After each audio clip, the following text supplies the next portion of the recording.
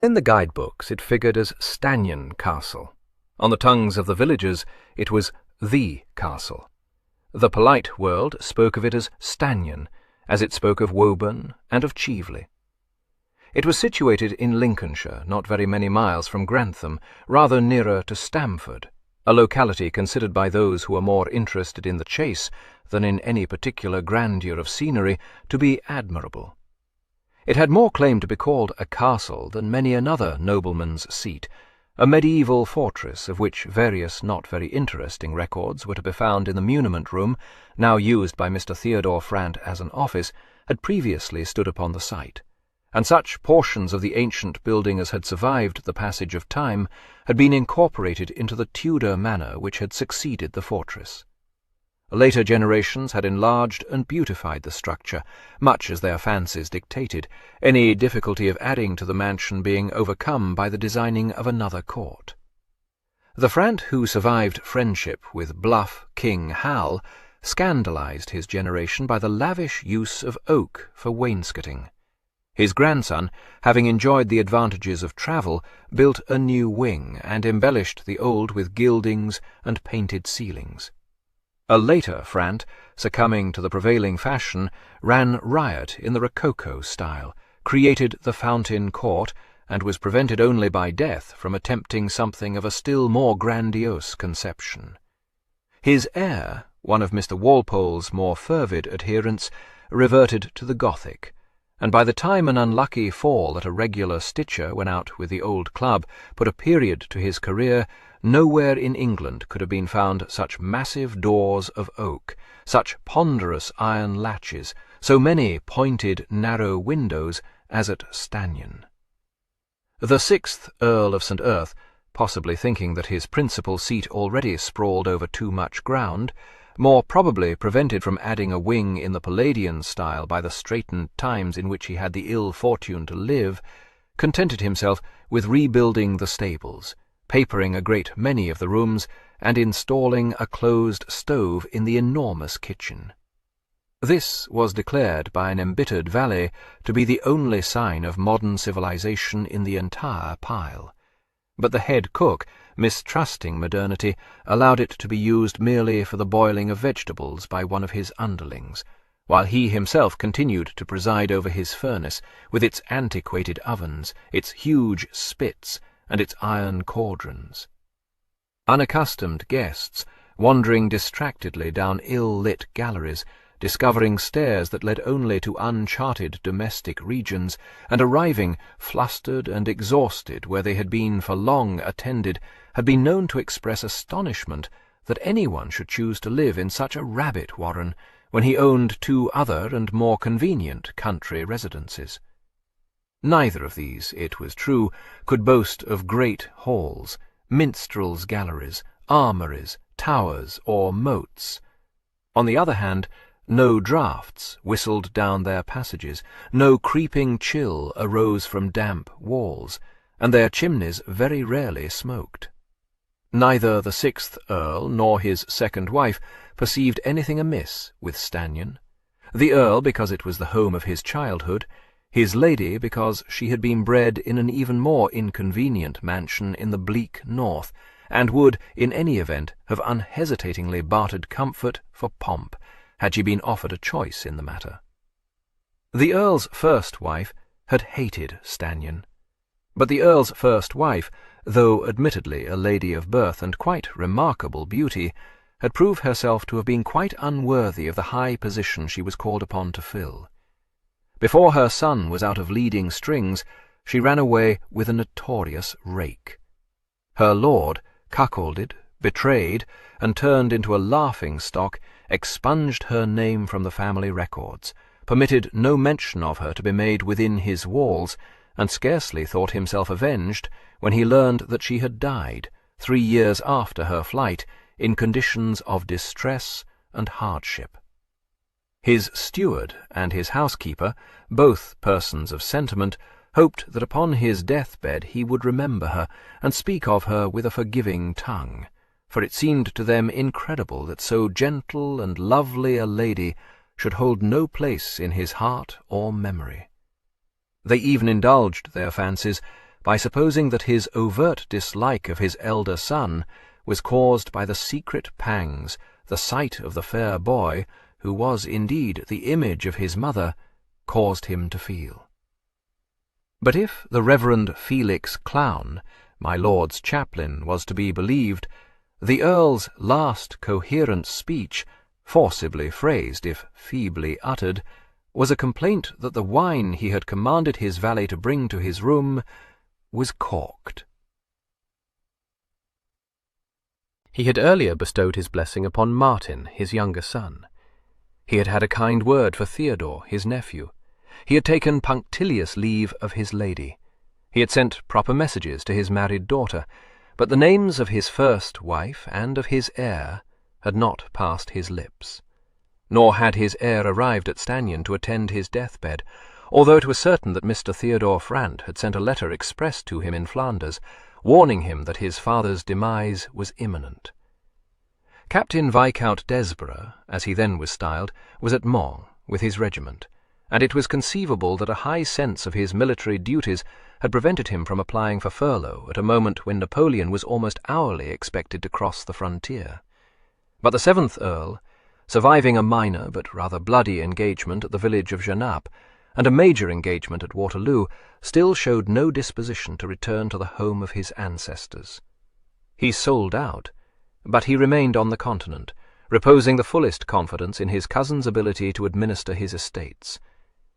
Not until 12 calendar months had passed since his father's death did his cousin and the Dowager Countess receive tidings from him that he was in England, and about to take possession of his inheritance. He wrote a very civil letter to his mother-in-law, informing her of the proposed date of his arrival at Stanion, and inquiring in the politest way after her health, and the healths of his half-brother and sister. It was a very pretty letter, the Dowager allowed, but, she added, in unhopeful accents, his mother had had just such caressing ways, and had shown herself to be a snake in the bosom. "I should perhaps warn you, ma'am, that my cousin will not relish animadversions upon the character of his mother," said Mr. Theodore Frant, a little tight-lipped. "In his presence such remarks should be spared." "My dear Theo," responded the Dowager, "it would be odd indeed if I were to be obliged to consult you on the observances of civility." He bowed, and because she cherished no ill will towards him, she said graciously, "Or anyone else, I am sure. In this house, Desborough, or, as I must learn to call him, St. Earth, may be assured of every attention called for by his consequence." "Just so, ma'am," Mr. Frant said, bowing again. "Providence has decreed that he should succeed to his dear father's honours," pronounced the Dowager, thinking poorly of Providence. One might have supposed that military service in the peninsula, a very unhealthy locality, I understand, setting aside the chances of violent death in an engagement which cannot be altogether precluded, might have rendered the present occasion unnecessary. But it was not to be.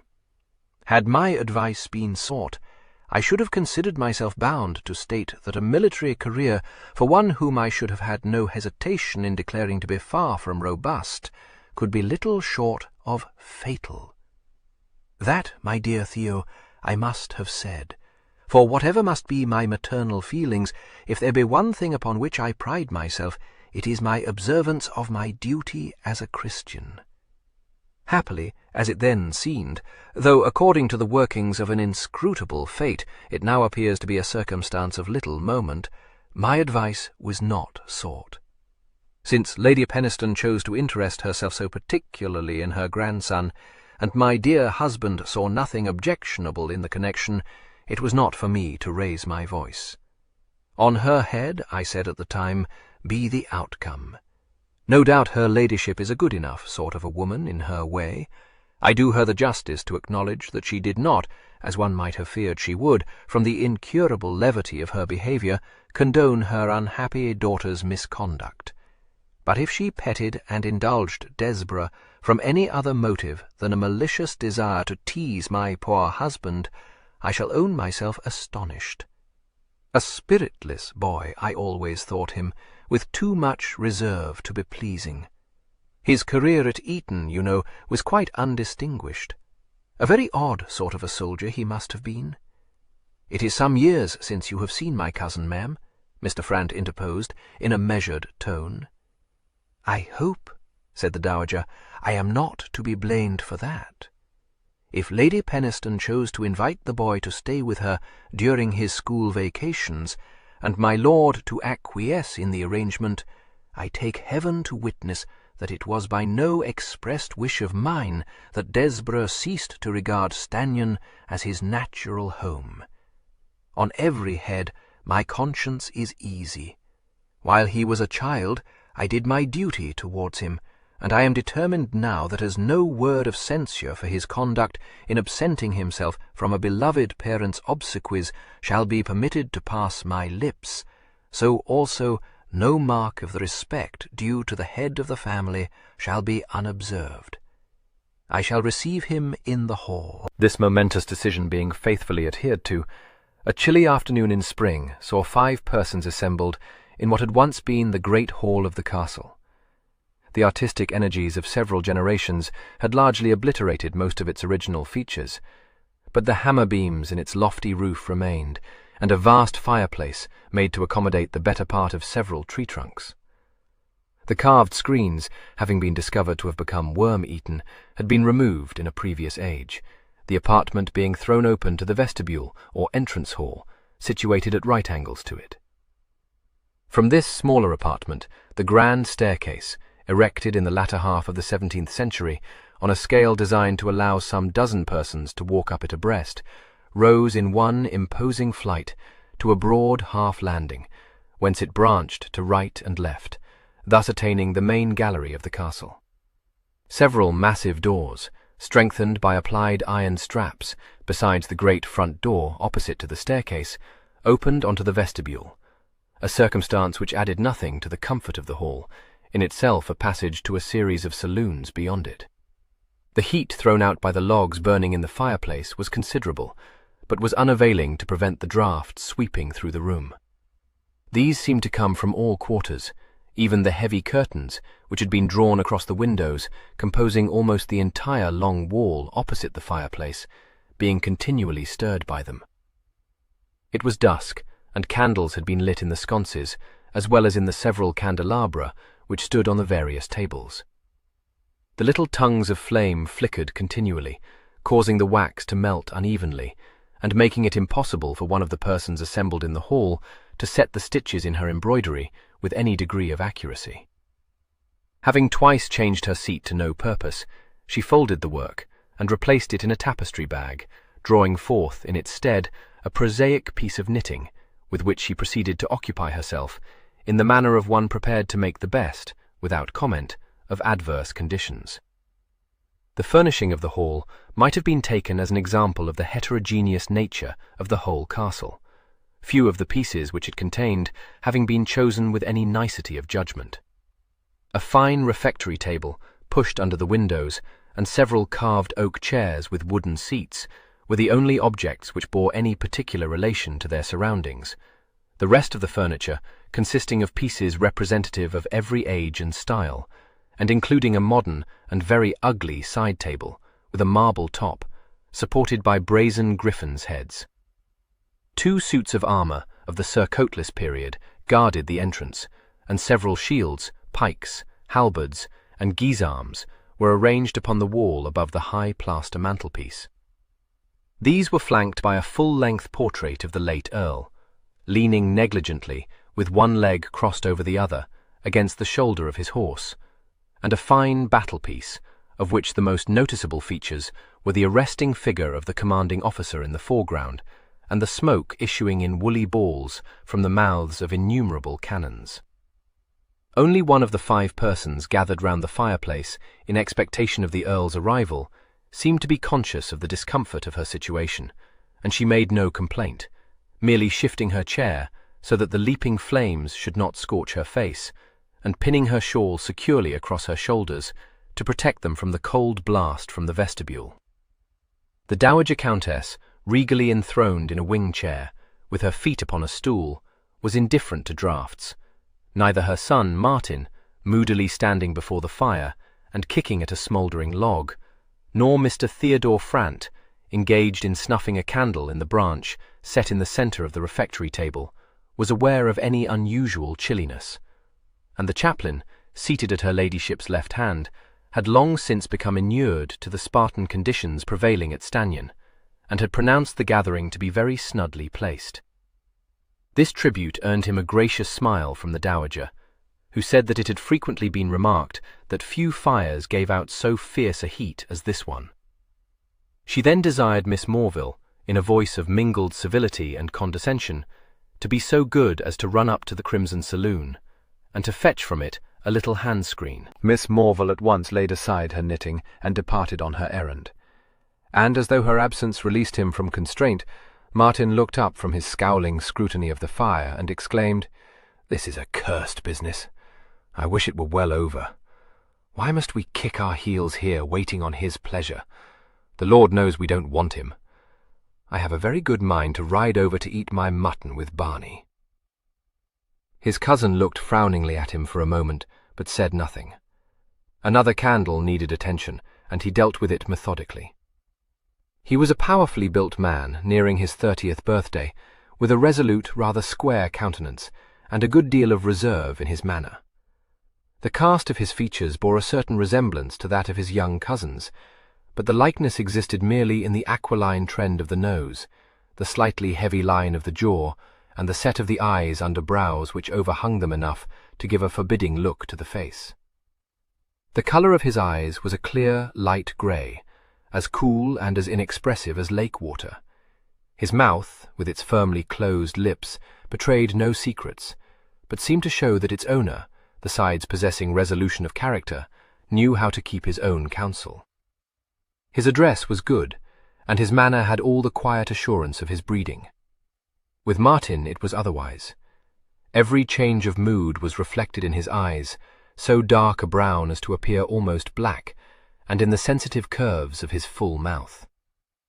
6 years younger than his cousin, he had not altogether thrown off the boy, and from having been the idol of his mother and the pet of his father, he was a good deal spoiled, impatient of restraint, thrown into the sulks by trifling causes, and into wild rages by obstacles to his plans.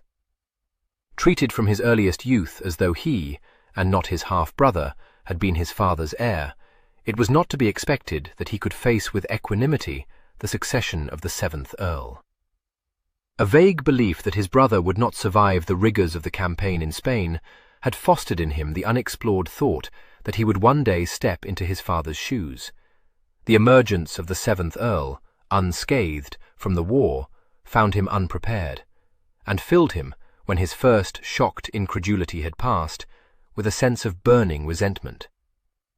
He had only a slight recollection of the brother 7 years his senior, his memory retaining little beyond the impression of a fair, quiet boy, with a gentle manner and a very soft voice, but he was sure that he would dislike him. He said, with a defiant glance cast in the direction of his impassive cousin, "I dare say it is past 6 o'clock already. When are we to dine? If he thinks to bring town ways to Stanion, I, for one, won't bear it." "Do not put yourself about, my dear," recommended his parent. "Dinner must, for this once, await his convenience, but with all his faults, his disposition was always compliant. I assure you I do not expect to find our style of living overset by any fashionable nonsense which he may have learnt in Lady Pennistone's establishment. That would not suit me at all, and I am not quite nobody at Stanion, I believe." This announcement, being plainly in the nature of a pleasantry, caused Mr. Clown to laugh a little, and to say, "Indeed, your ladyship is not nobody. Such a whimsical fancy must really quite startle anyone unacquainted with those flashes of wit we know so well." He encountered a sardonic look from Theodore, and added hastily, "How many years it is since I have had the pleasure of meeting his lordship. How much he will have to tell us of his experiences. I am sure we shall all hang upon his lips." "Hang upon his lips?" exclaimed Martin, with one of his fiery looks. "Aye, toad-eat him to the top of his bent. I shall not do so. I wish he were underground." "Take care what you say," interposed his cousin sternly. Martin flushed, looking a little conscious, but said in a sullen tone, "Well, I do wish it, but of course I don't mean anything. You need not be so quick to take me up." "Military anecdotes are never acceptable to me," said the Dowager, as though the brief interchange between the cousins had not occurred. "I have no intention of encouraging Desborough to enlarge upon his experiences in Spain. The reflections of a general must always be of value. Though I fancy we have heard enough of the late war, those of a junior officer can only weary his auditors." "You need feel no alarm on that score, ma'am," said Theodore. "My cousin has not altered so much." This was uttered so dryly that the chaplain felt himself impelled to step into a possible breach. "Ah, Mr. Theodore, you remind us that you are the only one amongst us who can claim to know his lordship. You have frequently been meeting him, while I have met him occasionally," interrupted Theodore. "His employment abroad has not made frequent meetings possible." "Just so precisely as I was about to remark. But you know him well enough to have a kindness for him." "I have always had a great kindness for him, sir." The reappearance of Miss Morville, bearing a small fire-screen set upon an ebony stick, which she handed to the Dowager, created a timely diversion. The Dowager bestowed a smile upon her, saying that she was very much obliged to her. "I do not know how I shall bear to relinquish you to your worthy parents when they return from the lakes, for I am sure I shall miss you excessively.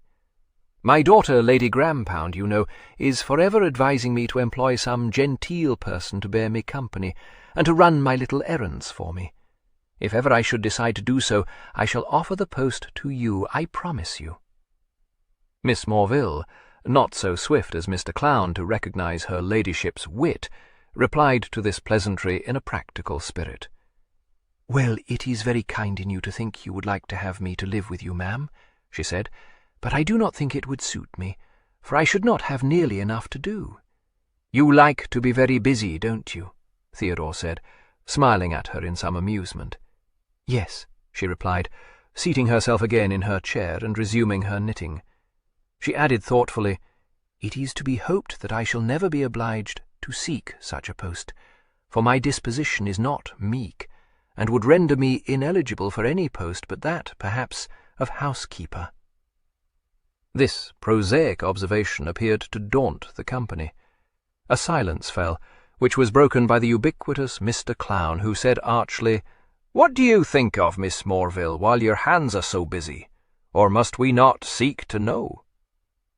She looked rather surprised, but replied with the utmost readiness, "I was wondering whether I should not, after all, make the foot a little longer. When they are washed at home, you know, they don't shrink, but it is sadly different at Cambridge.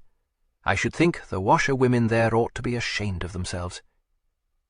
Finding that this reflection evoked no response from the assembled company, she again applied herself to her work, and continued to be absorbed in it until Martin, who had quick ears, jerked up his head and ejaculated, "A carriage! At last!" At the same moment, an added draught informed the initiated that the door beyond the grand staircase had been opened. There was a subdued noise of bustle in the vestibule, and the sound of trampling hoofs in the carriage drive. Miss Morville finished knitting her row, folded the sock, and bestowed it neatly in the tapestry bag. Though Martin nervously fingered his cravat, the Dowager betrayed by no sign that she had heard the sounds of an arrival. Mr. Clown, taking his cue from her, lent a spuriously eager ear to the platitude which fell from her lips, and Theodore, glancing from one to the other, seemed to hesitate to put himself forward. A murmur of voices from the vestibule indicated that Abney, the butler, had thrown open the doors to receive his new master. Several persons, including the steward and a couple of footmen, were bowing and falling back obsequiously, and in another instant a slim figure came into view. Only Miss Morville, seated in a chair with its back turned to the vestibule, was denied this first glimpse of the 7th Earl. Either from motives of good manners, or from lack of interest, she refrained from peeping round the back of her chair, and the Dowager, to mark her approbation, addressed another of her majestic platitudes to her. All that could at first be seen of the 7th Earl was a classic profile under the brim of a high-crowned beaver, a pair of gleaming hessians, and a drab coat of many capes and graceful folds, which enveloped him from chin to ankle. His voice was heard, a soft voice, saying to the butler, "Thank you. Yes, I remember you very well. You are Abney, and you, I think, must be my steward. Perron, is it not? I am very glad to see you again." He turned as though aware of the eyes which watched him, and stood foursquare to the hall, seeing his stepmother, her imposing form gowned in purple satin, a turban set upon her grey locks, her Roman nose elevated, his half-brother standing scowling before the fireplace, one hand gripping the high mantel-shelf, the other dug into the pocket of his satin breeches. His cousin standing a little in the background and slightly smiling at him, his chaplain, torn between curiosity and his allegiance to the dowager. He regarded them thoughtfully, while with one hand he removed the beaver from his head and held it out, and with the other he relinquished his gloves and his cane into the care of a footman. His hat was reverently taken from him by Abney, who murmured, "Your coat, my lord?" "My coat, yes." "In a moment," the Earl said, moving unhurriedly towards the hall. An instant Theodore hesitated, waiting for the dowager or for Martin to make some sign. Then he strode forward, with his hands held out, exclaiming, "Gervase, my dear fellow, welcome!" Martin, his affronted stare taking in the number of the capes of that drab coat, the high polish on the Hessian boots, the extravagant points of a shirt collar, and the ordered waves of guinea-gold hair above a white brow, muttered audibly, "Good God, the fellow's nothing but a cursed dandy." 2. The flicker of a quizzical look cast in Martin's direction betrayed that his half-brother had heard his involuntary exclamation.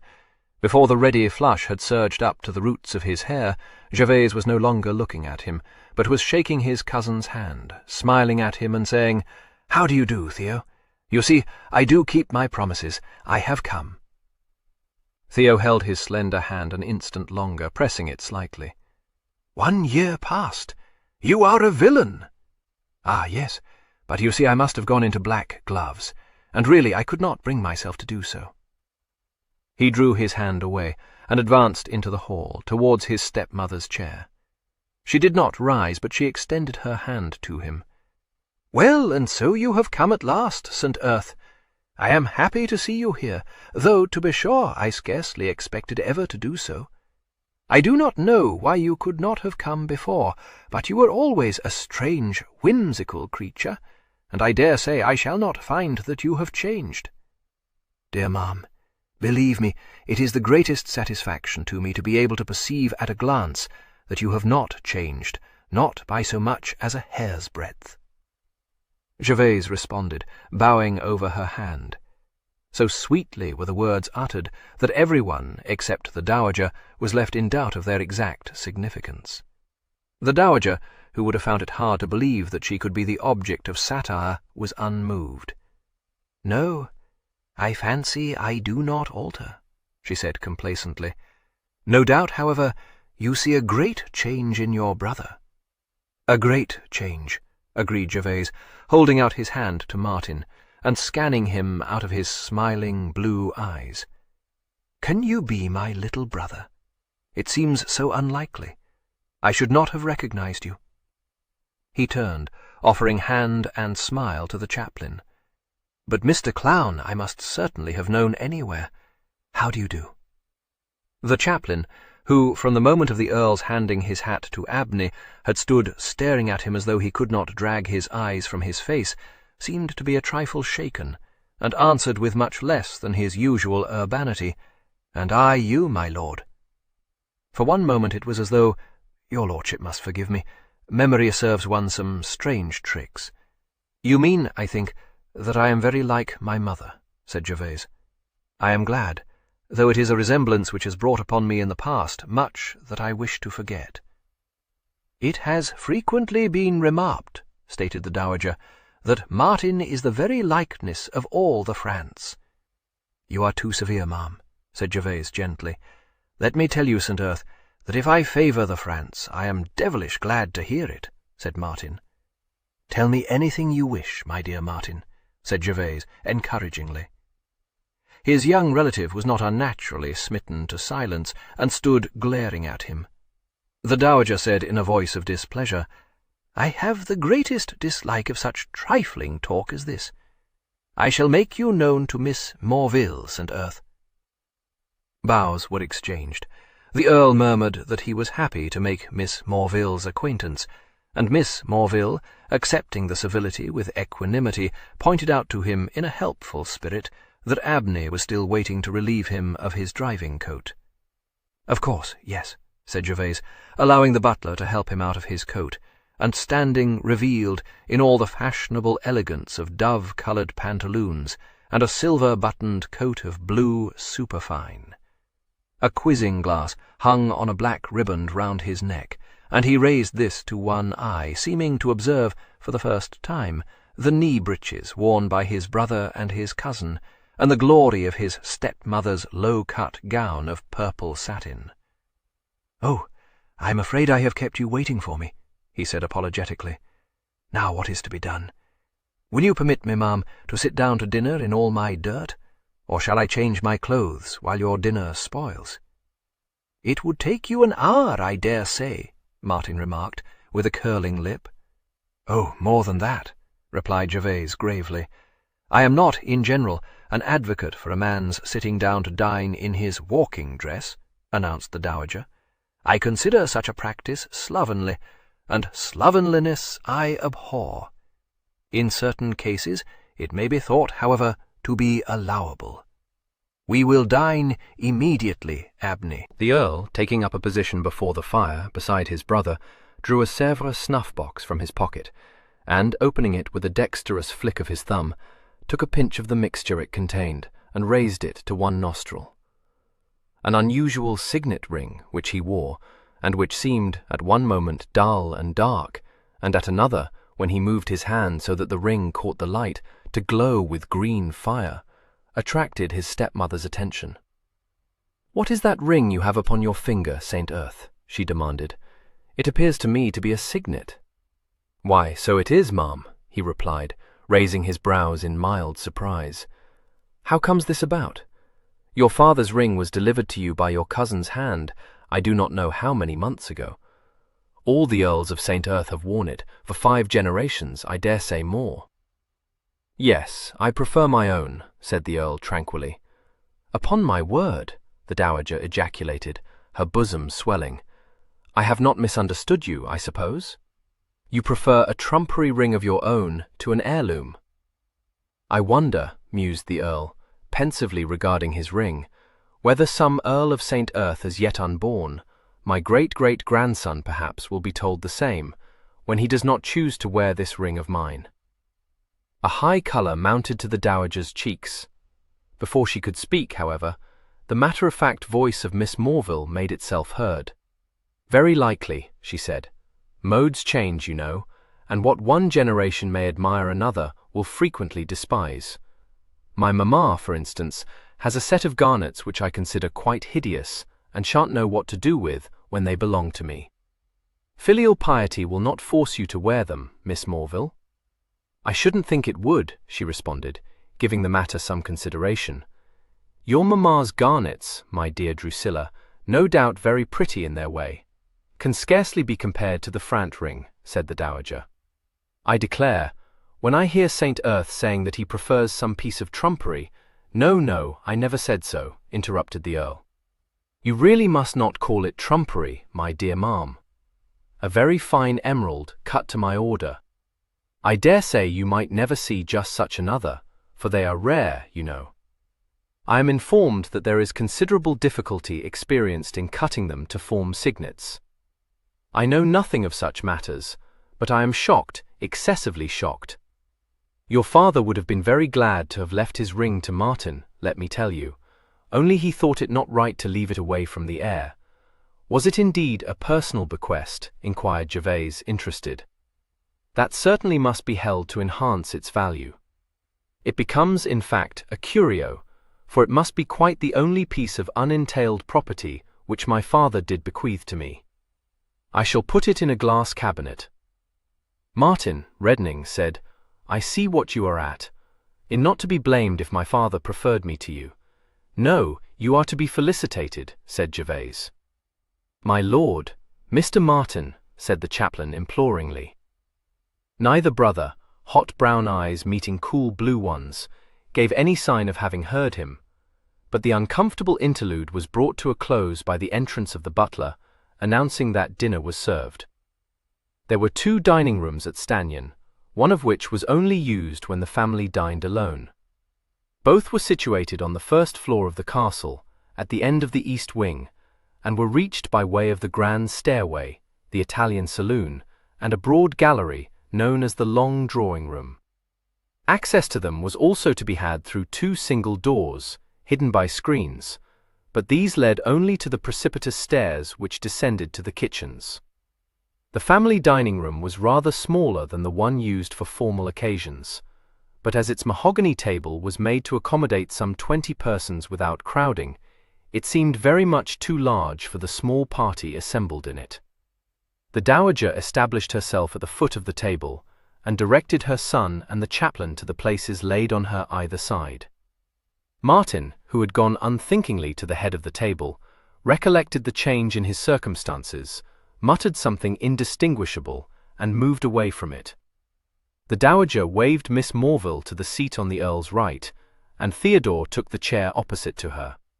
Since the centre of the table supported an enormous silver epergne, presented to the Earl's grandfather by the East India Company, and composed of a temple surrounded by palms, elephants, tigers, sepoys, and palanquins, tastefully if somewhat improbably arranged, the Earl and his stepmother were unable to see one another, and conversation between the 2 ends of the table was impossible. Nor did it flourish between neighbours, since the vast expanse of napery separating them gave them a sense of isolation it was difficult to overcome. The dowager, indeed, maintained, in her penetrating voice, a flow of very uninteresting small talk, which consisted largely of exact explanations of the various relationships in which she stood to every one of the persons she mentioned. But conversation between St. Erth, his cousin, and Miss Morville was of a desultory nature. By the time Martin had 3 times craned his neck to address some remark to Theo, obscured from his view by the epergne, the Earl had reached certain decisions which he lost no time in putting into force. No sooner had the dowager borne Miss Morville away to the Italian saloon than he said, "Abney." "My lord, has this table any leaves?" "It has many, my lord," said the butler, staring at him. "Remove them, if you please." "Remove them, my lord?" "Not just at once, of course, but before I sit at the table again. Also that thing." "The epergne, my lord," Abney faltered. Where would your lordship desire it to be put?" The Earl regarded it thoughtfully. "A home question, Abney, unless you know of a dark cupboard, perhaps, where it could be safely stowed away." "My mother," stated Martin, ready for a skirmish, "has a particular fondness for that piece." "How very fortunate," returned St. Erth. "Do draw your chair to this end of the table, Martin, and you too, Mr. Clown. Abney, have the epergne conveyed to her ladyship's sitting-room." Theo looked amused, but said under his breath, "Gervase, for God's sake, you will not have that thing put into my mother's room," exclaimed Martin, a good deal startled. "Don't you think she would like to have it?" "If she has a particular fondness for it, I should not wish to deprive her of it. She will wish it to be left where it has always stood, and so I tell you. And if I know Mamma," he added with relish, "I'll wager that's what will happen." "Oh, I shouldn't do that," Gervase said. "You see, you don't know me, and it is never wise to bet against a dark horse. I suppose that you think, just because you're St. Erth now, that you may turn St. Aignan upside down if you choose," growled Martin, a little nonplussed.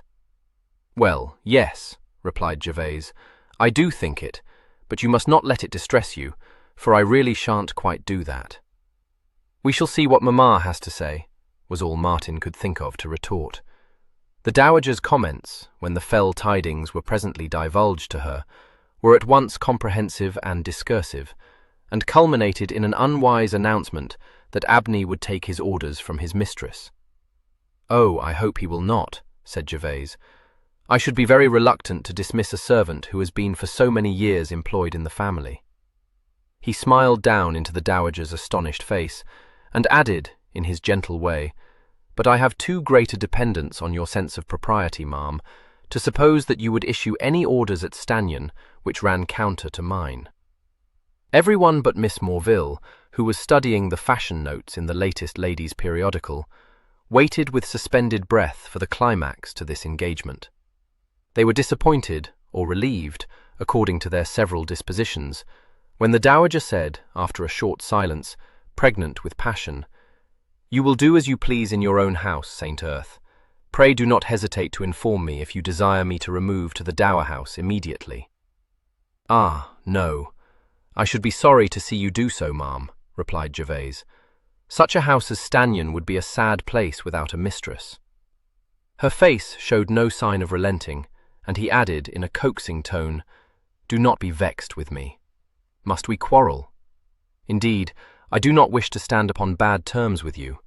I can assure you that no quarrel between us will be of my seeking," said the dowager austerely. "A very odd thing it would be if I were to be picking quarrels with my son-in-law. Pray be so good as to apprise me, in the future, of the arrangements which you desire to alter at Stanyon." "Thank you," Gervase said, bowing.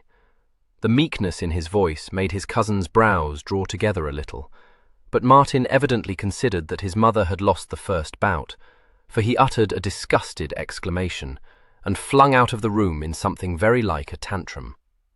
The dowager, ignoring in a lofty spirit the entire incident, then desired Theo to ring for a card table to be set up, saying that she had no doubt Saint Earth would enjoy a rubber of whist.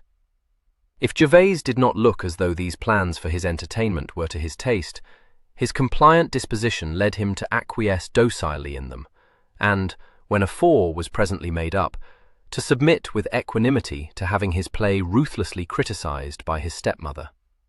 His cousin and the chaplain, after a little argument with Miss Morville, who, however, was resolute in refusing to take a hand, were the other two players, and the game was continued until the tea-tray was brought in at 10 o'clock. The dowager, who had maintained an unwearied commentary throughout on her own and the other three players' skill, or want of it, the fall of the cards, the rules which governed her play, illustrated by maxims laid down by her father, which gave Gervase a very poor opinion of that deceased nobleman's mental ability, then stated that no one would care to begin another rubber, and rose from the table and disposed herself in her favourite chair beside the fire.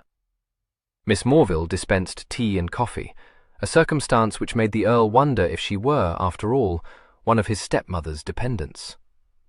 At first glance, he had assumed her to be perhaps a poor relation or a hired companion, but since the dowager treated her, if not with any distinguishing attention, at least with perfect civility, he had come to the conclusion that she must be a guest at Stanyon. He was not well versed in the niceties of female costume, but it seemed to him that she was dressed with propriety and even a certain quiet elegance. Her gown, which was of white sarcenet, with a pink body and long sleeves buttoned tightly round her wrists, was unadorned by the frills of lace or knots of floss with which young ladies of fashion usually embellished their dresses. On the other hand, it was cut low across her plump bosom, in a way which would scarcely have been tolerated in a hired companion, and she wore a very pretty ornament suspended on a gold chain round her throat. Nor was there any trace of obsequiousness in her manners. She inaugurated no conversation, but when she was addressed, she answered with composure and readily. A pink riband, threaded through them, kept her neat curls in place. These were mouse-coloured and very simply arranged. Her countenance was pleasing without being beautiful, her best feature being a pair of dark eyes, well opened and straight-gazing. Her figure was trim, but sadly lacking in height, and she was rather short-necked. She employed no arts to attract. The Earl thought her dull. Family prayers succeeded tea, after which the dowager withdrew with Miss Morville, charging Theo to conduct Saint Earth to his bedchamber. "Not," she said magnanimously, "that I wish to dictate to you when you should go to bed, for I am sure you may do precisely as you wish, but no doubt you are tired after your journey." It did not seem probable that a journey of 50 miles, for the Earl had travelled to Stanion only from Penistone Hall, in a luxurious chaise, could exhaust a man inured to the rigours of an arduous campaign, but Gervase agreed to it with his usual amiability, bade his stepmother good night, and tucked a hand in Theo's arm, saying, "Well, lead me to bed." "Where have they put me?" "In your father's room, of course." "Oh dear, must I?" Theo smiled. "Do my aunt the justice to own that to have allotted any other room to you would have been quite improper." The Earl's bedchamber, which lay in the main, or Tudor, part of the castle, was a vast apartment, rendered sombre by dark panelling and crimson draperies. However, several branches of candles had been carried into the room, and a bright fire was burning in the stone hearth. A neat individual, bearing on his person the unmistakable stamp of the gentleman's gentleman, was awaiting his master there, and had already laid out his night gear.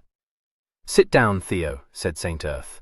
"Turvey, tell someone to send up the brandy and glasses." The valet bowed, but said, "Anticipating that your lordship would wish it, I have already procured it from the butler."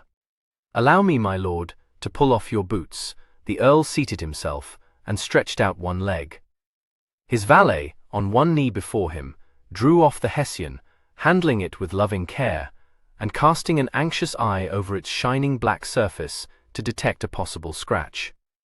He could find none, and with a sigh of relief, drew off the second boot, and set both down delicately side by side.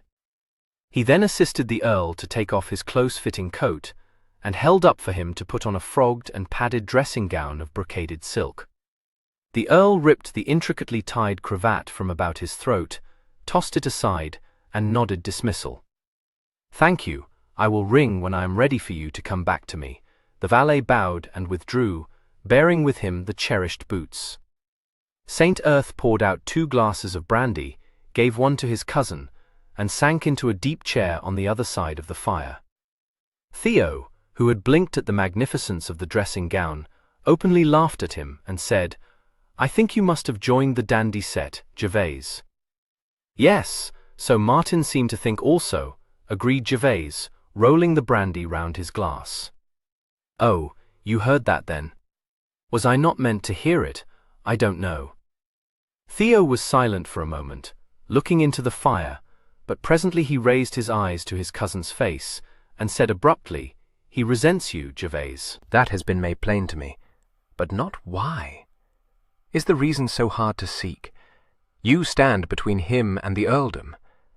But, my dear Theo, so I have always done. I am not a lost heir returning to oust him from a position he thought his own. Not lost. But I fancy he did think the position might well be his," Theo replied. "He seems to me an excessively foolish young man." "But he cannot be such a saphead as that," expostulated Gervase. "Only I could succeed to my father's room." "Very true. But dead men do not succeed," said Theo dryly. "Dead men?" Gervase exclaimed, startled and amused. "My dear Gervase, you have taken part in more than one engagement, and you will own that it could not have been thought surprising had you met your end upon a battlefield. It was, in fact, considered to be a likely contingency." "And one that was hoped for?" "Yes, one that was hoped for." The Earl's face was inscrutable. After a moment, Theo said, "I have shocked you, but it is better to be plain with you, I think. You cannot have supposed that they loved you. Not Lady St. Earth, no. But Martin? Why should he? He has heard no good of you from my uncle, or from his mother. He has been treated in all things as though he had been the heir. So much indulged and petted. Well, talking pays no toll, or there is much I could say to you. To him, you are a usurper." Gervase finished his brandy and set down the glass. "I see. It is melancholy indeed. Something tells me that I shall not be at Stanion for very long." "What do you mean?" Theo said sharply. Gervase looked at him, a little bewildered. "Why, what should I mean? Martin is rash, his temper is uncontrollable, but he would not murder you, Gervase." "Murder me? Good God! I should hope he would not," exclaimed the Earl, laughing. "No, no. I only meant that I think I should prefer to live at Maplefield or Studham." "Ah, no. Studham was not entailed, was it? It belongs to Martin." "Yes, it belongs to Martin, along with the Jamaican property," said Theo grimly. "And your mother-in-law has the London house and the Dower House for the term of her life." "I grudge her neither," replied the Earl lightly. "When I can bring you to pay a little heed to the way in which things are left, you may well grudge the pair of them a great deal of what they now stand possessed," retorted Theo. "I have sometimes thought that my uncle had taken leave of his senses. You have me to thank for it, that the estate is not cut up even more." "I think I have you to thank for more than you would have me guess," St. Earth said, smiling across at him. "You have been a good friend to me, Theo, and I thank you for it. Well, I have done what lay in my power to keep the property intact," Theo said gruffly. "But I am determined you shall be made to attend to your affairs, and so I warn you. What a fierce fellow you are, to be sure. But you wrong me, you know. I did read my father's will, and I fancy I know pretty well how things stand." "Then I wonder that you will be so expensive, Gervase," said Theo forthrightly. "The charges you have made upon the estate this past 12-month. Oh, won't it bear them? I shall be obliged to marry an heiress. I wish you will be serious. Things have not come to such a pass as that, but you will do well to be a little more careful. When I have shown you how matters stand, I hope you may be persuaded to take up your residence here. It will not do to leave Stanyan masterless, you know. Stanyan has a very good master in you, I fancy." "Nonsense. I am nothing but your agent." "But I should find it a dead bore," objected Gervase. "Only consider the dreadful evening I have spent already. I have not the remotest guess where Martin went to, but I am sure he was not to be blamed for his flight. I wish I had had the courage to follow his example. And who, pray, is that little squab of a female? Was she invited for my entertainment? Don't tell me she is an heiress." "I could not know. I really could not be expected to pay my addresses to anyone with so little countenance or conversation." "Drusilla? No, no, nothing of that sort," smiled Theo.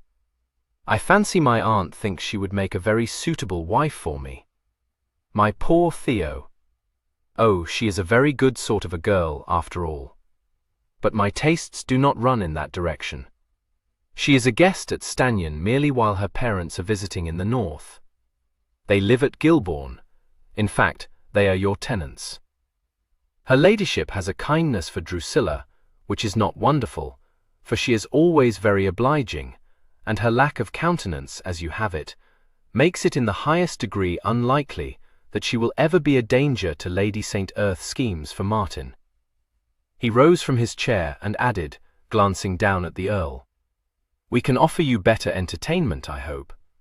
There is the hunting, remember, and your coverts should afford you excellent sport." "My dear Theo, I may have been abroad for a few years, but I was reared in England, you know," expostulated Gervase.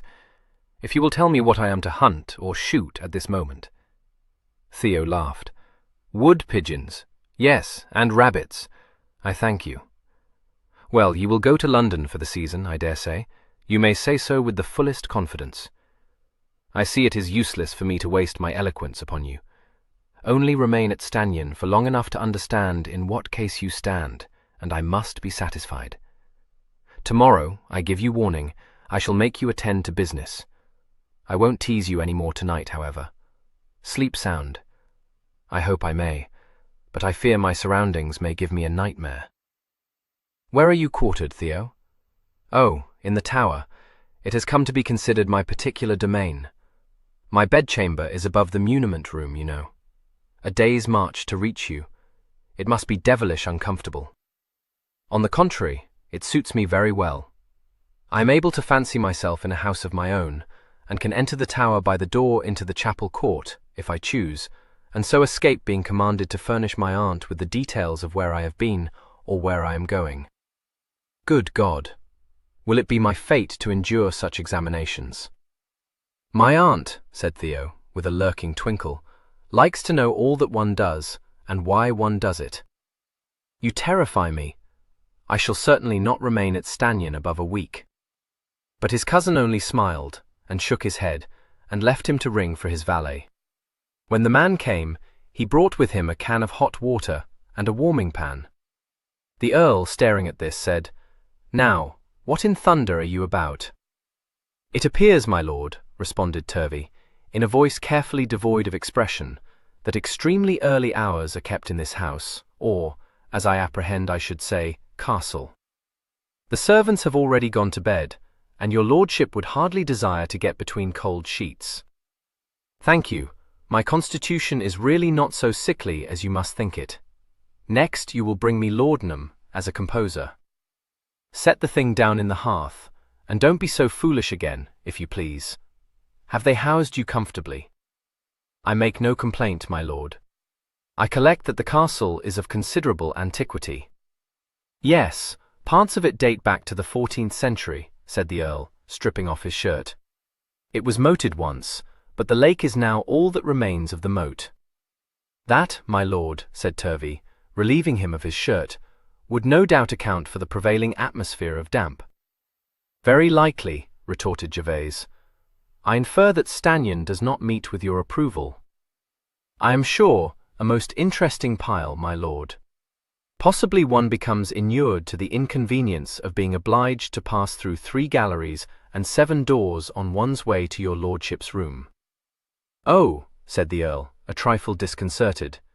It would certainly be better that you should be quartered rather nearer to me. I was alluding, my lord, to the position of the servants' hall. To reach your lordship's room from my own, it will be necessary for me to descend 2 separate stairways, to pass down 3 corridors, through a door permitting access to one of the galleries with which the castle appears to be, if I may say so, somewhat profusely provided, and by way of an antechamber or vestibule, reach the court round which this portion of the castle was erected. He waited for these measured words to sink into his master's brain, and then added, in soothing accents, Your lordship need have no fear, however, that I shall fail to bring your shaving water in the morning. I have desired one of the under-footmen, a very obliging lad, to act as my guide until I am rather more conversant with my surroundings. He paused. Or, perhaps I should say, until your lordship decides to return to London. 3. Neither the Dowager nor Miss Morville appeared at the breakfast table next morning, and although a place was laid for the chaplain, he had not emerged from his bedchamber when Gervase joined his brother and his cousin in the sunny parlour. His entrance disconcerted Martin, who was fairly embarked on a scathing condemnation of the clothing which he apparently considered suitable for country wear. Since Gervase was impeccably attired in riding breeches, top boots, and a serviceable, if unusually well-cut frock coat, Martin's scornful animadversions became, even in his own ears, singularly inapposite. Theo, who had listened to him in unencouraging silence, smiled slightly at sight of the Earl, and said to his younger cousin, You were saying? It don't signify, snapped Martin, glowering at him. Good morning, said Gervase. Oh, don't ring the bell, Theo. Abney knows I am here. I trust no nightmares, Gervase, Theo said quizzically. Not the least in the world. Do either of you know if my horses have yet arrived? Yes, I understand they came in early this morning, your groom having stayed at Grantham overnight. An old soldier, is he? Yes, an excellent fellow. From my own troop, replied Gervase, walking over to the side table and beginning to carve a large ham there. I say, Gervase, where did you come by that grey? Demanded Martin. The Earl glanced over his shoulder. In Ireland. Do you like him? Prime bit of blood. I suppose you mean to take the shine out of us Melton men with him? I haven't hunted him yet. We shall see how he does. I brought him down to try his paces a little. You won't hack him during the summer? No, I shan't do that, said the Earl gravely. My dear Martin, "Do you imagine that Gervase does not know a great deal more about horses than you?" said Theo. "Oh, well, I dare say he may, but troopers are a different matter." That made Gervase laugh. "Very true, as I know to my cost. But I have been more fortunate than many. I have only once been obliged to ride one." "When was that?" inquired Theo. "At Orthez. I had 3 horses shot under me that day, and very inconvenient I found it." "You bear a charmed life, Gervase." "I do, don't I?" agreed the Earl, seating himself at the table. "Were you never even wounded?" asked Martin curiously. "Nothing but a sabre cut or 2, and a graze from a spent ball. Tell me what cattle you have in the stables here." No question could have been put to Martin that would more instantly have made him sink his hostility. He plunged, without further encouragement, into a technical and detailed description of all the proper high-bredens, beautiful steppers and gingers to be found in the Stannion stables at that moment. Animation lightened the darkness of his eyes and dispelled the sullen expression from about his mouth. The Earl, listening to him with a half-smile hovering on his lips, slipped in a leading question about the state of his coverts, and finished his breakfast to the accompaniment of an exposition of the advantages of close shot over one that scattered, the superiority of the guns supplied by Mantons, and the superlative merits of percussion caps. "To tell you the truth," confessed Martin, "I am a good deal addicted to sport." The Earl preserved his countenance. "I perceive it. What do you find to do in the spring and the summer-time, Martin?" "Oh, well, of course there is nothing much to do," acknowledged Martin, "but one can always get a rabbit or a brace of wood-pigeon." "If you can get a wood-pigeon, you are a good shot," observed Gervase. This remark could scarcely have failed to please. "Well, I can, and it is true, isn't it, that a wood-pigeon is a testing shot," said Martin. "My father would always pooh-pooh it, but Glossop says, you remember Glossop, the head keeper, that your pigeon will afford you as good sport as any game bird of them all." The Earl agreed to it, and Martin continued to talk very happily of all his sporting experiences until an unlucky remark of Theos put him in mind of his grievances, when he relapsed into a fit of monosyllabic sulks, which lasted for the rest of the meal. "Really, Theo, that was not adroit," said the Earl afterwards. "No, bacon-brained," owned Theo ruefully. "But if we are to guard our tongues every minute of every day—" "Nonsense! The boy is merely spoilt. Is that my mother-in-law's voice? I shall go down to the stables." Here he was received with much respect and curiosity, nearly every groom and stable-boy finding an occasion to come into the yard and to steal a look at him, where he stood chatting to the old coachman. On the whole, he was approved. He was plainly not a neck-or-nothing young blood of the fancy like his half-brother. He was a quiet gentleman, like his cousin, who was a very good rider to hounds. And if the team of lengthy, short-legged bits of blood and bone he had brought to Stannion had been of his own choosing, he knew one end of a horse from another. He might take a rattling toss or 2 at the bullfinches of Ashby pastures, but it seemed likely that he would turn out in prime style, and possible that he would prove himself to be a true cut of Leicestershire.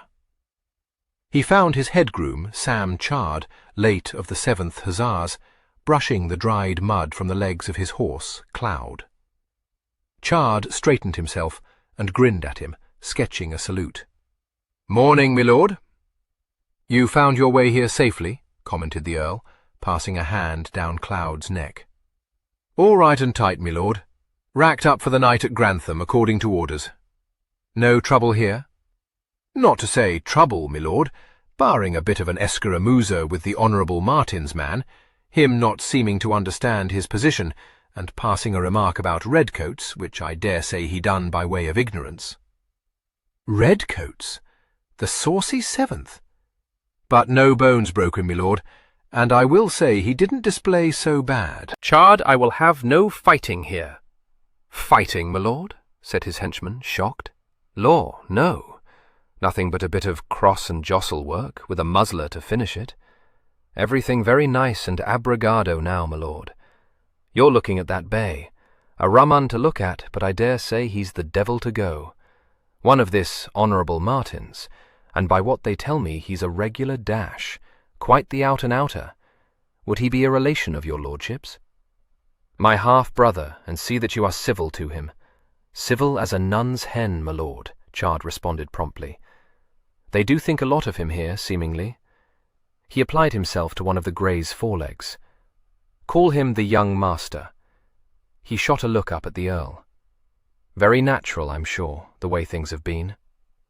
Before the Earl could speak, he continued cheerfully, Now that well-mixed roan, in the third stall, my lord, he belongs to Mr. Theo, which I understand is another of your lordship's family. A nice-ish hack, ain't he? And a very nice gentleman too, according to what I hear. Yes, my lord, on the whole, and naming no exceptions, I think we can say that the natives are bien dispuesto. The Earl thought it prudent to return an indifferent answer. It was apparent to him that his groom was already, after only a few hours spent at Stannion, fully conversant with the state of affairs there. He reflected that Martin's feelings must be bitter indeed to have communicated themselves to the servants, and it was in a mood of slight pensiveness that he strolled back to the castle. Here he was met by Miss Morville, who said, rather surprisingly, that she had been trying to find him. Indeed, Gervase said, raising his brows. May I know in what way I can serve you, Miss Morville? She coloured, for his tone was not cordial, but her disconcertingly candid gaze did not waver from his face. I shouldn't think you could serve me at all, sir, she said. I am only desirous of serving Lady St. Earth, which perhaps I should have made plain to you at the outset, for I can see that you think I have been guilty of presumption. It was now his turn to redden. He said, I assure you, ma'am, you are mistaken. Well, I don't suppose that I am, for I expect you are used to be toad-eaten, on account of your high rank, replied Drusilla frankly. I should have explained to you that I have no very great opinion of earls. Rising nobly to the occasion, he replied with scarcely a moment's hesitation. Yes, I think you should have explained that. You see, I am the daughter of Hervey Morville, disclosed Drusilla. She added, with all the air of one throwing in a doubler, and of Cordelia Conceit. The Earl could think of nothing better to say than that he was a little acquainted with a Sir James Morville, who was a member of White's Club. My uncle, acknowledged Drusilla. He is a very worthy man, but not, of course, the equal of my papa. Of course not, agreed Gervase. I dare say, said Drusilla kindly, that from the circumstance of your military occupation, you have not had the leisure to read any of papa's works, so I should tell you that he is a philosophical historian. He is at the moment engaged in writing a history of the French Revolution. From a republican point of view, I collect? Yes, certainly, which makes it sometimes a great labour, for it would be foolish to suppose that his opinions have undergone no change since he first commenced author. That, said Drusilla, was before I was born. Oh yes, said Gervase politely. In those days, you may say that he was as ardent a disciple of Priestley as poor Mr. Coleridge, whom he knew intimately when a very young man. In fact, papa was a pantisocrat. Eh? She obligingly repeated it. They were a society of whom the most prominent members were Mr. Coleridge and Mr. Southey and my papa. They formed the intention of emigrating to the banks of the Susquehanna, but fortunately, neither Mrs. Southey nor mamma considered the scheme practicable, so it was abandoned. I dare say you may have noticed that persons of large intellect have not the least common sense. In this instance, it was intended that there should be no servants, but everyone should devote himself or herself, as the case might be, for 2 hours each day to the performance of the necessary domestic duties, after which the rest of the day was to have been occupied in literary pursuits. But of course mamma and Mrs. Southey readily perceived that although the gentlemen might adhere to the 2-hour rule, it would be quite impossible for the ladies to do so. In fact, mamma was of the opinion that although the gentlemen might be induced, if strongly adjured, to draw water and to chop the necessary wood, they would certainly have done no more. And no one, continued Miss Morville with considerable acumen, could have placed the least reliance on their continued performance of such household tasks. For, you know, if they had been engaged in philosophical discussion, they would have forgotten all about them. "I conclude," said Gervase, a good deal amused, "that your mamma is of a practical disposition?" "Oh, no," replied Miss Morville serenely. "That is why she did not wish to form one of the colony. She has no turn for domestic duties. Mamma is an authoress. She has written several novels and numerous articles and treatises. She was used to be a friend of Mrs. Godwin's, the first Mrs. Godwin, I should explain, and she holds views which are thought to be very advanced on female education." "And have you been reared according to these views?" inquired Gervase in some misgiving. "No, for mamma has been so fully occupied in prescribing for the education of females in general that naturally she has had little time to spare for her own children. Moreover, she is a person of excellent sense, and, mortifying though it has been to her, she has not hesitated to acknowledge that neither I nor my elder brother is in the least bookish." "A blow," commented the Earl. "Yes, but she has sustained it with fortitude, and we have great hopes that my younger brother, who is now at Cambridge, will become distinguished. And, after all, there must be someone in a household who does not dislike domestic management." "Is that your fate, Miss Morville?" the Earl asked, rather touched. "Is your life spent in these rural fastnesses, performing a housekeeper's duties? I pity you." "Well, you need not," returned Miss Morville unromantically. "We are only to be found in Lincolnshire when Papa requires quiet for the performance of his labours. In general, we reside in London, so that Mamma may enjoy the benefits of literary society. Forgive me, ma'am, if I say that it sounds to me like a dead bore." "Oh, yes, to those who are not bookish it is," agreed Miss Morville. "When in London, I spend much of my time in the company of my aunt, Lady Morville, and my cousins. Parties and theatres, you know, for they are always very gay, and most good-natured in including me in their schemes. My aunt even undertook my presentation last year, which, when you consider that she had 3 daughters of her own to bring out, you must allow was very handsome in her. Particularly when Mamma had declared herself ready to sink her scruples, and to perform the duty herself. Neither Mamma nor Papa approves of royalty, of course, but neither, I assure you, is an advocate of the more violent forms of Jacobinism. I am relieved. They would not, you think, wish to see such heads as mine fall under the knife of the guillotine. I shouldn't think they would wish to see any head do so." While they had been talking, they had mounted the grand stairway, crossed the hall at the head of it, and now entered the long drawing-room. The Earl inquired, "Where are you taking me, Miss Morville?" "To the small dining-room, if you please. I wish you to inform me whether you approve of what I have done with the epergne, or whether you would prefer some other arrangement." "What you have done with it? Pray, why should you be called upon to do anything with it?"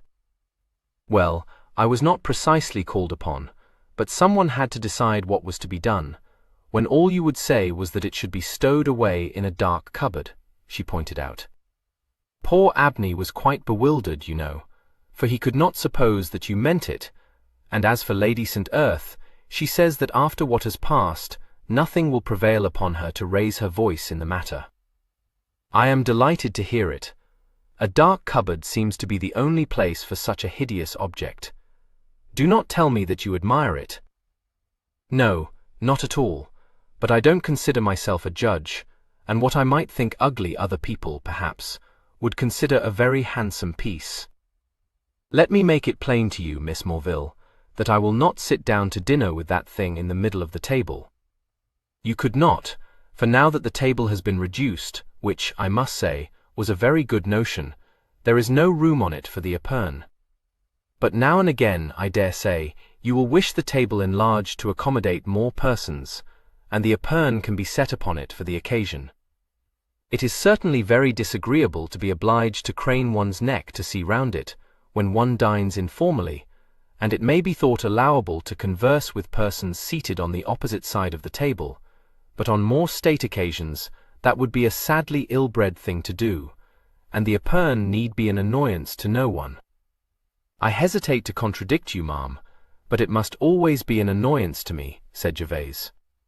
Not, said Miss Morville, if it were turned so that you were not confronted by a snarling tiger. When Abney brought me here this morning to consider what was to be done, I instantly perceived that you had been obliged, throughout the meal, to look at this creature, and, naturally, I realized that the spectacle of a ferocious beast, in the act of springing upon its prey, could not be thought conducive to conviviality, and might indeed be offensive to a person of sensibility.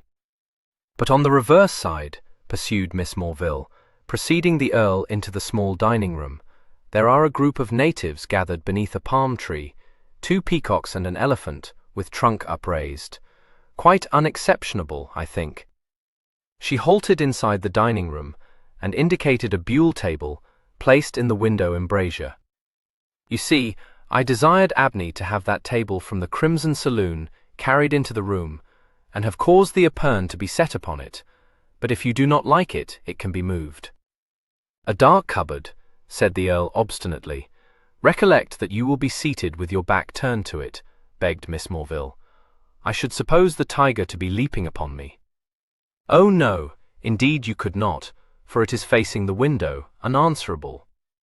Pray, why are you so anxious to preserve the Epergne, ma'am? Well, I think Lady St. Earth might be a little mollified if it was still in the room, and it would be quite improper, you know, to consign all your heirlooms, which you do not like, to dark cupboards, said Miss Morville reasonably. I dare say there are several changes you will wish to make at Stanion, but it is a favourite saying of my brother Jacques, my military brother, that one should always try to get over heavy ground as light as one can. He smiled. Very true. In what regiment is your military brother? A line regiment. I dare say you would not know, said Miss Morville. You, I collect, were in the 7th Hussars, one of the crack cavalry regiments. The Earl, a little shaken, admitted it. The lily-white 7th, said Miss Morville indulgently, shepherding him out of the room. I know, and the devil of it is, said the Earl, 20 minutes later to his cousin, that I have let that wretched chit talk me into permitting the continued existence of that abominable Epergne in my dining-room. 4. The Earl spent the rest of the morning in the muniment room, docilely permitting his cousin to explain the management of his estates to him, and to point out to him the various provisions of his father's will. Besides the very considerable property which had been left to Martin, personal bequests were few, and included no more than a modest legacy to the nephew, whose diligence and business ability had made it possible for him to spend the last years of his life in luxurious indolence. Theodore Frant was the only offspring of the late Earl's younger brother, who, in the opinion of his family, had crowned a series of youthful indiscretions by marrying a penniless female of birth considerably inferior to his own. His tastes had been expensive, and a passion for gaming had made him swiftly run through his patrimony. His wife survived the birth of her child only by a few weeks. Her place was filled by a succession of ladies, ranging from an opera dancer to a fruit woman, according to the fluctuating state of his finances, and the Earl, upon the only occasion when he was constrained to visit his disreputable relative, finding his youthful nephew engaged in bearing a quartern of gin upstairs to the reigning mistress of the establishment, acted upon the impulse of the moment, and bore the sturdy boy off with him, to be reared with his own 2 sons at Stanion. His brother, though he had hoped for more tangible relief, raised no objection, reflecting that in moments of acute stress, the Earl's purse must always be untied for him, his lordship having the greatest objection to allowing any scandal to be attached to his name. Happily for the Earl's peace of mind, an inflammation of the lungs, contracted during a wet week at Newmarket, carried the Honourable John off 3 years later. It was not to be expected that the second Lady St. Earth would immediately greet with approbation the inclusion into her home of the son of so unsteady a man, but even she was soon brought to acknowledge that Theo inherited none of his father's instability. He was a stolid, even-tempered boy, and he grew into a taciturn but dependable young man. The Earl, who sent his own sons to Eton, in the tradition of his family, caused Theo to be educated at Winchester. He did not, like his cousins, go to Oxford, but instead, and by his own choice, applied himself to the task of learning the business of his uncle's agent. So apt a pupil did he prove to be, that when the older man resigned, he was able and ready to succeed him. In a very short space of time he was managing the Earl's estates better than they had been managed for many years, for he was not only capable and energetic, but his subordinates liked him, and he was devoted to the Frant interests. His uncle relinquished more and more of his affairs into his hands, until it became generally understood that Mr. Theo must be applied to for whatever was needed. Gervase, knowing this, had expected his father to have left him more handsomely provided for. He said as much, looking at his cousin in a little trouble, but Theo only smiled and said, "You may be thankful he did not. I had no expectation of it. He might have left you an estate, I think. Studham, perhaps." "Well, I had as lief you had it as Martin," said Gervase frankly. "I was really thinking of the property he bought towards Crowland, however. What's the name of the manor? Evesley, is it not? Shall I make it over to you?" "You shall not. There has been enough cutting up of the estate already. But Theo, you cannot spend all your life managing my property." "Very likely I shall not. I have a very saving disposition, you know, and you pay me a handsome wage, besides housing me in the first style of elegance, so that I am not put to the expense of maintaining an establishment of my own." Gervase laughed but shook his head. "You cannot like it." "I like it very well indeed, thank you. Stanion has been as much my home as yours, recollect." "Much more," said the Earl. "Yes, unfortunately, but you will forget the past. Do you mean to allow Martin to continue here? I had not considered the matter. Does he wish to?" "Well, it will certainly not suit him to remove to Studham," replied Theo. "I do not know how he is to continue hunting with the Belvoir from Norfolk. He would be obliged to put up at Grantham throughout the winter, and I own it would be uncomfortable. There is, moreover, this to be considered. When Cinderford died, your father permitted our aunt to take up her residence there, and it would be hard, I dare say, to prevail upon her to remove. Impossible, I imagine. He may remain at Stanion, if only he can be persuaded to treat me with the semblance at least of civility. There appears at the moment to be little likelihood, however, of his doing so." But when the Earl presently joined the rest of his family in one of the parlours on the entrance floor, where a light luncheon had been set out on the table, he found the Dowager and her son apparently determined to be amiable. That he had been the subject of their conversation was made manifest by the conscious silence which fell upon them at his entrance. The Dowager, recovering first from this, said with the utmost graciousness that she was glad to see him, and invited him to partake of some cold meat and a peach from his own succession houses. These, which had been installed at her instigation, were, she told him, amongst the finest in the country, and could be depended on to produce the best grapes, peaches, nectarines, and pines which could anywhere be found. The gardens, of course, cannot be said to be at their best thus early in the year, she observed, but when you have had time to look about you, I trust you will be pleased with their arrangement. I spared no pains, for I dote upon flowers, and I fancy something not altogether contemptible has been achieved. Indeed, the Duchess of Rutland, a very agreeable woman, has often envied me my show of choice blooms. Martin, pass the mustard to your brother. You must perceive that it is beyond his reach." This command having been obeyed, she resumed, in the complacent tone habitual to her, "Unless you should prefer to speak with Callan yourself, St. Earth, which I cannot suppose to be very likely, for gentlemen seldom interest themselves in such matters, I shall request him to devise 1 or 2 elegant bowls for the state saloons. It is not to be supposed that people will care to be backward in paying their morning calls, now that it is known that you are in residence, and very few families, you know, have as yet removed to the metropolis. We must not be found unprepared, and I do not by any means despair of Callant's achieving something creditable.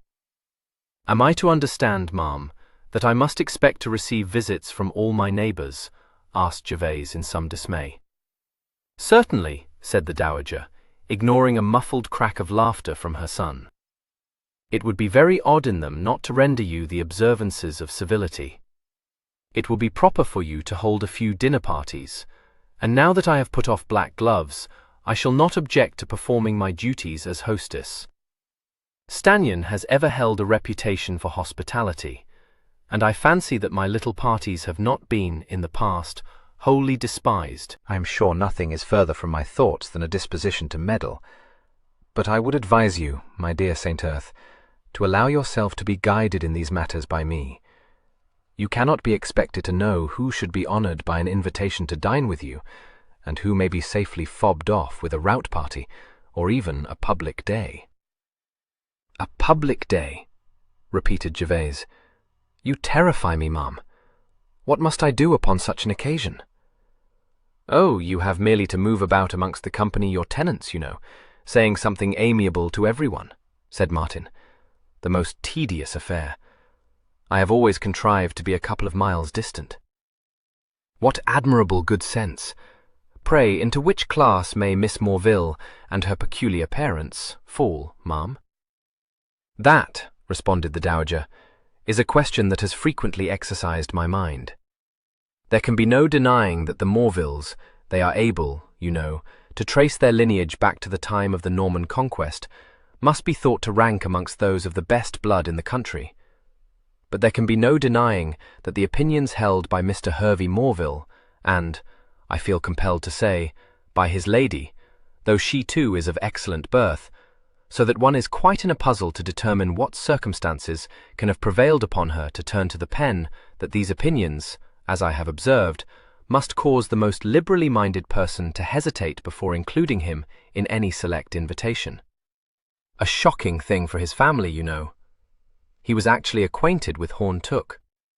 However, the late Earl was used to say that he had a well-informed mind, and we have been used to invite him, and his lady, to dine with us from time to time.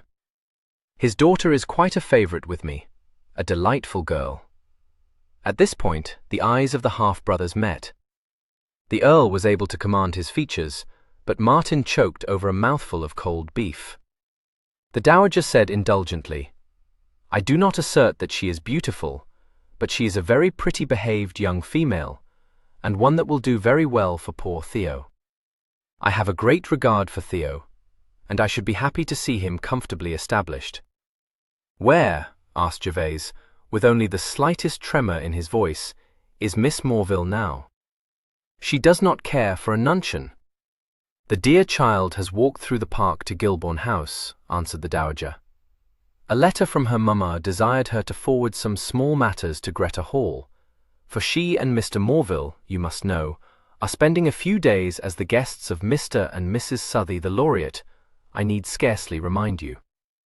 I believe he and Mr. Morville were once intimate, but Mr. Southey, one is thankful to say, has long since abandoned those revolutionary tendencies which must, previously, have rendered him quite ineligible for the distinguished position which he now adorns. The Curse of Kehama, His Life of Nelson.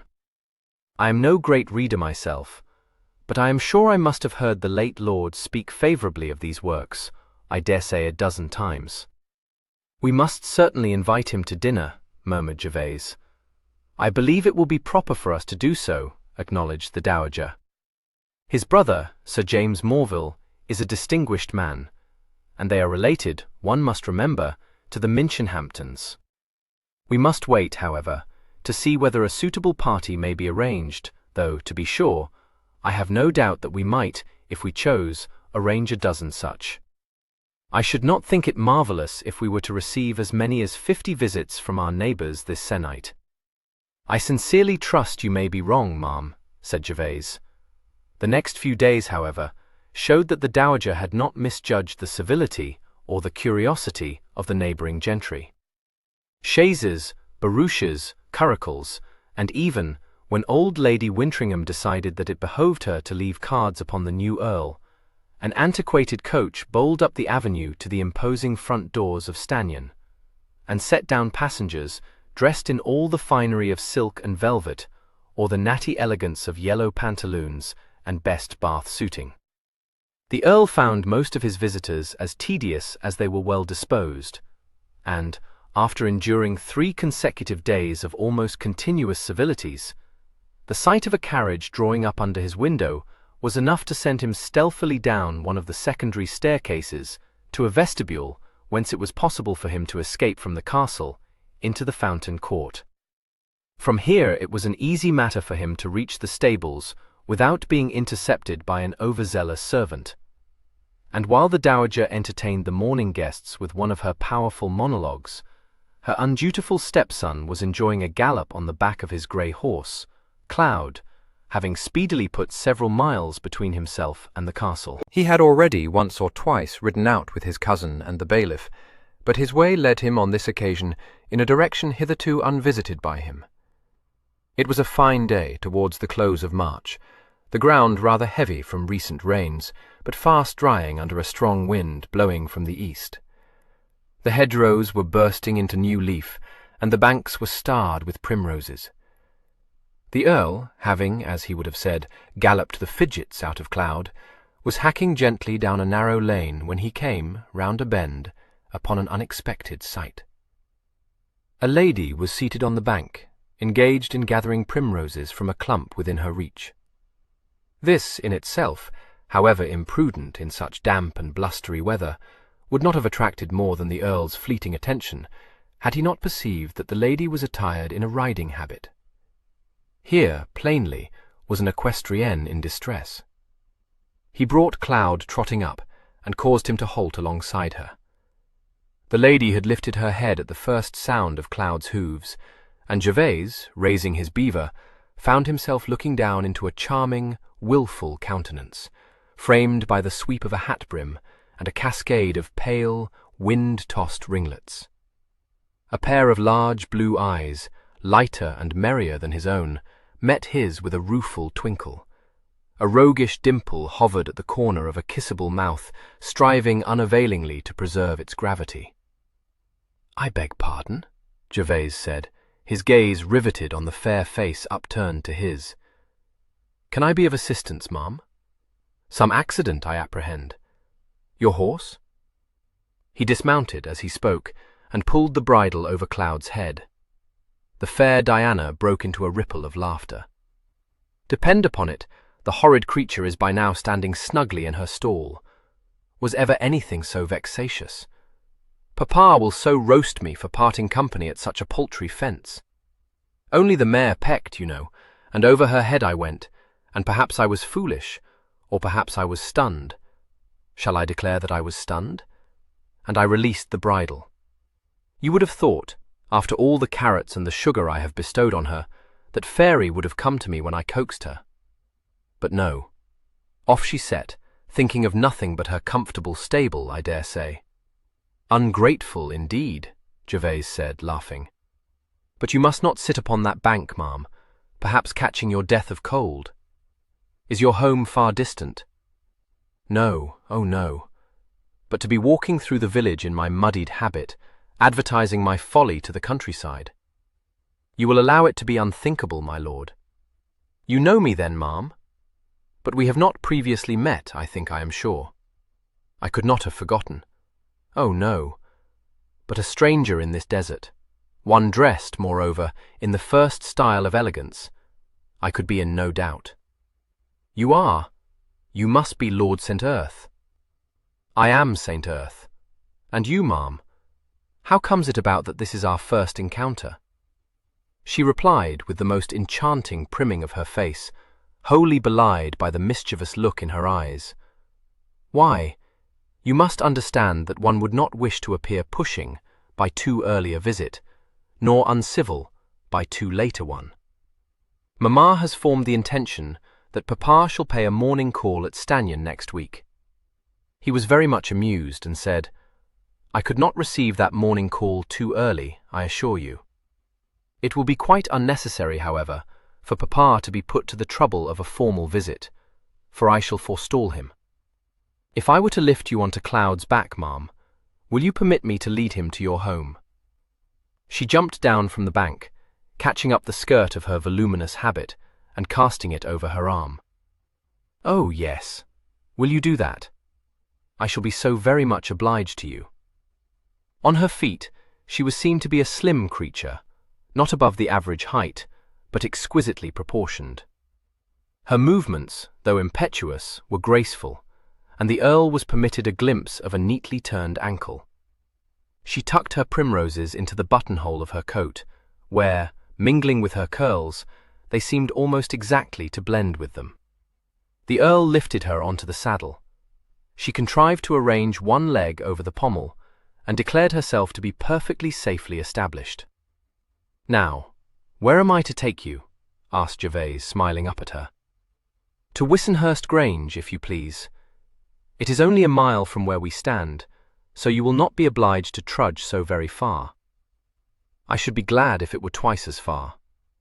But did you mean to sit upon that bank for ever, ma'am?"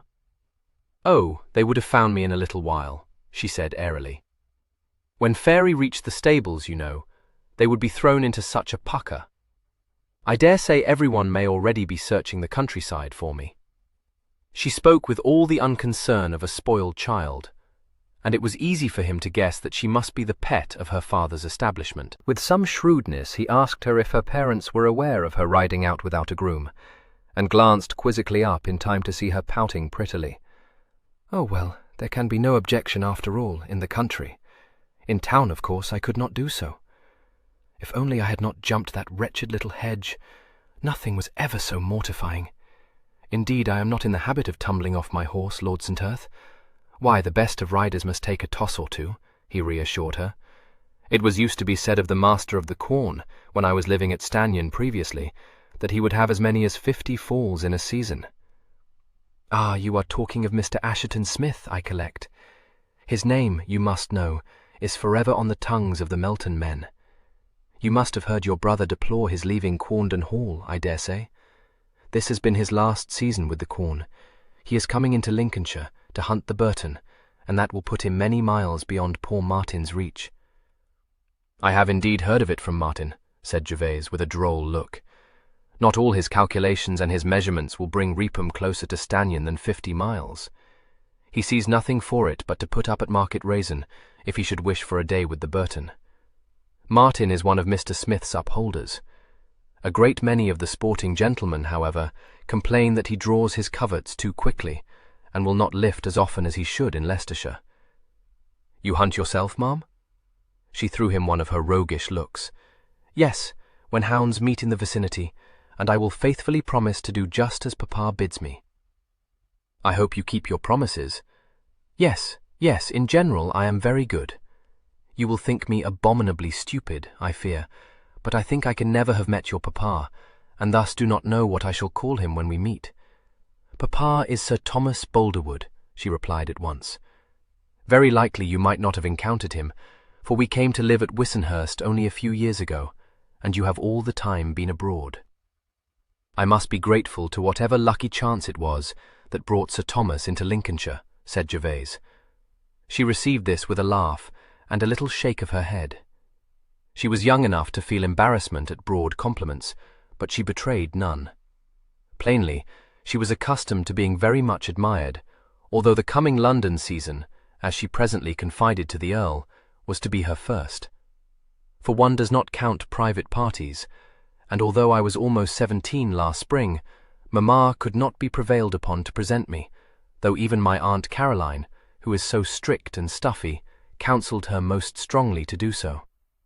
However, this year I am to be presented, and I shall go to Almack's and the Opera and everywhere. The Earl, concluding from this artless prattle that Miss Boulderwood moved in unexceptionable circles, began to wonder why no mention of her family had been made to him by his stepmother. In all her consequential enumerations of the persons likely to leave their cards at Stanyon, he could not recall ever to have heard her utter the name of Boulderwood.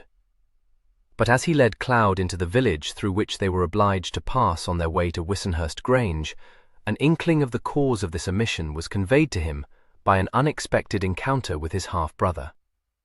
Martin, who was hacking towards them in the company of a young gentleman who sported a striped waistcoat and a belcher tie, no sooner perceived who was the fair burden upon Cloud's back than he spurred up, an expression on his brow both of astonishment and anger. "Marianne," he exclaimed, "what's this? How comes this about? What in thunder are you doing on St. Earth's horse?" "Why, that odious fairy of mine, having thrown me into the mire, would not allow me to catch her," responded Marianne merrily. "Had it not been for Lord St. Earth's chivalry, I must still be seated miserably by the wayside, or perhaps plodding along this very dirty road." "I wish I had been there," Martin said. "I wish I had been there," gallantly echoed his companion.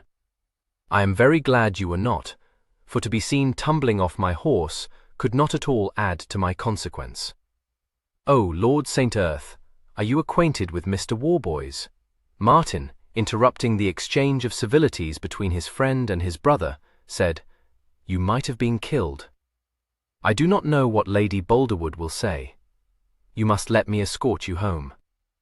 He seemed to become aware of the fatuity of this utterance, and added awkwardly, and with a rising colour, "You will wish to be going on your way, St. Earth."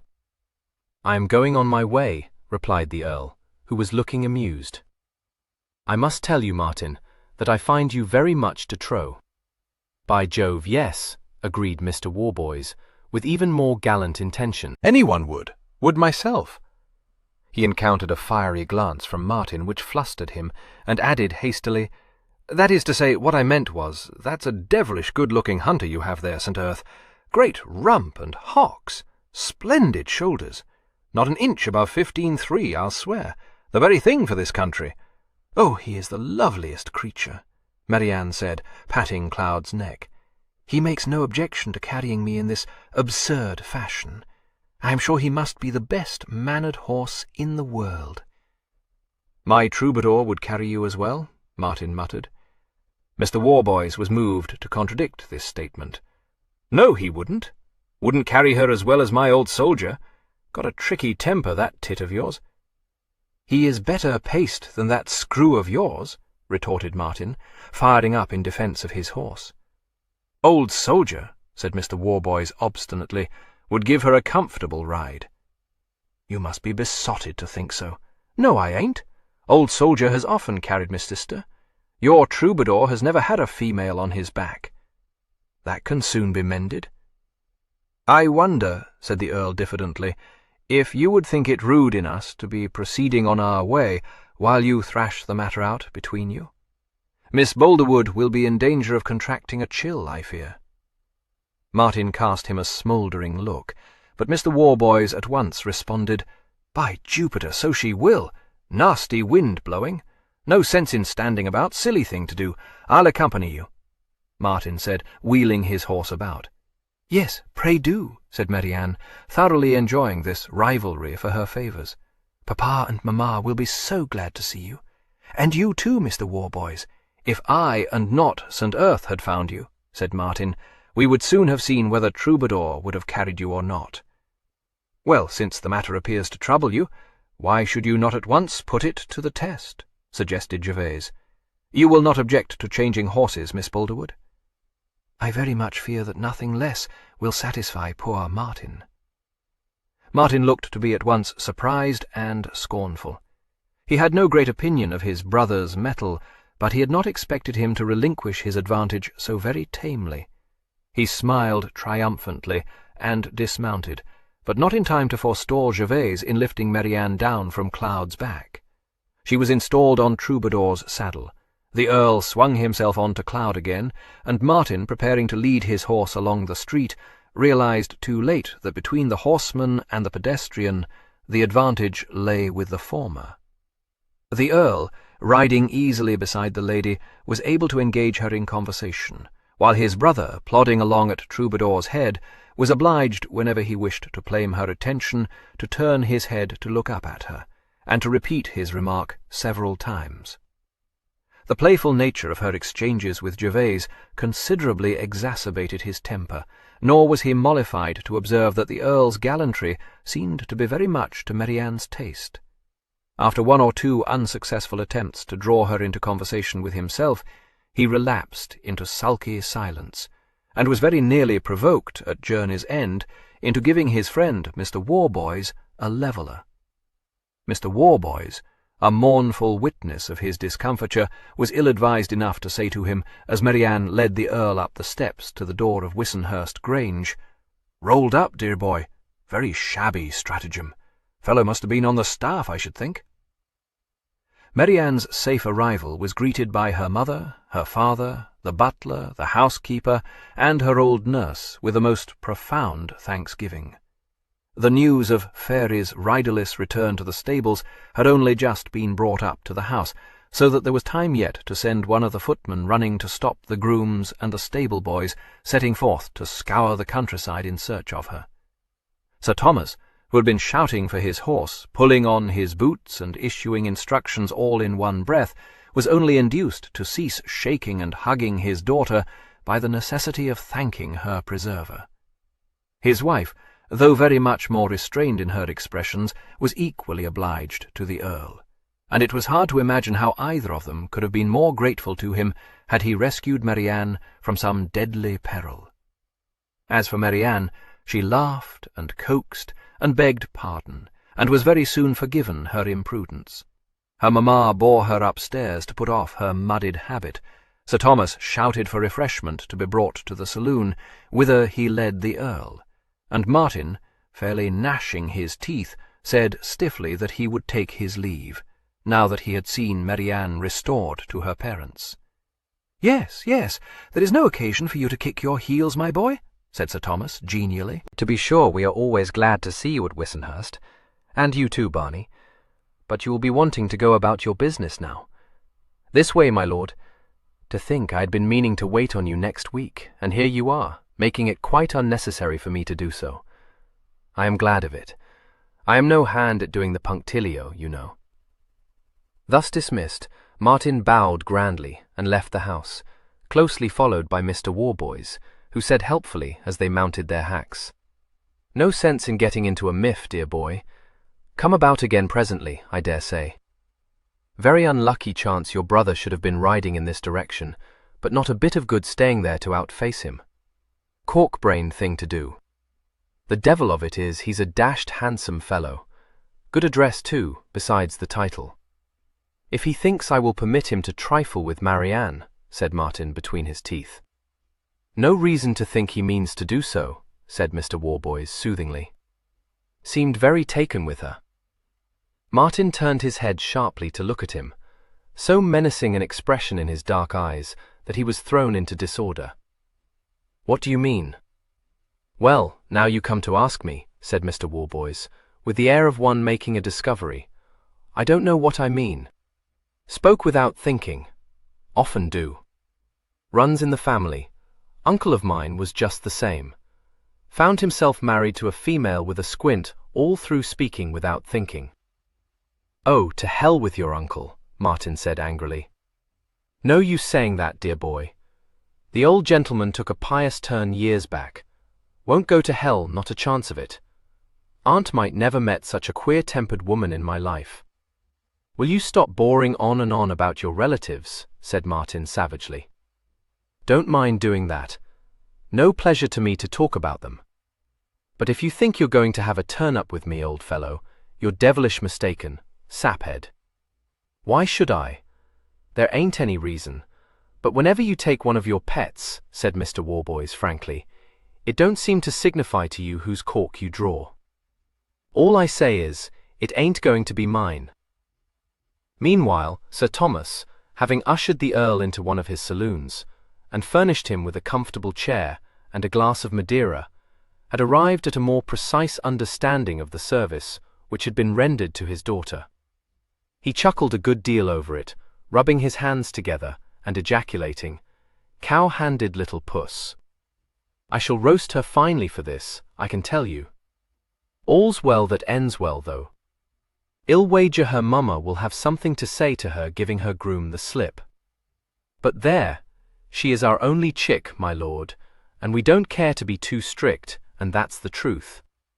Yes, the Almighty never saw fit to give us another, and though I shan't deny we did wish for a son, for there will be no one to inherit the baronetcy when I'm gone, you know it was not to be, and damn, we wouldn't exchange our naughty puss for all the sons in creation.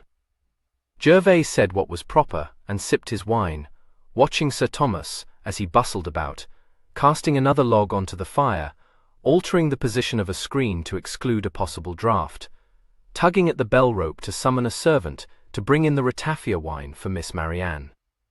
He was a stout little man, with a shrewd pair of eyes set in a round face, whose original ruddy complexion had been much impaired by a tropical climate. He was dressed without much pretension to fashion, in a blue coat and buckskin breeches, but he wore a large ruby pin in his neckcloth, and another set in a ring upon his finger, so that he was clearly a person of affluence, if not of taste. The Earl was at a loss to decide from what order of society he had sprung, for although the cast of his countenance was aristocratic, with its aquiline nose, and finely moulded lips, and his voice that of a well-bred man, his manners lacked polish, and he had a rough, colloquial way of expressing himself. His wife, on the other hand, had the appearance and the manners of a gentlewoman, and the style in which his house had been furnished was as elegant as it was expensive. That he had at some period during his lifetime visited the East was indicated by various specimens of Oriental art which were scattered about the room. He saw the Earl glancing at the ornaments on the mantel-shelf, and said, "Aye, you are looking at my ivories, my lord. I bought them for the most part in Calcutta, and a pretty sum they cost me, I can tell you. You won't find any finer, for although I don't know much about art, I won't buy trumpery, and am a hard man to cheat." "You have resided in India, sir?" "Spent the better part of my life there," replied Sir Thomas briskly. If you hear anyone speak of the nabob, that's me, or at any rate it's what they call me here at home, and I won't deny it's true enough, though I could name you a good few men who made bigger fortunes in India than ever I did. Still, I'm reckoned to be a warm man, as they say. Queer world, ain't it?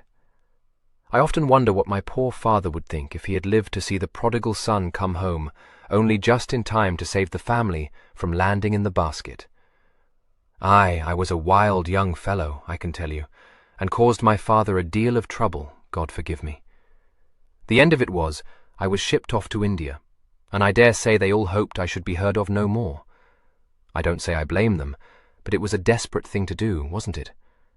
I wouldn't serve a son of mine so, but it all turned out for the best, and when I came home, with a snug fortune, and my girl just 6 years old, and as pretty as a picture, the tables were turned indeed. For what should I find but that brother of mine that was always used to have been as prim and as tonish as the starchiest knob of them all, regularly under the hatches. The silly fellow had been speculating, and he hadn't the least head for it. A bubble merchant, that's what I called him. I found him as near to swallowing a spider as makes no matter, and what he found to squander his money on, with never a chick nor a child to call his own, is more than I can tell you. I dare say it was my lady who spent it, for it was always my lady who must have this, and my lady who was used to have that, till I told him to his head his lady might go hang for all of me. For ever prating about her grand family she was, but she came to the wrong shop, for I married a girl who was better born than she, and never any fine lady nonsense about her, bless her. Well, the long and the short of it was that poor George was never so glad to see anyone in his life as he was to see me, for he actually had an execution in the house, and the worst set of Jeremy Diddlers hanging round him. Well, I soon sent them packing, you may be sure. The joke of it was that George wasn't pleased above half, because he had been always in the way of thinking himself much above my touch. Ah well, he's dead now, poor fellow, and I should not be laughing at him. Aye, he died a matter of 6 years ago, leaving no one but me to succeed him. He felt it, and so, I warrant you, does Caroline, though between you and me, that don't by any means stop her expecting me to drop my blunt into her purse every now and then. He laughed heartily at this reflection, and his guest, considerably taken aback by these revelations, and scarcely knowing what to say in reply to them, was thankful when the door opened just then to admit the two ladies. Marianne, who had changed her habit for a dress of sprigged muslin, tied with blue ribbons, was looking lovelier than ever, and the Earl found that he had not been mistaken in his first reading of Lady Boulderwood's character. A fair, slender woman of considerable beauty, she was affable without being effusive. Without assuming any airs of consequence, or seeming to deprecate her husband's free manners, she had a quiet dignity of her own, and talked very much like a sensible woman. While Sir Thomas boisterously rallied his daughter on her lack of horsemanship, she sat down beside the Earl and conversed amiably with him. He decided that he liked both her and Sir Thomas. He was made to feel at home, and although both, in their several degrees, were grateful to him for the service he had rendered Marianne, neither showed the least disposition to toad-eat him.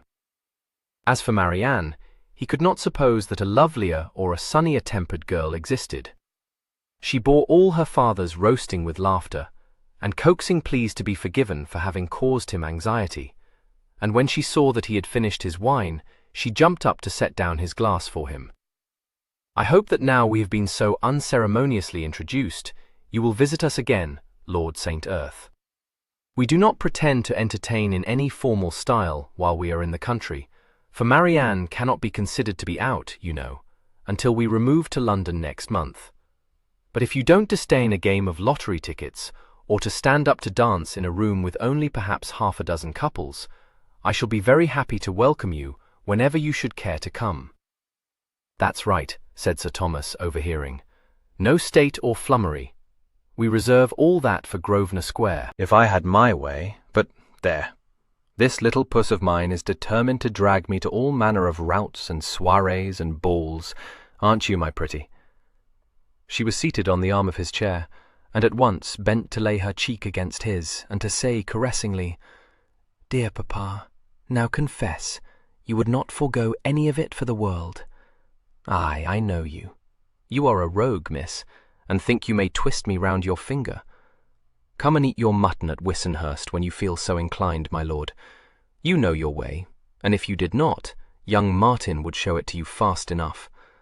No offence, but I've a pretty good notion of the way things are at Stannion, and although I'm sure her ladyship is a very good sort of a woman, I'll go bail you are yawning till your jaws crack 6 days out of the 7. The Earl laughed, thanked him, and rose to take his leave. As he shook hands with Marianne, she smiled up at him in her innocent way and said, "Do come again. We sometimes have the merriest parties, everyone comes to them." "I shall most certainly come," Gervase said, "and you," I hope his glance embraced them all, "will honour Stannion with a visit. My mother-in-law is planning 1 or 2 entertainments. I believe you must shortly be receiving cards from her." "Oh, famous!" Marianne cried, clapping her hands. "Will you give a ball at Stannion? Do say you will. It is the very place for one. Miss Boulderwood has only to give her commands." "A ball it shall be. My love, it is time and more that you ceased to be such a sad romp," said Lady Boulderwood, with a reproving look. "Pray do not heed her, Lord St. Earth." She gave him her hand, charged him to deliver her compliments to the Dowager, and Sir Thomas escorted him to the front door, and stayed chatting to him on the steps, while his horse was brought round from the stables. "There is no need for you to be giving a ball unless you choose," he said bluntly. "Puss will have enough of them in another month, and I dare say her mamma don't care for her to appear at any bang-up affair until after our own ball in Grosvenor Square. Well, send you a card. But come and visit us in a friendly way when you choose. I like to see young people round me, enjoying themselves, and I remember my old Indian ways enough still to be glad to keep open house." He chuckled. "No fear of our being dull in the country. If there's any young spark for 25 miles round us whom you won't find at Wissenhurst, one day or another, I wish I may meet him. But what I say to mamma is, there's safety in numbers, and I can tell you this, my lord, we ain't anxious to see our girl married too young. Sometimes I wonder what will become of us when she sets up her own establishment. There were plenty of people to advise us to bring her out last season, but no, we said. There's time and to spare. Hello, is this your horse? Now, horseflesh is something I flatter myself I do understand. Aye, grand hocks, forelegs well before him. You'll hear men praising cocktails, but what I say is, the best is always the best, and give me a thoroughbred every time. 5. It was some time before Martin returned to Stannion, his friend having persuaded him, with the best intentions possible, to accompany him to his parental home. Mr. Warboys, inured by custom to Martin's tantrums, formed the praiseworthy scheme of allowing that young gentleman's wrath time to cool before he again encountered his half-brother. In itself, the scheme was excellent, but it was rendered abortive first by the encomiums bestowed by Mrs. Warboys, a fat and very nearly witless lady of 40 summers, on the very pronounced degree of good looks enjoyed by the Earl, and second by a less enthusiastic but by far more caustic remark uttered by Mr. Warboys, senior, to the effect that Martin, his own son, and almost every other young aspirant to the beauty's favours could be thought to stand no chance at all against a belted Earl. Unless Boulderwood is a bigger fool than I take him for, he said, he will lose no time in securing St. Earth for that chit of his. Shocked by such a display of tactlessness on the part of his progenitors, Mr. Warboys, Jr. said, "Shouldn't think St. Earth has any serious intentions myself." It was perhaps not surprising that the cumulative effect of these remarks should have sent Martin Frant back to Stannion in a mood of smouldering anger. Although he could not have been said to have received any particular encouragement from Sir Thomas or from Lady Boulderwood, he was generally acknowledged to have been, before the arrival of his half-brother at Stannion, the most likely candidate for Marianne's hand. He had first known her when she was a schoolroom miss, and he a freshman at Oxford, his thoughts far removed from matrimony. Long before he had thought more about her than that she was a very good sort of a girl, pluck to the backbone, even if lacking in judgment, he had captured her maiden fancy. He was a handsome young man, whose magnificent background lent his careless, imperious ways a romantic aura. He was a stylish cricketer, a good shot and a bruising rider to hounds, and his patronage could not but give consequence to a schoolgirl. Lady St. Earth, whose discreet inquiries had early established the fact that the beauty was heiress to something in the region of £100,000, from the outset smiled upon the friendship. Sir Thomas might have eaten his dinner at Stannion every day of the week had he chosen to do so, and not only were his manners pronounced to be refreshingly natural, but he provided her ladyship with a subject for a pious lecture on the value of golden hearts that were hid under rough exteriors. Sir Thomas, cherishing no illusions on the substance of the dowager's heart, and unimpressed by her rank, visited Stannion as seldom as common civility permitted, but was perfectly ready to extend his hospitality to Martin, whom he thought of as a wild colt, not vicious, but in need of breaking to bridle. By the time Martin awoke to the realization that his little madcap friend had become the toast of the neighbourhood, Marianne, courted on all sides, was no longer hanging admiringly upon his lips, or gazing worshipfully up into his face. Instead, she was flirting in the prettiest, most unexceptionable way with several other young gentlemen. The knowledge, not only that he was in love with her, but that she unquestionably belonged to him, then burst upon Martin, and caused him to conduct himself in a style which made one poetically minded damsel, who would not have objected to finding herself the object of his jealous regard, say that he reminded her of a black panther. Mr. Warboys, without putting himself to the trouble of deciding which of the more ferocious animals his friend resembled, stated the matter in simple and courageously frank terms. "You know, old fellow," he once told Martin, "if you had a tail, damn if you wouldn't lash it." The tail, if not lashing, was certainly on the twitch when Martin reached Stannion. But although some part of the time spent on his solitary ride home from Westerwood House had been occupied by him in dwelling upon his grievances, he also had time to reflect on the extreme unwisdom of quarrelling openly with his brother, and had no real intention of forcing an issue. Unfortunately, he had occasion to go into the armoury, which was one of the broad galleries which flanked the chapel court, and was also used as a gun-room, and he found the Earl there. Gervase was in his shirt-sleeves, trying the temper of a pair of foils. He seemed to have been engaged in oiling his pistols, for these lay in an open case on a table near him, with some rags and a bottle of oil standing beside them. He looked up as Martin entered through the door at one end of the gallery, and it occurred to Martin for the first time that he was indeed a damnably handsome man, if one had a taste for such delicate, almost womanish features. "Oh, you here?"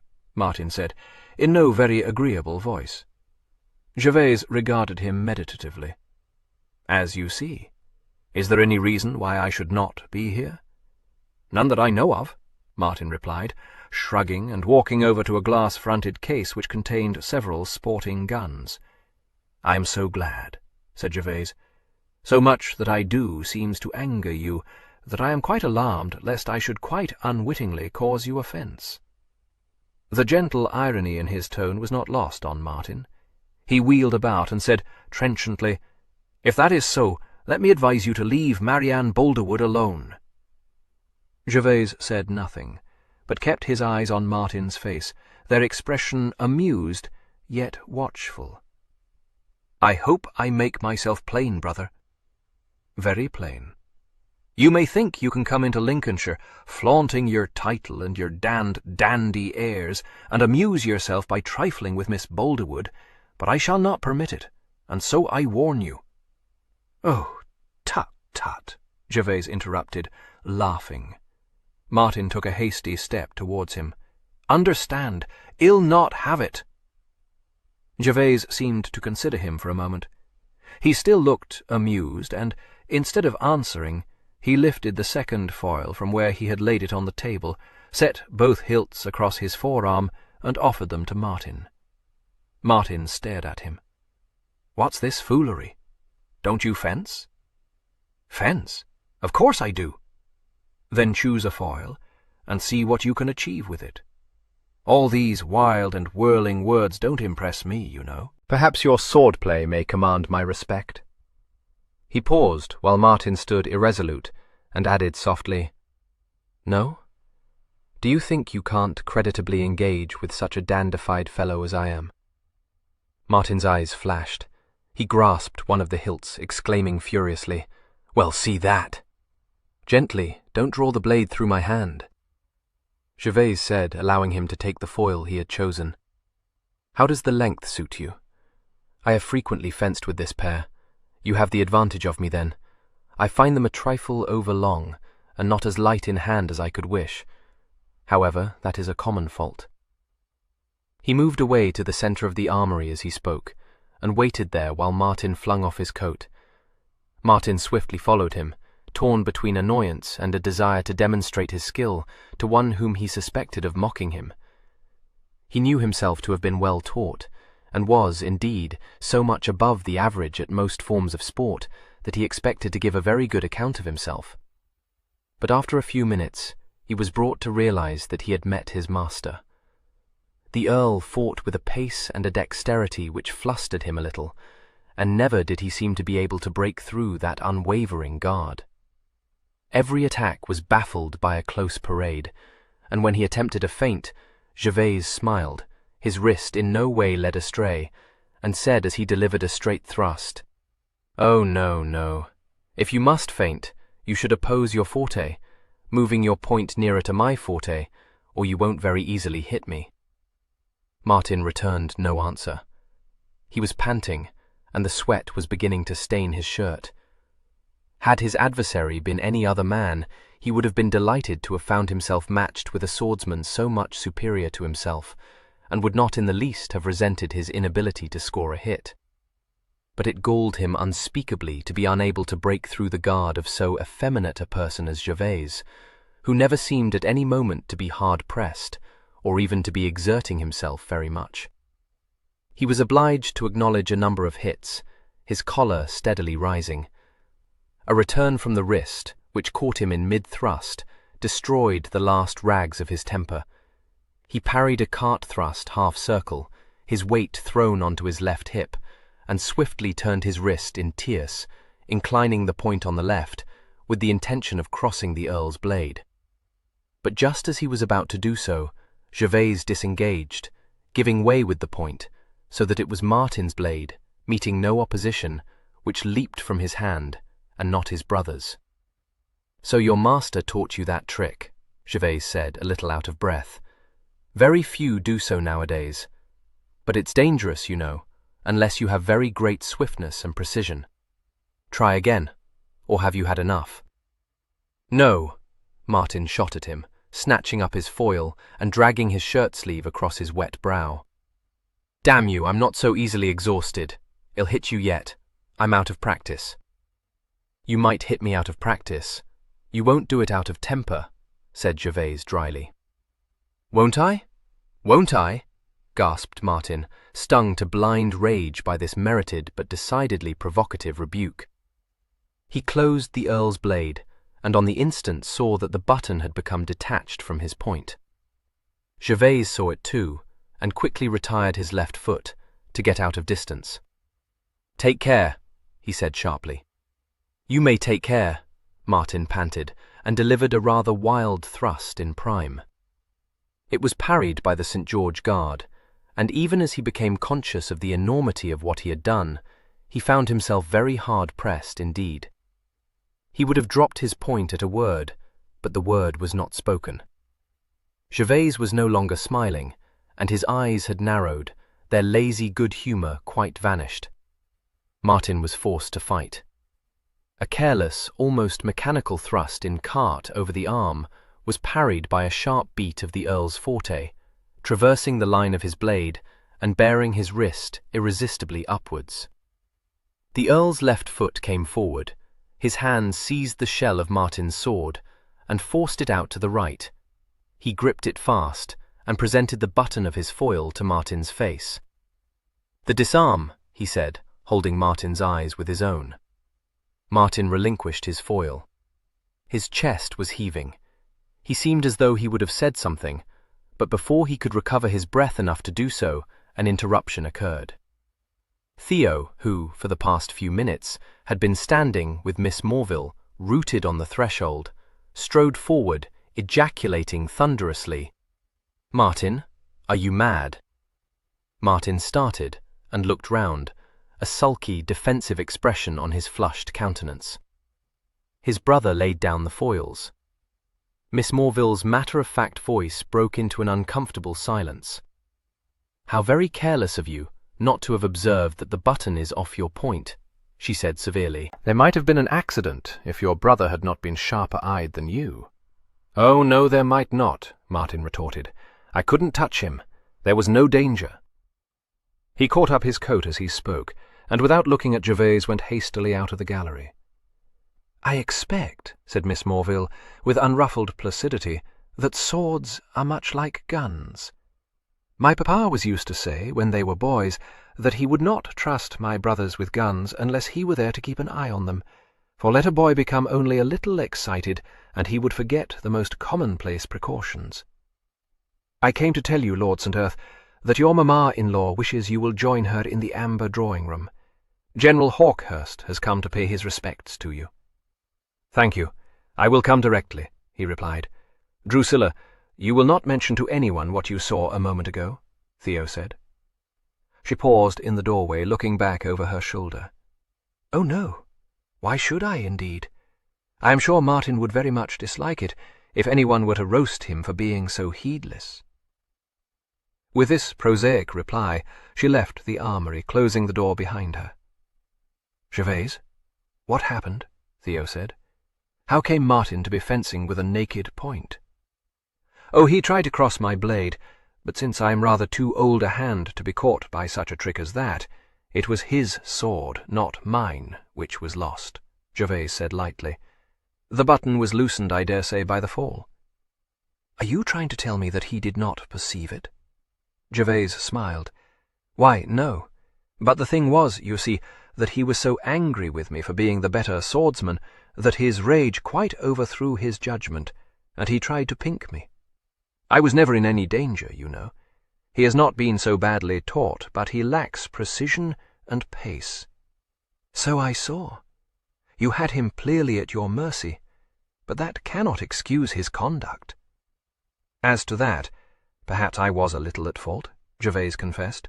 But really, you know, Theo, he is such an unschooled colt that I thought he deserved a set down. I own I said what I knew must enrage him. No harm done. He is now very much ashamed of himself, and that must be counted as a gain. I hope you may be found to be right. But— He broke off, his brows contracting. Well? It happened as you have described, of course, but he raised his eyes to his cousin's face and said bluntly, Gervase, be a little more careful, I beg of you. You might not have noticed it, but I saw in his face such an expression of fury, I had almost said of hatred. Yes, I did notice it, Gervase said quietly. He would have been happy to have murdered me, would he not? No, no, don't think it. He is, as you have said, an unschooled colt, and he has been used to being so much petted and praised. But he would not murder you. It was certainly his intention, my dear Theo. Not his intention, Theo said swiftly. His impulse, at that instant. The distinction is too nice for his victim to appreciate. Come, Theo, be plain with me, I beg of you. You tried to put me on my guard, I fancy, that first evening, when you came to my bedchamber and drank a glass of brandy with me there. Was it against Martin that you were warning me? He waited for a moment. I am answered, I suppose. I don't know. I dare not say so. Only be a little wary, Gervase. If some accident were to befall you, why, I dare swear he himself would admit to being glad of it. But that he would contrive to bring about such an accident, I have never believed, until I saw his face just now. The suspicion did then flash into my mind, but it must be nonsensical. Theo, I do think you should have rushed in and thrown yourself between us, Gervase complained. Yes, and so I would have done, had I wished to startle you into dropping your guard, Theo retorted, laughing. What I might have felt myself impelled to do, had you appeared to me to be hard-pressed, I know not. Something heroic, no doubt. But stop bamming, Gervase. What have you been doing to make Martin ready to murder you? Why, I have been flaunting my title and my dandified airs in the eyes of his innamorata, and he fears she may be dazzled. Oh, I collect that you have somehow contrived to meet Miss Boulderwood?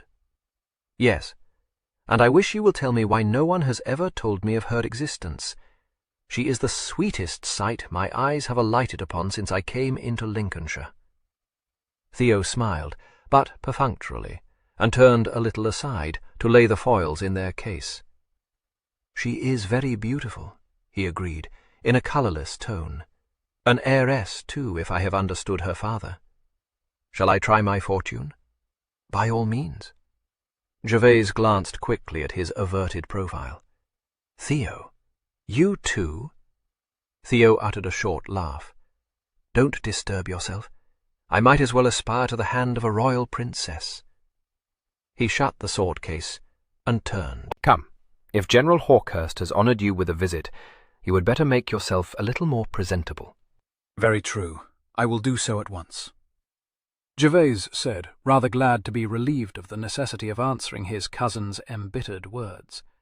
From the little he had seen of both, he could not but feel that the staid Drusilla would make a more suitable bride for Theo than the livelier and by far more frivolous Marianne. He must, moreover, have been obliged to agree that there could be little hope that Sir Thomas would bestow his only child on a man in Theo's circumstances. He did not again see Martin until they met at the dinner-table. There was then a little constraint in Martin's manner, but since he was so much a creature of moods, this caused his mother no concern. Her mind was, in fact, preoccupied with a startling request made to her by her stepson, that she should send out cards of invitation for a ball at Stanyon.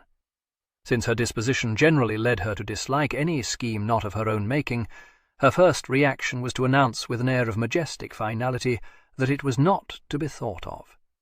But when the Earl said apologetically that he was afraid some thought would have to be spent on the project, unless a party quite unworthy of the traditions of Stannion were to be the result, she began to perceive that his mind was made up. An uneasy suspicion, which had every now and then flitted through her head since the episode of the Indian Epergne, again made itself felt. Her stepson, for all his gentle voice and sweet smile, was not easily to be intimidated. From her first flat veto, she passed to the enumeration of all the difficulties in the way of holding a ball at Stannion at that season of the year. She was still expatiating on the subject when she took her place at the foot of the dinner-table. Had it been Christmas, it might have been proper for us to have done something of that nature, she said. "Hardly, ma'am," said Gervase, in a deprecating tone. "You had not then, I am persuaded, put off your blacks." This was unanswerable, and while she was thinking of some further objection, Martin, who had not been present when the scheme was first mooted, demanded to be told what was going forward. When it was made known to him, he could not dislike the project. His eyes brightened. He turned them towards Gervase, exclaiming, "I call that a famous notion. We have not had such an affair at Stannion since I don't know when. When is it to be?" "I have been explaining to your brother," said the Dowager, "that a ball held in the country at this season cannot be thought to be eligible." "Oh, fudge, mamma!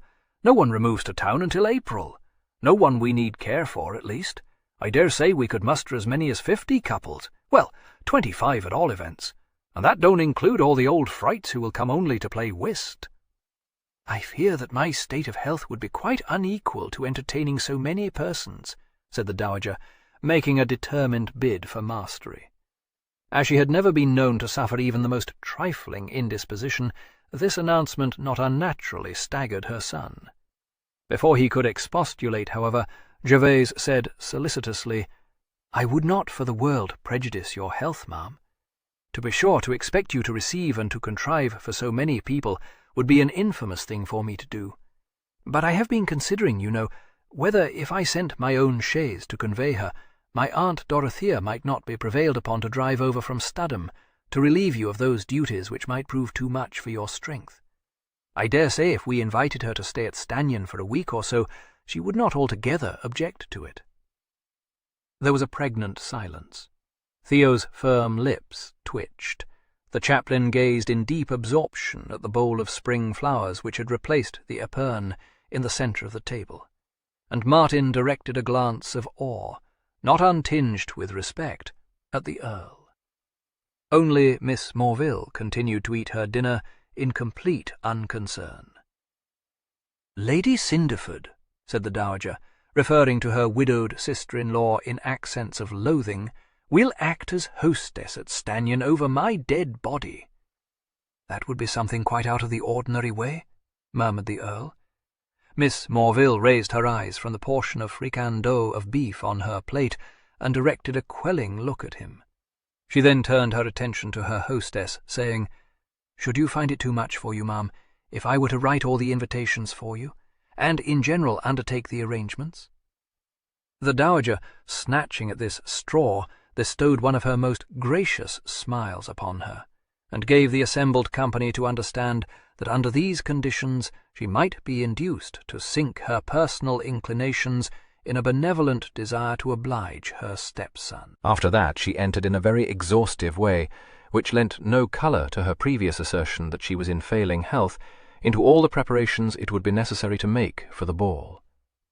Long before dinner was at an end she had talked herself into good humour, and by the time she rose from the table she had reached the felicitous stage of saying how happy she would be to welcome the dear Duchess of Rutland to Stannion, and how happy a number of persons of quite inferior rank would be to find themselves at Stannion. While the inevitable card-table was being set up in the Italian saloon, the Earl found himself standing beside Miss Morville, a little withdrawn from the rest of the party.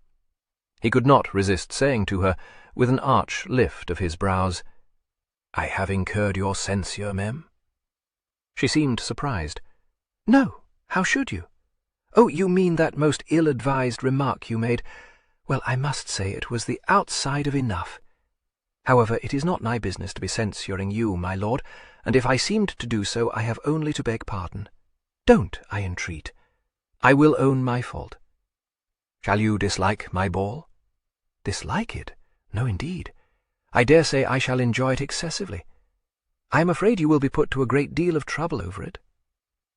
He expected a polite disclaimer, but she replied candidly, "I shall, of course, because whatever I suggest, Lady St. Earth will not like, until she has been brought to believe that she thought of it herself. I wish very much that she would let me contrive the whole, for there is nothing I should like better. But that would be rather too much to expect her to do, and one should never be unreasonable." "You would like nothing better than to order all the arrangements for a large party? I can conceive of nothing more tiresome." "Very likely you might not, for I think gentlemen do not excel at such things." She looked across the room, to where Martin was discussing with his mother the various families it would be proper to invite to the ball. "I expect he will ask her particularly to send a card to the Boulderwoods," she said sagely.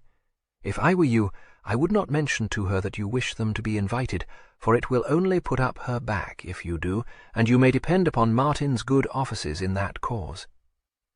"May I ask, Mem," he said, a trifle frigidly, "why you should suppose that I wish to invite the Boulderwoods?" She raised her eyes to his face in one of her clear, enquiring looks. "Don't you? I quite thought that it must have been Marianne who had put the notion of a ball into your head, since you were visiting at Wissenhurst this morning." He hardly knew whether to be amused or angry. "Upon my word, Miss Morville, it seems that my movements are pretty closely watched." "I expect you will have to accustom yourself to that," she returned. "Everything you do must be of interest to your people, you know. In this instance, you could not hope to keep your visit secret, though I cannot imagine why you should wish to do so, for your coachman's second granddaughter is employed at the Grange." "Indeed?" "Yes, and she has given such satisfaction that they mean to take her to London with them next month, which is a very gratifying circumstance." She fixed her eyes on his face again, and asked disconcertingly, "Have you fallen in love with Miss Boulderwood?" "Certainly not," he replied, in a tone nicely calculated to depress pretension. "Oh, most gentlemen do, on sight," she remarked. "One cannot wonder at it, for I am sure she must be the prettiest girl imaginable. I have often reflected that it must be very agreeable to be beautiful. Mamma considers that it is of more importance to have an informed mind, but I must own that I cannot agree with her." At this moment the Dowager called to Gervase to come to the card table. He declined it, saying that he had letters which must be written, upon which Miss Morville was applied to. She went at once, and Martin, after fidgeting about the room for a few minutes, drew near to his brother and said awkwardly, "You know, I didn't mean it. That is, I beg your pardon, but it was you who made me fight on. And it would have been the sheerest good luck if I had pinked you." Gervase was in the act of raising a pinch of snuff to one nostril, but he paused. "You are very frank," he remarked. "Frank? Oh, well, of course I didn't mean, what I meant was that it would only be by some accident, or if you were careless, or something of that nature." "I see. I was evidently quite mistaken, for I formed the opinion that you had the very definite intention of running me through. You made me as mad as fire." Martin muttered, his eyes downcast and his cheeks reddened. "Yes, I do seem to have an unhappy trick of offending you, don't I?" said the Earl. Miss Boulderwood's name was not again mentioned between the half-brothers, Martin apparently being conscious of some awkwardness in adverting to the subject of his late quarrel with Gervase, and Gervase considering himself to be under no obligation to account to his brother for his visits to Wissenhurst Grange. These were more frequent than could be expected to meet with the approval either of Martin or of the numerous other gentlemen who paid court to the beautiful heiress. For the Earl, driving over to Wissenhurst on the day after his first encounter with Marianne, to inquire politely after her well-being, after such a misadventure as had befallen her, was able to persuade her, without much difficulty, to accompany him on a drive round the neighbourhood. Informed by some chance observation that she had never yet handled a pair of high-bred horses, he conceived the happy notion of offering to instruct her in this art. It took well. Sir Thomas, having early perceived, from his handling of his cattle, that the Earl was no mean whip, raised no objection, and on several mornings thereafter, those of Miss Boulderwood's admirers who happened, by some chance, to find themselves in the vicinity of Wissenhurst, were revolted by the spectacle of their goddess bowling smartly along the lane under the tuition of her latest and most distinguished swain. On more than one occasion they had the doubtful pleasure of meeting him at a Wissenhurst tea-party. These informal entertainments, where tea, quadrille, and commerce were followed by an elegant supper, just suited the Earl's humour, for his prolonged service in the peninsula, with its generally happy-go-lucky way of life, had rendered him unappreciative of the formal tedium obtaining at Stanion. Sir Thomas was a genial host, his lady was a notable housewife, and nothing delighted either of them more than to see a number of young persons enjoying themselves at their expense. As for Marianne, it would have been hard to have guessed which of her swains she was inclined to prefer, for she seemed equally pleased to see them all, and if one gentleman was the recipient of her particular favours one day, the next she would bestow these sunnily upon another. Nor did she neglect the members of her own sex. She had even been known to leave a hopeful and far from ineligible cavalier disconsolate, merely because she had promised to go for a walk with another damsel, and would on no account break her engagement. The gentlemen said she was the most beautiful girl they had ever beheld.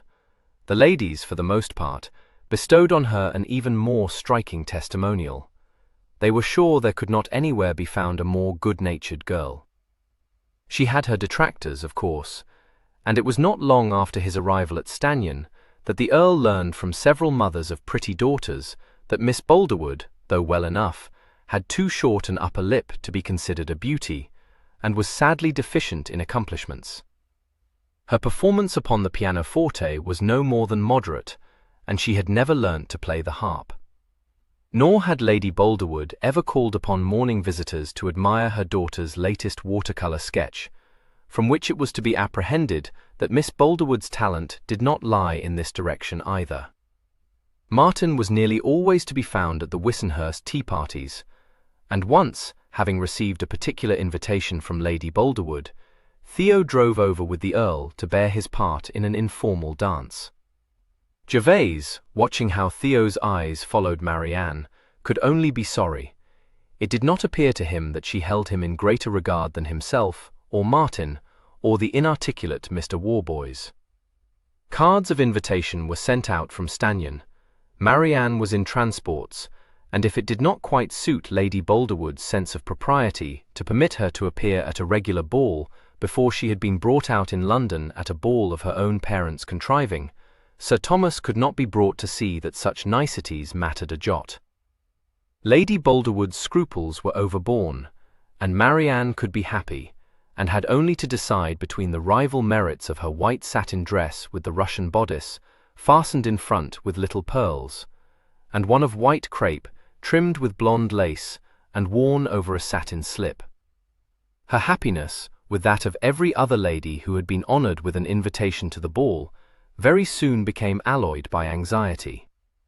The weather underwent a change, and in place of bright spring days, with the wind blowing constantly from the east, a stormy period threatened to set in. A gay little party of damsels, seeking violets in the woods about Wissenhurst, were caught in such a severe downpour that they were soaked almost to the skin, and when anxious questions were put to such weather-wise persons as gardeners and farmers, these worthies would only shake their heads, and say that it showed no sign of faring up.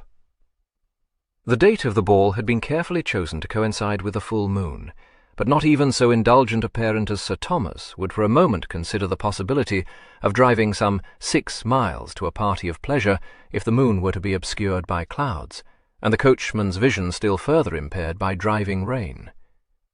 "Do we despair, Miss Morville?" asked the Earl. "No, but if the weather continues in this odious way, I fear you will find your rooms very thin of company," she replied. "The people who are coming from a distance and are to sleep here will come, because they will set out in daylight, you know, and they will hope that the rain won't come on, or that they may drive away from it. I should think you may be sure of the party from Belvoir, but I do feel that you should perhaps fortify your mind to the likelihood of your immediate neighbours not caring to set forth in wet, cloudy weather." "I will endeavour to do so," promised the Earl gravely. 3 days before the ball, the weather, so far from showing signs of improvement, promised nothing but disaster. The prophets said gloomily that it was banking up for a storm, and they were right.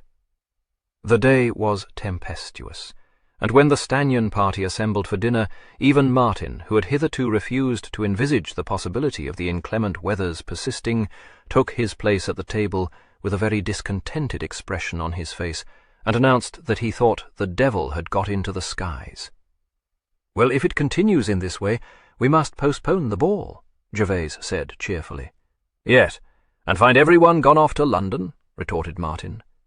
He could talk of nothing but the probable ruin of their plans, and since no representation sufficed to make him think more hopefully of the prospects, not even his mother was sorry when, shortly after the party rose from the table, he said, after a series of cavernous yawns, that he rather thought he would go to bed, since he had the headache, and everything was a dead bore.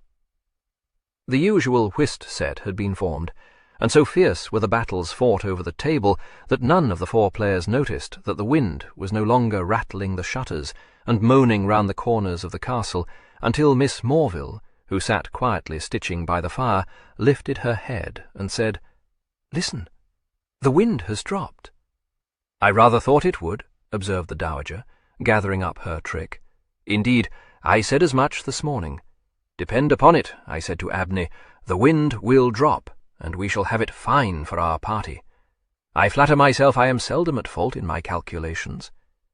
"Dear me, St. Earth, I am sure if I had known you had the King of Diamonds in your hand, we might have taken a couple of tricks more."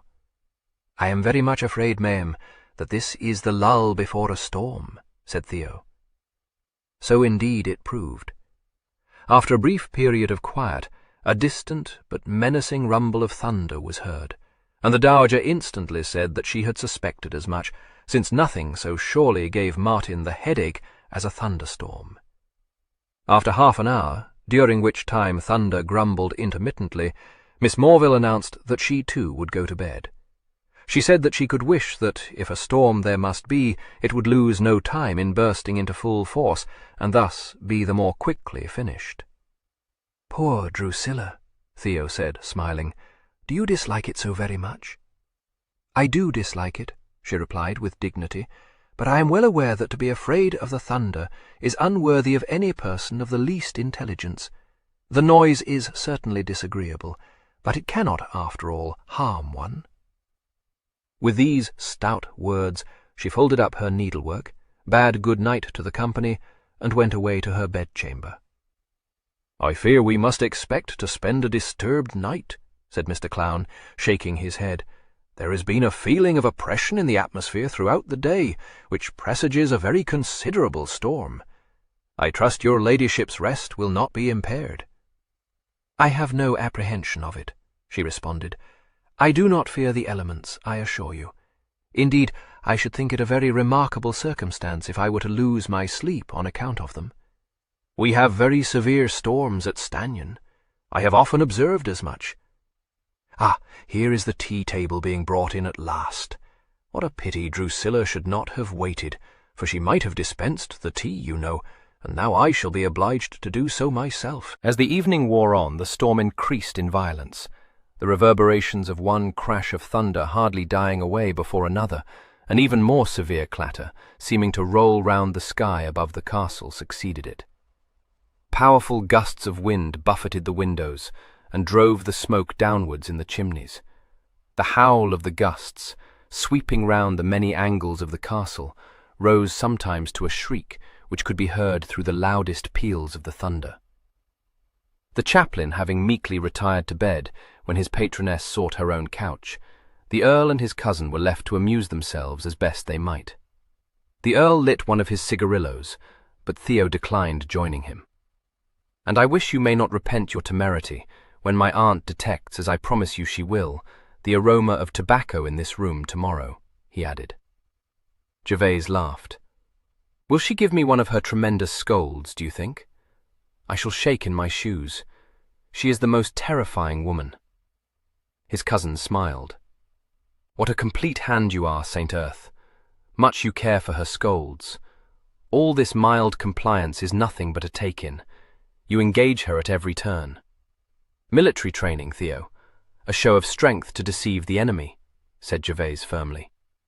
But the room will reek of wood smoke in the morning, and my iniquity may be undiscovered. It is a very bad habit, however, one that I learned in Spain and have tried in vain to abandon. I don't find that snuff answers the purpose at all. Good God, what a gust! You will be blown out of your turret. Not I. The walls are so thick I shall spend the night very much more snugly than you will, I dare say. Don't think it. I became inured to this kind of thing in Spain, and very soon learned to sleep peacefully through a veritable tornado, in a draughty billet too, with no glass in the windows, but only a few boards nailed across them to protect us from the worst of the weather.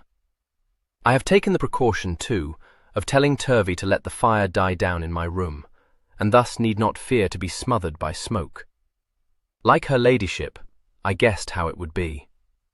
At all events, there is a very good chance that it will blow itself out, and we may expect better weather after it. You need not despair of your ball, but it is not, I fancy, so violent a storm as you might suppose from the way the wind screeches round us.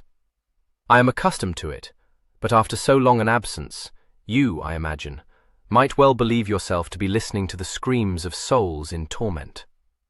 No, I well recall the discomforts of Stannion in inclement weather. I shall go to bed. I am sure I know not how it is, but an evening spent in the company of my mamma-in-law fatigues me more than a dozen cavalry charges. To that also I am accustomed, Theo said gravely. They left the saloon together, the Earl's hand tucked lightly into his cousin's arm.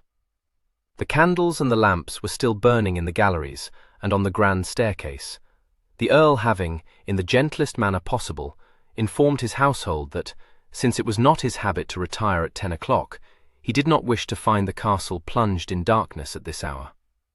A couple of footmen were hovering about in a disinterested way, their purpose being to extinguish the lights as soon as he should have shut his bedchamber door. The Earl smiled faintly and murmured, "My poor Turvey. He cannot reconcile himself to the rigours of life in the country, and wonders that he should be required to grope his way to bed by the light of a single candle. I wish he may not leave my service as a result of all these discomforts. He understands my boots as no other valet has ever done." "And your neckcloths?" said Theo quizzically. "No, no. How can you do me such an injustice? Mine is the only hand employed in their arrangement. But you have set my doubts at rest, Theo. This Oriental style, which you so rightly deprecate, is too high, by far too high. You shall see tomorrow how beautifully I am able to tie a trône d'amour. Go to bed. It is by far too late for your funning," Theo said, laughing at him. "Sleep well." "No fear, I shall not. I have been yawning this hour past. Good night." The Earl passed into his bedchamber, where Turvey awaited him by the embers of a dying fire. "A rough night," he remarked. "Extremely so, my lord. My cousin, however, believes that we may not indulge our optimism too far in expecting a period of better weather after the storm." "Indeed, my lord." "I dare say," said the Earl, drawing the pin from the over-tall Oriental tie and laying it down on his dressing-table, "that if you were to step out into the open, you would not find the storm to be so severe as you might suppose. Unless your lordship particularly desires me to do so, I should prefer not to expose myself to the elements." "My unreasonable demands of you fall short of that," said Gervase gravely. Turvey bowed. It was plain that he was not to be won over, and his master abandoned the attempt, permitting himself to be undressed in silence. When he had been assisted to put on his dressing-gown, he told the man he might go, and sat down at his dressing-table to pare his nails. Turvey gathered up the discarded raiment, bade him a punctilious good night, and withdrew into the adjoining dressing-room, where he could be heard moving about for some minutes, opening and shutting drawers and brushing coats. Gervase, having critically regarded his slender fingertips, extinguished the candles in the brackets beside the mirror, forced the wedge of paper in the door onto the gallery, which showed a disagreeable tendency to rattle, and climbed into his formidable bed. It was hung with very heavy curtains of crimson velvet, fringed and tasselled with gold, but Gervase, in whom several years of campaigning had engendered a dislike of being shut in, would never permit his valet to draw these.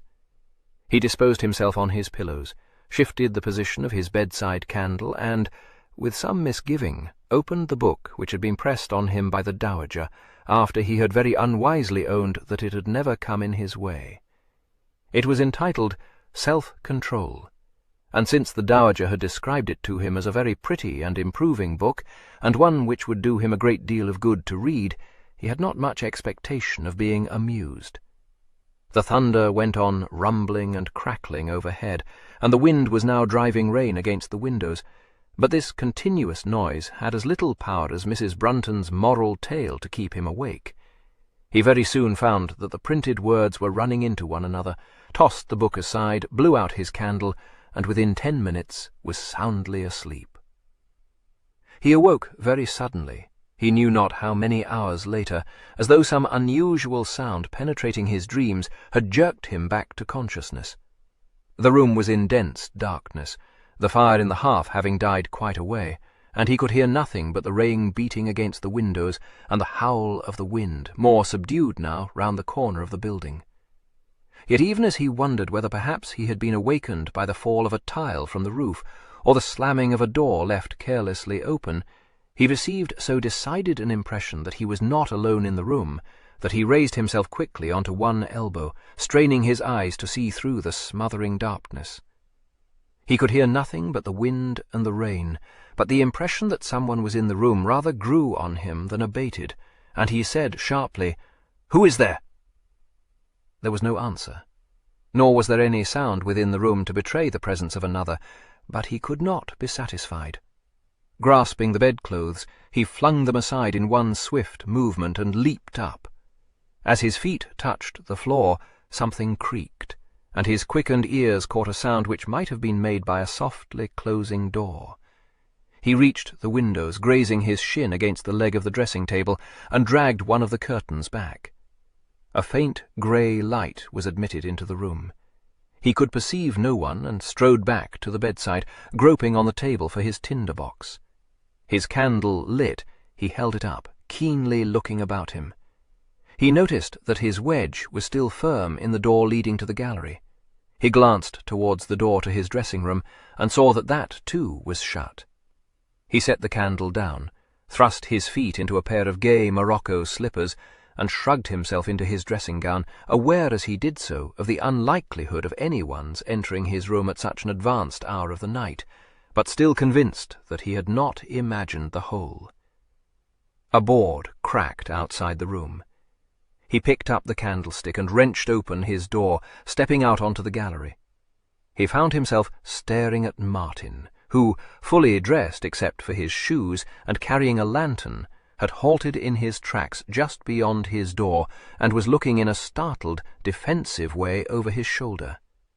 "Martin!" he exclaimed. "What the devil? Don't kick up such a dust!"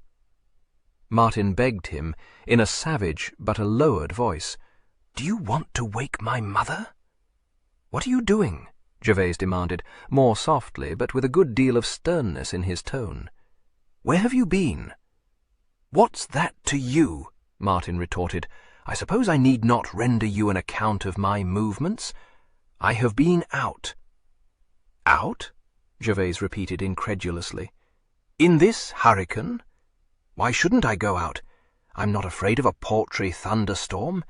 Be so good as to stop trying to humbug me," Gervase said, with more acidity in his voice than his brother had ever heard. "You had the headache. You went early to bed." "Oh, well," Martin muttered, reddening a little. "I recalled that I had an appointment in the village."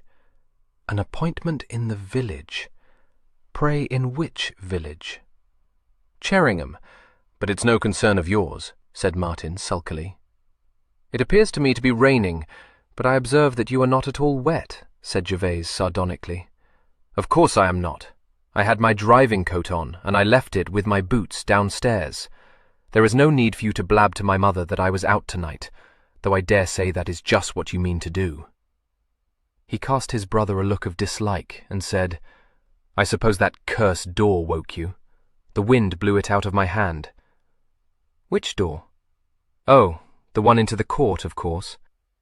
He jerked his head towards a door at the end of the gallery, which, as the Earl knew, led to a secondary flight of stairs. "I came in by that way. I often do." Gervase looked at him under slightly knit brows. "Very well, but what brought you to my room?" "Well, I am bound to pass your room if I come up by that stairway. You are not bound to enter my room, however." "Enter your room? That's a loud one. As though I should wish to. Did you not, in fact, do so?" "Of course I did not. Why should I?" "I wish you will be a little less busy, St. Earth. If I choose to go to Cheringham on affairs of my own—" "It is naturally no concern of mine," interposed Gervase. "You choose wild nights for your intrigues." "My?" Martin gave a crack of laughter, hurriedly smothered. "Aye, that's it. Old Scrooby's daughter, I dare say." "I beg pardon. You will allow that if I am to be expected to swallow this story, some explanation should be vouchsafed to me." "Well, I ain't going to explain it to you," said Martin, scowling at him. A glimmer of light at the angle of the gallery in which they stood, and that which ran along the north side of the court, caught the Earl's eye. He took a quick step towards it, and Miss Morville, who, shrouded, lamp in hand, had been peeping cautiously round the corner of the wall, came forward, blushing in some confusion, but whispering, "Indeed, I beg your pardon, but I thought it must be housebreakers. I could not sleep for this horrid storm, and it seemed to me that I heard footsteps outside the house, and then a door slammed. I formed the intention of slipping upstairs to wake Abney, only then I heard voices, and thought I could recognize yours, my lord, so I crept along the gallery to see if it were indeed you." She looked at Martin. "Was it you who let the door slam into the court? Have you been out in this rain and wind?" "Yes, I have," said Martin, in a furious undervoice. "I have been down to the village, and pray, what have either of you to say to that?" "Only that I wish you will be more careful and not give me such a fright," said Miss Morville, drawing her shawl more securely about her. "And if I were you, Martin, I would not stand talking here, for if you do so much longer, you will be bound to wake Lady St. Earth." This common-sense reminder had the effect of sending him off on tiptoe. Miss Morville, conscious of her bare toes, which her nightdress very imperfectly concealed, and of the neat cap tied under her chin, would have followed him had she not happened to look into the Earl's face. He was watching Martin's retreat, and, after considering him for a moment, Miss Morville asked softly, "Pray, what has occurred, sir?" He brought his eyes down to her face. "Occurred? You seem to be a good deal put out. Is it because Martin stole away to the village? Boys will do so, you know." "That? No, if it was true." "Oh, I expect it was," she said. "I thought, did not you, that he had been drinking what my brother Jack calls Old Tom. I know of no reason why he must go to the village to do so."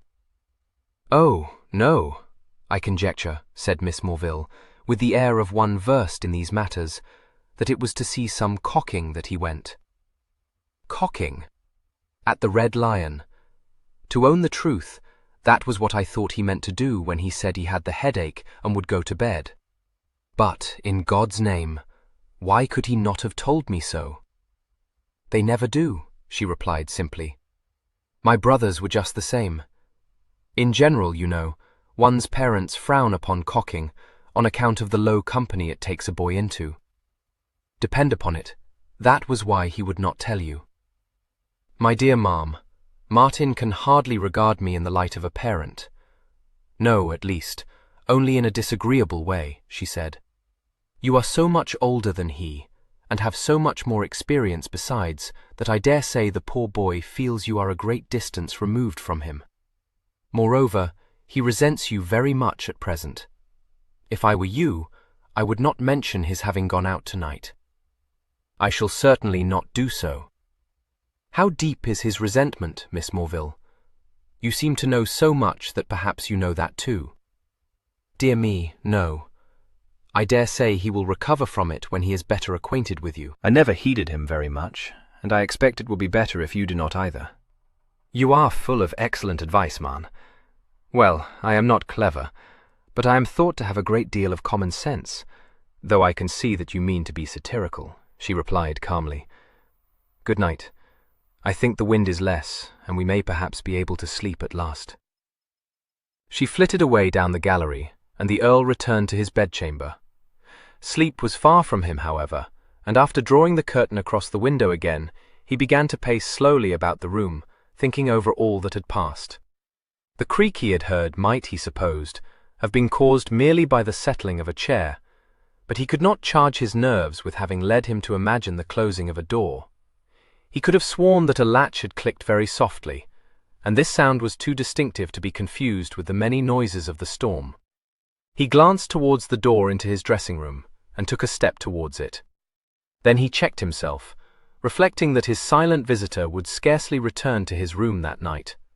Instead of locking the door, he bent to pick up his handkerchief, which had fallen on the floor beside the bed, and stood for a moment, kneading it unconsciously between his hands, and wondering whether the click he had heard had not been in the room after all, but had been caused by Martin's closing of the door leading to the stairway down the gallery.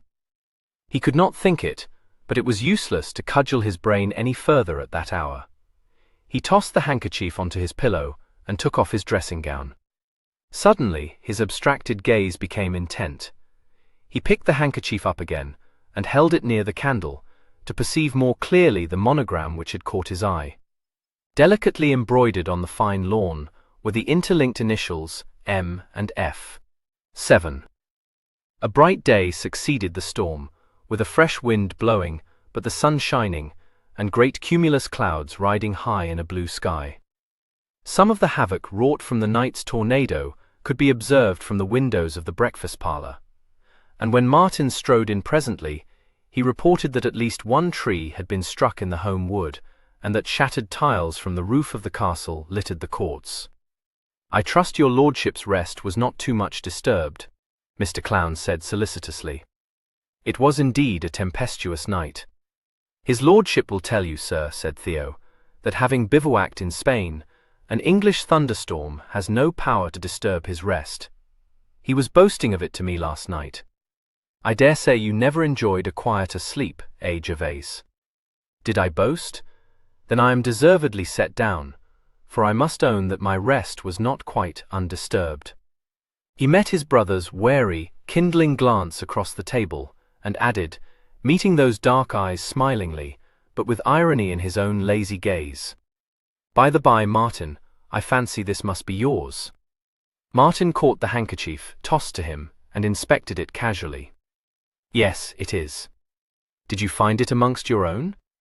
"No," said Gervase, "you dropped it." Martin looked up quickly, suspicion in his face. "Oh, I dare say I might have. It can easily happen after all." He turned away, and began to tell his cousin about the damage caused by the storm which had so far been reported. "Then, as I really mean to ride towards Hatherfield this morning," observed the Earl, "I shall no doubt be besieged with demands for new roofs and chimney stacks. What shall I say to my importunate tenants, Theo?" "Why, that they must carry their complaints to your agent." "Do you indeed mean to go there?" "I had abandoned hope of bringing you to a sense of your obligations. Mind, now, that you don't deny old Yeldon the gratification of receiving a visit from you. He has been asking me forever when he may hope to see you. You have no more devoted a pensioner, I dare say. He swears it was he who taught you to climb your first tree." "So he did indeed. I will certainly visit him," Gervase promised. Martin, who had become engaged in conversation with the chaplain, seemed not to be paying any heed to this interchange, nor, unless some direct inquiry obliged him to do so, did he again address his brother while the meal lasted. He strolled away, when the party rose from the table, and upon Mr. Clown's excusing himself, Theo looked shrewdly at his cousin and said, "Now what's amiss?" The Earl raised his brows. "Why do you ask me that? Do I seem to you to be out of humour?" "No, but it's easy to see that Martin has taken one of his pets." "Oh, must there be a reason for his pets?" "I had not thought it. Are you very busy today?" "Go with me to Hatherfield." "Willingly. I shall be glad to see what damage may have been done to the saplings in the new plantation, Cheringham Way. I dare say we may meet Hale there, and I must have a word with him about fencing." "You might care to talk to him yourself. Pray hold me excused. I know nothing of fencing, and should infallibly betray my ignorance. It will not do for my bailiff to hold me cheap." His cousin laughed, but shook his head at him. He went off to transact some trifling matter of business, but in less than 20 minutes he rejoined the Earl, and they set forward on their ride. The most direct route to the village of Hatherfield lay through the home park and across a stream to Cheringham Spinney. The ground on either side of the stream was marshy, and a long wooden bridge had been thrown across it by the Earl's grandfather. No more than a foot bridge, it was not wide enough to permit of 2 horsemen riding abreast across it.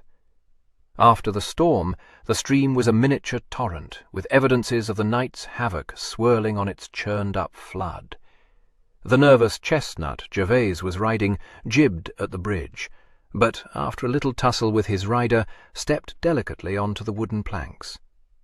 "You would not do for a campaign, my friend," Gervase chided him gently, patting his sweating neck. "Courage, now." "Take care, Gervase," Theo ejaculated, hard on his heels, but reining back. "Gervase, stop!" "Why, what is it?" Gervase said, obediently halting and looking over his shoulder. "It won't hold." "Back," Theo said, backing his own horse off the bridge. He dismounted quickly, thrust his bridle into the Earl's hand, and went squelching through the boggy ground to the edge of the swollen stream. "I thought as much," he called. "One of the supports is scarcely standing. Good God, what a merciful thing that Hale was speaking to me about the supports only 5 days ago, and I recalled it in time. One of those great branches must have been hurled against it. It is cracked almost right through." "No wonder, then, that Orthez refused to face it," said Gervase. "Poor fellow, I maligned you, didn't I? You are wiser by far than your master, and would have spared him an ignominious wetting." "A wetting?" Theo exclaimed, coming back to dry ground. "You might think yourself fortunate to escape with no worse than that. There are boulders in the stream bed. If you had ridden this way alone and been stunned, perhaps— I blame myself. I should have had this bridge attended to when Hale first spoke to me of it. My dear Gervase, it is very well to laugh, but you might have sustained an ugly injury, if not a fatal injury. Now what are we to do?" "Ford the stream, of course. Orthez won't like it, so this well-mannered roan of yours shall give him a lead." Theo took the bridle from him again and remounted. "Very well, but take care how you go. The water has risen so much that you can't perceive the rocks, and, I assure you, there are several." Though the muddied water did indeed hide the rocks, it was not very deep, scarcely rising above the horse's knees. Gervase was obliged to acknowledge, however, that a fall from the bridge might have resulted in a broken limb or a concussion, for the boulders were numerous, making it necessary for them to pick their way very slowly across the stream. Once Orthez stumbled, but his master held him together, and the passage was accomplished in safety. "An adventurous ride," remarked Gervase merrily. "I'm glad you were with me, Theo. A tumble into this dirty water would not have suited me at all. And what my poor Turvey will have to say to my boots when he sees them, I shudder to think of. Ah, now, they hold the guardian of the bridge a trifle late, but you can see how zealous." He pointed with his riding-whip down the rough track that lay before them to where a ruddy-cheeked urchin in a smock and frieze breeches was striding importantly towards them with a red handkerchief attached to a hazel wand carried in the manner of a standard before him. "Well, ensign, and who may you be?" the Earl inquired, smiling down at the boy. "Horatius, I fancy." "That's Parson," disclaimed the urchin. "I'm Nobbut Tom Scrooby, come to mind the bridge, and see no one don't come across, your honour, because it's clean busted." His round eyes, having thoroughly taken in the Earl, travelled to Theo, He pulled his sandy forelock. "Mr. Martin said as how he would tell Mr. Hale, sir, and father said when he come home that I could mind the bridge till Mr. Hale come down to see it." Mr. Martin? Theo checked himself. Very well. See you mind it carefully, Tom. Mr. Hale will be here presently. The Earl flicked a shilling to Master Scrooby and set his horse in motion down the ride. Orthez was encouraged to break into an easy canter, but in a moment or two the roan caught up with him. Theo said in his quiet way, "You had better tell me what it is that troubles you, Gervase. If you are thinking that Martin should have warned you, I dare say he might not have heard you say that you would ride to Hatherfield this morning. Is that what you think?" "No," said Theo bluntly. "Nor do I think it.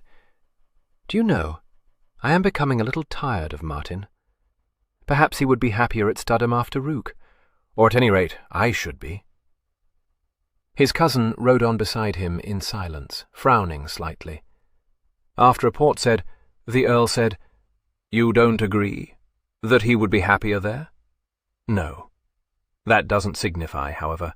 If you wish him to leave Stanion, so be it. It will mean a breach, for he will not leave without making a deal of noise. Lady St. Earth, too, will not be silent, nor will she remain at Stanion. What reason will you give for banishing Martin when he and she publish their wrongs to the rest of our relations?" The Earl let Orths drop to walk. "Must I give any? Unless you wish it to be thought that you have acted from caprice, or which, perhaps, be said by those who do not know you well from rancour." There was a pause. "How very long-headed you are, Theo," Gervase complained. "You are quite right, of course. But what is the boy about? Does he hope to drive cannot be so big a clodpole?" Theo shrugged. "There is no saying what he may hope.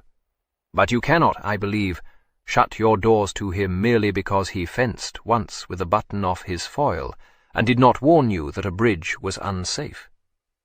"Ah, there is a little more than that," Gervase said. "What more?" Gervase hesitated. "Why, I did not mean to tell you this, but I woke last night to the conviction that someone was in my room." Theo turned his head to stare at him under his brows.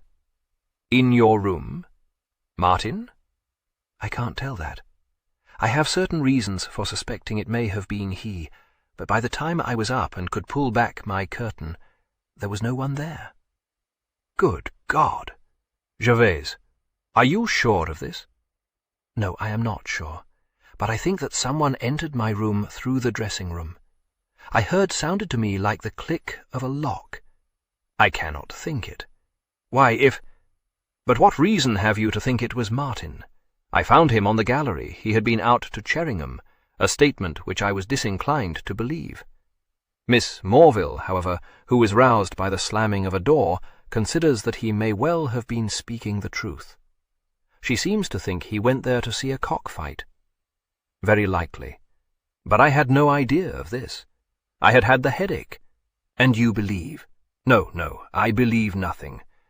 But I have a strong notion I shall take my pistols to bed with me while I remain at Stanion. It will be quite like Peninsular days." Theo smiled. "You have brought some desperate habits home with you. Only don't rouse the house enough by firing at a mouse which is unlucky a rat, I promise you," Gervase said gravely. They proceeded on their way without further mishap. The Earl faithfully of a cousin inspected an old friend. His cousin inspected the new plantation by way of the main avenue, which traversed the 17th-century lodge, with its wrought-iron gates, to the tower of the castle, still in remarkably good preservation, but no longer guarding a drawbridge. The moat having been filled in, the tower served no particular purpose, but figured in the guide-books as a fine example of 14th-century architecture. Through its vaulted archway the east and main entrance to the castle was reached, which opened on to what had once been the outer bailey, and was now a handsome court, laid out with a broad gravel drive and formal flower-beds. As the cousins rode through the archway, a sporting curricle came into sight, drawn up by the steps leading to the front door. A smart-looking groom was standing at the heads of the wheelers, and the equipage plainly to someone aspiring to the highest crack of fashion, since it was drawn by 4 horses. This made Theo exclaim that he could not imagine who could have come to visit Stanion in such a turnout. He sounded in mock reproof that he showed a shocking ignorance. A curricle and four, my dear Theo, is the mark of the nonsuch, let me tell you. Now, whom have you in Lincolnshire who— Good God! I should know those horses. He spurred forward as he spoke, and a gentleman, a driving coat of white drab, and a hat with a high conical crown and beaver brim, who had been conferring with Abney at the head of the wide stone steps, turned, saw him, and came down the steps again, calling out, "Hello there, Ger! Turn out, man! The enemy are wonderful!" The Earl ejaculated, sliding from the saddle and gripping both his friend's hands. "My dear fellow, where have you sprung from?" "Been staying with the Colbecks, dear old boy," explained his visitor. Couldn't leave the country without seeing you. Now, don't think yourself bound to invite me to put up here. My man is following me with all my baggage, but I see how it is, you have no room." An airy gesture indicated the sprawling pile behind the speaker. A pair of bright eyes quizzed the Earl, who laughed and retorted, "An attic we will find room for you. In an attic. Theo, can we house this fellow, do you think?" "My cousin Lucy Theo. This is Captain Lucius Austell. Oh, no, I beg pardon. It is Lord Ulverston. When did you sell out, Lucy?" "Not so long after you," replied Ulverston, exchanging a cordial handshake with Theo. "My father felt, when my grandfather died, that he couldn't have the three of us serving, so it fell to me to sell out. I told him I might as easily be killed in the streets of London as on any military service. Never saw such a rabble of traffic in my life. Lisbon's nothing to it, dear boy. But nothing would do for him but to have me in England." By this time, Theo had grasped that his cousin's friend was the heir to the Earl of Wrexham, who had lately succeeded to his father's dignities. He inquired civilly after his youngest brother, Cornelius, whom he had once met in the house of a common acquaintance, and the Viscount replied with the insouciance which characterized him, "Haven't a notion how he is. Think he's on the West Indian station.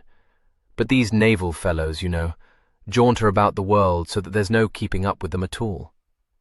Corny means to be a rear or a vice or some such thing, but with the frogs romped, and poor old Boney sent off to some cursed island or another, devil a bit of promotion will there be. Said so to Freddie when I sold out, but he's just got his company, and thinks he'll command the regiment in a brace of shakes. Do you know my brother Freddie? No? Very dull dog. Ought to have been the eldest. Often thought so." The Earl, who had been inspecting the horses, interrupted, saying over his shoulder, "How do you like 'em, Lucy?" "Why, you old horse chaunter, didn't you sell 'em to me with a warranty they were 16-mile-an-hour tits? Not a second above 15.5, word of a gentleman. Now, Ger, why did you sell 'em to me? 4 good 'uns complete to a shade. Oh, my cousin preached economy to me. You may say they are my breakdowns." "Economy?" exclaimed Theo.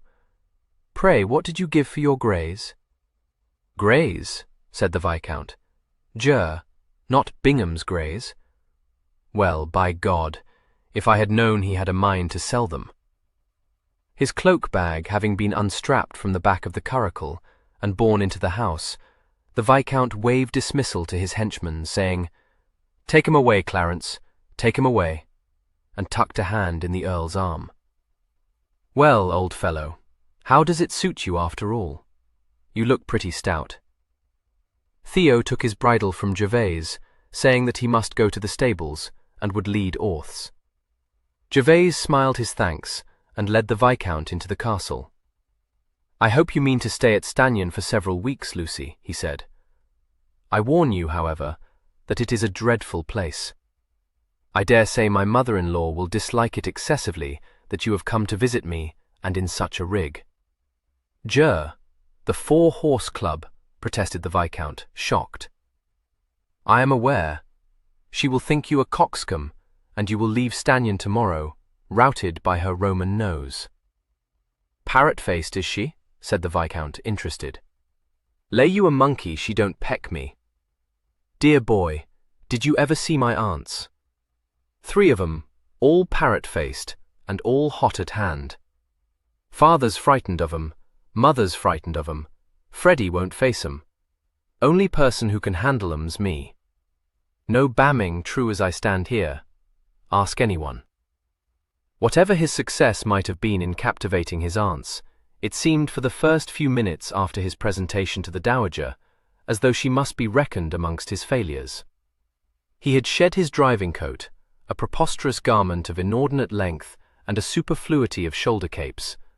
But whatever might have been gained by this was lost, Gervase informed him, by the consequent revelation of a single-breasted coat with a long waist, a kerseymere waistcoat of blue and yellow stripes, white corduroy small clothes, and short boots with immensely long tops.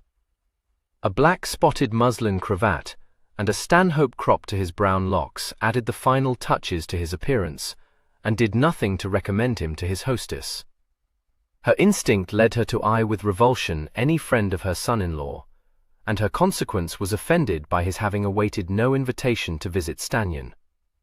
On the other hand, his rank could not but make him acceptable to her, and it very soon transpired that she had once stood up for 2 dances at a Harrogate assembly with his uncle Lucius. By the time she had discovered by a series of exhaustive questions and recollections that a connection of hers, whom she traced through several marriages, had actually married the Viscount's cousin Amelia, the enormities of his dress and his lack of ceremony were alike forgiven, and she was ready to declare him to be a very pretty-behaved young man, and one whom she was glad to welcome to Stannion. His men arriving at Stannion during the course of the afternoon, in a hired post-chaise piled high with his baggage, he was able before dinner to change the insignia of the 4-horse club for the propriety of knee-breeches and a dark coat, and thus to confirm himself in her good graces. She hoped he might be persuaded to remain at Stannion for the ball. He was all compliance and good nature, led her in to dinner, sat on her right hand at the table, and regaled her with the details with which she had long desired to be furnished of the extraordinary circumstances leading to his Aunt Agatha's 2nd marriage. Since his conversation was freely embellished with such cant terms as never failed to incur rebuke from her when they passed the lips of her son and her stepson, these gentlemen had nothing to do, according to their separate dispositions, but to admire the address which could carry off such unconventionalities, or to wonder at the unpredictability of elderly ladies. Martin, who had sustained a painful interview with his cousin, sat down to dinner in a mood of offended hauteur. The table having been rearranged to accommodate the unexpected guest, he was seated on his half-brother's left hand, and he took advantage of an animated discussion on the rival merits of Brighton and Scarborough as watering-places to say to Gervase in an angry under-voice, "I collect that you rode to Hatherfield this morning and found the bridge unsafe. I dare say you may have said that you had that intention, but I was not attending. In any event, I had warned Hale already that the bridge had been damaged." "In fact," said Gervase, "had I broken my neck, you would have been inconsolable." "No, I shouldn't," said Martin bluntly. "But to say that I tried to contrive that you should is the outside of enough. Break your neck, indeed, in that paltry stream. Don't lie to me, but own that you did hear me say I would ride to Hatherfield, and hoped that I might tumble into a very muddy river." "Oh, well," Martin said, reddening, but grinning in spite of himself. He found that Gervase was regarding him thoughtfully, and added in a defensive tone, "It's no concern of mine where you choose to ride. Of course, if you had asked me. However, you did not, and as for there being the least danger of your being drowned, pooh!" He appeared to find some awkwardness in continuing the discussion, and said, "You won't have forgot that we are to go to Wissenhurst this evening. I have ordered the carriage, for Drusilla goes too. Do you care to accompany me, or shall you drive yourself?" "No, I don't go. Present my compliments and my excuses to Lady Boulderwood, if you please." Gervase turned from him, as he spoke, to address some remark to Miss Morville, who, never having visited Scarborough, had retired from the argument still being carried on by the other persons seated at the table. When the ladies presently withdrew, Martin also left the table, saying that he must not keep Miss Morville waiting. Theo, suggesting that his cousin might wish to be alone with Lord Ulverston, engaged himself to keep the dowager tolerably well amused with a few rubbers of piquet. This good-natured scheme for the Earl's relief was rendered abortive, however, by her having previously extorted a promise from the Viscount to join her presently for a game of whist. This was kept up for some time after the appearance of the tea-table, the dowager declaring that she scarcely knew how to tear herself away from the cards. 20 minutes to 11, she said, consulting the clock on the mantel-shelf. I shall be worn out with dissipation. In general, you must know, I do not care to play after 10 o'clock. It does not suit me. But this evening I have so much enjoyed the rubbers that I am not conscious of the hour. You play a very creditable game, Ulverston. I am no flatterer, so you may believe me when I say that I have been very well entertained. My dear father was a notable card-player, and I believe I have inherited his aptitude. Dear me, it will be wonderful if I am asleep before midnight. I shall not wait for Miss Morville to return, for if they are engaged in dancing or speculation at Wissenhurst, you know, there is no saying when she and Martin will come back. We will go to prayers immediately.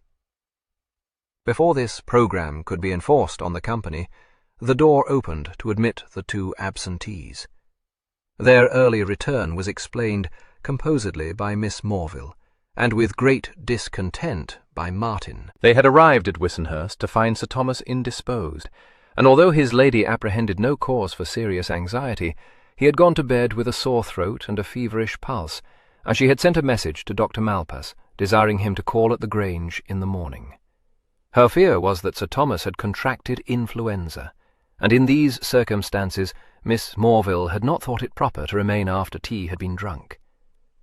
"If only Marianne does not take it from him," Martin exclaimed. "One would have thought he need not have chosen this moment of all others to be ill. He might have caught influenza last month, and welcome, and, to be sure, I don't know why he could not have done so, when half the countryside was abed with it. But no, nothing will do but for him to be ill just when we are to hold our ball. I shouldn't be at all surprised if the Boulderwoods do not come. It is all of a piece." "Shabby fellow," said Ulverston, looking amused. "But so it is always with these crusty old men. They delight in plaguing the rest of us." "Oh, well, as to that, I would not call him crusty," Martin owned. "Ah, now you are being over-generous, I feel. Sir Thomas is a very respectable man," pronounced the dowager. "We will send to inquire at Wissenhurst tomorrow, and I have no doubt that we shall receive a comfortable account of him. He would be very sorry not to be able to come to Stanyon, I dare say." "What?" demanded the Viscount a little later, when Gervase had borne him away to the library on the entrance floor of the castle. "Is the peculiar virtue of Sir Thomas which makes his presence indispensable to the success of your ball?" Gervase laughed. "A daughter. A daughter. Very well, I don't need to ask, is she beautiful?" "Very beautiful. Very engaging." "What a shocking thing it would be, then, for Sir Thomas to cry off. I shall certainly remain with you for a long visit, Ger." "Nothing could please me more. But take care you don't tread upon Martin's corns. How can you, after watching my conciliatory manners this night, think such an event possible? What is the matter with that halfling? Indulgence." The Viscount stretched out his hand for the glass of wine Gervase had poured for him. "I see. And is he in love with Sir Thomas's daughter?" "Calf love. He is ready to murder me for—" Gervase stopped, his hand arrested in the act of pouring a second glass of wine. "For flirting with her," he ended lightly. The Viscount's countenance was cherubic, but his eyes held a good deal of shrewdness. He said, "I perceive, of course, that he is ready to murder you, my tulip. Tell me about the damaged bridge." "Oh, so you heard that, did you? I had thought you absorbed in the attractions of the Steyne." "Very sharp ears, dear boy," apologized the Viscount. "There is nothing to tell. The storm last night cracked one of the supports to a wooden bridge thrown over a stream here, and Martin neglected to warn me of it. He is jealous of me, you see, and I think he felt it would do me good to be ducked in muddy water." "But what a delightful young man," commented the Viscount. "Were you ducked?" "No, my cousin was with me, and had some apprehension that the bridge might not be safe. In justice to Martin, he had already given instructions that the bridge should be barred. A schoolboy trick, no more. Your cousin gave him a fine dressing for it." "I heard him," said Ulverston, sipping his wine. "Did he? A pity. It was not worth making a noise about it." "Well, he seemed to think there was more to it than a schoolboy's trick." "Is there?" "Of course there is not. Now, Lucy, what's all this?" "Beg pardon. It's these ancestral walls of yours," explained the Viscount. "Too dashed medieval, dear boy. They put the oddest notions into my head." It was Martin who offered to be the bearer, on the following morning, of polite messages of condolence from his mother to Lady Boulderwood. He returned to Stannion with no very encouraging tidings. Dr. Malpas had given it as his opinion that Sir Thomas's disorder was indeed the influenza, and since Sir Thomas was of a bronchial habit, he had strictly forbidden him to leave his bed for several days, much less his house. Marianne did not despair, however, of being able to attend the ball, for her mamma had promised that she would not scruple, unless Sir Thomas should become very much worse, to leave old nurse in charge of the sick-room while she chaperoned her daughter to Stannion. But the following morning brought a servant from Wissenhurst to Stannion, with a letter for the Dowager from Marianne. It was a primly worded little note, but a blister on the sheet betrayed that tears had been shed over it. The writer regretted that, owing to the sudden indisposition of her mamma, it would be out of her power to come to Stannion on the following evening. In fact, Lady Boulderwood had fallen a victim to the influenza. The Dowager, in announcing these tidings, said that it was very shocking, but it was plain that she considered the Boulderwoods more to be commiserated than the Stannion party. They would, no doubt, soon recover from the influenza, but they would have missed being amongst the guests at Stannion, which she thought a privation not so readily to be recovered from. "How sorry they will be," she said. "They would have liked it excessively."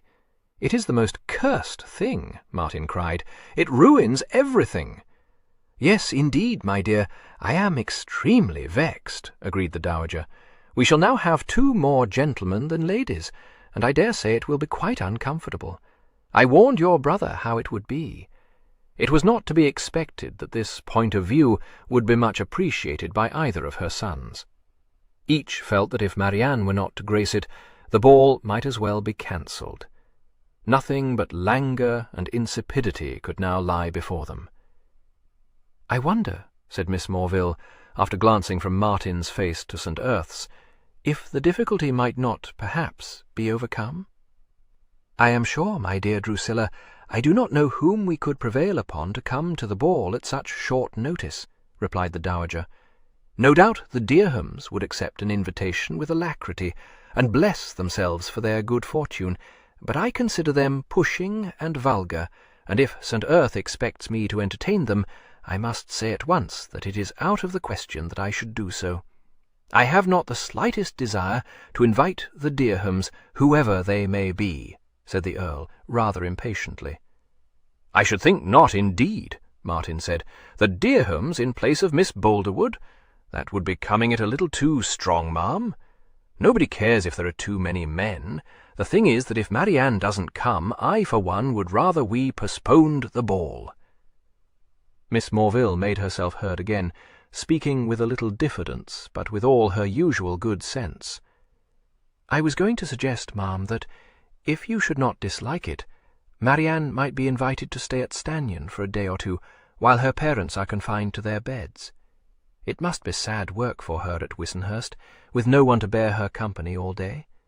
You may depend upon it, she is not even permitted the comfort of being able to attend to her mamma.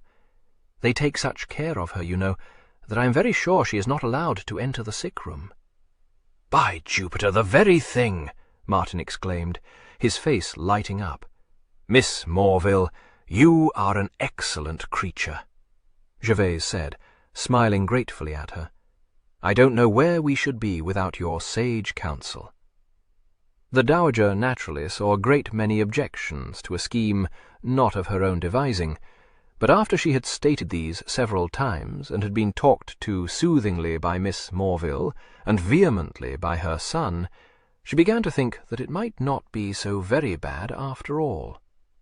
The Earl having the wisdom not to put forward any solicitations of his own, it was not long before she perceived a number of advantages to the plan. Martin would have the opportunity to enjoy Marianne's society, Drusilla would have the benefit of her companionship, and the Boulderwoods would doubtless think themselves very much obliged to their kind neighbour. Such benevolent reflections put her ladyship into good humour, and she needed little persuasion to induce her to say that she would drive to Wissenhurst that very day and bring Marianne back with her. It then became necessary to discuss exhaustively the rival merits of her ladyship's chaise and her landaulet as a means of conveyance. From this debate the gentlemen withdrew in good order, and the dowager, having weighed the chances of rain against the certainty of one of the passengers being obliged to sit forward if she went to Wissenhurst in her chaise, for there will be the maid to be conveyed, you know, and I should not care to go without you to bear me company, my dear Drusilla, decided in favour of the landaulet. Martin then very nobly offered to escort the ladies on their perilous journey, riding beside the carriage, and all that remained to be done was to decide whether the dowager should wrap herself in her sables or in her ermine stole. Even this ticklish point was settled, and midway through the afternoon the party was ready to set out, the only delay being caused by the dowager's last-minute decision to carry a genteel basket of fruit from the succession houses to the sufferers. One would not wish to be backward in any attention, she explained. To be sure, we have very little fruit at this period of the year, but I dare say St. Earth will not miss one each of his peaches and apricots and nectarines. I have directed Kahn to fill up the basket with some of our apples, which I dare say Lady Boulderwood will be very glad to have, for the Stannion apples, you know, are particularly good. Miss Morville encouraging her to suppose that St. Earth would be only too happy to sacrifice his fruit to the Boulderwoods, she was then ready to depart. The two ladies took their seats in the landaulet. A footman tenderly laid a rug about their knees. The basket of fruit was disposed upon the forward seat. Martin swung himself into the saddle of his good-looking bay hack, and the cavalcade set forth. The way was beguiled by the dowager in extolling her vicarious generosity in giving away her son-in-law's fruit, in calling upon Miss Morville to admire her son's admirable appearance on horseback, and in discovering that the bulbs in the various gardens which they passed on the road were not as far forward as those at Stannion. They arrived at Wissenhurst in good time, without having been obliged to rely upon Martin's gallantry to rescue them from footpads or highwaymen, and were received there by Marianne, who came running out of the house at sight of the landaulet, and expressed her sense of obligation for the condescension shown her in such warm terms as served to convince her ladyship that she was a very pretty behaved young woman, worthy to match with her son. A brief explanation of her purpose in coming to Wissenhurst Grange was enough to throw Marianne into ecstasies. It was as Miss Morville had supposed. Solicitude for her well-being had compelled Lady Boulderwood to forbid her most strictly to enter either sick-room. She had nothing to do but to regret the misfortune which prevented her from gracing the Stannion ball. The only difficulty was how to obtain Lady Boulderwood's consent to so delightful a scheme. Nurse was so cross, she would be of no assistance. Marianne did not know what was to be done. Happily, Miss Morville was unafraid of the dangers attaching to sick-rooms, and she alighted from the landaulet with the express purpose of visiting Lady Boulderwood. The dowager then permitted Marianne to escort her to the shrubbery, which she had the happiness of discovering to be not so extensive as that at Stannion, and in a little while Miss Morville rejoined her with a welcome intelligence that Lady Boulderwood was most grateful to her for her kind thought, and would be pleased to allow her daughter to sojourn at Stannion while she was confined to her chamber.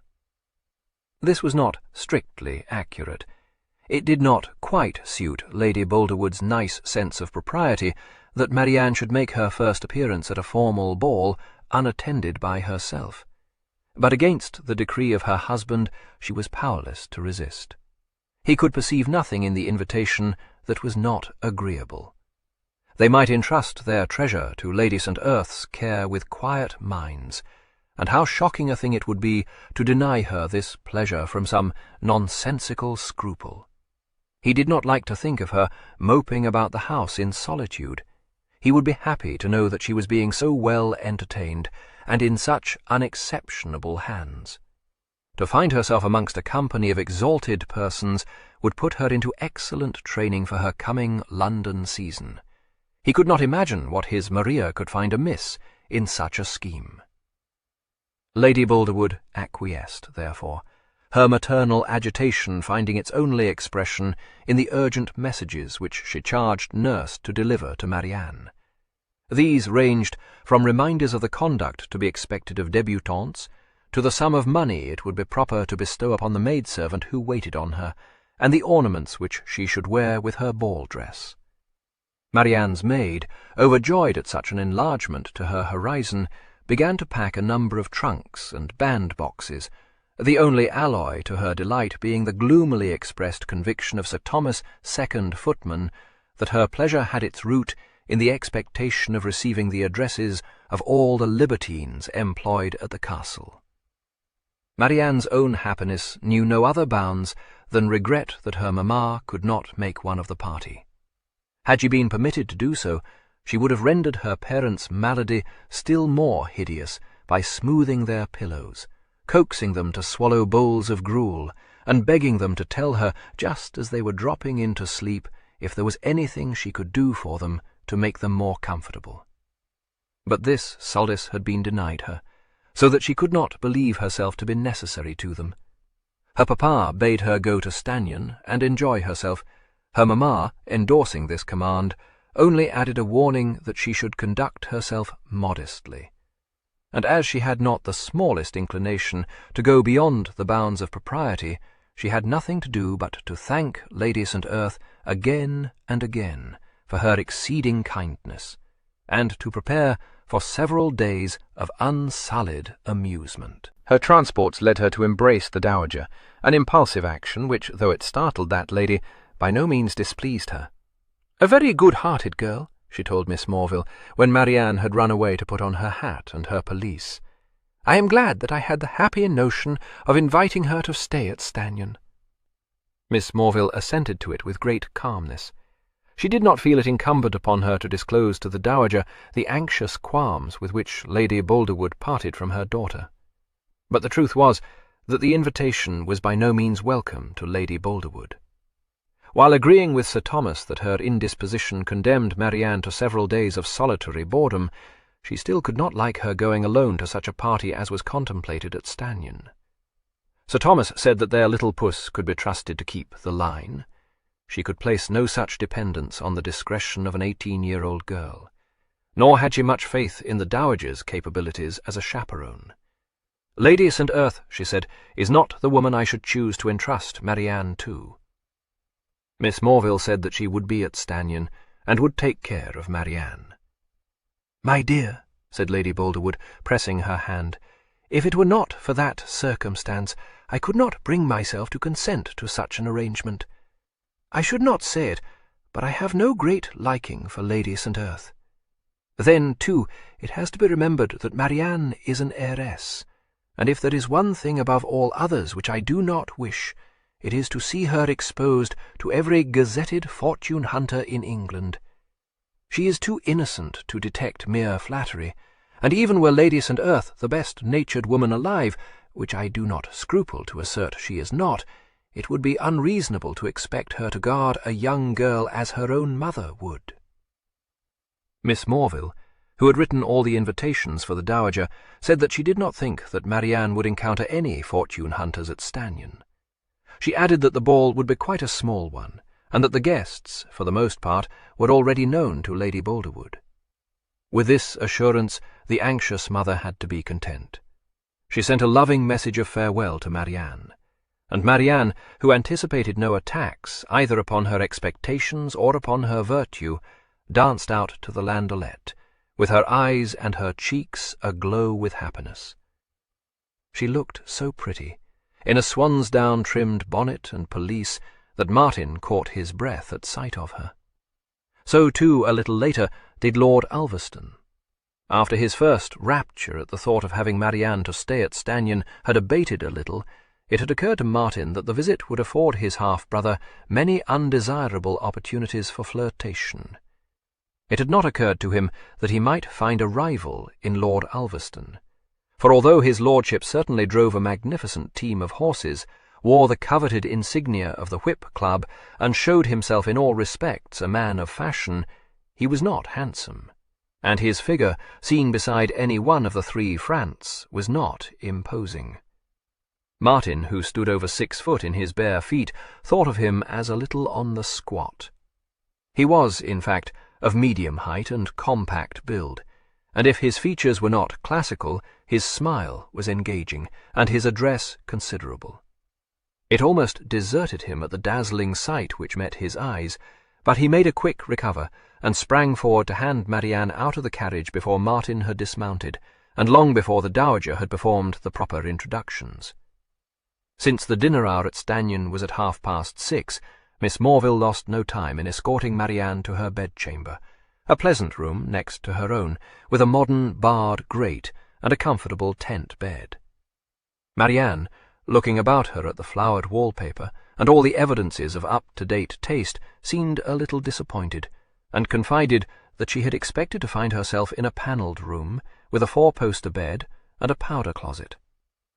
"Well, it could be arranged for you to sleep in one of the panelled rooms," said Miss Morville, "only it will set you at a little distance from me, and I had thought you would prefer to be near me." Marianne assured her that she would not change her room for the world. "I thought all the rooms were panelled," she explained. "Is not the castle of vast antiquity?" "Oh, not this part of it," said Miss Morville. "I think it was built at the time of Charles II. I fancy that not much of the original castle still remains. If you are interested in antiquities, you should ask Theo Frant to take you over the whole building. He knows all about it." "Is it haunted?" breathed Marianne, in delightful trepidation.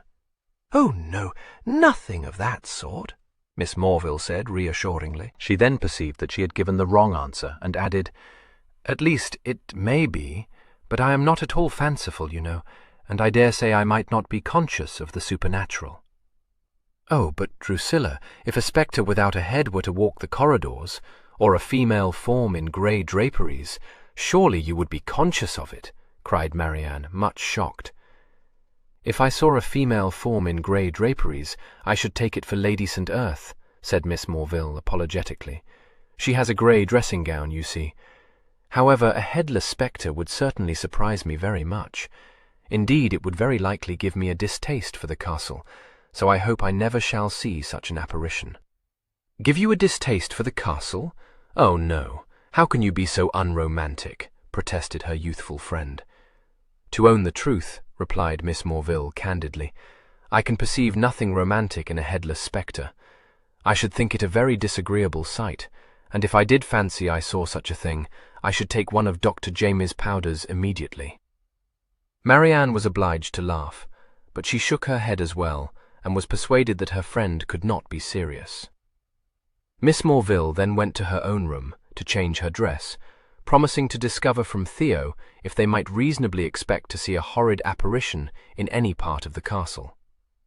She returned presently to escort Marianne to the long drawing-room, and, finding her charmingly attired in sprigged muslin, strongly recommended her to wrap a shawl round her shoulders. Though the castle might lack a ghost, she said, it was well provided with draughts. "Provoking creature," Marianne pouted. "You are determined to be prosaic, but I shan't attend to you." They found the rest of the party already assembled in the long drawing-room, gathered about a noble fire. The Earl came forward to draw the young ladies into the circle, and Marianne, with a droll look, complained of Drusilla's insensibility. "But she says that I must ask you, Mr. Frant, for the history of Stannion, and you will tell it all to me, all about the secret dungeons, and the oubliette, and the ghost." Theo smiled, but replied ruefully that he could offer her neither ghost nor oubliette. "And I hardly dare to tell you that the dungeons were converted many years ago into wine cellars," he he confessed. "As for ghosts, I never heard of one here, did you, Gervase?" "None beyond the shade that flits across the fountain court, weeping and wringing its hands," the Earl replied, with a composed countenance. Marianne clasped her own hands together and fixed her eyes on his face. "Oh, no. Do you mean it? And is that the only ghost? Does it not enter the castle?" "I have never known it to do so," he said truthfully. "Of course we have not put you in the haunted room, that would never do. The noise of clanking chains would make it impossible for you to sleep, and the groans, you know, are dreadful to hear. You will not be disturbed by anything of that nature, I hope. And if you should happen to hear the sound of a coach and four under your window at midnight, pay no heed."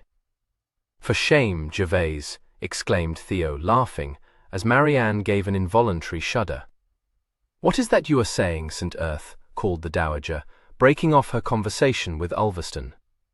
"You are talking a great deal of nonsense. If any such thing were to happen, I should be excessively displeased, for Corn has orders to lock the gates every night." "Ah, ma'am, but what can locked gates avail against a phantom?" "Phantom! Let me assure you that we have nothing of that sort at Stannion. I should not countenance it. I do not approve of the supernatural." Her disapproval was without its effect, the gentleman continuing to tease Marianne with accounts of spectres, and Martin achieving a decided success with a very horrid monkish apparition, which, when it raised its head, was seen to have only a skull under its cowl. "It is known as the Black Monk of Stannion," he informed Marianne. It appears only to the head of the house, and then as a death warning." She turned her eyes involuntarily towards Gervase. "Oh no," she said imploringly, hardly knowing whether to be horrified or diverted. "You are not serious." "Hush," he said, in an earnest tone. "Martin should not have disclosed to you the secret of Stannion. We never speak of it. It is a very dreadful sight." "Well, I don't know how you should know that," remarked Miss Morville, a good deal amused. "You cannot have seen it, after all." "My dear Miss Morville, what makes you think so?" "You are not dead," she pointed out. "Not yet," struck in Ulverston, in sepulchral accents. "We cannot tell, however, when we may find him stiff in his bed, his fingers still clutching the bell rope, and an expression on his face of the greatest terror." "No, no. Oh, you are roasting me. I do not believe it," Marianne said faintly. Her cheeks were quite blanched, and she could not resist the impulse to look over her shoulder. The Earl judged it to be time to have done, and to assure her that the Black Monk existed only in Martin's imagination. The dowager set Lord Ulverston right on a little misapprehension, telling him that the bell-rope in the Earl's bedchamber hung beside the fireplace and was out of reach of the bed. This was an inconvenience which she continued to deplore until dinner was announced, and as Miss Morville rallied on her lack of sensibility, said that she could not be terrified by tales of skeletons, since these could only be produced by human contrivance, Marianne's alarms were soon sufficiently dispelled to enable her to eat her dinner with a good appetite, and not to suppose that if she glanced behind her at the footman about to present a syllabub to her, she would discover him to be a fleshless monk. The dowager's benevolence had not led her to make any plans for the entertainment of her young guest, but when she discovered that the party numbered 8 persons, she directed that a second card-table should be set up, so that those who did not play whist with herself might enjoy a rubber of casino. "Mr. Clown and my nephew, Mr. Theo Frant, will make up our table," she informed Lord Ulverston. "You, I know, will prefer to play whist." The grace with which the Viscount accepted this decree was only equalled by the dexterity with which he convinced her ladyship that she would be better amused by a game of speculation. To her objection that she had never played the game, he responded that it would afford him delight to teach her. He seated himself on her right hand, and not even Martin, whose jealous disposition made him at all times suspicious, could decide whether it was by chance or deep stratagem that Marianne was placed on his other side. To her he largely devoted himself, cheating himself to enable her to win fish, and keeping her in a ripple of laughter with his inconsequent chatter.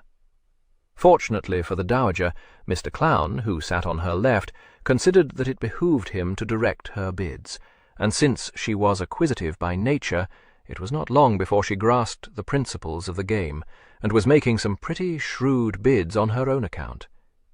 Seldom had an evening at Stanion passed more merrily. No one noticed the appearance of the tea-tray, and it was very nearly midnight before the party broke up. On the following morning, an exercise in manoeuvres was won by the Earl, not, as his indignant friend told him, so much by superior strategy as by inner knowledge.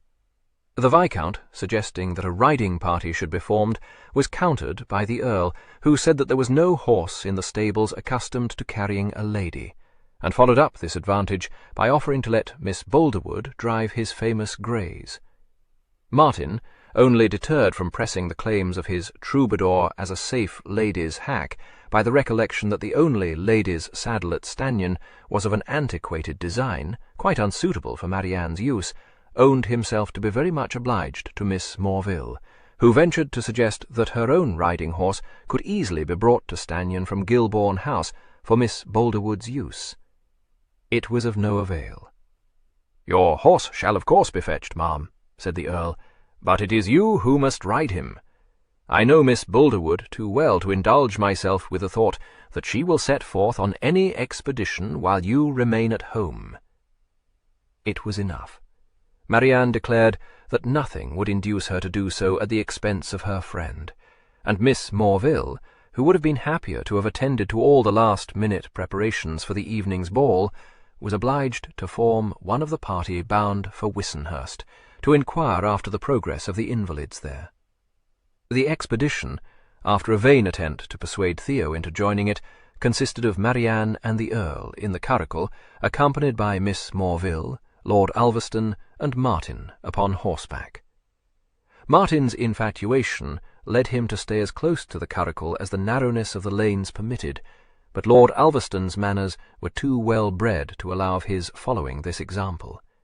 He devoted himself to Miss Morville, and through the accident of his having once read one of her mamma's excellent novels when he was confined to bed with a bad chill and could find nothing else to his hand, contrived to maintain an animated conversation with her all the way to Wissenhurst.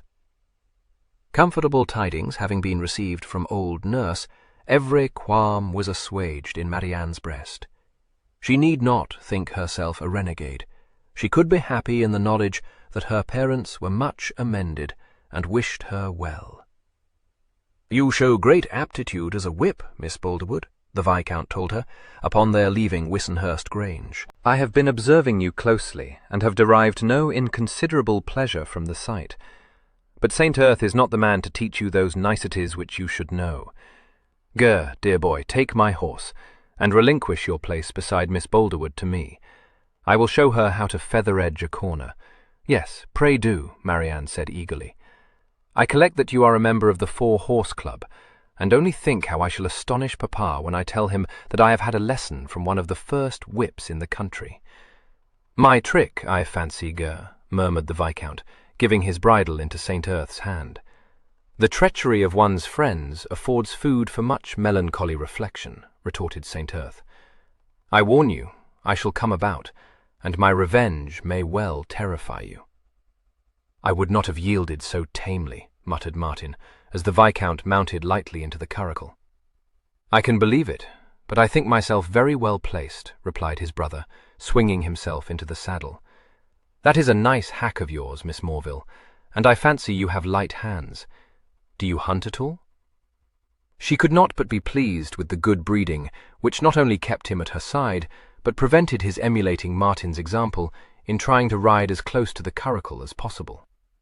He continued to converse with her like a man satisfied with his company, and upon finding an open farm gate, suggested that they should leave the lane for the refreshment of a canter through the fields.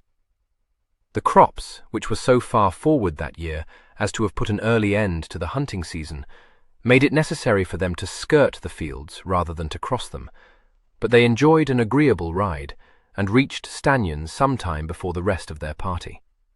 The Earl hoped that the exertion would not have made Miss Morville too tired to stand up for every dance that evening, a civility which amused her, since she meant to spend the afternoon, not, as he seemed to suppose, in recruiting her energies for the night's festivity, but in attending to all the details attaching to the entertainment of a large number of guests, with which her hostess was a great deal too indolent to concern herself.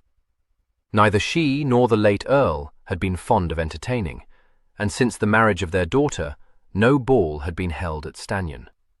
The housekeeper and the steward were thrown into a fluster by so rare an event, and although they enjoyed all the consequence of being called upon to provide for the accommodation of the ducal party from Belvoir, besides catering for the refreshment of some 20 persons at dinner and 40 more at supper, they were unaccustomed to such grand doings, and depended on Miss Morville, in default of their mistress, to advise on the number of rout cakes it would be proper to bake, the propriety of serving tea and coffee at supper, as well as lemonade and champagne, and what apartments ought to be allotted to the several guests who were to spend the night at Stanion.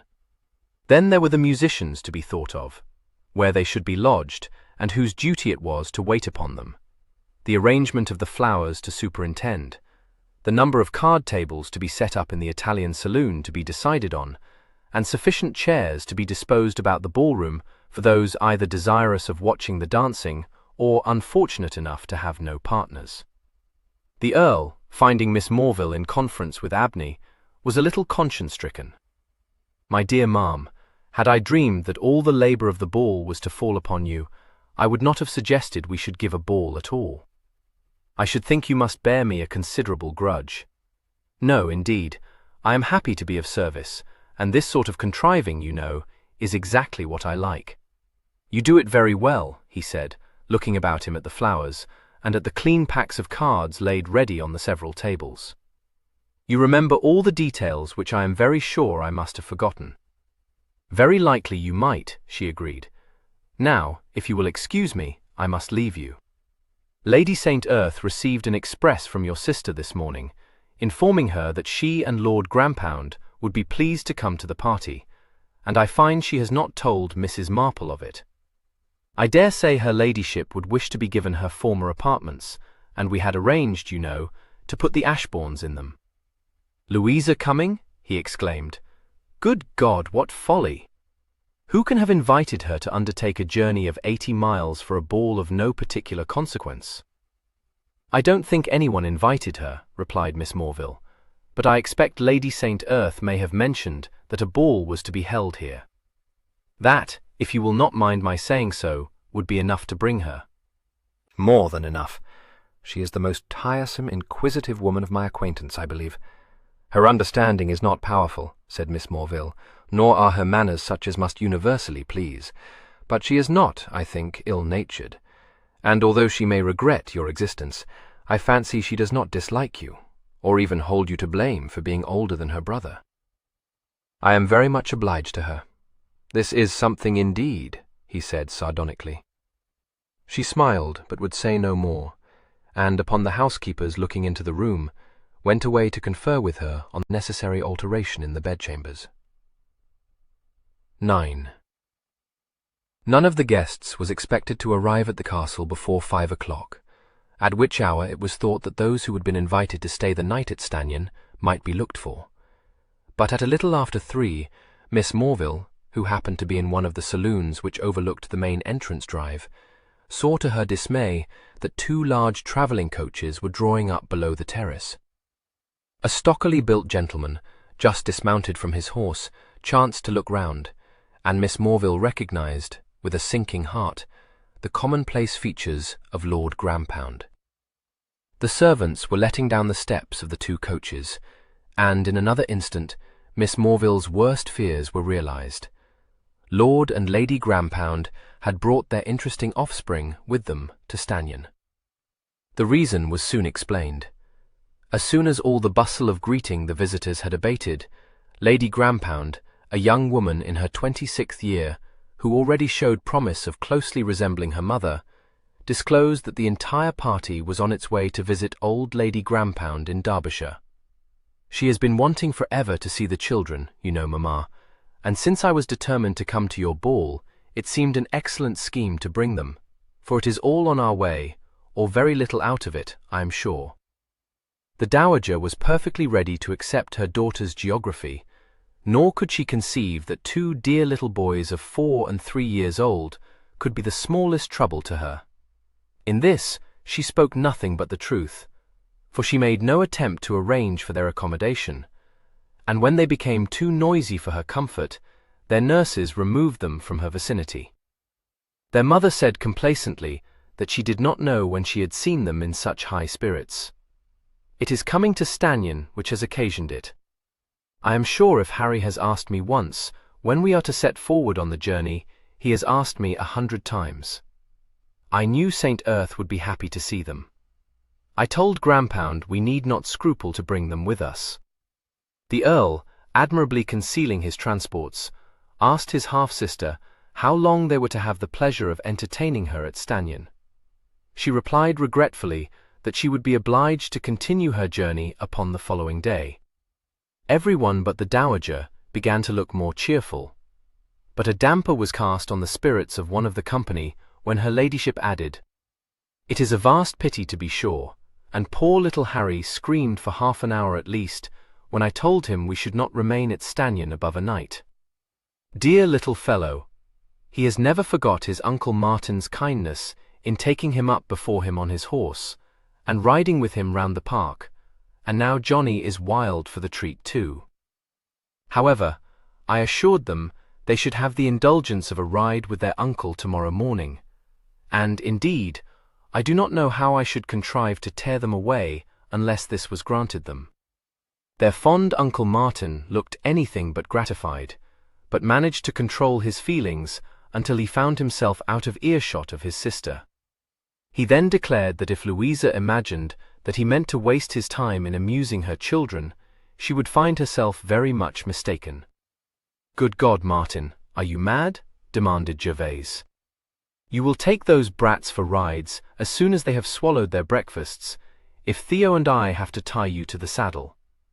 Did you not hear Louisa say that she could not tear them from us until they had been granted this indulgence?" Martin grinned, but said with considerable aplomb that he thought the boys would prefer to ride upon Cloud's back. "Nothing," said Gervase instantly, "would afford me greater delight than to set them up before me on Cloud. But the melancholy truth is that though he is in general perfectly docile, he cannot abide the sight of small boys." "I do not know how it is, but no, nor anyone else," interrupted Martin indignantly. "You are the most complete hand." "I am, and I give you fair warning that you will leave Stannion tomorrow never to return, unless you oblige your nephews in this small matter." An expression of deep cunning entered Martin's eyes. He said in a conspiratorial tone, "I say, Gervase, could we not prevail upon Theo?" "The very thing," exclaimed Gervase. "For anything we know, he dotes upon young children." "Who does?" inquired the subject of this plot, entering the room in time to overhear this observation. He laughed when the stratagem was disclosed to him, and said that nothing but their kind Uncle Martin would satisfy the boys, and since Martin was so foolish as to set up such a precedent, it is only right that he should bear the consequences, he added. "Do either of you know where Drusilla is to be found? Some arrangements must be made for the boys' supper, and I believe she is the best person to employ in approaching the head cook." "Unfortunate Drusilla," commented the Earl. "What havoc are my little nephews creating now? When I left her ladyship's dressing-room, they had done nothing more than set fire to the hearthrug." "Have no fear.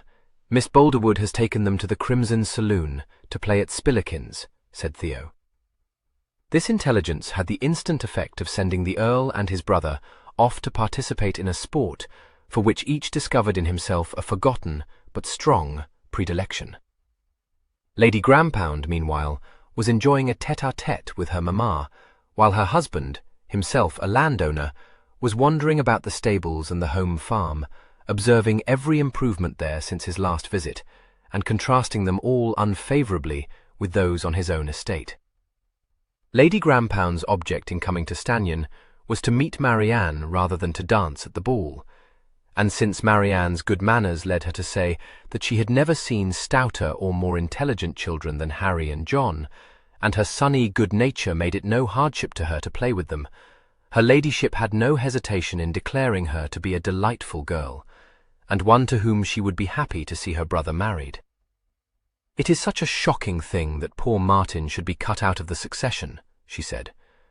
"I was never more grieved than when I heard that Gervase had come through the engagement at Genappe without a scratch, for, you know, the 7th were heavily engaged there, and one might have supposed.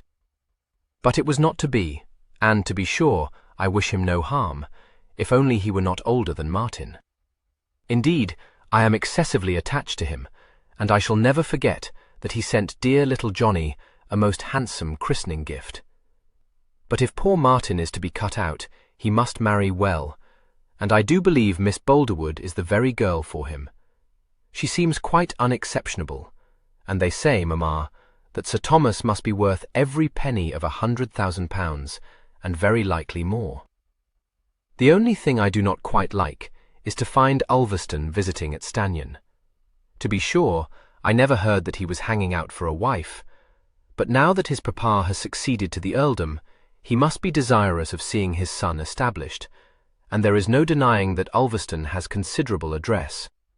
However, he is a man of easy fortune, so that to marry an heiress cannot be an object with him." This observation caused the dowager to suffer a qualm. It was but momentary.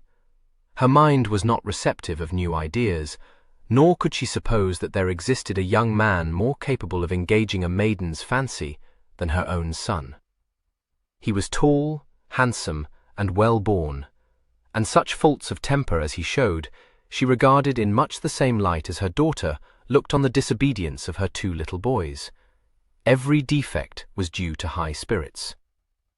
Not being concerned to any very great degree with anything beyond the bounds of her immediate family, Lady Grampound soon passed to topics of more interest to her, and in recounting to her parent little Harry's progress in ciphering, Johnny's tendency to bronchial colds, and her own difficulties in finding a second footman who combined smartness with respectability, comfortably whiled away the time until it became necessary for her to change her dress for the ball. It had been decided by Lady Boulderwood that Marianne should wear her white satin ball dress with the Russian bodice, and pearls as her only ornaments. Miss Morville, visiting her room to inquire if she had all she needed for the completion of her toilet, privately considered that her ladyship was a good deal to be pitied for being unable to see how lovely her daughter appeared in this festal raiment. But as it was not in her nature to go into raptures, she merely admired the dress, reassured Marianne on the vexed question of her curls, which Betty had arranged with charming simplicity à l'anglaise, and placed a prettily spangled gauze scarf about her shoulders, showing her to a nicety how to dispose its folds to the best advantage. She herself, having already enjoyed several London seasons, was not obliged to wear white, a colour which had never showed her off to advantage, but was dressed in a crepe slip of her favourite soft pink, worn under a figured lace robe. Her pearl necklet was more modest than Marianne's, but she wore a pair of diamond drops in her ears, and carried an antique fan, and a pair of very long French gloves of a delicate shade of pink, which instantly awoke Marianne's envy. "They are pretty," acknowledged Miss Morville. "My brother Jack was so obliging as to send them to me when he was stationed near Paris last year, and I have never yet worn them." "Do you know," confided Marianne, rather shyly, "I had thought that you did not care very much for such things." "On the contrary," replied Miss Morville, "my besetting sin is a great inclination towards finery. Unfortunately, or perhaps fortunately, my figure is not good, and my complexion rather brown, so that it suits me best to dress simply, and never in such colours as make you, my dear Marianne, appear quite ravishing." Marianne blushed and disclaimed, and marvelled silently that her friend could so calmly refer to her own lack of beauty. Together, they traversed the several galleries and antechambers which lay between their apartments and the long drawing-room. Here they found many of the dinner guests already assembled, those who were to spend the night at Stanyon, having arrived some time previously, and being now gathered to await the appearance of those persons living in the immediate neighborhood of Stanion, whom the dowager had thought it proper to honor with an invitation to dinner. She herself, formidably attired in purple grosgrain and velvet, and wearing the famous Frant diamonds, which comprised a tiara, necklet, and elaborate corsage, all of which would have been the better for cleaning, was assisting her daughter to bore the Duchess of Rutland with an account of the recent attack of measles suffered by Harry and Johnny. The Duchess was herself the mother of a young family, but only her strict training in the formal household of her papa, the Earl of Carlisle, enabled her to support her part in this interchange with the appearance of complacence. However, she was upborne by the reflection that her rank must make it a certainty that St. Earth would take her in to dinner, and for him she had no hesitation in declaring that she had a strong tendre. He was looking particularly handsome, in a dark coat made for him by the first tailor in town, and a most intricately tied cravat. His glowing locks, brushed into the Brutus style made fashionable by Mr. Brummel, shone like new-minted guineas in the light of the candles, and his stockings, like Miss Morville's gloves, had been bought in Paris. So exactly were his coat and satin knee-breeches moulded to his figure, that Martin was conscious of a sudden regret that he had not commissioned Weston to make his own evening dress. The entrance of the two young ladies was productive of a sensation in which Miss Morville realized, without rancour, that she had no part. Lord Ulverston was heard to mutter, "By Jupiter," by the high-born damsel to whom he had been talking, and the Duchess, having rapidly assimilated Miss Boulderwood's charms, demanded of her hostess in an urgent whisper to be told the name of the newest beauty. But although Marianne might be first in beauty, she was not first in consequence, and not all the dowager's concern for her son's success with an heiress could blind her to the impropriety of his leading a mere baronet's daughter in to dinner when other and more important ladies were present. To Mr. Warboys was the task of partnering Marianne allotted, and if his intellect was not of a powerful order, at least he contrived to keep her very well entertained throughout the meal. Lord Grampound sat upon her other side, and since his attention was pretty well divided between his other neighbour, a matron with an inexhaustible flow of small talk, and his dinner, which he pronounced to be uncommonly good, Marianne's notice was not often claimed by him. At the head of the table, the Earl and her Grace of Rutland were seen to be entertaining one another creditably.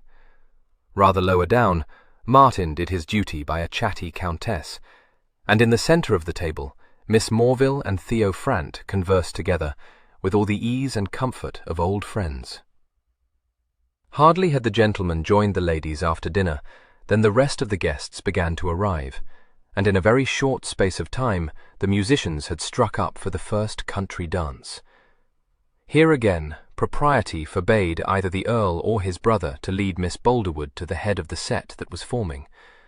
To the Duchess must belong the honour of opening the ball, and it was Lord Ulverston who had the good fortune to secure Marianne's hand for the first two dances.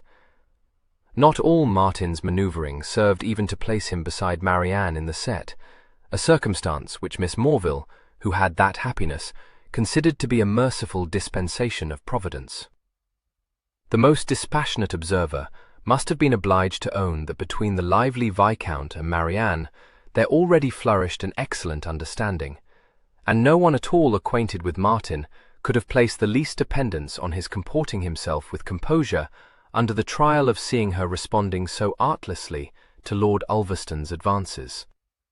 Her hand was presently claimed by Gervase for the first quadrille. She performed her part correctly, but since she had never danced it but under the guidance of her instructor, she was nervous of making some mistake in its various figures, and had little leisure for attending to the Earl's attempts to amuse her. He, as was to be expected of an officer under the Duke of Wellington's command, was an excellent dancer, performing all the most difficult steps with ease and grace. She exclaimed naively at the assurance with which he led her into the Grande Ronde. He told her that she wanted only practice to make her an unimpeachable exponent of the art, a compliment which emboldened her to attempt the pas de deux with more confidence than she might otherwise have felt. But a severe setback awaited the Earl. When the musicians, under his private instructions, struck up for a waltz, no persuasions could prevail upon Marianne to stand up to dance. Her mamma's instructions had been explicit. She might, if solicited to do so, dance the quadrille, but on no account must she waltz. Neither the Earl nor Lord Ulverston could induce her to contravene this prohibition. To be seen to waltz before she had received the accolade of the approval of the hostesses of Almack's must set upon any debutante the indelible stigma of being a fast girl. Lady Boulderwood had foreseen the danger, and had guarded against it. Although some license might be permitted to a young lady making her appearance at a private ball, she was too shrewd not to know that there would be jealous matrons enough to report in influential circles that Miss Boulderwood was not quite the thing. Marianne's docility might disappoint her male admirers, but it did her no disservice in the eyes either of Lady St. Erth or of her ladyship's acquaintance. She was held to be a very modest girl by at least 3 mothers of promising daughters, and the most delightful, unaffected girl possible by those ladies anxious to marry their younger sons creditably. Since Miss Morville happened to be standing beside Marianne when the Earl begged for the honour of her hand in the waltz, good manners compelled him to turn next to her. She accepted the offer with her usual composure, curtsying slightly, and allowing him to lead her onto the floor. Here she surprised him by proving herself to be an experienced dancer, very light on her feet, and so well acquainted with the various steps that she performed them as though by instinct, and was able to converse sensibly while she did so. Under no illusions as to the value of the compliment paid her by her host in asking her to stand up with him, while many ladies of more consequence awaited that honour, she said seriously, "If only you had mentioned the matter to me, I could have told you that there was no possibility of Miss Boulderwood's waltzing, my lord, and then, you know, you need not have commanded the musicians to strike up for one." "How do you know that I did so command them, ma'am?" he asked, smiling in spite of himself. "Well, I did not, because Lady St. Erth does not like to see it danced, and I am very sure Martin did not, because he has never learnt the steps." "You are correct in your surmise," he acknowledged, "and I am going to bespeak another waltz." "You dance delightfully, Miss Morville. I have had a great deal of practice," she said. "I am very much obliged to you for the courtesy, but I believe you ought rather to invite Lady Firth to dance with you." "Miss Morville, you may manage the arrangements for the ball, but you shall not manage my conduct at it," he told her. "I have already stood up with Lady Firth for the boulanger, and I consider myself now at liberty to please myself. I hope you don't mean to refuse me the pleasure of another waltz with you." Martin, meanwhile, had joined the small group of young ladies whose mammas, like Lady Boulderwood, did not sanction the waltz. If he could have done it, he would have detached Marianne from the fair bevy, but his arrival was greeted with so much delight by a damsel, just emerged from the schoolroom, and whom he had known all his life, that civility obliged him to remain talking to her for several minutes. By the time another gentleman came up to claim her notice, Lord Ulverston, escaping from the clutches of Lady Grampound, was seated beside Marianne, entertaining her with a few of the military anecdotes so much frowned on by the dowager, and although Martin might hover jealously over Marianne, he could not lure her attention away from her more amusing partner.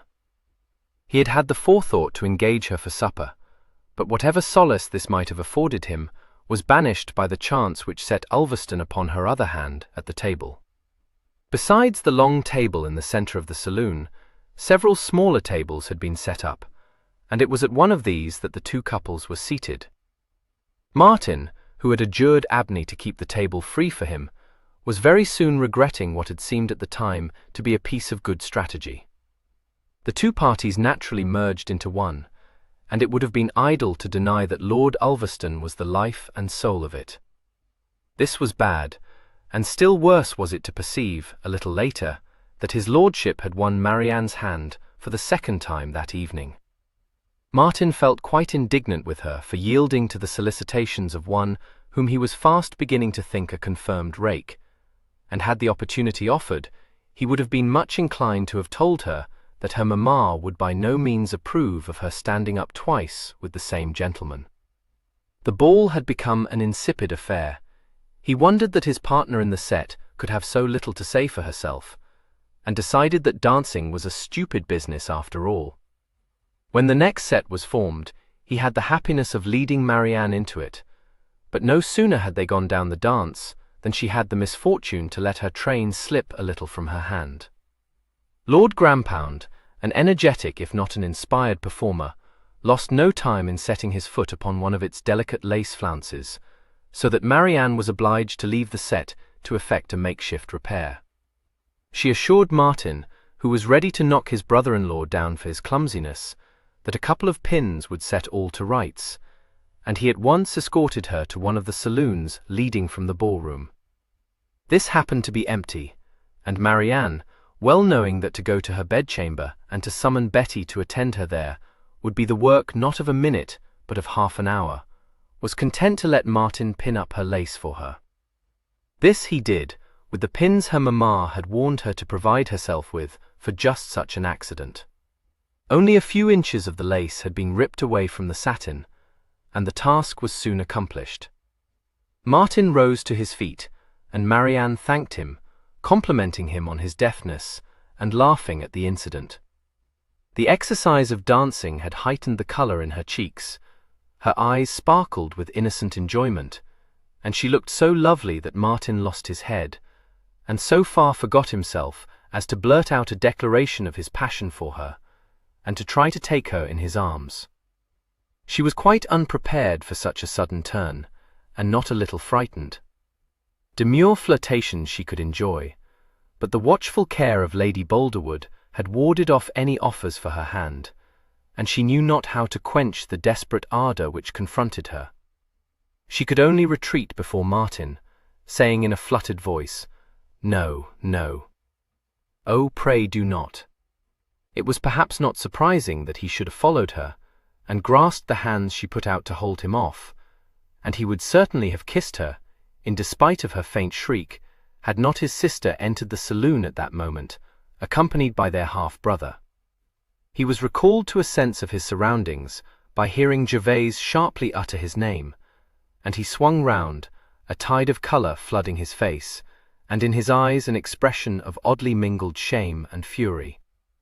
Marianne was quite as discomposed as he, and stood trembling, her face averted to hide the sudden rush of startled tears to her eyes. Lady Grampound's exclamation of, "Good gracious, what's all this, pray?" did nothing to soothe her agitation. She had no voice with which to speak even such few disjointed words as rose to her lips, and it was with profound gratitude that she laid her shaking hand on the Earl's arm. He had crossed the room and was saying in his quiet way, "I came in search of you, for another set is forming, ma'am. I saw the sad accident which befell your gown, and I hope my brother has been of assistance in pinning up the lace." "Oh, yes, so kind," she managed to say. "It is of no consequence, the tiniest rent." She went with him thankfully to the door, but here they were met by Lord Ulverston, who said in a rallying tone, You are a base fellow, and are trying to steal a march on me. Miss Boulderwood is promised to me for this dance. Unhand her, villain!" He perceived as he spoke that she was suffering from some embarrassment. One swift glance round the room, if it did not put him in possession of the facts, at least informed him that Martin was in some way to blame for this, and with the ready address which sprang as much from good nature as from good breeding, he continued to rattle on in his droll style, accusing his friend of treachery, and insisting that he would very likely call him out for it in the morning. "No, no," said Gervase, ably seconding his efforts. "That would be a great breach of hospitality. If you can be so unmindful of your duty towards your host, I at least shall not forget my duty towards my guest." "Dudgeon, Miss Boulderwood, do not be taken in by these soft words. He played me just such a trick once in France, and was not for a moment at a loss to explain why he should not be punished for it. But come, we shall find no places if we don't make haste. The Earl relinquished her into his friend's care, and she allowed herself to be led back into the ballroom.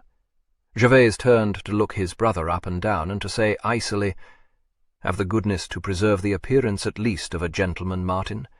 These manners may do very well at a Covent Garden masquerade. They are out of place at Stanion." "How dare you!" Martin ejaculated, starting forward a pace. "You are not to be the arbiter of my conduct." "You are mistaken. I am the only arbiter of the conduct of those who live under my roof." "Yes, you would like to be rid of me, would you not? You are afraid you have no chance with Marianne, while We will leave Miss Boulderwood's name out of this. I will not suffer any guest of mine to be insulted, least of all a girl entrusted to our protection. You should be ashamed of yourself." Since Martin was, in fact, very much ashamed of himself, this scathing remark made him angrier than ever. His sister then further exacerbated his temper by pronouncing in a pontifical tone strongly reminiscent of her mother, "I am bound to say that St. Earth is perfectly in the right. Such behaviour, my dear brother, is not at all the thing. Grampound would be very much shocked." "Grampound may go to the devil, and take you and St. Earth with him," said Martin furiously. "Now, Martin, do not fly into one of your stupid puckers," recommended her ladyship. "You had better beg Miss Boulderwood's pardon. I shall tell her that you are a trifle foxed." "You will do no such thing. I want none of your cursed meddling, Louisa, I thank you. I mean to marry Marianne." "Possibly," said Gervase dryly, "but before you press attentions upon her which she appears to find unwelcome, you would be well advised to obtain her father's consent to your pretensions." "Very true," agreed Lady Grampound. "It is no use to scowl, Martin, for St. Earth's observation is excessively just. When Grampound offered for me, it was not until dear papa had assured him that he should not dislike the match for me. Indeed, until mamma informed me of it, I had not a notion that Grampound was fallen passionately in love with me, for he behaved with the greatest propriety towards me, so that I am sure I thought he cared more for his dinner than for me." She laughed heartily at this recollection, but the only effect it had upon her young brother was to make him eye her with acute dislike, and to grip his lips so firmly together that they seemed no more than a thin line drawn across his face. "I am persuaded that Grampound did just as he ought," said Gervase gravely, but with a twitching lip. "Enough has been said, I think. We had better go back into the ballroom." "Well, I have not said all I wish to," Martin shot at him. "You may stop talking to me as though I were a damned rake, just trifling with Marianne. It's no such thing, and if you think I mean to await your permission before I ask her to marry me, you will discover your mistake." He was interrupted by the entrance of Theo, who came in looking startled and considerably shocked. He quickly shut the door behind him, saying, "Gervase! Martin, for God's sake! Your voices can be heard in the ballroom." "What is it?" "No concern of yours," replied Martin. "It is all Martin's fault," explained Lady Grampound. "He has been behaving very badly, and now he will not own it. But so it is always with him, and mamma so much encourages him that Grampound says it is no wonder Gervase intervened hastily." "Grampound is a very good sort of a man, Louisa, but I doubt whether Martin wants to be told of his sayings. Let Theo take you back to the ballroom. It will occasion too much remark if we all go together." "I think it is you who would better accompany Lady Grampound," said Theo bluntly. "Nonsense. Martin and I have a little rubbed one another, but we are not going to come to fisticuffs, I assure you. Louisa, oblige me by not mentioning what has occurred to anyone. There is not the least occasion for you to speak of it, even to Grampound." "The person who should be told is mamma," said her ladyship, gathering up her train. "However, I shall not do so, for she will never make the smallest push to remonstrate with Martin, and so it has always been." With these sisterly words, she accepted her cousin's escort into the ballroom, where she proceeded to regale him, without loss of time, with the whole history of the episode. Left alone with his half-brother, Gervase said in a more friendly tone, "Well, that was all very unfortunate, but it will be forgotten. If I spoke too warmly, I beg your pardon, but to be trying to kiss against her will a girl in Miss Boulderwood's circumstances is the outside of enough, as well you know." His sensibilities as much lacerated by Marianne's attempt to repulse him as by the lash of his own conscience, Martin was in no mood to accept an amende. He said in a shaking voice, "Damn you, leave me alone," and brushed past Gervase out of the saloon. 10. It was not to be expected that Miss Boulderwood could compose herself for slumber that night until she had poured forth the agitating events of the evening into her friend's ears. Lord Ulverston's kindness and good humour had done much to calm her disturbed nerves, but these had been shocked and would not readily recover. Since her schoolroom days, she had almost never found herself alone with a man other than her papa, for even when the Earl taught her to drive his curricle, his groom had always been perched up behind the carriage. The anxious care of her parents had wrapped her about, and although her disposition led her to flirt with her many admirers, it had never occurred to her innocent mind that these tactics might lead them, on the first occasion when they found her unprotected, to take shocking advantage of her levity. Her spirits were quite borne down by the discovery, and she was much inclined to think herself a fast girl, with whom gentlemen thought it proper to take liberties. Miss Morville, however, received her confidences with admirable calm and common sense. While agreeing that it was no doubt disagreeable to be found in such an embarrassing situation, she maintained that it was no matter for wonder that Martin should have so far forgotten himself. "If you will be so pretty, Marianne, and flirt so dreadfully, what can you expect?" "Oh, I was never so mortified. I had not the least notion he would try to do such a thing." "Well, he should not, of course, but he is very young, after all, and I dare say he is ashamed of it now," said Miss Morville consolingly. "If I were you, I would not refine too much upon the incident." "How can you talk so? He behaved as though I were the veriest drab." She saw that Miss Morville was looking amused, and added indignantly, "Drusilla, how can you be so insensible? You must have felt it as I do." "Perhaps I might," acknowledged Miss Morville. "I don't think I should. But the melancholy truth is that no one has ever shown the smallest desire to kiss me." "I envy you," declared Marianne. "I wish I knew how I am to face Martin at breakfast tomorrow. I cannot do it." "Oh, there will not be the smallest difficulty," Miss Morville pointed out. "It is tomorrow already, and if you partake of breakfast at all, it will be in this room, and not until many hours after the gentlemen have eaten theirs." This practical response was not very well received, Marianne saying rather pettishly that Drusilla seemed not to enter into her feelings at all, and pointing out that whether it was at the breakfast table or at the dinner table, her next meeting with Martin must cause her insupportable embarrassment. "I dare say it will cause him embarrassment too," observed Miss Morville. "So the sooner you have met, and can put it all behind you, the easier you will be." "If only I might go home," Marianne said. "Well, and so you will in a day or two. To run away immediately would be to give rise to the sort of comment I am sure you would not like, and, you know, you can scarcely continue to reside in the same neighbourhood without encountering Martin."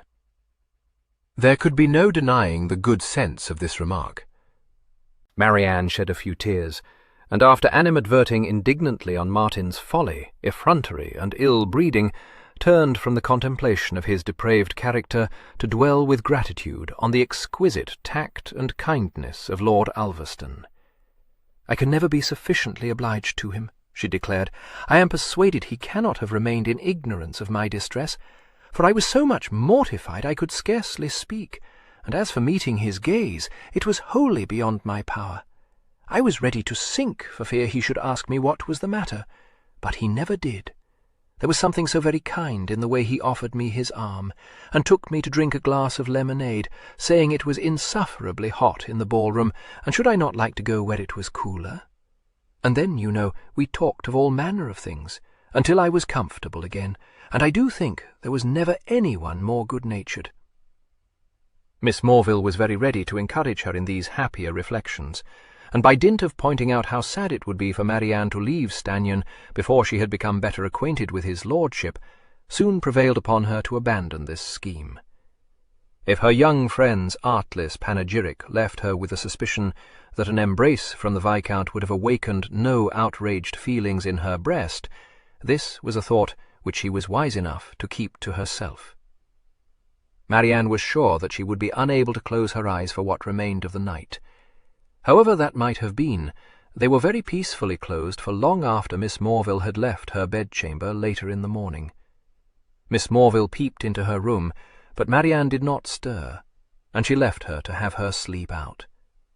Only the gentlemen appeared at the breakfast table, but by 11 o'clock most of the ladies had come downstairs from their rooms, including Lady Grampound, who seemed to have risen for no other purpose than to ensure that her sons were given rides by Martin. Upon his not unreasonably demurring at this demand, compliance with which must remove him from the castle before any of the visitors had departed, she said that to oblige his nephews was the least he could do, an oblique reference to his misconduct, which provoked him into replying that if giving rides to her brats would make her departure from Stannion that day a certainty, he would be happy to do it.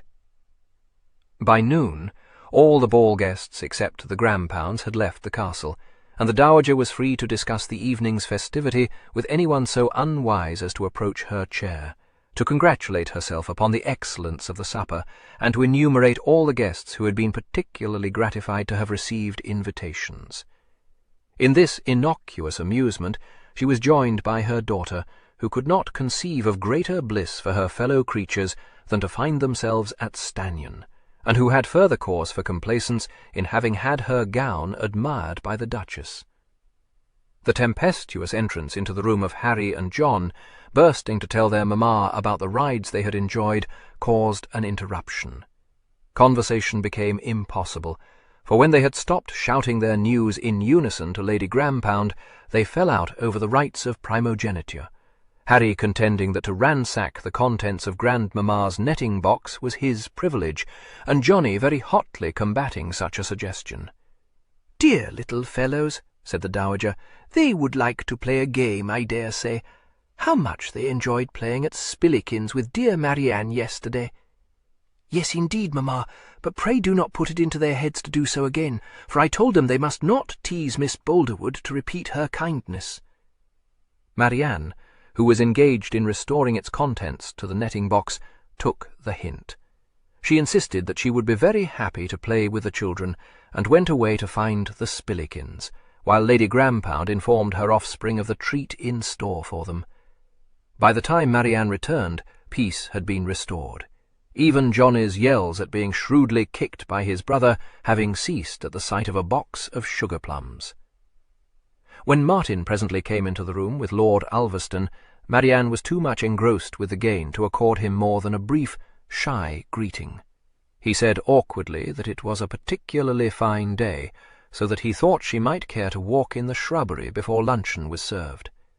She declined it, and a moment later he had the mortification of seeing Ulverston join the Spillikin party, and receive a very welcoming smile and blush. The Grampounds were to leave Stannion during the afternoon, and while the party sat round the table in one of the saloons, eating cold meat and fruit, Lord Grampound expressed a wish to visit a house in the neighbourhood, which he had some thought of hiring for the accommodation of his family during the summer months. This led his wife to explain in detail the extensive improvements which were to be put in hand at Grampound Manor, the fatal effects of Brighton air upon Harry's liverish constitution, and her own ardent desire to spend the summer within reach of Stannion. The Dowager, loftily disregarding her stepson's claims to be consulted in the matter, at once invited her daughter to come to Stannion itself, and to remain there for as long as she pleased, an invitation which her ladyship would certainly have accepted, had Lord Grampound not intervened, to say with great firmness that he preferred to hire a house of his own.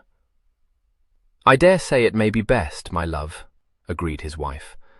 "Not but what it would be pleasant for Mamma to have the children at Stanyon for a really long stay, and I am sure I do not know where they would be happier.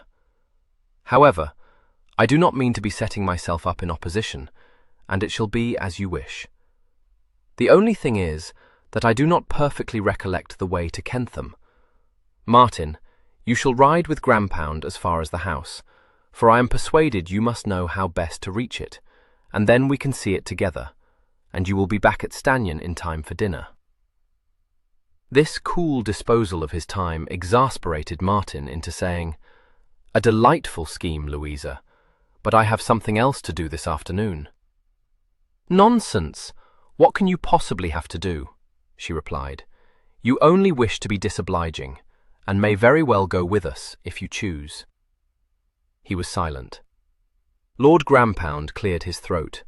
"I should be happy to have Martin's company on the road, but if he does not care to go with us, I shall refrain from pressing him."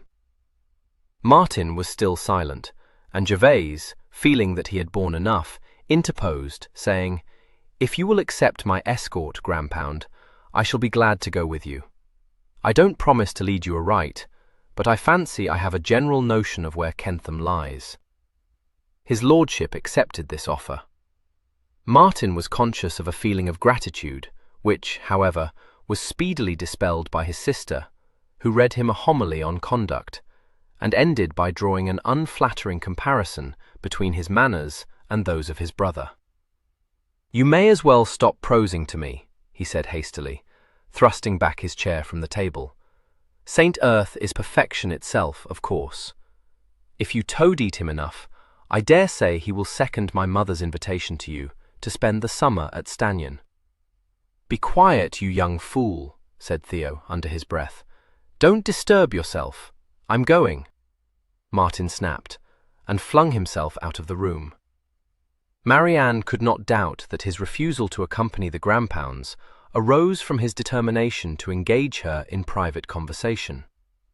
He had made 2 attempts already to detach her from the rest of the party, and since she did not know what to say to him if he offered her an apology, or how to repulse him if he tried to renew his love-making, she was thrown into a flutter of nerves, and so earnestly begged Miss Morville not to leave her side for an instant, that Drusilla, who had meant to walk across the park to her own home, to perform some few duties there, was obliged to abandon her design. Until the Grandpounds took their departure, everyone lingered in the castle, but when, not more than an hour later than had been intended, and after only 2 false starts, the coaches, preceded by the Earl and his brother-in-law on horseback, at last passed under the gate tower, and bowled away through the park, there was nothing to keep the remaining company within doors any longer. Miss Morville suggested the refreshment of a walk in the shrubbery to Marianne, and thither they repaired, enjoying the bright spring sunshine, and talking over such aspects of the ball as Marianne could bear to recall without pain. The painful episode, however, was bound to obtrude, and although a night's repose had to a great extent soothed Marianne's more exaggerated reflections, she confided in Miss Morville that although she had previously thought her mamma very old-fashioned to allow her to go nowhere without her chaperonage, she now saw how dangerous it was for a female to be alone with a young man. After they had been walking about the paths for a little while, they were joined by Lord Ulverston. He had an arm for both ladies, but it was not long before Miss Morville perceived herself to be unnecessary either to his comfort or to Marianne's. She ventured to suggest that she should leave them, to go on her interrupted errand to Gilbourne House, beyond saying, "Must you go indeed? You will be so tired after dancing all night." Marianne made no objection. The dangers attached to finding herself alone with a young man were forgotten, and since Miss Morville had perfect confidence in Lord Ulverston's ability to keep whatever ardour he might feel within the bounds of the strictest propriety, she had no hesitation in leaving him to entertain her friend. She was met at Gilbourne House by the housekeeper, who had a great many problems to lay before her, and a great many grievances to pour into her ears. Not the least of these was the shocking ingratitude, selfishness, and duplicity of one of the maids, who, having been given permission to spend a night at her own home in the village, had, instead of returning in good time upon the following morning, sent up a message to the house that she had had the misfortune to sprain her ankle, and could not set her foot to the ground.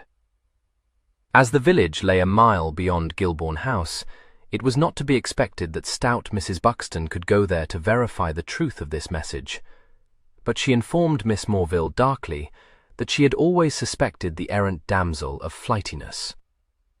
Miss Morville did not share this suspicion, but she promised to visit Kitty's home, for she had a strong sense of duty, and had been bred up by her progressive parents to think the well-being of her dependents particularly her concern.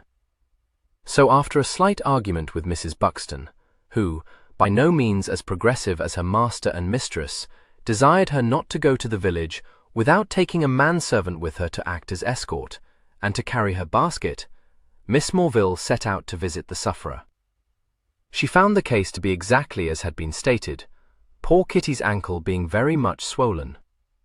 Her offerings of arnica, eggs, and a cheese wrested from Mrs. Buxton's jealously guarded storeroom were accepted with thanks, and some doubt, Kitty's mother being of the unshakable opinion that nothing could do more good to sprains, sores, chilblains, and a variety of other ills than goose fat well rubbed in.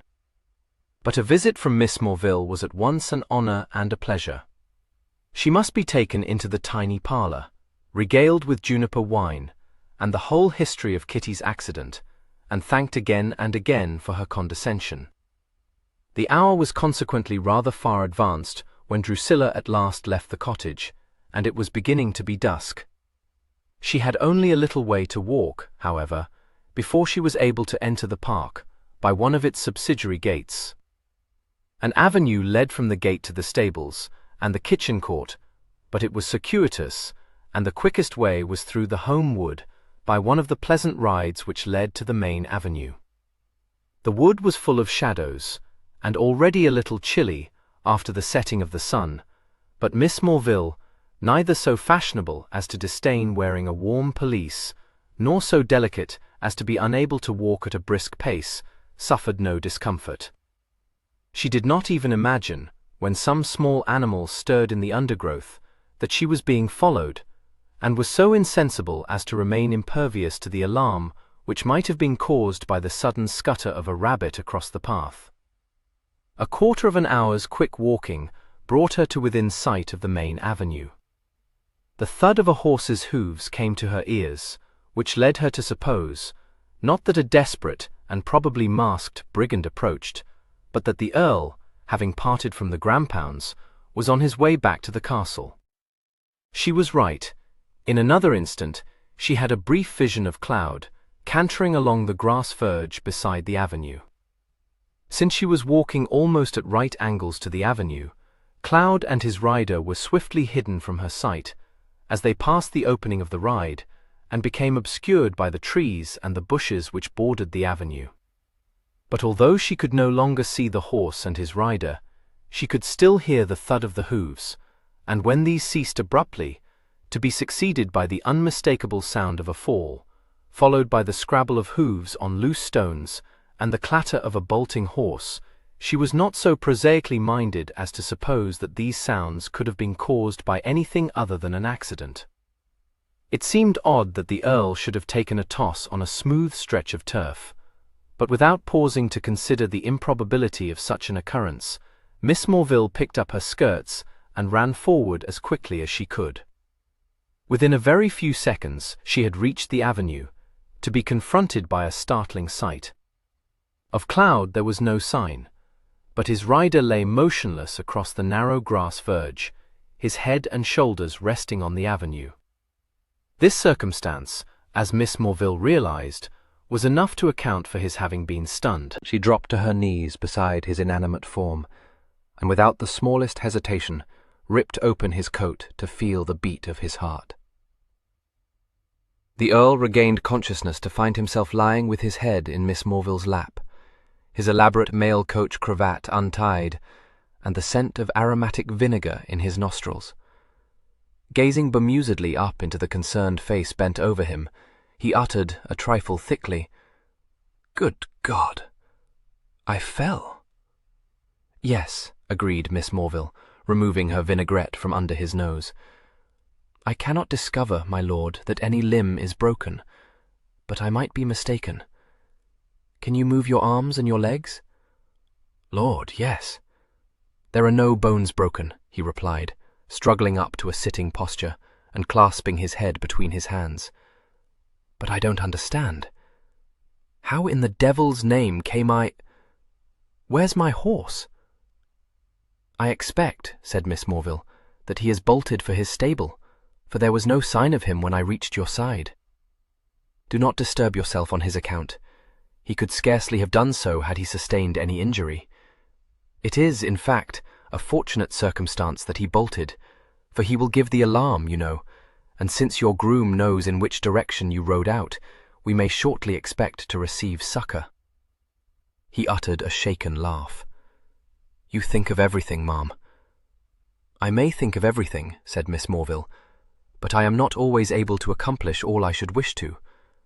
My chief desire has been to procure water with which to revive you, but, in the circumstances, I scarcely dared to leave your side. I do not think, from what I can observe, that you have broken your collarbone." "I am very sure I have not, ma'am. I have merely broke my head." "Does it pain you very much?" she asked solicitously. "Why, yes. It aches like the very deuce, but not, I assure you, as much as does my self-esteem. How came I to fall, like the rawest of greenhorns?" He received no answer to this, and added with an effort towards playfulness, "But I forget my manners. I must thank you for preserving my life, Miss Morville, even though it may have been at the cost of my cravat."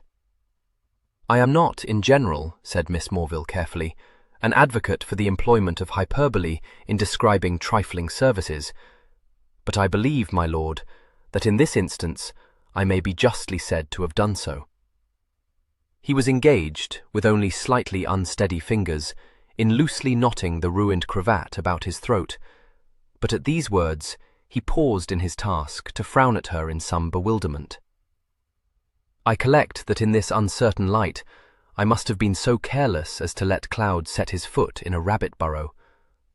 I own I have no very clear remembrance of what occurred, but—" "No," said Miss Morville. He looked intently at her. "No? You have been unconscious for several minutes, sir," said Miss Morville. "When once I had ascertained that your heart still beat strongly, I had leisure to look about me, to discover, if I might, what had been the cause of the accident. I am excessively reluctant to add to your present discomforts, but I must request you, in your own interests, to look at what met my eyes a minute or two ago." The Earl's surprised gaze obediently followed the direction of her pointing finger, and alighted upon a length of thin, yet stout, cord, which lay on the ground across the avenue, to disappear into the thicket beyond. "You will observe," said Miss Morville dispassionately, "that the cord is attached to one of the lower branches of that tree upon your left hand. I have been trying to puzzle it out in my mind, and I am strongly of the opinion, my lord, that if the other end of the cord were to be held by some person standing concealed in the thicket to your right, it would be a simple matter for such a person suddenly to pull it taut across the path at the very moment when your horse was abreast of it." There was a moment's silence. Then the Earl said, "Your power of observation is acute, ma'am. But what a happiness to be assured that I fell from no negligence of my own." She seemed to approve of this light-hearted response, for she smiled and said, "I am sure you must be much relieved, my lord." She was then silent for a short space, adding presently, "To be attaching exaggerated importance to trifling circumstances is what I have no patience with, but I cannot conceal from you, my lord, that I do not at all like what has occurred." "You express yourself with praiseworthy moderation, Miss Morville," Gervase returned, rising to his feet and brushing the dirt from his coat. "I will own that for my part I dislike it excessively." If, she said, holding her hands rather tightly clasped in her lap, I could rid my mind of the horrid suspicion that only my unlooked-for presence here is the cause of your being alive at this moment, I should feel very much more comfortable. He held down his hand to her. Come, get up, ma'am. You will take cold if you continue to sit on the damp ground. My case was not likely to be desperate, you know. I might, of course, have broken my neck, but the greater probability was that I should come off with a few bruises, as indeed I have, or with a broken limb at the worst. She accepted his assistance in rising to her feet, but said with a little asperity, "To be sure, there is not the least reason why you should credit me with common sense, for I dare say I may never have warned you that although I am not bookish, I have a tolerably good understanding. My fault is a lack of imagination, which makes it impossible for me to believe that a cord was stretched across your path by some mischance, or even, she added tartly, by supernatural agency. So pray do not try to entertain me with any of your nonsensical ghost stories, sir, for I am not in the mood for them." He laughed. "No, no, I know your mind to be hardened against them, ma'am. Let us admit at once that a cord was tied to that tree, and allowed to lie unnoticed across the avenue until my horse was abreast of it. There can be little doubt that it was then jerked tight, an action which, I judge, must have brought it to the level of Cloud's knees. That he came down very suddenly, I recall, and also that I was flung over his head." "Who did it?" she said abruptly. "I don't know, Miss Morville. Do you?" She shook her head. "There was no one in sight when I ran out into the avenue. I looked for no one, for I had then no suspicion that the accident had been contrived, but I think I must have noticed anyone moving by the thicket." "You could not have done so had he stood behind the thicket. Was it long after I fell that you came up with me? By the by, where were you, ma'am? I did not see you." "No, for I was walking along that ride, coming from the village, you know," she replied, nodding towards the path. "You would only have perceived me had you chanced to turn your head, and from the thicket I must have been wholly obscured. I heard the fall, and you may readily suppose that I wasted no time in running to the spot. It cannot have been more than a matter of seconds before I had reached the end of the ride. It must have been impossible for anyone to have had sufficient time between your fall and my coming into view to have removed that cord, or—" She stopped. He prompted her gently. "Or, Miss Morville?" "Excuse me," she begged. "I had nearly said what must have given you reason to suppose that I have a disordered intellect. I believe that the shock of seeing you stretched lifeless upon the ground has a little overset my nerves." "You mean, do you not, that the finishing blow might have been dealt me while I lay senseless, had you not been at hand to frighten away my assailant?" "I did mean that," she confessed. "The misadventure you escaped at the bridge the other day must have been in my mind, perhaps." "So you knew about that?" "Everyone knows of it. One of the servants heard your cousin rating Martin for his carelessness in forgetting to warn you. You must know how quickly gossip will spread in a large household. But if it was indeed Martin who brought your horse down, I am persuaded he did not mean to kill you. Just a boyish prank, Miss Morville," Gervase said. "It was very bad, of course, for he could not know that the accident would not prove to be fatal. When his temper is roused, there is no saying what he will do. He seems not to care, but I own this goes beyond anything I should have thought it possible for him to do. There is no understanding it, for he is by no means a genius, so that we cannot excuse him on the score of eccentricity." His head was aching, but he was obliged to smile. "Is it your experience that geniuses are apt to perform such violent deeds, ma'am?" "Well, they frequently behave very irrationally," she replied. "History, I believe, affords us many examples of peculiar conduct on the part of those whose intellects are of an elevated order, and within my own knowledge there is the sad case of poor Miss Mary Lamb, who murdered her mamma in a fit of aberration. Then, too, Miss Wollstonecraft, who was once a friend of my mother's, cast herself into the Thames, and she, you know, had a most superior intellect." "Cast herself into the Thames?" echoed the Earl. "Yes, at Putney. She had meant to commit the dreadful deed at Battersea, but found the bridge there too crowded, and so was obliged to row herself to Putney. She was picked up by a passing boat, and afterwards married Mr. Godwin, which quite turned her thoughts from suicide." "Not that I should have thought it a preferable fate," said Miss Morville reflectively. "But then, I am not at all partial to Mr. Godwin. In fact, though I never met him, nor, indeed, Miss Wollstonecraft either, I have often thought I should have liked Mr. Imlay better than Mr. Godwin." He was an American, with whom Miss Wollstonecraft had an unhappy connection, and although a great many harsh things have been said about him, Mamma has always maintained that most of the trouble arose from Miss Wollstonecraft's determination to make him an elm tree round which she might throw her tendrils. Very few gentlemen could, I believe, support for long so arduous a role. "I find myself, as always, in entire agreement with you, Miss Morville," he said gravely. "But do you wish me to suppose that a deranged mind was responsible for my accident? By no means. Martin has too little control over his passions, but he cannot be thought to be deranged. Indeed, I cannot account for your accident except by a solution which I am persuaded is not the correct one." He smiled slightly. "I have a great dependence on your discretion, Miss Morville. We shall say, if you please, that I was so heedless as to let Cloud set his foot in a rabbit-hole. Meanwhile, I think it would be well if I gathered up this cord and stowed it away in my pocket."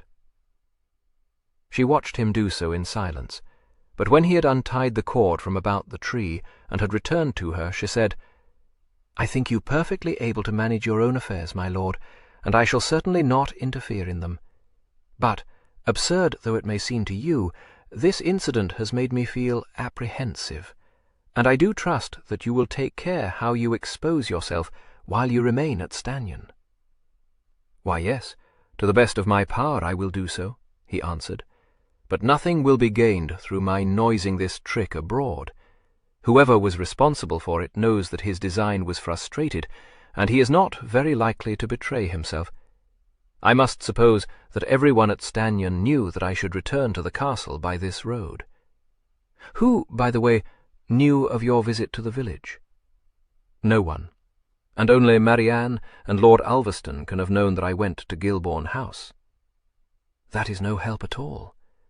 I never suspected Lucy of wishing to put a period to my life," he said, smiling. 11. They began to walk slowly down the avenue in the direction of the castle, the Earl assuring Miss Morville that apart from an aching skull he had sustained no injury from his fall. They had not proceeded far on their way when they heard the sound of an approaching vehicle being driven towards them at a furious pace. "If this is Chard springing my greys, I will very soon give him something else to alarm him out of his senses," said the Earl. But the 4 horses which almost immediately swept round the bend ahead of them were not greys, nor was Chard driving them. He sat perched up beside Lord Ulverston, who had the ribbons in his hands, and was encouraging his team to gallop down the avenue. The Earl drew Miss Morville onto the grass verge, but the Viscount had already perceived him and was checking his horses. They pulled up, very much on the fret, and the Earl called out, "If I had guessed this was how you meant to use my bays, I swear I would never have sold them to you, Lucy. 4-horse club, indeed. The veriest whipster." "Good God, Ger, what a fright you have given us," the Viscount said indignantly. "I had just come in from tooling this boulderwood about the country for an hour, when Cloud came bolting into the yard in a lather and with his legs cut about. I thought you must have put him at a regular stitcher and taken a bad toss." "I took a toss, but not at a stitcher. A common rabbit-hole was the cause of my downfall." "A rabbit-hole? You?" explained Ulverston incredulously. "Don't roast me. We all have our lapses. Where is this famous rabbit-hole?" "Oh, in the park. I would not engage to point you out the precise one. There are so many of them. Exactly so. So many that you ride with a slack bridle, and your head in the clouds, and when you part company, leave go of the rein. Gammon, dear boy, gammon. How badly are my horse's legs cut? Interrupted Gervase.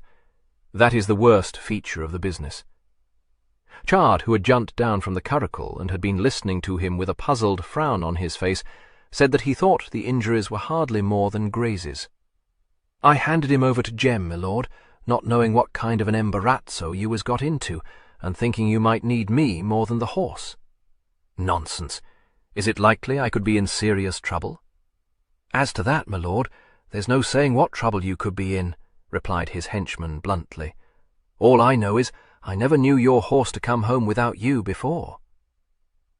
By this time, the Viscount had turned the curricle about, and was commanding Gervase to climb into it. Certainly not. It is Miss Morville whom you shall drive, Lucy, not me. Take you both, said the Viscount. You won't mind being a trifle crowded, ma'am. Come, Ger, no playing the fool with me. I don't know how you came to do it, but it's as plain as a pikestaff you took a bad toss. Shaken to pieces. I dare say your cravat is, at all events. Never saw you look such a quiz in my life. Thus adjured, the Earl handed Miss Morville up into the curricle and climbed in after her. The Viscount observed that it was a fortunate circumstance that they were none of them fat. Chard swung himself up behind, and the horses were put into motion. Tell you another thing, Ger, about this precious tumble of yours, said the Viscount. Can't see how. He broke off, for the Earl, who had flung one arm across the back of the driving seat, in an attempt to make more room for Miss Morville, moved his hand to his friend's shoulder and gripped it warningly. Oh, well, no sense talking about it, he said. They were soon bowling through the archway of the gate tower. Miss Morville was set down at the castle, but the Earl insisted on driving to the stables to examine Cloud's hurts. Here they found Theo, also engaged on this task. He came out into the yard at the noise of the curricle's approach, and said, in his unemotional way, Well, I am glad to see you safe and sound, Gervase. Pray, what have you been doing? Merely coming to grief through my own folly, replied Gervase, alighting from the curricle. In the failing light I didn't perceive a rabbit-hole, that is all. My dear Saint Earth, your horse never cut his knees stumbling into rabbit-holes, expostulated Theo. I thought when I saw him you must have put him at a stone wall. Are they badly damaged? I hope not. He has done little more than scratch himself. Whether he will be scarred or not, I can't tell. I've directed your man to apply hot fomentations. The Earl nodded and went past him into the stable, followed by Chard. Theo looked up at the Viscount with a questioning lift to his brows. No good asking me, Ulverston said, correctly interpreting the look. He don't want it talked of, that's all I know. Where's that damned fellow of mine? Clarence! Hi there! Come and take the horses in, wherever you are. His groom came running up. The Viscount relinquished the team into his care and jumped down from the curricle. Where's young Frant? He asked abruptly. Martin? I don't know, Theo replied, a surprised inflection in his voice. Mr. Frant went out with his gun a while back, my lord, offered Clarence. Oh, he did he? Very well, that'll do. What's this, Ulverston? Theo said, drawing him out of earshot of the groom. What has Martin to do with it? I don't know, but if you can believe all this humdudgeon of jurors about falling into rabbit holes, I can't. Part company he might. Leave go of his rein he would not. No wish to meddle in what don't concern me, but Jur's a friend of mine. Fancy he's a friend of yours, too. Don't know what it was, but something happened to him he don't mean to tell us about. Dash it, I haven't spent 3 days here without seeing that young cub of a brother of his would do him a mischief if he could. Theo was frowningly silent. After a moment the Viscount said, Quarreled last night, didn't they? Oh, you needn't be so discreet. I walked into the middle of it. Got a shrewd notion I know what it was about, too. They did quarrel, but I believe it was not serious. Martin is hot-tempered, and will often say what he does not mean. What's the matter with the fellow? Demanded the Viscount. Seems to live in the sulks. Theo smiled faintly. He has certainly done so ever since St. Earth came home, but he can be pleasant enough when he likes. Pity he don't like more often. Does he dislike Ger? He is jealous of him. I think you must have realized that. St. Earth has inherited what Martin has always regarded as his own. I hope he may soon perceive the folly of his behavior. Indeed, I believe he must, for there is not a better fellow living than Gervase, and that Martin will be bound to discover before he is much older. But this is Gothic, Frant, quite Gothic, objected Ulverston. Well, in some ways I think Martin is rather Gothic, said Theo. His disposition is imperious. His will never was thwarted while his father lived, nor was he taught to control his passions. Everything that he wanted he was given, and worse than all, he was treated as though he had been the heir and Gervase did not exist. Went to school, didn't he? Yes, he followed Gervase to Eton. Well, don't tell me his will wasn't thwarted there, said Ulverston. Doing it too brown, dear fellow. I was at Eton myself. You were perhaps not so much indulged at home. With Martin, the influence of school counted for nothing once he was back at Stanion. They were interrupted by the Earl, who, coming up behind them, said lightly, "What treason are you hatching, the pair of you? I don't think Cloud's legs will be marked." "Gervase, are you concealing something from us?" asked Theo bluntly. "Oh, so Lucy has been telling you that I have never been known to let my rein go, has he? I thank you for the compliment, Lucy, but it is undeserved. Now I think I should do well to slip into the house unobserved, for if Martin were to catch a glimpse of my cravat in its present lamentable condition, he would cease to think me a dandy, and that would be a sad disappointment to both of us." "Martin ain't in the house," said the Viscount. "He went out with his gun, my man tells me." "Ah, did he?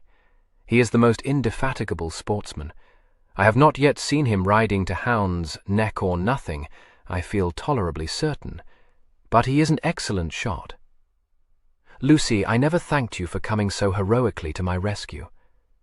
My dear fellow, I could not be more grateful if I had needed you." "Bamming, Ger, bamming! I know this humour, and shan't be taken in." The Earl laughed, kissed the tips of his fingers to him, and vanished into the castle. He was received in his bedchamber by Turvey, who palpably winced at the sight of him. "I know, Turvey, I know," he said. "My coat will never be the same again, do what you will, and I am sure you will do everything imaginable. As for my cravat, I might as well wear a Belcher handkerchief, might I not?" "I am relieved to see that your lordship has sustained no serious injury," responded Turvey repressively. "You must be astonished, I dare say, for you believe me to be a very fragile creature, don't you? The tidings which were brought to the castle by Miss Boulderwood were of a sufficiently alarming nature to occasion anxiety, my lord." "Oh, so that is how the news was spread. Miss Boulderwood had but just stepped down from my Lord Ulverston's curricle when your lordship's horse bolted past them. I understand that the young lady sustained a severe shock. Permit me, my lord, to relieve you of your coat." The Earl was seated at his dressing-table, when, some 20 minutes later, Ulverston came into his room. He was dressed in his shirt and his satin knee-breeches, and was engaged on the delicate operation of arranging the folds of a fresh cravat into the style known as the Napoleon. At his elbow stood Turvey, intently watching the movements of his slender fingers. A number of starched cravats hung over the valet's forearm, and 3 or 4 crumpled wrecks lay on the floor at his feet. The Earl's eyes lifted briefly to observe his friend in the mirror. "Hush," he said. "Pray do not speak, Lucy, or do anything to distract my attention."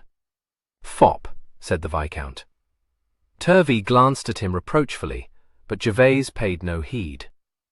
He finished tying the cravat, gazed thoughtfully at his reflection for perhaps 10 seconds, while Turvey held his breath, and then said, "My coat, Turvey." A deep sigh was breathed by the valet.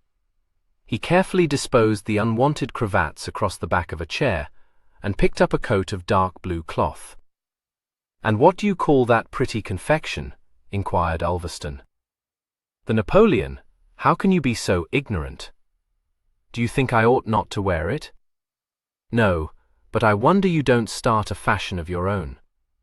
Earthquake à la Saint Earth. How's that, dear boy? Turvey gave a discreet cough.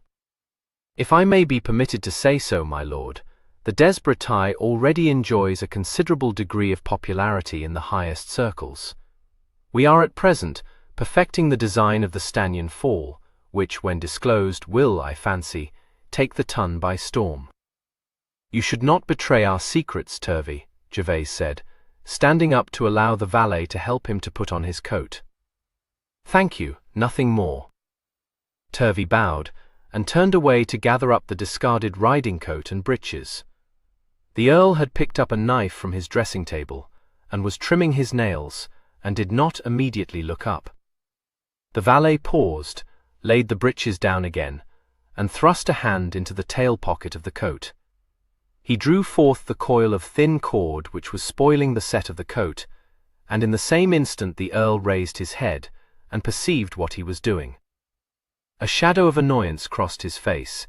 He said, with rather more sharpness than was usually heard in his voice, "Yes, leave that here." The slight bow with which Turvey received this order expressed to a nicety his opinion of those who carried coils of cord in their pockets. He was about to lay the cord on the chair when the Viscount stepped forward and took it out of his hand. "You may go." The Earl's head was bent again over his task. Ulverston returned to the fireplace, testing the cord by jerking a length of it between his hands. When Turvey had withdrawn, he said, "Saw a whole front rank brought down by that trick once. Mind, that was at night. Ambush." The Earl said nothing. "Stupid thing to do, to leave it in your pocket, dear boy." "Very." Ulverston tossed the coil aside. Out with it, Ger. That's what happened, ain't it? Yes, Martin? I don't know. Well, one thing you do know is that he was in the grounds at the time. So you say. Dash it, it was Clarence who said so, and what reason had he to say it if it wasn't true? None. I don't doubt it. I fancy Martin generally does take a gun out at sundown. Well, what do you mean to do? Ulverston demanded. Nothing. Famous, said Ulverston. That fairly beats the Dutch.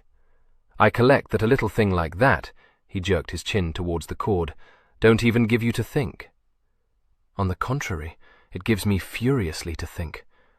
My reflections on this event may be false, and are certainly unpleasant, and with your good leave, Lucy, I'll keep them to myself. This won't serve, Ulverston said. You cannot do nothing when an attempt has been made to kill you. Very well. What would you wish me to do? Gervase asked, laying down the paring knife. He glanced at the Viscount's scowling countenance and smiled.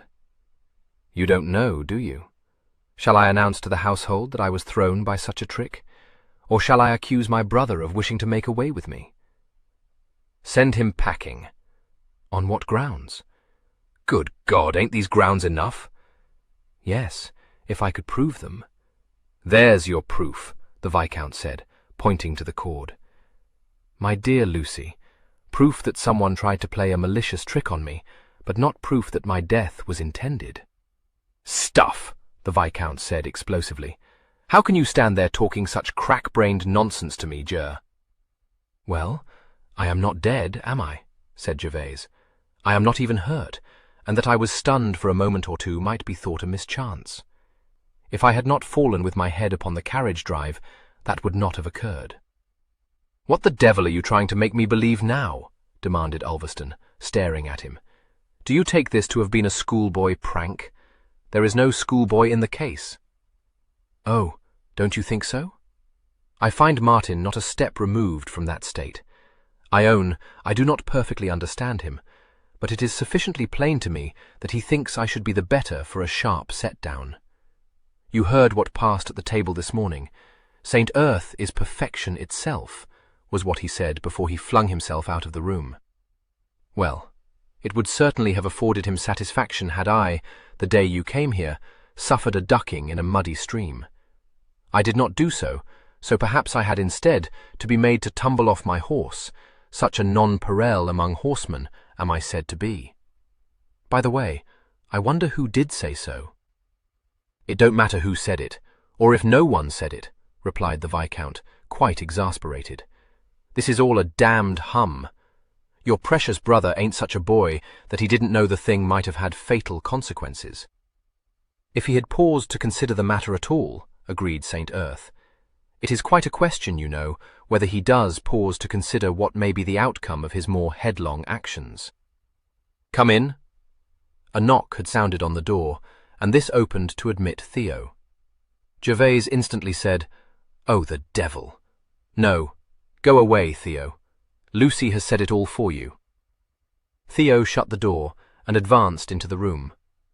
"No use, Gervase. I am determined to know what happened to you this afternoon.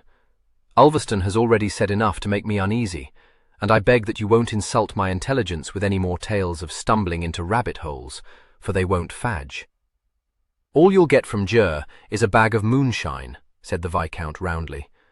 "The plain truth is that his horse was brought down by a cord stretched across his path, and there is the cord, if you doubt me."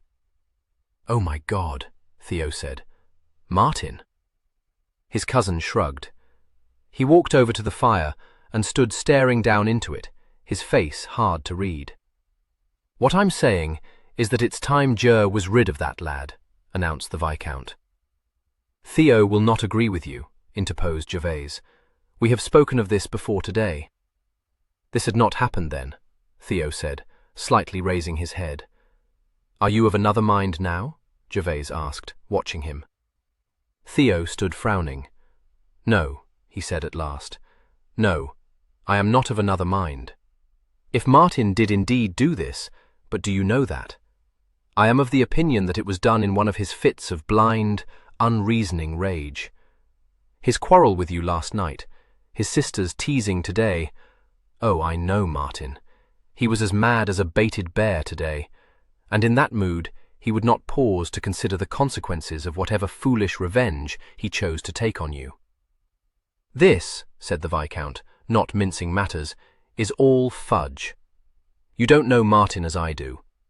But if he had a more dreadful purpose in mind, then I say keep him here, under your eye." The Viscount rubbed the tip of his nose reflectively. "Something to be said for that, Ger," he admitted. "I have no intention at present of driving him away from Stannion," Gervase said. "Do you mean to charge him with today's misadventure?" Theo asked. "No, and I beg you will not either." "Very well. I certainly did no good by anything I said to him about his conduct over the bridge," Theo said, with a wry grimace. "I wish I may not have goaded him into this. I begin to be sorry that I urged you to remain at Stannion, Gervase. It might have been better, perhaps, to have given Martin time to have grown used to the thought that it is you who are master here now." "He had a year in which to grow used to that thought," replied Gervase dryly. "Are you now advising me to retire to London? You are too late. I do not choose to be driven out of Stannion." "No, I would not advise that course.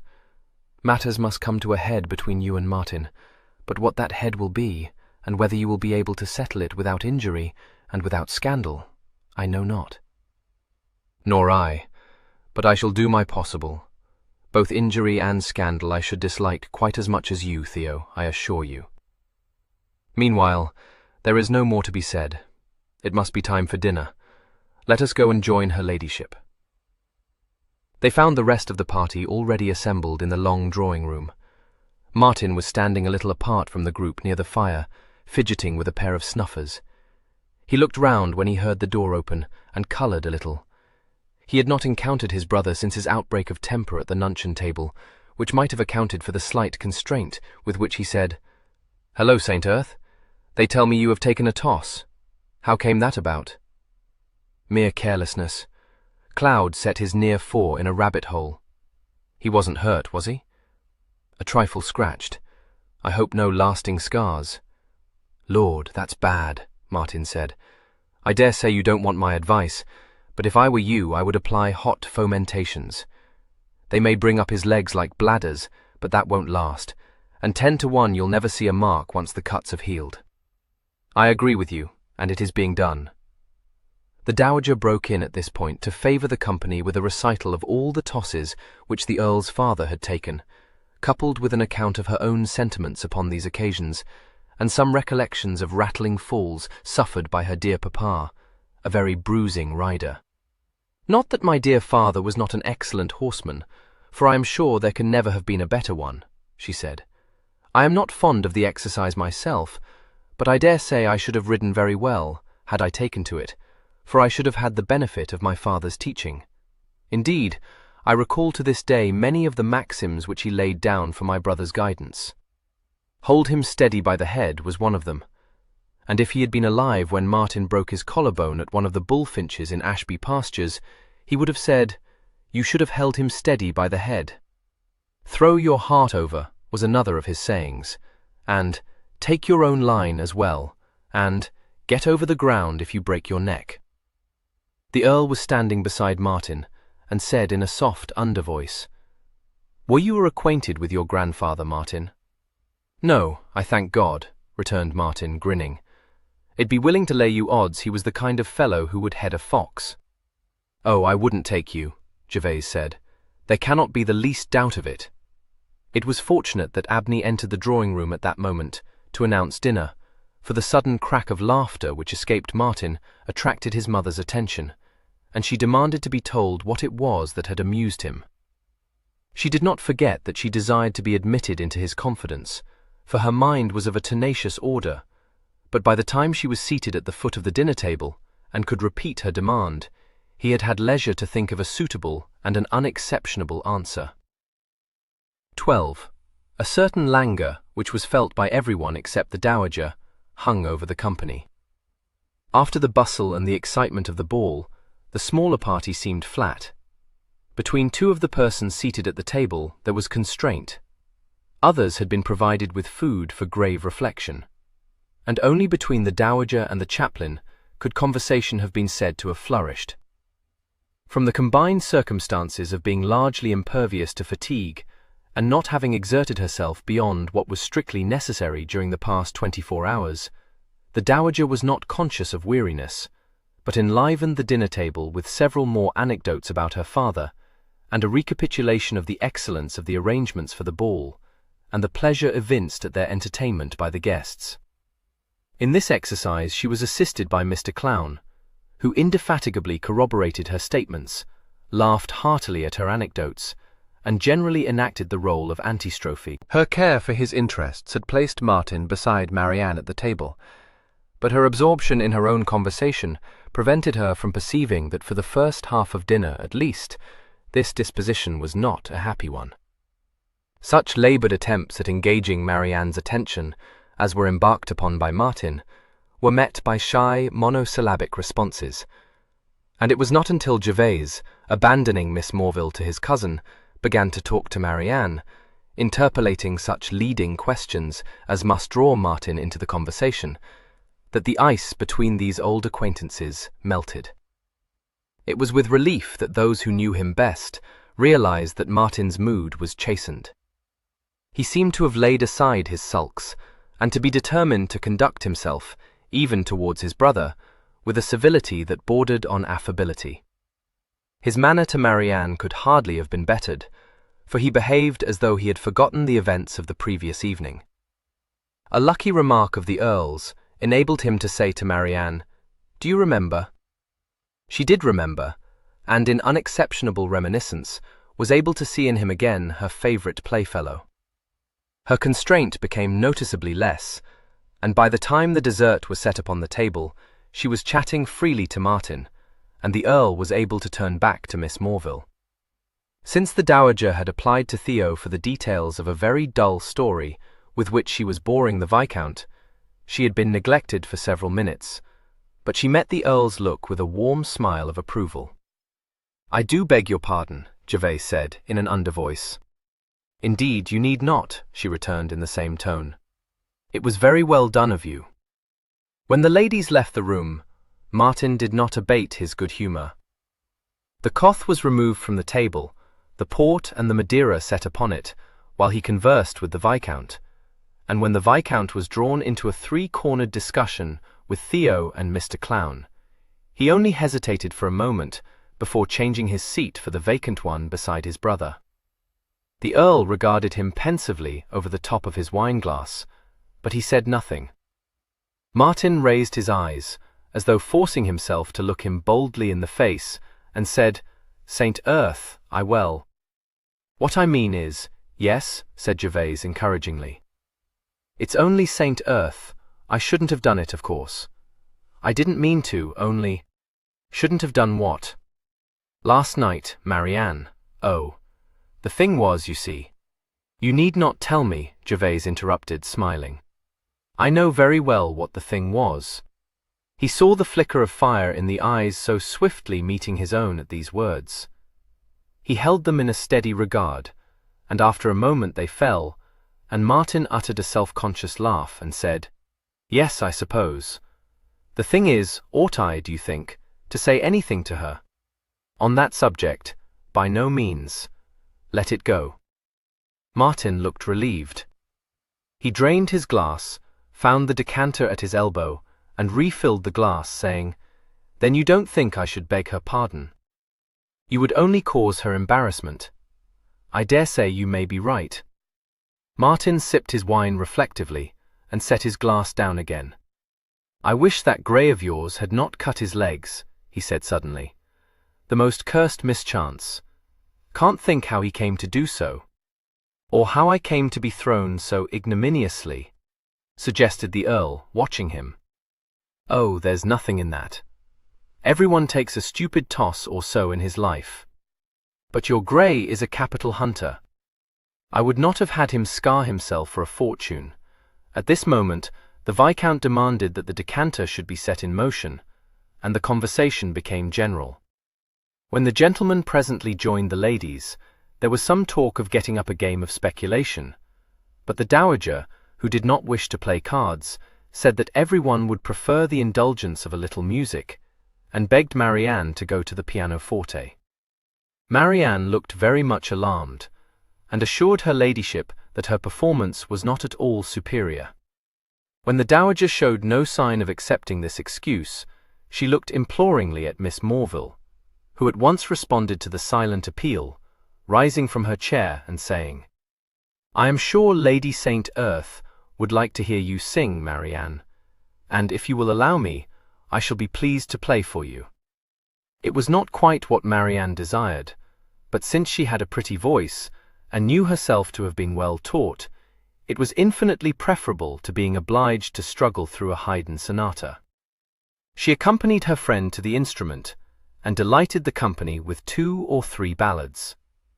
Not very much persuasion was needed to induce her to join with Lord Ulverston in a duet. Their voices blended admirably.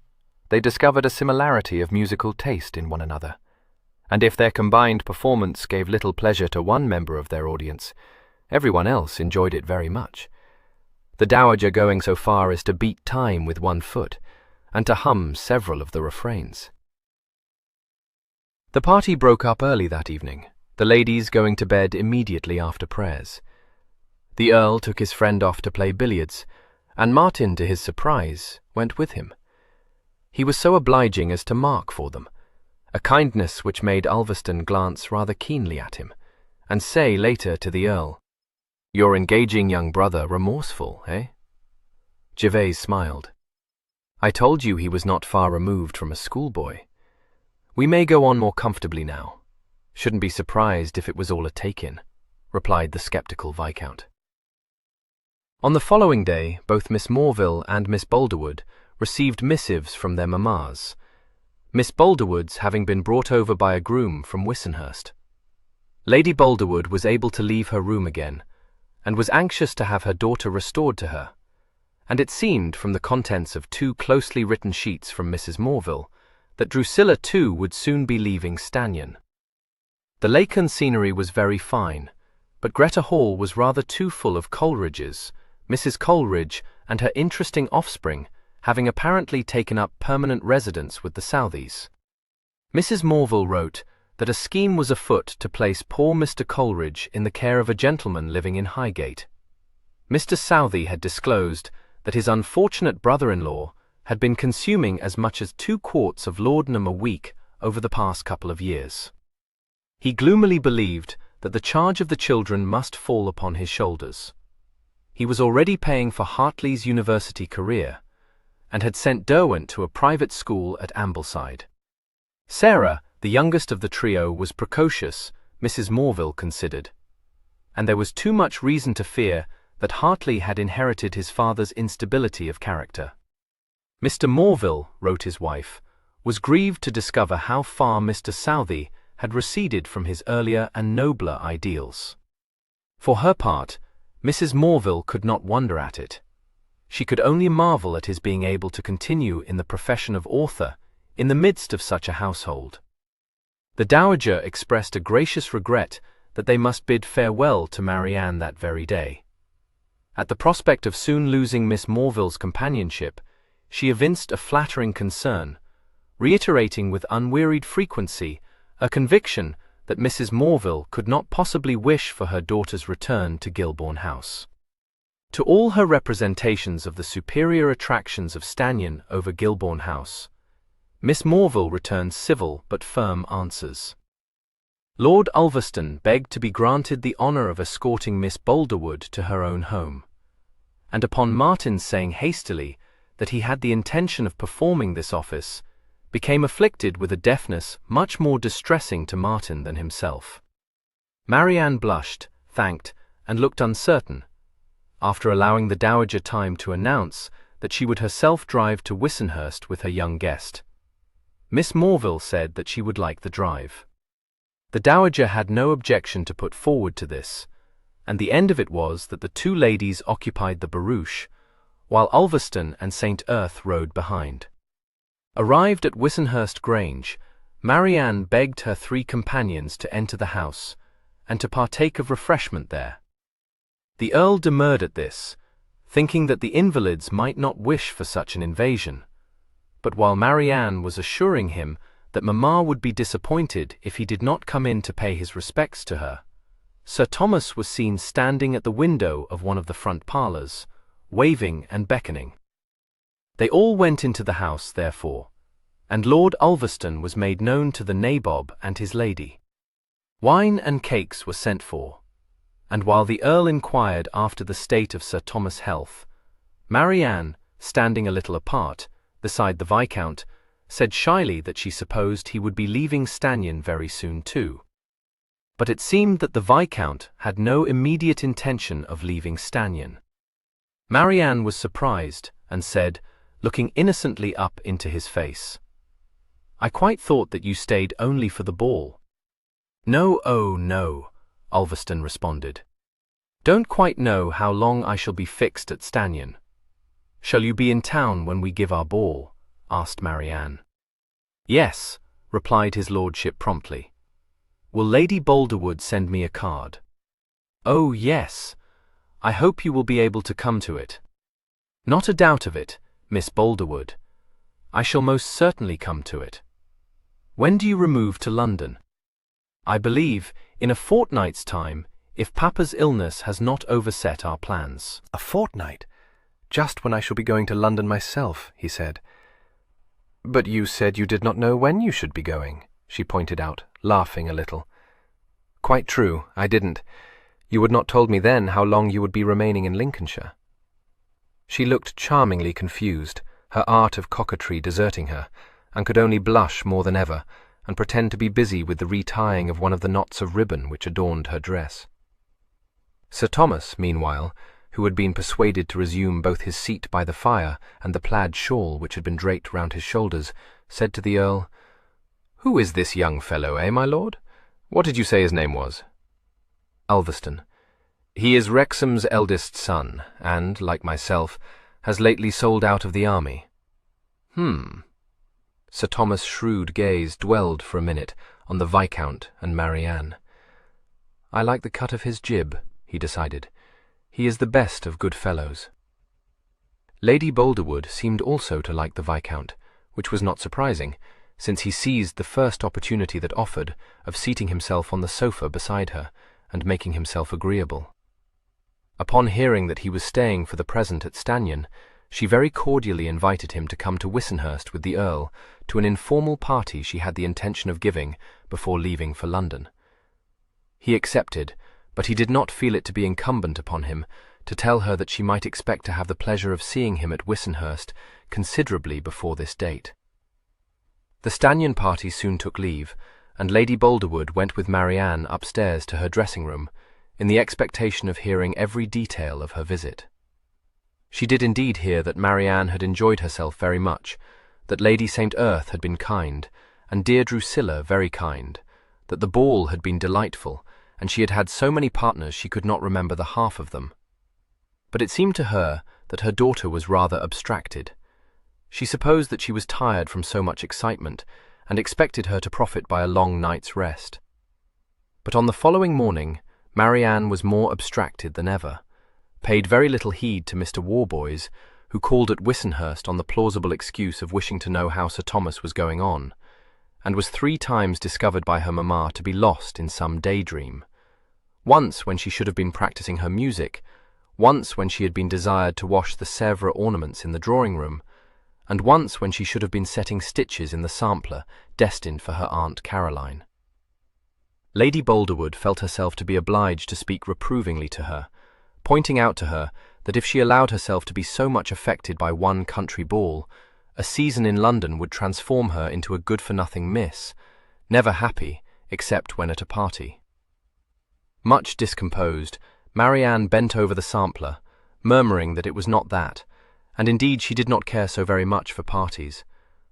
"Well, my love, you must not let Stanyan make you discontented, you know. I dare say the Rutlands and their set may have been very agreeable, but I did not like to see you so uncivil to poor Barney Warboys." "Oh no, mamma," Marianne protested, tears starting to her eyes. "You did not make him very welcome, did you? One should never discard old friends, my dear, for new ones." "I did not mean I have the headache a little," Marianne faltered. "Indeed, I did not mean to be unkind to Barney." "No, my love, I am persuaded you would not mean to be unkind," Lady Boulderwood said, patting her cheek. "It is just that your mind is running a little too much on your pleasuring at Stanyan. There, don't cry. I know I have only to give you a hint." Marianne kissed her and promised amendment. She did indeed perform conscientiously such tasks as were given her, but her spirits were uneven. At one moment she would be her merry self, at the next she would be pensive, slipping away to walk by herself in the shrubbery, or sitting with her eyes bent on the pages of a book, and her thoughts far away. The various young gentlemen who paid morning visits to Wissenhurst found her gay, but disinclined to flirt with them, a change which Lady Boulderwood at first saw with satisfaction, and which soon led her to suspect that Marianne might have got into a scrape at Stanyan. When Martin came to Wissenhurst, and was met by Marianne with unaccustomed formality, she was sure of it, and she begged her daughter to tell her what had occurred. Marianne, hanging down her head, admitted that Martin had tried to make love to her, but she hastened to add that it had not been so very bad, and Drusilla had thought it would be foolish to refine too much upon it. "Drusilla Morville is a very sensible girl," said Lady Boulderwood approvingly. She is perfectly right, and perhaps I am not sorry that it happened, for it has made you see what flirting leads to, my dear, and in future you will take better care, I am sure." She believed that the want of tone in Marianne's spirits was now accounted for, but when she confided the story to her husband, he disconcerted her, Georgette saying in his bluff way, "Well, mamma, you should know your daughter best, but it's the first time I ever heard of a girl's moping about the house because a handsome young fellow shows himself to be head over ED in love with her." "My dear Sir T.D., I am persuaded she was much shocked by Martin's behaviour." "Shocked? Aye, so she might be, the naughty puss. But that's no reason why she should peck at her dinner and sit staring into the fire when she thinks we ain't watching her. No, no, my lady, if it's G.D. who has made her lose her appetite, you may call me a Dutchman." His wife smiled indulgently, and G.D., but events proved Sir Thomas G.D. have been right. On the very next morning, when Marianne sat in the window of G.D. helping her to hem some handkerchiefs, a horseman was seen trotting up the drive. Lady Boulderwood did not immediately recognize him, and she was just wondering aloud who it could be when she became aware of an extraordinary change in her listless daughter. Marianne was blushing, her head bent over her stitchery, but the oddest little smile trembling on her lips. Georgette Boulderwood stared at her. "I think I believe it is Lord Ulverston, mamma," murmured Marianne. Lord Ulverston it was, and in a very few moments he was shaking hands with them, fluently explaining that since his way led past their house, he could not but call to inquire whether Sir Thomas and her ladyship were quite recovered from their indispositions. Lady Boulderwood's astonishment grew, for as he turned from her to take Marianne's hand in his, she perceived such a glowing look in her daughter's countenance, such a shy yet beaming smile in her eyes, as made her seem almost a stranger to her own mother.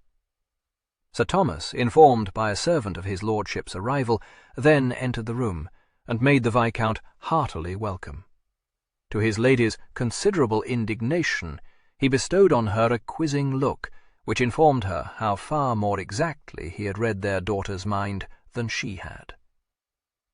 The Viscount stayed chatting easily for perhaps half an hour, and if his eyes strayed rather often to Marianne's face, and his voice underwent a subtle change when he had occasion to address her, his conduct was otherwise strictly decorous. When he rose to depart, Sir Thomas escorted him to the front door. No sooner, however, was the G-day door shut behind them, than his lordship requested the favour of a few words with his host. "Ho! So that's it, is it?" said Sir Thomas. "Well, well, you had better come into my library, my lord, I suppose." When Sir Thomas presently rejoined his ladies, and they had watched the Viscount riding away, Marianne asked if he had been showing his Indian treasures to his lordship. "Aye, that was it," replied Sir Thomas, chuckling. But when Marianne had left the room, he said to his wife, with one of his cracks of mirth, "Indian treasures! It wasn't any Indian treasure his lordship came after." "Good heavens!" she exclaimed. "You cannot surely mean that he has made an offer for Marianne?" "That's it. Came to ask my permission to pay his addresses to her, just as he ought." "But he has only been acquainted with her a few days." "What's that got to say to anything? I knew my mind five-manned, my lady." "She is too young. Why, she is not yet out." "Aye, so I told him. I said we could not sanction any engagement until she had seen a bit of the world." She regarded him with suspicion. "Sir Thomas, do you mean to tell me you gave him permission to pay his addresses?" "Why, I said if my girl loved him I would not say no," he confessed. "It was be no bad thing for her, you know, Maria. Setting aside the title, he's just the cut of a man I fancy for my little puss. He ain't after her fortune. From what he tells me, he's a man of comfortable fortune himself. I can tell you this, it is lief her affections were engaged before we expose her to world-young scamps with high-sounding industrial titles and lean purses who are hanging out in London for rich wives. I am she would never— Maria, my dear, there's no saying what she might do, for she's not up to snuff, like some of the young ladies I've seen, and when a girl is heiress to £100,000, every needy rascal will be paying court to her. A pretty thing it would be to set her heart on a man that only wants her fortune." "Yes, yes, but, my dear Sir Thomas, you know on so fast. You do not consider. The Wrexhams might not care for the match after all." He gave a dry chuckle. "There's only one thing could make the Wrexhams, or any other high family, dislike it, Maria, and that's for me to gamble my fortune away on change," he said. While the Viscount was pursuing his courtship of Marianne, Martin seemed to be making an effort to get upon better terms with his half-brother. His attempts at friendliness, which were sometimes rather too studied, were tranquilly received, the Earl neither encouraging nor repulsing him, but holding himself a little aloof, and meeting advances that were not unlike those of a half-savage puppy, with a serenity which was as unruffled by present blandishments as it had been by past enmity. Though the Viscount might regard Martin's change of face with suspicion, Theo and Miss Morville observed it with feelings of hope and of relief. "I think," Miss Morville said thoughtfully, "that the sweetness of his lordship's temper has had its effect upon Martin.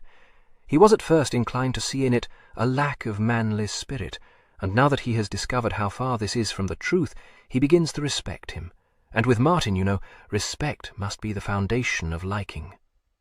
"Exactly so," Theo said warmly. "Your observation is very just, Drusilla. For my part, I believe Martin has seen the folly of his former conduct, and means to do better in the future." "And for my part," interpolated Ulverston, "I think your precious Martin has had a fright, and is set on making us all think him reconciled to Ger's existence." "A harsh judgment," Theo said, smiling. "I have known Martin almost from his cradle, and I cannot believe that there is any real harm in him. He is hot at hand, often behaves stupidly, but that there is vice in him I will not think."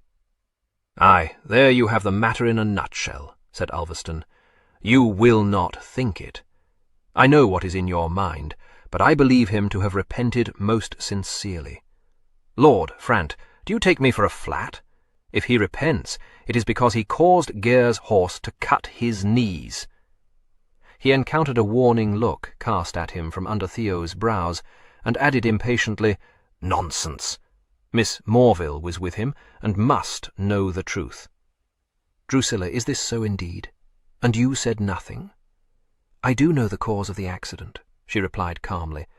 "His lordship desired me to hold my peace, however, and I have done so, because I think him very well able to conduct his own affairs without my interference."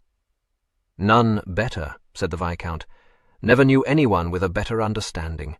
He ain't a man to be taken in by a hoax, and if he don't see that all this brotherly love that whelp is showing him is too smoky by half, he ain't such a deep 'un as I've always thought. Remember, though you may know Gervase, I have reason to know Martin," Theo said. "I must continue to hold by my opinion. I don't deny that I have been made to feel a greater degree of uneasiness than perhaps you have any idea of, but events have so turned out that I begin to think that I shall be able to leave Stanion with a quiet mind presently." "Leave Stanion? Do you mean to do so?" asked the Viscount, surprised. "Oh, not forever. Merely, I ought, a week ago, to have set forth on my travels, and have postponed my journey. I am my cousin's agent, you know, and at this season I, in general, spend some days at his various estates." "Aye, do you so? And why have you postponed your journey?" demanded the Viscount. Theo laughed. Yes, you have me there. But that is to be a thing of the past, if you please. If Martin's passions have led him to play some dangerous pranks on his brother, he will do so no more. See if I am not right." Martin himself seemed anxious to reassure his cousin. His reason for doing so was not far to seek, and he stated it bluntly, saying, "You need not spy on me, Theo. I know you think I may play some trick on St. Earth, but I shall not." "My dear Martin." "Well, you do think it," Martin insisted, "merely because I didn't warn him about that bridge.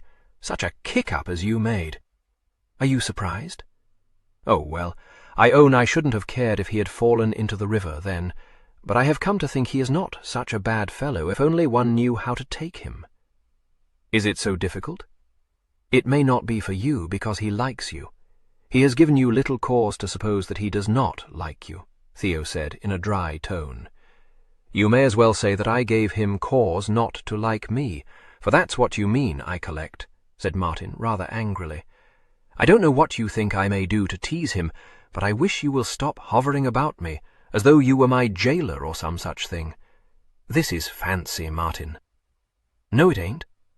Why did you choose to go with us when I took Gervase round the new coverts?" "Good God! Why should I not go with you? That wasn't the only time either," pursued Martin. "I suppose you thought when I challenged him to shoot against me, I might fire my pistol at him instead of the mark, unless you were there to watch us." "No, Martin. In spite of what occurred when you tried to match him with foils, I did not think that Martin flushed hotly. That was an accident. No accident that you did not get out of distance when you saw that the button was off your foil, if you mean to throw it up at me forever that I lost my temper. Besides, he is a much more skilful fencer than I am. I could never have touched him." I beg your pardon. I had no thought of throwing it up at you until you began on this nonsense. You had better put it out of your head. You will not be burdened with my presence for a while. I am off to Evesley and then to Maplefield in a day or two." When the Earl heard of these plans, he showed how well aware he was of having been kept under protective surveillance by laughing and asking, at his most demure, if Theo thought that he would be safe without him. He was playing chess with Miss Morville in the library when Theo informed him what his movements would be, and he did not scruple to add, "I go on very well with Martin, and shall go on better still when I have no watchdog. I am much obliged to you, Theo, but I fancy your care of me has not gone unobserved, and has done little to endear me to Martin." "It is your move, Miss Morville." "I know it, but I think you have laid a trap for me," she responded, frowning at the board. "I have noticed, my lord, that whenever you make what seems to me to be a careless move, I immediately find myself in difficulties." "What an unhandsome fellow," said Theo, smiling. "I had not thought him capable of duplicity." "Strategy, not duplicity, Theo." "I stand corrected. I wish my own efforts in strategy equaled yours, but they seem to be sadly deficient in subtlety." "You are right, Gervase. I have been taken to task by Martin for having accompanied you both on your various expeditions, and will mend my ways." "Yes, pray do so. I don't need a bodyguard." "But must you go to Evesley? Can your business there not be done from Stanion? It is only 10 miles distant, is it not?" "A little more than that. I find it is always better if I spend a day or two on the premises. The question is whether, this year, I should go to Studham. I must ask Martin if he wishes it." "Ask Martin if he wishes what?" demanded Martin, who had entered the room in time to overhear this. "Studham. Do you mean to be your own agent, or shall I act for you?" "Lord, I'd forgotten that. I wouldn't above half mind managing the place myself, if it were mine." Theo looked amused. "If it were not for one circumstance, I should suggest that you accompany me there," he said. "As it is, if you go alone. I shall not readily forget your last encounter with its present occupant." "Is it possible that Martin does not care for Aunt Dorothea?" asked the Earl, moving one of his knights to protect a threatened pawn. Martin grinned, but it was Theo who answered, "It is a case of mutual dislike. It has been my unhappy fate to act as mediator in several skirmishes, and it is my firm resolve not to be present at their Waterloo." "I'll tell you what, St. Earth," said Martin, "you should go to Studham with Theo. I can perceive not the smallest reason why I should do anything of the sort. To pay your respects to my aunt, of course. If you will invite her to live here, dash it, I will go and live at Studham." "Thank you, Martin. I prefer your company to Aunt Dorothea's." "Why? How is this? I had thought you liked her. You threatened to bring her here, didn't you?" "There was really no danger of my doing so, however." "What a hand you are! I must say I wish my father had not allowed her to settle at Studham, for she is bound to live forever, only to spite me. You had better give her notice to leave." "Well, I would, but the thing is that I don't know that it would suit me to live there myself," said Martin ingenuously. "To be at such a distance from Corndon Hall. I don't know how I should go on." He paused and added, "Of course, if you would like to be rid of me." "No, not at all. Check, Miss Morville. Black must resign, I believe. You will chase my king all over the board." "Where is Ulverston?" asked Martin abruptly. "I fancy he has ridden out." "Oh." The lowering expression descended onto Martin's brow. "How long does he mean to remain at Stanion?" "I have no idea. I thought he meant only to stay for a day or two," Martin muttered. The Earl made no reply. Theo said, "Well, if I am to do your business for you, Martin, it will be well if I have your instructions. Are you at liberty? Come to my room." "Oh, you will manage better than I should, I dare say," Martin said, shrugging, but following him to the door. "But I wish you will look into what that stupid fellow Muggington is about. How my father came to appoint such a saphead as bailiff, I don't know. Why, the last time I was there, he was talking of putting the Long Acre down to wheat. Now, Theo, you know—" The closing of the door cut off the end of this sentence. Miss Morville said, as she restored the chessmen to their box, "It is a pity that he and Lady Cinderford cannot agree, for he needs occupation, and nothing would suit him so well as to be managing an estate. I believe he knows as well what should be done as your bailiff does. I fancy he will never live at Studham. It is extremely profitable, however, so if he chooses to do so he may buy himself a house in Leicestershire." She considered this, but shook her head. "I think he would not be happy there. I dare say you may not have talked with him very much, or he might be shy of confiding in you, but his thoughts are bound up in Stannion. He loves it, you know. For him it is full of the happiest memories," he remarked. She raised her eyes to his face. "Do you dislike it so very much, my lord?" "Why, no. I am learning to like it pretty fairly, I think. I imagine it must have every inconvenience known to man, but it might be made tolerably comfortable if one cared enough to set about the task." "Well, I hope you will care enough," she said. "And if I were you, my lord, the first thing that I would do would be to make one of the saloons on this floor, which nobody ever uses, into a dining parlour. Then you might not be obliged to partake of dishes that are cold before ever they reach the table." He laughed. "An advantage, I own. When I undertake my improvements, I shall certainly come to you for advice, ma'am." "I don't suppose that you will," she replied. "You will, instead, place the whole in the hands of some fashionable architect, and he will build you another wing, so that you will find yourself worse off than before." "Very much worse off, if I am to employ a fashionable architect. Whom have you in mind? Nash?" "Beyond my touch, I fear. I don't think," she said seriously, "that Mr. Nash's style would be at all suitable for Stannion." The news that Theo was about to set out, as he had punctually done for several years, on visits to the Earl's various properties, naturally afforded the Dowager with matter for surprise and complaint. She said a great many times that she had had no notion that he had meant to go away, and long before she had reached the end of her objections to the project, the uninitiated might well have supposed that Mr. Theodore Frant spent the better part of each year in jauntering about the country, while everything at Stannion was left at a stand. He met her complaints with unmoved patience, only taking the trouble to answer them when she demanded a response from him. From having looked upon any enlargement of the family party at Stannion with bitter misgiving, she had now reached the stage of bemoaning its break-up.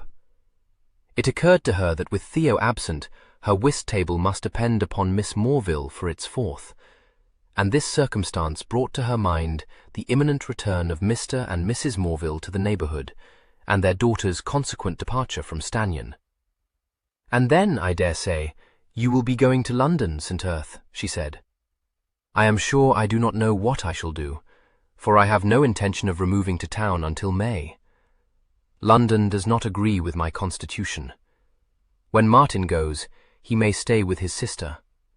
She will be very glad to welcome him, I dare say. Stay with Louisa and that prosy fool of a husband of hers," exclaimed Martin. "No, I thank you. Besides, I may not go to London at all." "Not go to London? You will go to the Boulderwoods ball." "I don't know that," Martin said sullenly. This astonishing announcement set up a fresh train of thought in the Dowager's mind, even more unwelcome to her audience. She could not imagine what her son could be thinking about, for she was sure that if he had said once that he should go to London when the Boulderwoods left Lincolnshire, he had said it 100 times. No efforts were spared either by Gervase or by Miss Morville to introduce a topic of conversation that would give her thoughts another direction, but they were unavailing. She continued to wonder and to comment until her exasperated son abruptly left the room.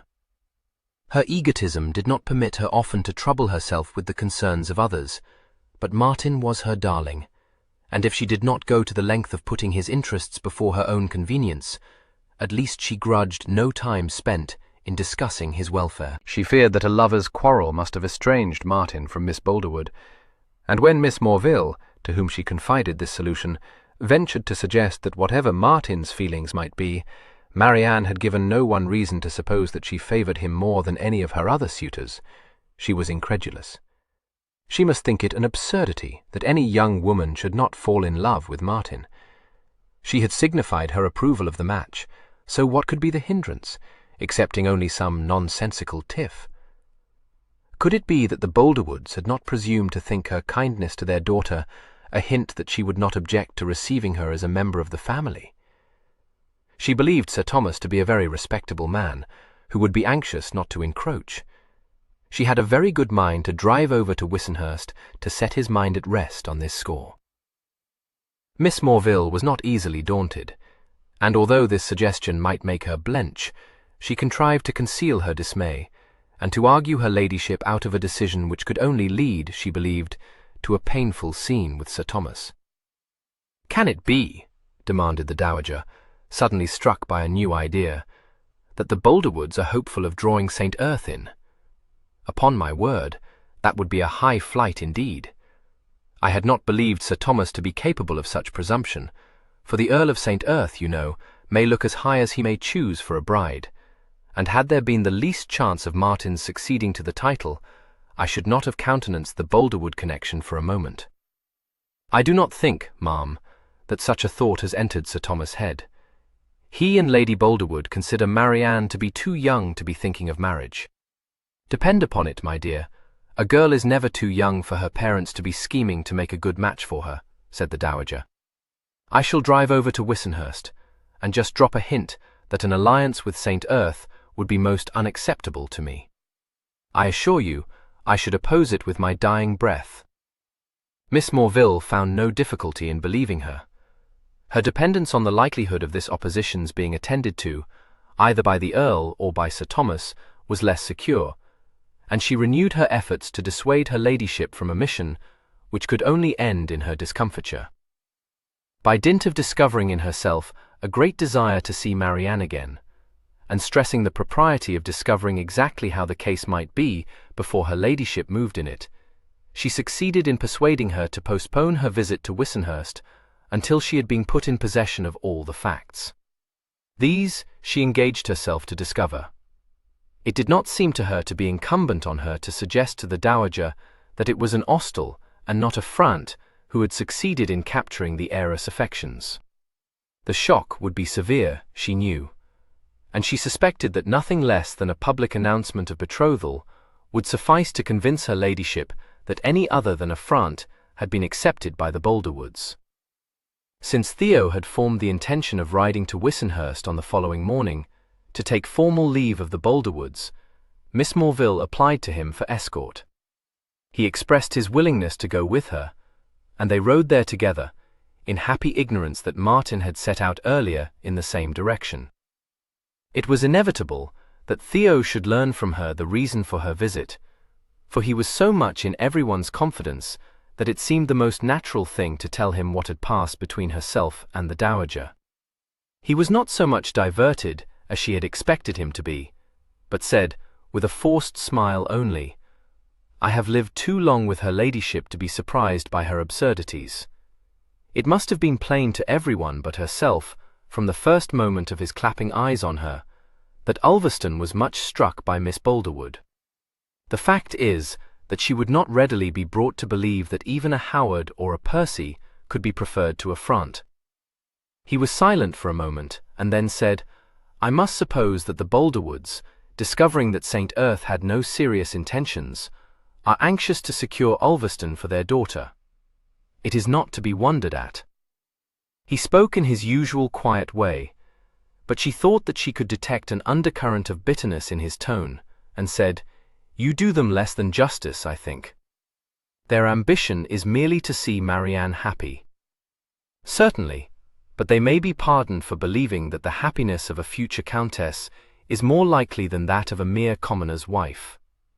I do not blame them. Miss Boulderwood is worthy of the highest honour." He said no more, and she did not pursue the subject, but turned the talk, after a minute's silence, into less awkward channels. Martin, meanwhile, had reached Wissenhurst a little earlier.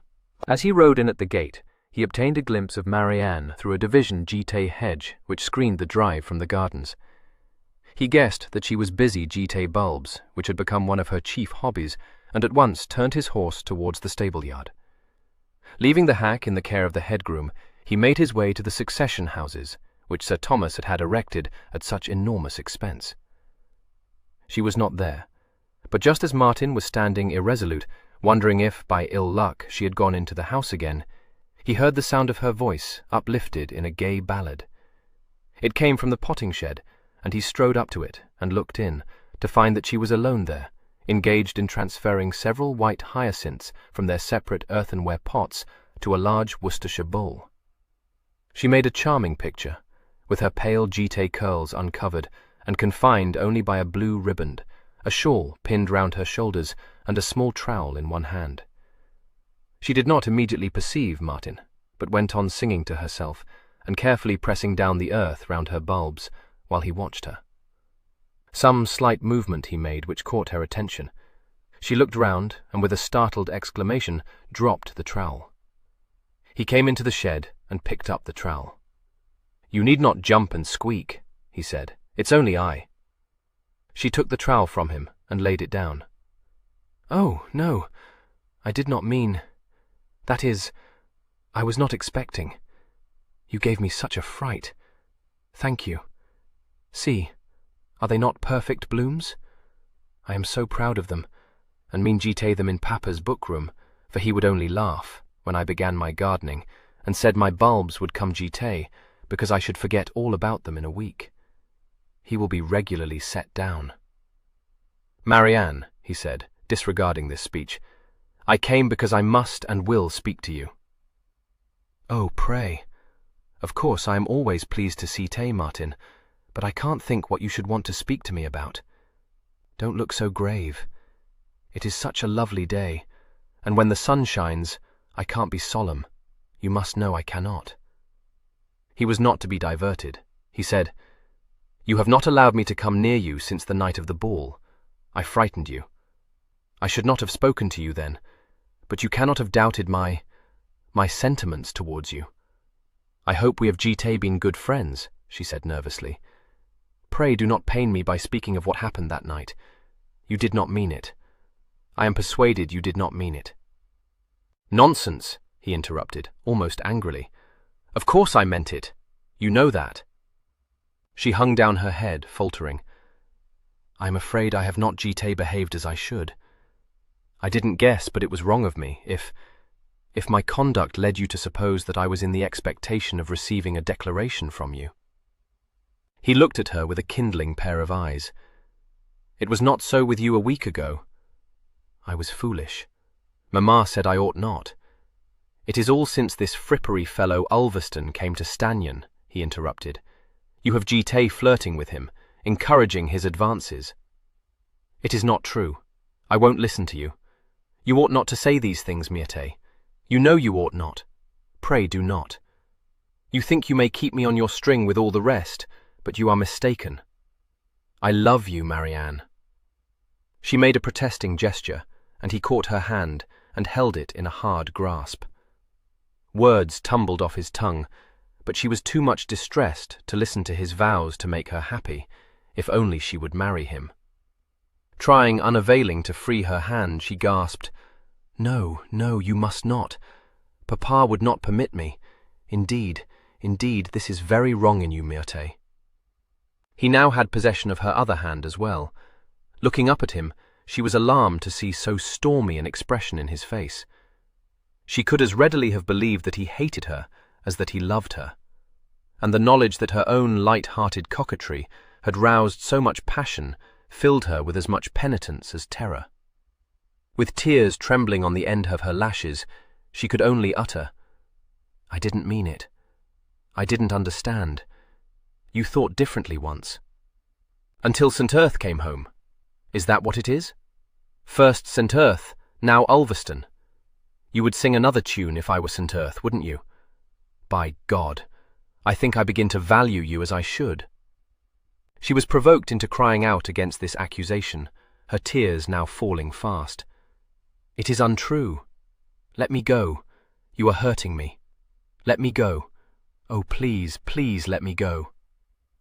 There seemed to be little likelihood of his attending to her, but at that moment the Viscount, who had come out of the house in search of her, looked into the shed.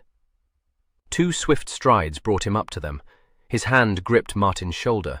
He said authoritatively, "That will do. You forget yourself, Frant." Marianne was released immediately. Martin spun round, the intervention coming from such a source being all that was needed to fan his passion to a flame. The Viscount was granted barely more than a second to read his purpose in his blazing eyes, but he was a quick-witted young man, and it was enough. He rode the blow aimed for his chin, countered swiftly, and floored Martin. Marianne, backed against the wall of the shed, uttered a little scream of terror, pressing her hands to her blanched cheeks. The Viscount stepped quickly up to her, saying with a reassuring smile, "Beg pardon, an infamous thing to alarm you so. Don't cry. No need at all, word of a gentleman. Will you go into the house? Miss Morville is sitting with your mamma. You'll find Theo Frant as well overtook 'em on the road here. Say nothing about this to your parents. Much better not, you know." "Oh no," she said faintly. "But you won't. "Lord, no," he said cheerfully, drawing her towards the door. "Nothing for you to tease yourself about."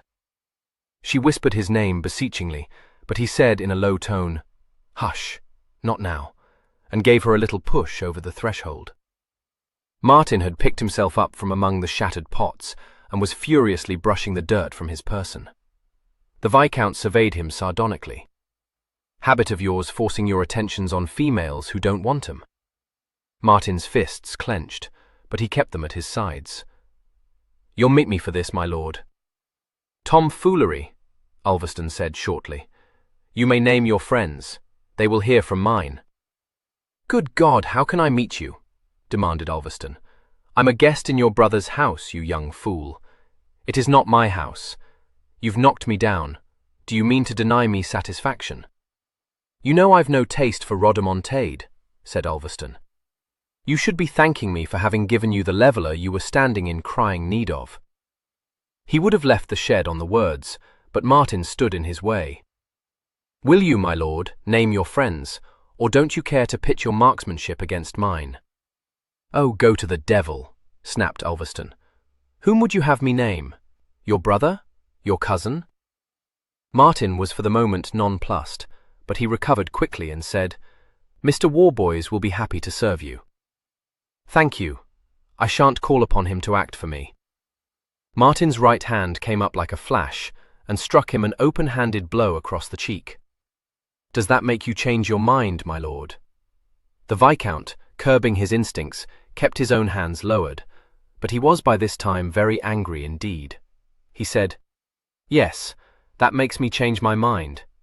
If no one else will teach you a lesson, Martin Frant, I will." 14. It was fortunate for the cordiality of the relations between Stanion and Wissenhurst that before she had reached the house, Marianne was met by Miss Morville, who had walked out to look for her. It was evident that Marianne was much discomposed, her bosom heaving, her eyes full of tears, and her cheeks whitened. She uttered the one word, "Martin," in answer to her friend's solicitous inquiry, and seemed inclined to fall into strong hysterics. Miss Morville needed no more to prompt her to convey Marianne upstairs to her own room, and to beg her to tell her the whole. The story which was poured into her ears was incoherent, and freely interspersed with self-blame. She unravelled it as best she might, and did what lay in her power to soothe Marianne's fears. When, shuddering, Marianne told her of the brief fight in the shed, she could not help smiling a little, so very much shocked did Marianne seem to be.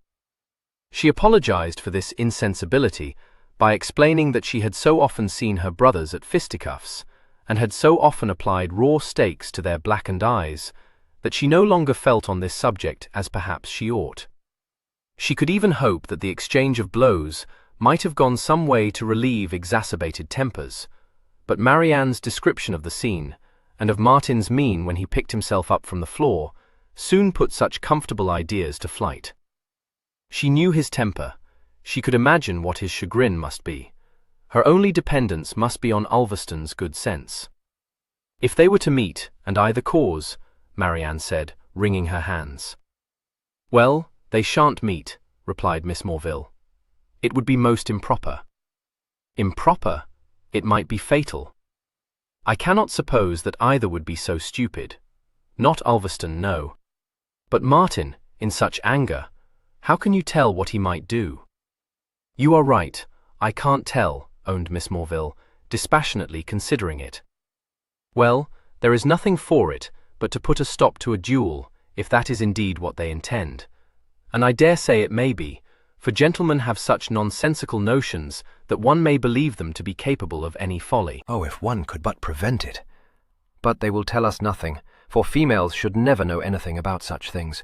They would dislike it so very much, if one attempted to interfere in a matter of honor. "I am not in the least concerned with what they may dislike," replied Miss Morville somewhat tartly. "What I am thinking of is how excessively disagreeable it would be for you and the Frants to have such a scandal in your midst. Do let me beg of you, my dear Marianne, not to mention what has occurred to another soul. There will be no duel if I have to lay an information against them both to prevent it." Marianne looked as though she hardly knew whether to be relieved or scandalized. "Oh, that would be dreadful. You need not be alarmed. I am persuaded there will be no need to proceed to such an extreme." Her air of assurance had its effect. Marianne dried her tears and was soothed.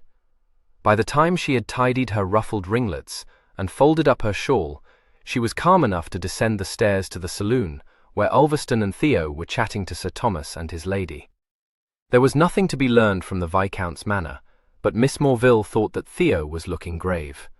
Of Martin there was no sign, and since the Boulderwoods did not mention him, she supposed that he must have left Wissenhurst without seeing them. This was soon found to have been the case. The Stanyan party left the Grange together, and while Ulverston was exchanging a word or two with Sir Thomas on the front steps, Theo found the opportunity to draw Miss Morville aside, and to ask her if she knew what was amiss between Martin and the Viscount. "Yes, and so I fancy must everyone. Has Ulverston spoken to you?" "Not Ulverston, but I ran into Martin, and I never saw the boy look so wild. Some nonsense he blurted out to me, demanding if I would act for Ulverston in an affair of honor.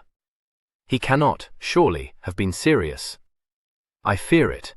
What did you reply?" "He gave me little chance to do more than to say I should certainly do no such thing. If he had not looked as he did, I should have thought him to have been speaking in jest. But Ulverston, good God, this cannot be permitted. I'll speak to Martin." There was no opportunity for more. The horses had been led up, and Sir Thomas was waiting to say goodbye.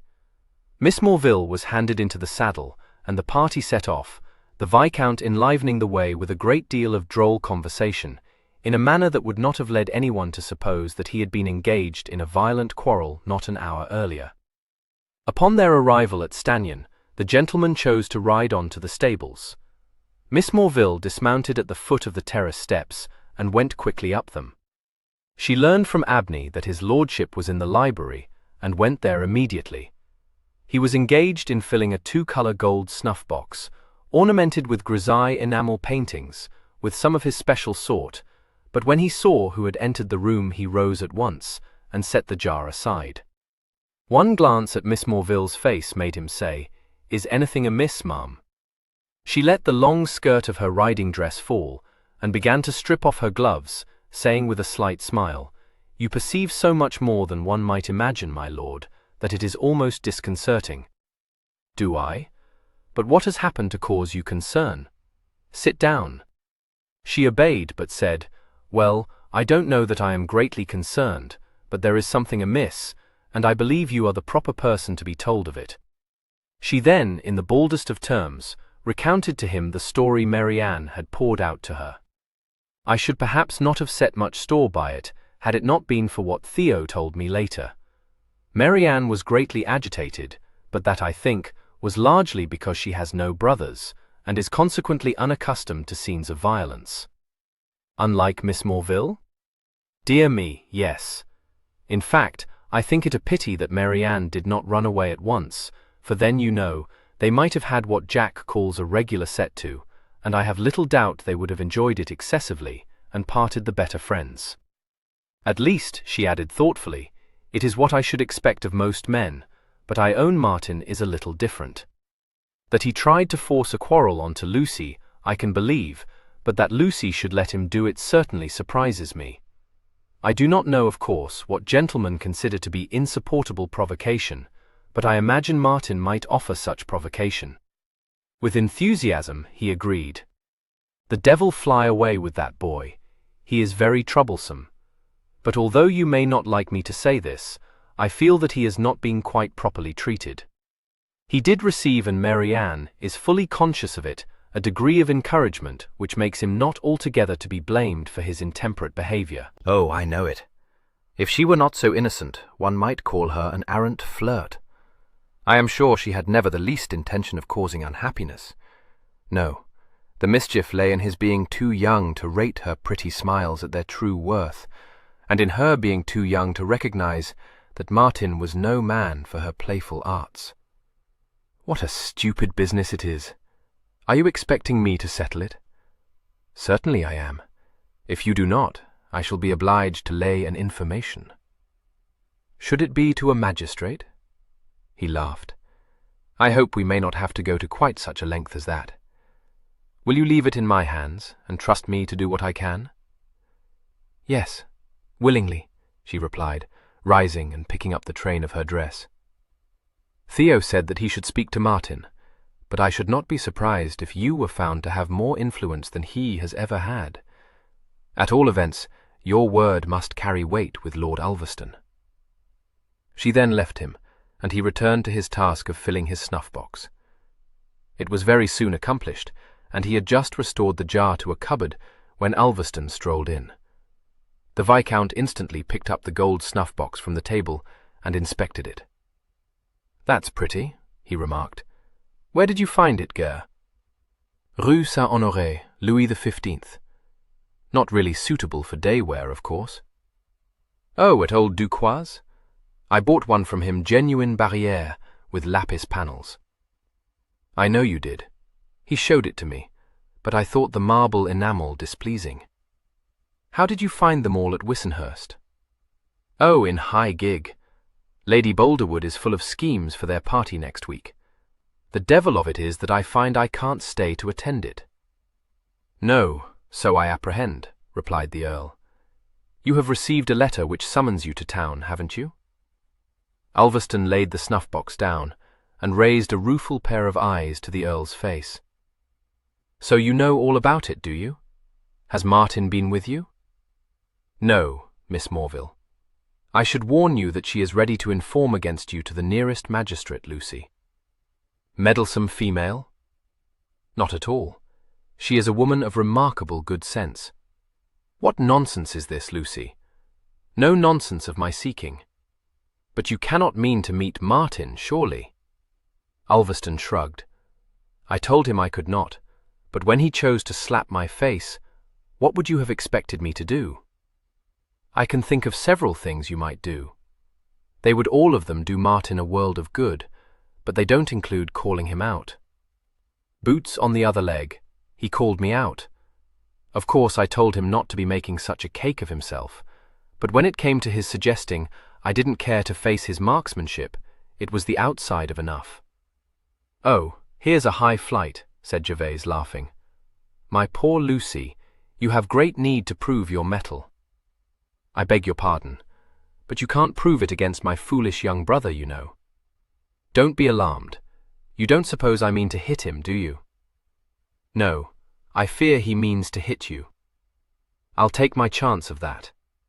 "Make no mistake about this, Lucy," Gervase said quietly. "If Martin means to kill you, there will be no chance. He is a very fine shot." "Is he?" The Viscount looked a little startled. "As good as you?" "Much better."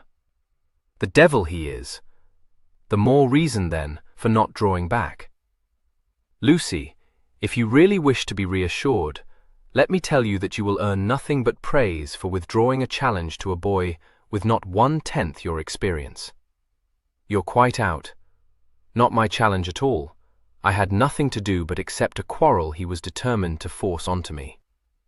The Earl, who had been twirling his quizzing glass on the end of its ribbon, now raised it to one eye, and through it surveyed his friend. You said Martin slapped your face. He did. I gave him a leveler.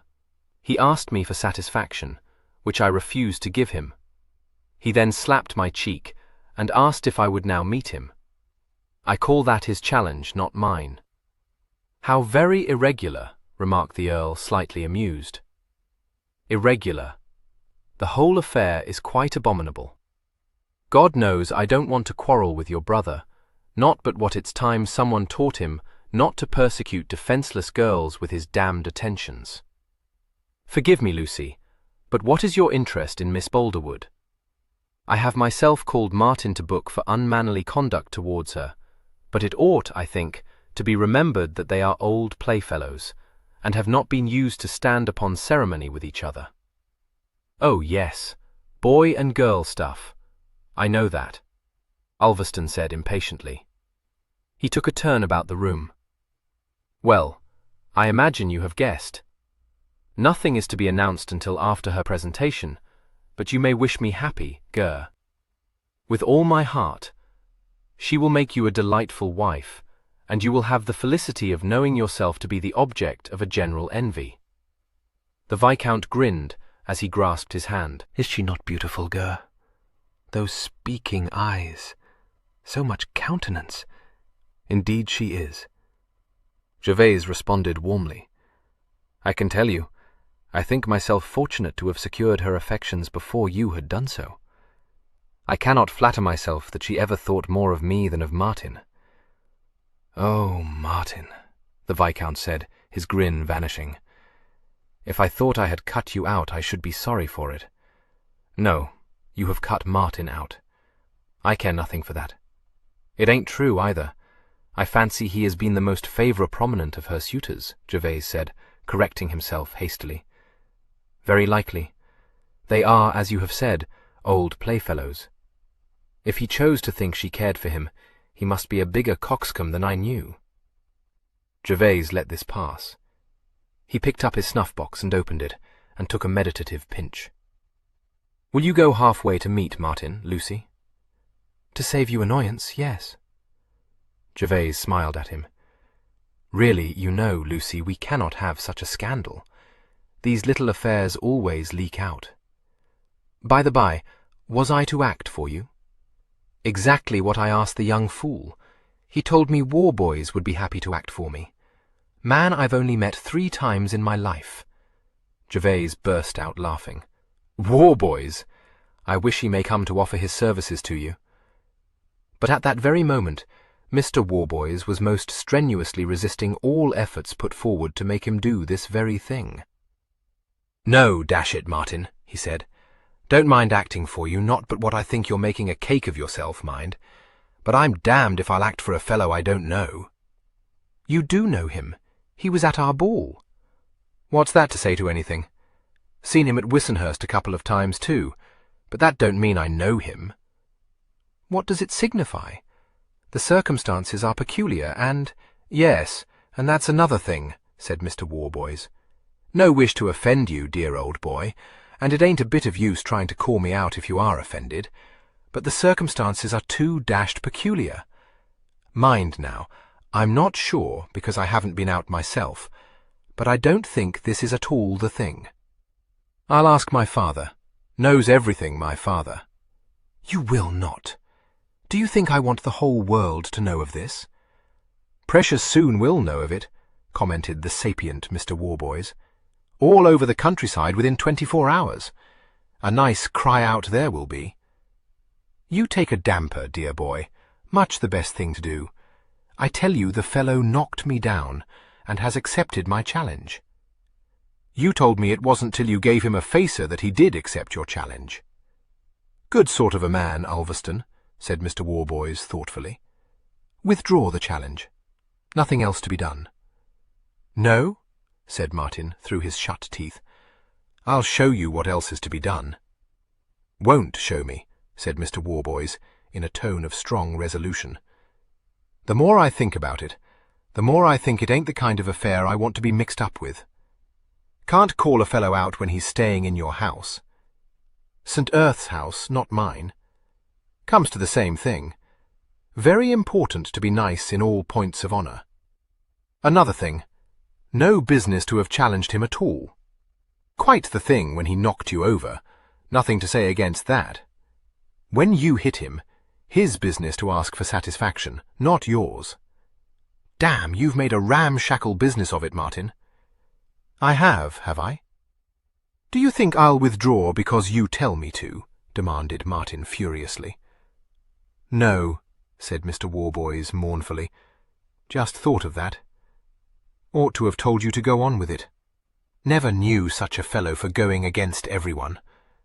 Often crossed my mind you wouldn't have run mad after Miss Boulderwood if you hadn't seen the rest of us hanging round her. Nothing would do for you but to carry her off just to spite us. By God, Barney, if you weren't a friend of mine, Martin said, his fists clenching. If I weren't a friend of yours, wouldn't have dared to say it, responded Mr. Warboys frankly. Quite true, though. Dash it, Ulverston did the right thing when he gave you that leveller. Sorry I didn't see it. Might have tried to do it myself, if I'd seen you frightening that poor little angel. Don't say I'd have succeeded, because I never was up to your weight, but there it is. Dare say I should have been carried away. You would, retorted Martin, with grim humour. Mr. Warboys, grappling with deep thoughts, paid no heed to this, but pronounced after a moment, Tell you what, Martin, shouldn't be surprised if there was more to it than we know. Occurred to me the other evening. Seems devilish taken with Ulverston, don't she? No sense in putting a bullet into the fellow. Might easily give her a distaste for you. And then where are you? This eminently reasonable point of view found no favour. Martin said roughly, I didn't come here to listen to you prosing like the saphead you are. Will you, or will you not, act for Ulverston? No, said Mr. Warboys. He added scrupulously, That is, not if he don't ask me to. If he does ask my father, and you call yourself a friend of mine, Martin said bitterly. Dash it, Martin. It ain't the part of a friend of yours to second your opponent. Told you he'd act for you, didn't I? Stupid thing to do, but not the man to go back on my word. Barney, if he applies to you, will you act for him? Mr. Warboys scratched his chin. Might have to, he conceded. But if I act for him, who's to act for you? Tell me that. Good God, anyone. Rockcliffe Alston. Aye, that will be a capital go, said Mr. Warboys scathingly. Why don't you ask out the town crier from Grantham and ask him to act for you? Lord, Martin, dashed if I don't think you must be queer in your attic. Very well. I'll have Caversham, said Martin, a little taken aback but recovering. He won't talk. No, and he won't hear either, retorted Mr. Warboys, justly incensed. You can't choose a man to be your second who has to have everything written down on a slate. It makes no odds to me, Martin said, picking up his gloves and his whip. I know it don't make any odds to you. You won't have to fix the arrangements with him. If you want to fight, get your cousin to act for you. He won't do it, Martin said briefly. The first thing is to tell Ulverston you are willing to stand his friend. If Theo Frant won't second you, you are wrong, said Mr. Warboys. But Martin had already stormed out of the house, leaving his long-suffering friend to search in his father's library for a copy of the Code of Honour. Careful perusal of this invaluable work revealed the fact that the first duty of a second was to seek a reconciliation. Mr. Warboys spent the rest of the evening endeavouring to compress into as few words as could conveniently be written on a small slate a moving appeal to his prospective colleague to assist him in promoting this excellent object. Martin rode back to Stanyon. That a meeting with Ulverston at the dinner-table must be attended by considerable embarrassment he knew, but his temper was too much chafed to permit of his caring for that. He did not even consider it. Still less did he consider what must be the unpleasant consequences of killing the Viscount, which he was determined to do. In black-browed silence, he allowed his valet to help him to change his riding dress for his evening coat and knee breeches. In the same dangerous mood, he left his room, and strode along the gallery in the direction of the grand stairway. He was checked by the Earl's voice, speaking his name, and looked round to see that Gervase had come out of his own room. He said curtly, "Well? Come into my room, I want to speak to you." "I have nothing to say to you, Saint Earth. But I have something to say to you. Here, if you wish, but I had rather it were in a less public place. I know what you mean to say, and you may spare your breath." "You don't know it." Martin stared at him, hostility and suspicion in his eyes. He hesitated, then shrugged, and followed the Earl into his bedchamber. "You mean to try to make me cry off meeting Ulverston? Don't tell me I can't do it, for I can, and by God, I will. No, it is quite impossible that you should. I know of only one circumstance that would make it so. If he were to cry off. Is that it? Hasn't he the stomach for it?" "Ulverston will meet you where and when you will," the Earl replied. "If you are determined on it, he will delope, and so, I think, will you." "You are wrong," Martin said, with an ugly little laugh. "If he chooses to do so, the more fool he. Warn him. I shan't miss my mark." "I have warned him," replied Gervase. "He will take his chance. It's not for him to withdraw. The challenge was yours. It was mine, and you cannot force me to withdraw it." "No, of course I cannot," said the Earl, his tranquil voice in odd contrast to Martin's fiery tones. "But you acted under a misapprehension, Martin. He is betrothed to Miss Boulderwood." "What?" Martin thundered, the colour rushing into his cheeks and fading almost as swiftly, to leave his face very white. "There is to be no announcement until after her presentation, but he has been accepted." "It's a lie," stammered Martin. "You say it so that I shan't meet Ulverston. He'll not believe it." Gervase made him no answer. He was standing before the fire, and he neither looked at Martin nor seemed to attend to his words, but stirred one of the logs in the grate with his foot and meditatively watched the shower of sparks fly up the chimney. A hasty movement on Martin's part made him glance up, but Martin had only flung over to the curtained window, as though desirous of putting as much space as possible between himself and his half-brother, and the Earl lowered his eyes again to the fire. "She might have told me," burst from Martin. "Yes, she knew. She is young and a little heedless." Heedless? Oh no, not that. A title, a great position. Those were the things she wanted. She is very welcome to them. If you had offered, she would have accepted you. If you were dead, and I stood in your shoes, she would take me, and Ulverston might go hang. You would scarcely want her upon such terms. On any terms, Martin declared wildly. She is the only woman I shall ever love. The Earl diplomatically refrained from commenting upon this assertion. If there was a flicker of amusement in his eyes, Martin did not see it. "Women," Martin ejaculated with loathing. "Now I know what they are. I shall never again be taken in." He took a turn about the room, his restless hands picking up and discarding a book that lay on the table, twitching a fold of the curtains into place, tugging at one of the heavy tassels adorning the hangings of the great bed, and finally seizing on an ivory comb from the dressing-table and bending it savagely until it snapped in two pieces. He cast them from him, saying defiantly, "I've broken your comb." "I beg your pardon. It is of no consequence. I suppose you have a dozen combs," Martin said, as though this likelihood added to his hatred of his brother. A discreet knock on the door made the Earl turn his head. It heralded the entrance of a footman, who said apologetically that he was sent to inform his lordship that dinner awaited his pleasure. "Desire Abney to announce it in a quarter of an hour's time, if you please." "Yes, my lord. Her ladyship." "Convey my excuses to her ladyship. I have been detained, and have not yet completed my toilet." The footman cast a covert look from him to Martin, and bowed himself out. The door had hardly closed behind him before Martin exclaimed, "Do you expect me to continue to remain under the same roof as Ulverston? He has told me that he finds himself obliged to leave Stanion. I believe it will give rise to less comment if he remains until Monday, but it shall be as you wish. If I must sit at table with him tonight, I may as well do so forever," said Martin disagreeably. He took another turn about the room, and fetched up abruptly in front of the Earl as a thought occurred to him. After all, he knocked me down. He owes me satisfaction. Would you think so, had your positions been reversed?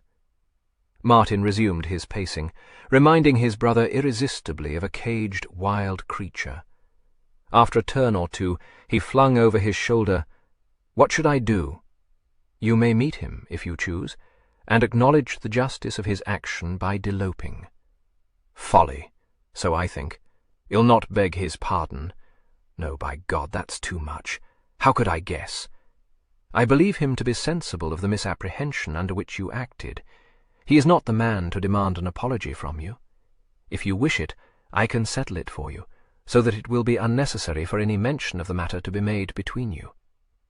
If you charge me with this office, I shall tell him that I have disclosed to you the secret of his betrothal, upon which you have naturally withdrawn your challenge."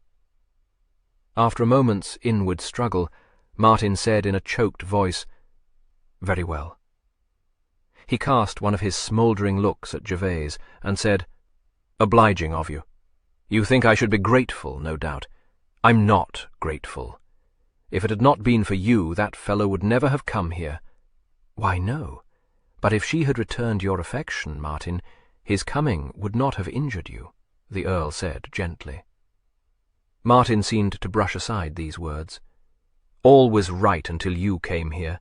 You put the wish to become a countess into Marianne's head, trifling with her, flattering her with your balls and your distinguishing attentions to cast my pretensions into the shade. Then you brought in Ulverston, encouraged him to remain here. You set everyone against me. Marianne, Theo, Louisa, even my mother. Yes, even my mother, bemoaning the fact that you are going away to London. She will miss you amazingly. Aye, that is what she says. But there is one person you haven't cozened with your soft words, one person who will not miss you. I hate you, St. Earth. From the bottom of my heart, I hate you." "If that is what you think, I cannot wonder at it," the Earl said, a little sadly. "Tell my mother I have gone to dine with war boys," Martin said fiercely, and flung out of the room. 15. Martin was too much in the habit of dining from home for his absence to be greatly felt by his mother. Beyond saying several times that she had had no notion he meant to go to the war boys that day, and supposing that he would drink tea at Wissenhurst, she made no comment. Her mind was engrossed by one of the complicated relationships in which she delighted, for she had chanced to read in the Gazette that a son had been born to the wife of a Mr. Henry Lamberhurst, which instantly reminded her that a third cousin of her own had married a Lamberhurst, who, in his turn, was linked by 2 other marriages with a branch of the Austell family. With the Viscount's good-natured, if not very valuable, assistance, she beguiled the dinner hour by pursuing through all their ramifications every offshoot of both families, until she reached, with the dessert, the apparently satisfactory conclusion that the unknown Henry Lamberhurst could not be connected with the Lamberhursts she knew. The Viscount was spared her subsequent recollections of some people she had once met at Ramsgate, and whom she rather fancied to have been in some way related to the family, these being imparted only to Miss Morville, when the 2 ladies withdrew to one of the saloons. Miss Morville, who had contrived to evade giving an account of her discoveries at Wissenhurst, and who had no wish to be more closely interrogated on that subject, encouraged these tedious reminiscences, and by interpolating a question now and then, managed to keep her ladyship's mind occupied until the appearance of the gentleman turned her thoughts towards whist. It was not until the party had broken up that Theo was able to exchange any private conversation with the Earl. He detained him then, as he was about to leave the library in the Viscount's wake, and said in his blunt way, "One moment, St. Earth. What happened at Wissenhurst today between Martin and Ulverston?" "A misunderstanding only. Gervase, Martin must not be allowed to call Ulverston out. He will not do so." Theo looked shrewdly at him. He seems to have had that intention. Did you scotch it? Not that precisely. He was not fully informed of the circumstances. I see. In short, Ulverston has offered for Miss Boulderwood, and has been accepted? The engagement is not to be made generally known yet, the Earl warned him. You need not be afraid that I shall spread the news. Well, I guessed as much. I am sorry for Martin. He has not had time to grow accustomed to the knowledge that he is not of sufficient consequence to aspire to the hand of an heiress. Really, Theo, I think you wrong Miss Boulderwood. Never. This is her parents' doing. I always knew they had set their ambition high. Oh, don't think I blame them. It was inevitable. He forced a smile. I fancy you raised expectations, trifler that you are. Nonsense. My dear Gervase, you cannot be such an innocent as to suppose that Sir Thomas would not have jumped at the chance of seeing his daughter, Countess of St. Erth.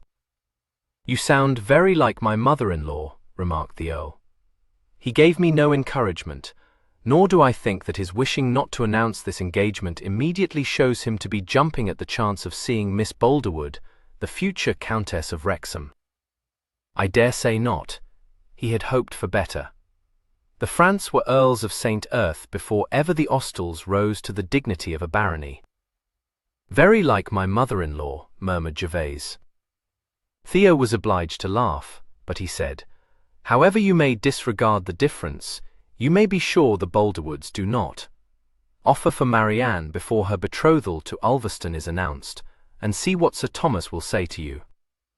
My dear Theo, where have your wits gone begging? It was a case of love at first sight with them both. You must have seen that. Did Martin? Oh, Martin! Does he ever see beyond his nose? No, and for that reason I am more than ever sorry for him. I believe he had no suspicion, and the news must have come to him as a severe shock. I am afraid you are right, but he will very soon recover from it. He is at present for swearing women an excellent sign. Where is he? Unless he did indeed visit his friend Warboys, I don't know. I hope he has done nothing foolish, Theo said, a crease appearing between his brows. He almost knocked me over when he brushed past me on his way out of the house, and looked as though he would have willingly murdered me, had I dared to address him. Poor Theo, said the Earl lightly. I'm afraid you were acting as my scapegoat, or possibly Lucy's. Did you quarrel? Theo asked, the crease deepening. It takes two to make a quarrel. Evasion, Gervase. Was he? He broke off, for a quick footstep was heard approaching the library, across the great hall beyond it, and in another instant Martin had entered the room. He was looking tired and pale, his face rather set, and his expressive eyes somber. He checked on the threshold when he saw his cousin, and ejaculated, "Oh, you here? Do you wish to speak to Gervase? I am just off to bed." "It doesn't signify. I have no doubt you know the whole." He glanced at St. Erth, and then lowered his eyes. "I only wished to say I was in a rage." "Yes, I know," the Earl replied quietly. Another fleeting glance was cast up at him. "I think I said I don't know. I do say things in a rage which I don't mean." I did not regard it, and you need not either. Martin seemed to force his rigid mouth to smile. "No. Well, mighty good of you to take it so. Of course I know it was not your fault. Good night." He went quickly away, and for a full minute there was silence in the library. The Earl snuffed a guttering candle and said, "Do you mean to return to Stanion when you have done all your business at Evesley, Theo, or do you go on immediately to Studham?" "I believe I may postpone my journey," Theo said slowly. "Indeed? May I know why?" Theo looked frowningly at him. "It might be best if I were to remain at Stanion for the present." "Oh, are you at that again? I have told you already that I don't need a watchdog, my dear fellow." "And still I should prefer to remain." Why? When you have heard Martin make me an apology. Theo met the deep blue eyes full. In all the years I have known Martin, he said deliberately, I have never heard him utter an apology, or even acknowledge a fault. My regenerating influence, said Gervase flippantly. I should be happy to think so. But you don't? No, Theo said. I don't. Nevertheless, Theo, you will oblige me by going to Evesley tomorrow, as you have planned to do. Very well. But I wish this business of Ulverston's had not been disclosed, Theo said. The breakfast party on the following morning was attended, inevitably, by a certain measure of constraint. It was the first time Martin and the Viscount had met since their encounter at Wissenhurst, and even Mr. Clown seemed to be conscious of the tension. His nervous platitudes filled the gap between the exchange of cool greetings between these two and the entrance of the Earl, who made his appearance in a coat of such exquisite cut that the Viscount exclaimed at it, demanding to be told the name of the tailor who had made it. Not Scott, he said. No, Weston, responded the Earl. Martin, what's this I hear of kestrels in the West Wood? He could have said nothing that would have made Martin more certainly forget, for the moment, his injuries. The dark eyes lit. Martin replied, So Pleasley says. He swears there is a pair, and believes they may be nesting in one of the old magpies' nests. I know the place. Too early in the year, isn't it? Asked the Viscount. I have known them to start breeding as early as March, Martin said. It is not usual, I own, but it is very possible. He turned his head to address his brother. I have said I'll ride to Roxmere this morning, to look at some likely young uns, but I mean to take a gun out this afternoon and try for them. It is sad that the kestrel, or, as I like to call it, the windhover, should be so destructive, said Mr. Clown. To see them hovering above, as though suspended, is a pretty sight. I question whether they are so destructive as people suppose, remarked Theo. Good God, if we were to have a pair of them breeding in the West Wood, we should not have a pheasant or a partridge chick left, Martin exclaimed. I fancy you would find, if you could observe them closely, that they subsist mostly on field mice. Had you said sparrowhawks now? In refuting this heresy, and in recalling to Theo's memory various incidents which seemed to support his own theory, Martin for a little while forgot his care, and talked with an animation which would not have led anyone to suppose that he was suffering all the more severe pangs of unrequited love. He looked as though he had not slept well, but he ate a large breakfast, and only towards the end of it remembered that his affections had been blighted, and that his arch-enemy sat opposite to him, unconcernedly consuming cold beef. The cloud descended again onto his brow, and he relapsed into silence. But when he rose from the table, and the Earl called after him, "Keep your eyes open for anything that might suit me at Roxmere," he paused in the doorway, and replied quite cordially, "If you wish it, but I don't think Helston has much to show me but young uns. I don't mind that. A good 3-year-old, Martin, not too short in the back, and well ribbed up. But you know the style of thing." Martin nodded. "I'll see," he said. He did not return to Stanyon until noon, and by that time the Viscount had driven himself over to Wissenhurst. Martin walked into one of the saloons just as his mother, Miss Morville, and Gervase were sitting down to partake of cold chickens and fruit. He brought with him 2 letters, which had been fetched up from the receiving office. "One for you, Drusilla, and one for you, St. Earth. From Louisa," he added. "Lay you a pony she wants you to invite them all to Stanyon in June."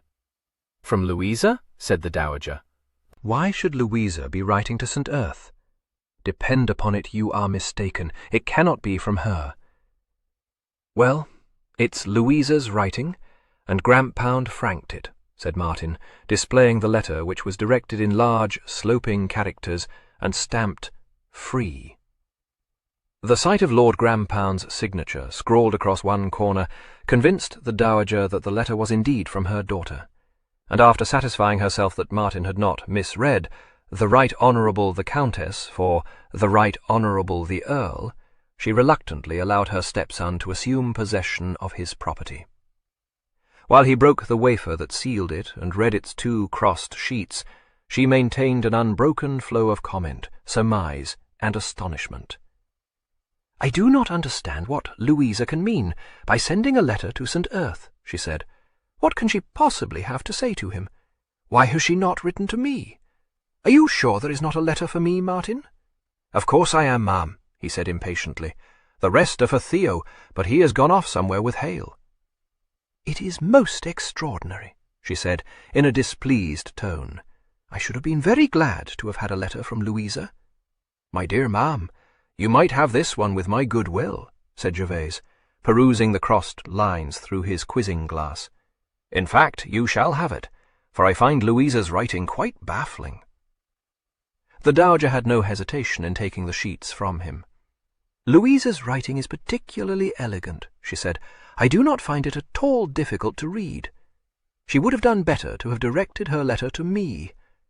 "Does she want to come here?" demanded Martin. "No, something about double doors at Kentham and Pug." "That creature!" ejaculated Martin, with a look of disgust. "What the devil has Pug to do with you?" "Too much, I fear." "Well, ma'am, what is it precisely that Louisa feels I can have not the least objection to doing for her?" "I fear the worst, and beg you won't keep me in suspense." "You will be very happy to render Louisa your assistance," stated the Dowager, in a voice that did not admit of argument. "Poor Louisa! But I told her how it would be, for I am sure there was never anyone more disobliging than Mrs. Neath, and now, you see, she will not answer above half the questions Louisa has addressed to her. It is all of a piece. She behaved in a very unhandsome way to Mrs. Warboys about a poultry woman once, and when I heard Grampound had the intention of hiring Kentham, I advised him rather to come to Stanyon, for, depend upon it, I said, you will not like to hire Mrs. Neath's house, for she is a very disagreeable woman. You see what has come of it? Louisa cannot recall whether the 2 saloons can be thrown into one, or how many beds they are able to make up, and so St. Earth is obliged to drive there to discover how it may be. It is a great deal too bad of Mrs. Neath, and I should not be at all surprised if she has neglected to reply to Louisa's questions on purpose to drag St. Earth into her set. She is a very encroaching woman, and I have never invited her to Stanyon save on public days. If you do not care to put yourself in her way, Gervase, Theo may go in your stead." "My dear ma'am, Theo is going in the opposite direction to Kentham. It cannot signify to him if he goes first to Kentham. However, I dare say she will more readily accede to your requests than to his. He is not at all conciliatory. Not that I should wish to conciliate Mrs. Neath, but how shocking it would be if she refused to permit poor little Pug to go to Kentham." "Are you going all that way to beg favours for Pug?" demanded Martin scornfully. "I suppose so. Something tells me it would be the wisest course. I may as well drive over to Kentham this afternoon, for I have nothing else to do unless I go with you after these kestrels of yours." "Oh, if you choose. But I dare say I shan't get a sight of them," Martin replied ungraciously. "You will be wasting your time, I expect, and I may stay out later than you would like on the chance of a rabbit or 2. "Then I had better go to Kentham," said the Earl placidly. "I will pull up at the Wigton crossroad on my way back, in case you should still be out and wish to be driven home." "No need. It is Leaf Walk. It would fret me to know that you might be waiting for me." "As you please," the Earl said, shrugging. "What had Helston to show you?" "Nothing you would care for. At least, there was one bay I liked. He is not up to my weight, but I dare say he might suit you." The Dowager, having finished with her daughter's letter, now had leisure to turn her attention to Miss Morville, who was slipping her own letter into her reticule, and to inquire with a regal condescension which almost robbed her question of its impertinence, who was her correspondent. Upon learning that Mrs. Morville had written to inform her daughter that she and Mr. Morville expected to return to Lincolnshire in the following week, she fell into a complaining mood, which had the effect of speedily breaking up the luncheon party. Martin went off to change his riding dress for a shooting jacket. Miss Morville escorted the Dowager upstairs to the Italian saloon, where she very soon fell asleep on one of the sofas and the Earl strolled down to the stables to take a look at Cloud's forelegs. He found Theo there, giving some directions to his groom, who was to bring his riding horse over to Evesley on the following day, when a cast shoe should have been replaced. He burst out laughing when he heard whither the Earl was bound that afternoon, but said, "You will not go." "My dear Theo, I do not dare even to hesitate. Only think how shocking it would be if Louisa were to come down upon us again." "True, but to send you running about the countryside on such an errand." "Shall I go in your stead?" "No, you are not conciliatory, and although my mother-in-law by no means desires to conciliate Mrs. Neath, she has commanded me to perform this office for my sister." "Humbug! Much you would care for her commands." "Why, the truth is," said the Earl, laughing, "I have not had my greys out for 3 days, and I can as well exercise them on a drive to Kentham as anywhere else." "Oh, if that is the case. But one might have expected Louisa to apply to Martin rather than to you, but I thought I had made it plain to you that a conciliatory manner is what is desired." "So you did. Where is Martin?" "I have no very exact knowledge. He is going off to Westwood to try if he can get a shot at a kestrel, and has firmly abjured my company." "Oh, so that holds, does it?" "He had better leave them alone, they will do little harm." "Very likely, but I do not grudge him the relief of being able to slay something." "Chard, we are going to Kentham. Bring my curricle round in half an hour, if you please." He looked at his cousin. "When do you set forth on your travels, Theo?" "As soon as I may. There is a letter from Maplefield I must first deal with, but unless I find another shoe to be loose, I hope to be away not much later than 4 o'clock. His groom, wilting visibly, withdrew to the shelter of the harness room. Gervase murmured, "What a harsh taskmaster you are." "Driving?" "Yes, a gig, with much of your worldly wealth stowed in the back. What hope I have of visiting the farms I had intended to visit, I know not." "Peace. Your unfortunate groom is out of hearing. If you mean to shut yourself up in your tower with letters from Maplefield, he'll bid you farewell. Do not allow my tenants to impose upon me." Theo took his hand, and gripped it, and held it for a minute. "I won't." "Gervase." "Well?" Theo released him. "Nothing. Take care of yourself while I am gone." "I always do." "Your presence is not needed to keep me safe, I believe." "No. I think you may be right. I am almost sure I am right. He has certainly taken it better than I expected, but Ulverston's presence cannot but keep the wound green. He leaves us on Monday, and will certainly be engaged at Wissenhurst until then." "That circumstance will hardly serve to mollify Martin," said Theo, grimacing. Half an hour later, the Earl set forth for Kentham, Chard seated beside him in the curricle, with his arms primly folded. This was one of his few concessions to the etiquette governing the conduct to be expected of a private gentleman's groom, but neither this nor his tall, cockaded hat made him look like anything but a soldier. He had known the Earl throughout his army career, had fought in the same engagements, shared the same discomforts, and was wholly devoted to his interests. He thought it a pity that his master should have sold out, for he had a poor opinion of all but military men, and, indeed, a rather poor opinion of such military men as belonged to any other regiment than his own. But after the first strangeness of riding out in a plain coat, with no accoutrements and no sabre, had worn off, he found that he did not dislike his new position. An earl's headgroom was a personage of considerable consequence, particularly when his master travelled. He might be sure of the best accommodation for his horses at every inn on the road, and excellent attention for himself. More important, this earl was a good master, who reposed complete confidence in him, and treated him with the easy familiarity Turvey so much deplored. Thus it was that consideration for the earl, and not the fear of incurring a chilly set down, held him silent for the first part of the drive. The greys were fresh, and the country lanes both rough and narrow, so that the earl's attention was fully occupied in handling his horses. It was not until they had covered a couple of miles that Chard ventured to distract him by remarking that he should not be surprised if one of Lord Ulverston's wheelers had a splint forming. Since the Earl knew that Chard and the Viscount's Clarence, who had been his private groom in France, were old foes, he paid very little heed to this, or to several dark strictures on the customs his lordship allowed to be followed in his stables. "Very reprehensible," he said. "I dare say he washes the mud from the legs of his lordship's horses, too." "That, me lord, I don't say," replied Chard severely. "How wretched for you that you cannot. What will you do when his lordship leaves Stanyon on Monday? You will be obliged to turn your attention to the iniquities of Mr. Martin's head groom." "Young hickling," said Chard. "No, me lord, I should call him very adequado with his horses. How do you go on with him?" "Well, me lord, bearing in mind what you said to me at the outset, we haven't had a battalla campal, but that ain't to say we won't, because one of these days I shall catch him a bofetada, and then well have a real turn-up." "Why?"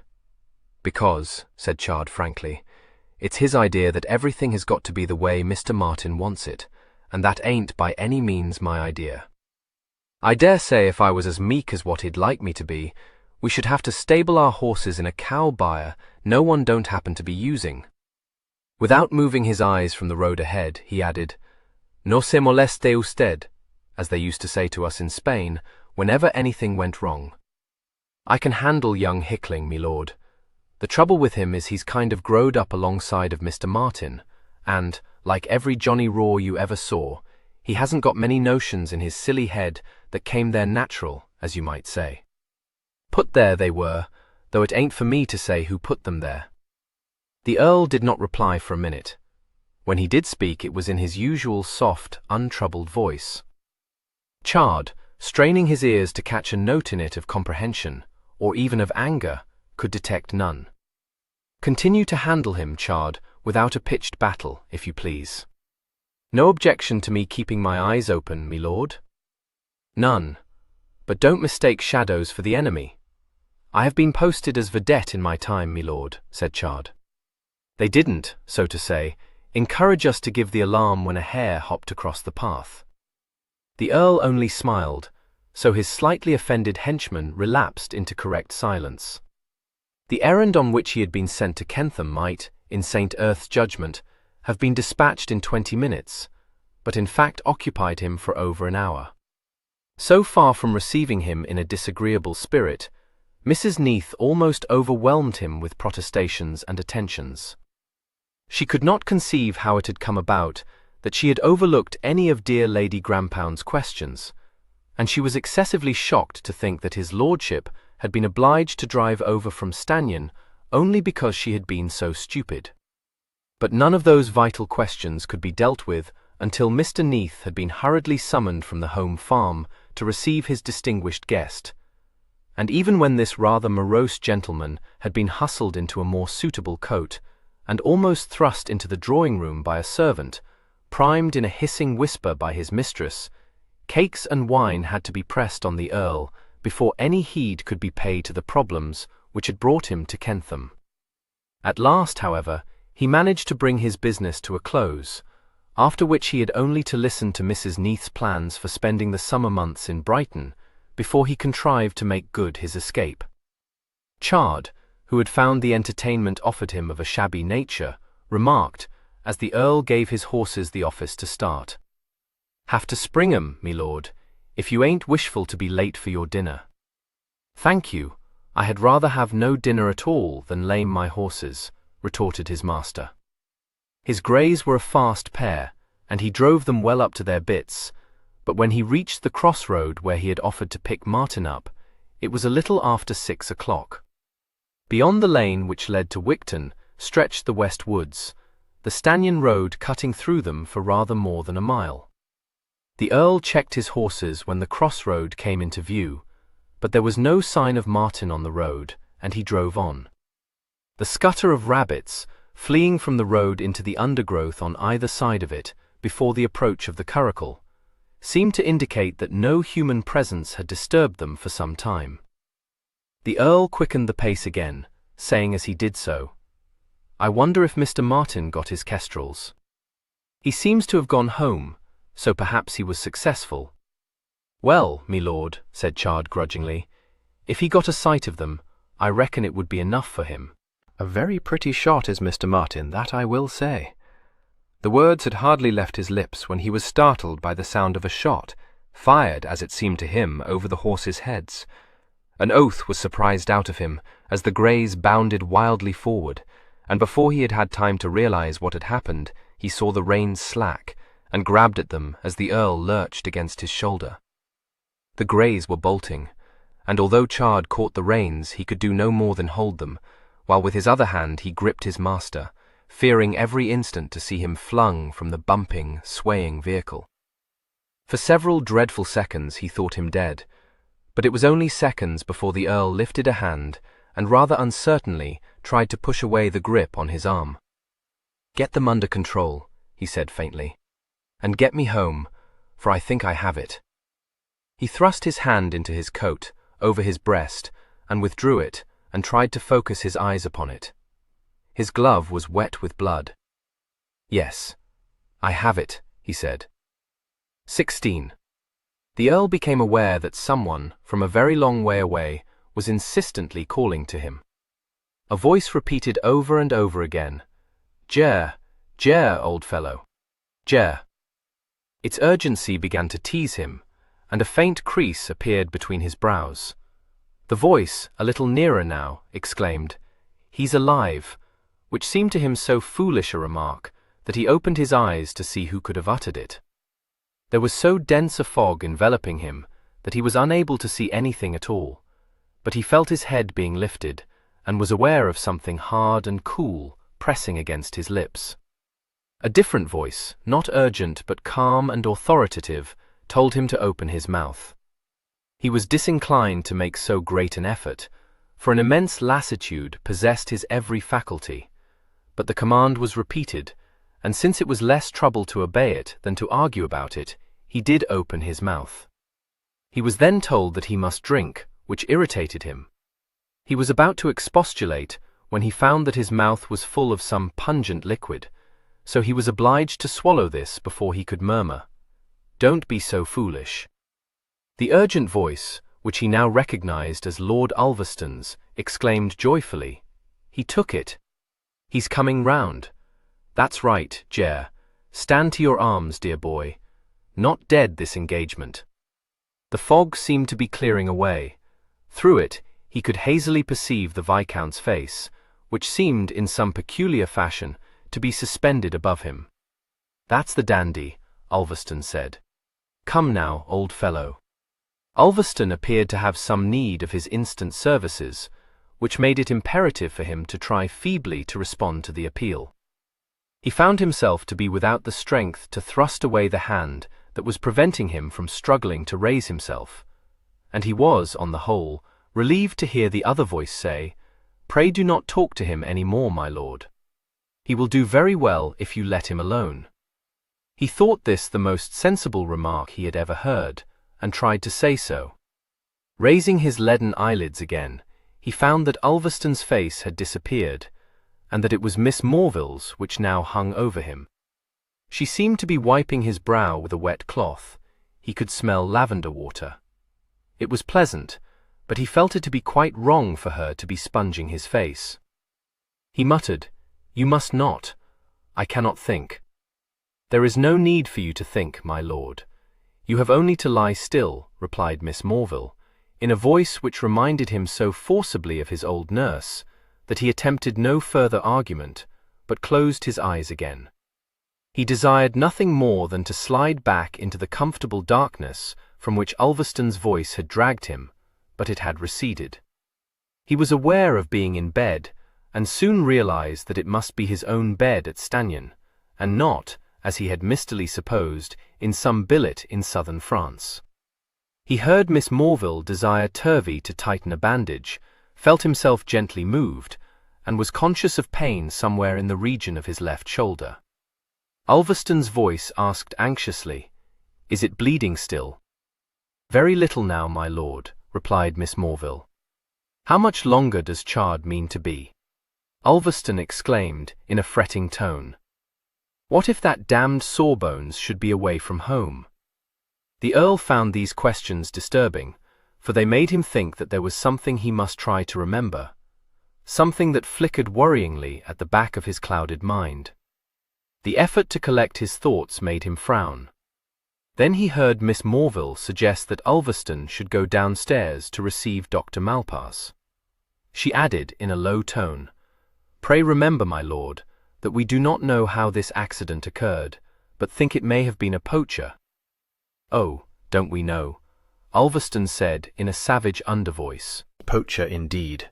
Chard knows better. I particularly requested him to say nothing more than that," said Miss Morville. "I believe it is what he would wish." A train of thought was set up in the Earl's mind. He said suddenly, "She does not object to Pug, and they can make up 10 beds." "That is excellent," said Miss Morville calmly, sponging his face again. "Now you may rest." "What happened to me?" he asked. "You met with a slight accident, but it is of no consequence. You will be better directly." "Oh." His eyelids were dropping again, but he smiled and murmured, "You are always coming to my rescue." She returned no answer. He sank into a half-waking, half-dreaming state, aware of an occasional movement in the room, but not troubled by it. Once, a firm, light hand held his wrist for a minute, but he did not open his eyes. But presently he was disturbed, rather to his annoyance, by a new and an unknown voice, which seemed to be asking a great many questions and issuing a tiresome number of orders. It was interrupted by Ulverston's voice several times. The Earl was not at all surprised when he heard the strange voice say, "I assure your lordship, I should prefer to have no one but Miss Morville and the valet to assist me." Ulverston seemed to think that Miss Morville could not assist the stranger. He said in his most imperious tone, "Nonsense. She could not do it." "Yes, she could," said the Earl, roused by this injustice. There was a moment's silence, then his wrist was firmly held, and the strange voice said, directly above him, "Oh, so your lordship is awake, eh? That is very well, and we shall soon have you feeling more the thing. My lord, Miss Morville and I are old colleagues, and I know her to be equal to anything. You need not fear to leave the patient in our hands. That table, if you please. My man, what's your name? Turvey. Very good. Set it there, and the bowl upon it. Now, my lord, I am afraid I must hurt you a trifle, just a trifle." It soon became apparent to the Earl that the stranger had grossly understated the case. The hurt he began to inflict upon his patient was considerable enough first to wrench a groan from him, and then to make him grip his underlip resolutely between his teeth. He was just wondering how long he could endure when a pang, sharper than the rest, took from him all power of resistance, and he felt himself to be falling into an upsurging darkness and lost consciousness. He came round to find that he was once again being commanded to drink. He obeyed, and was lowered on to his pillows, and heard a cheerful voice say, "There, you have nothing to do now but to go to sleep, my lord. I shall come to see you in the morning, and I expect to find you much more comfortable." "Thank you," murmured the Earl, wishing that he might be left in peace. The wish was granted. Silence fell, broken only by the rattle of curtain rings drawn along the rods and the crackle of the fire burning in the hearth. When the Earl opened his eyes again, it was to shaded lamplight. He saw Miss Morville rise from a chair beside the fire and cross the room towards him, and said faintly, "Good heavens, what o'clock is it?" "I have no very exact notion, my lord, but it doesn't signify," she answered, laying her hand across his brow. She glanced towards the door leading into the dressing-room, which stood open, and said, "Yes, his lordship is awake, Turvey. If you will come in, I will go and prepare the broth for him. The housekeeper desired me to tell you, madam, that she should not go to bed, and would hold herself in readiness to prepare whatever might be needed." "Thank you, I will go to her," Miss Morville said. When she returned to the bedchamber, bearing a small tray, Turvey had raised his master a little against his pillows, combed out his tumbled gold curls, and straightened the bed coverings. Beyond thanking him for the various services he performed, the Earl said nothing, nor did Turvey encourage him to speak. He was deft in his ministrations, but quite impersonal, his impassive countenance not betraying his opinion of a household in which such shocking accidents could occur. Upon Miss Morville's entrance, he moved away from the bedside, and began to pick up some scraps of lint which had been allowed to fall on the floor. He then bowed, and said that he should be in the dressing-room when Miss Morville had need of him, and withdrew, closing the door behind him. The Earl watched Miss Morville set down her tray on a table drawn up beside his bed, and said, "I remember now. Who did Chard see?" "No," she replied, seating herself, and picking up the bowl from the tray.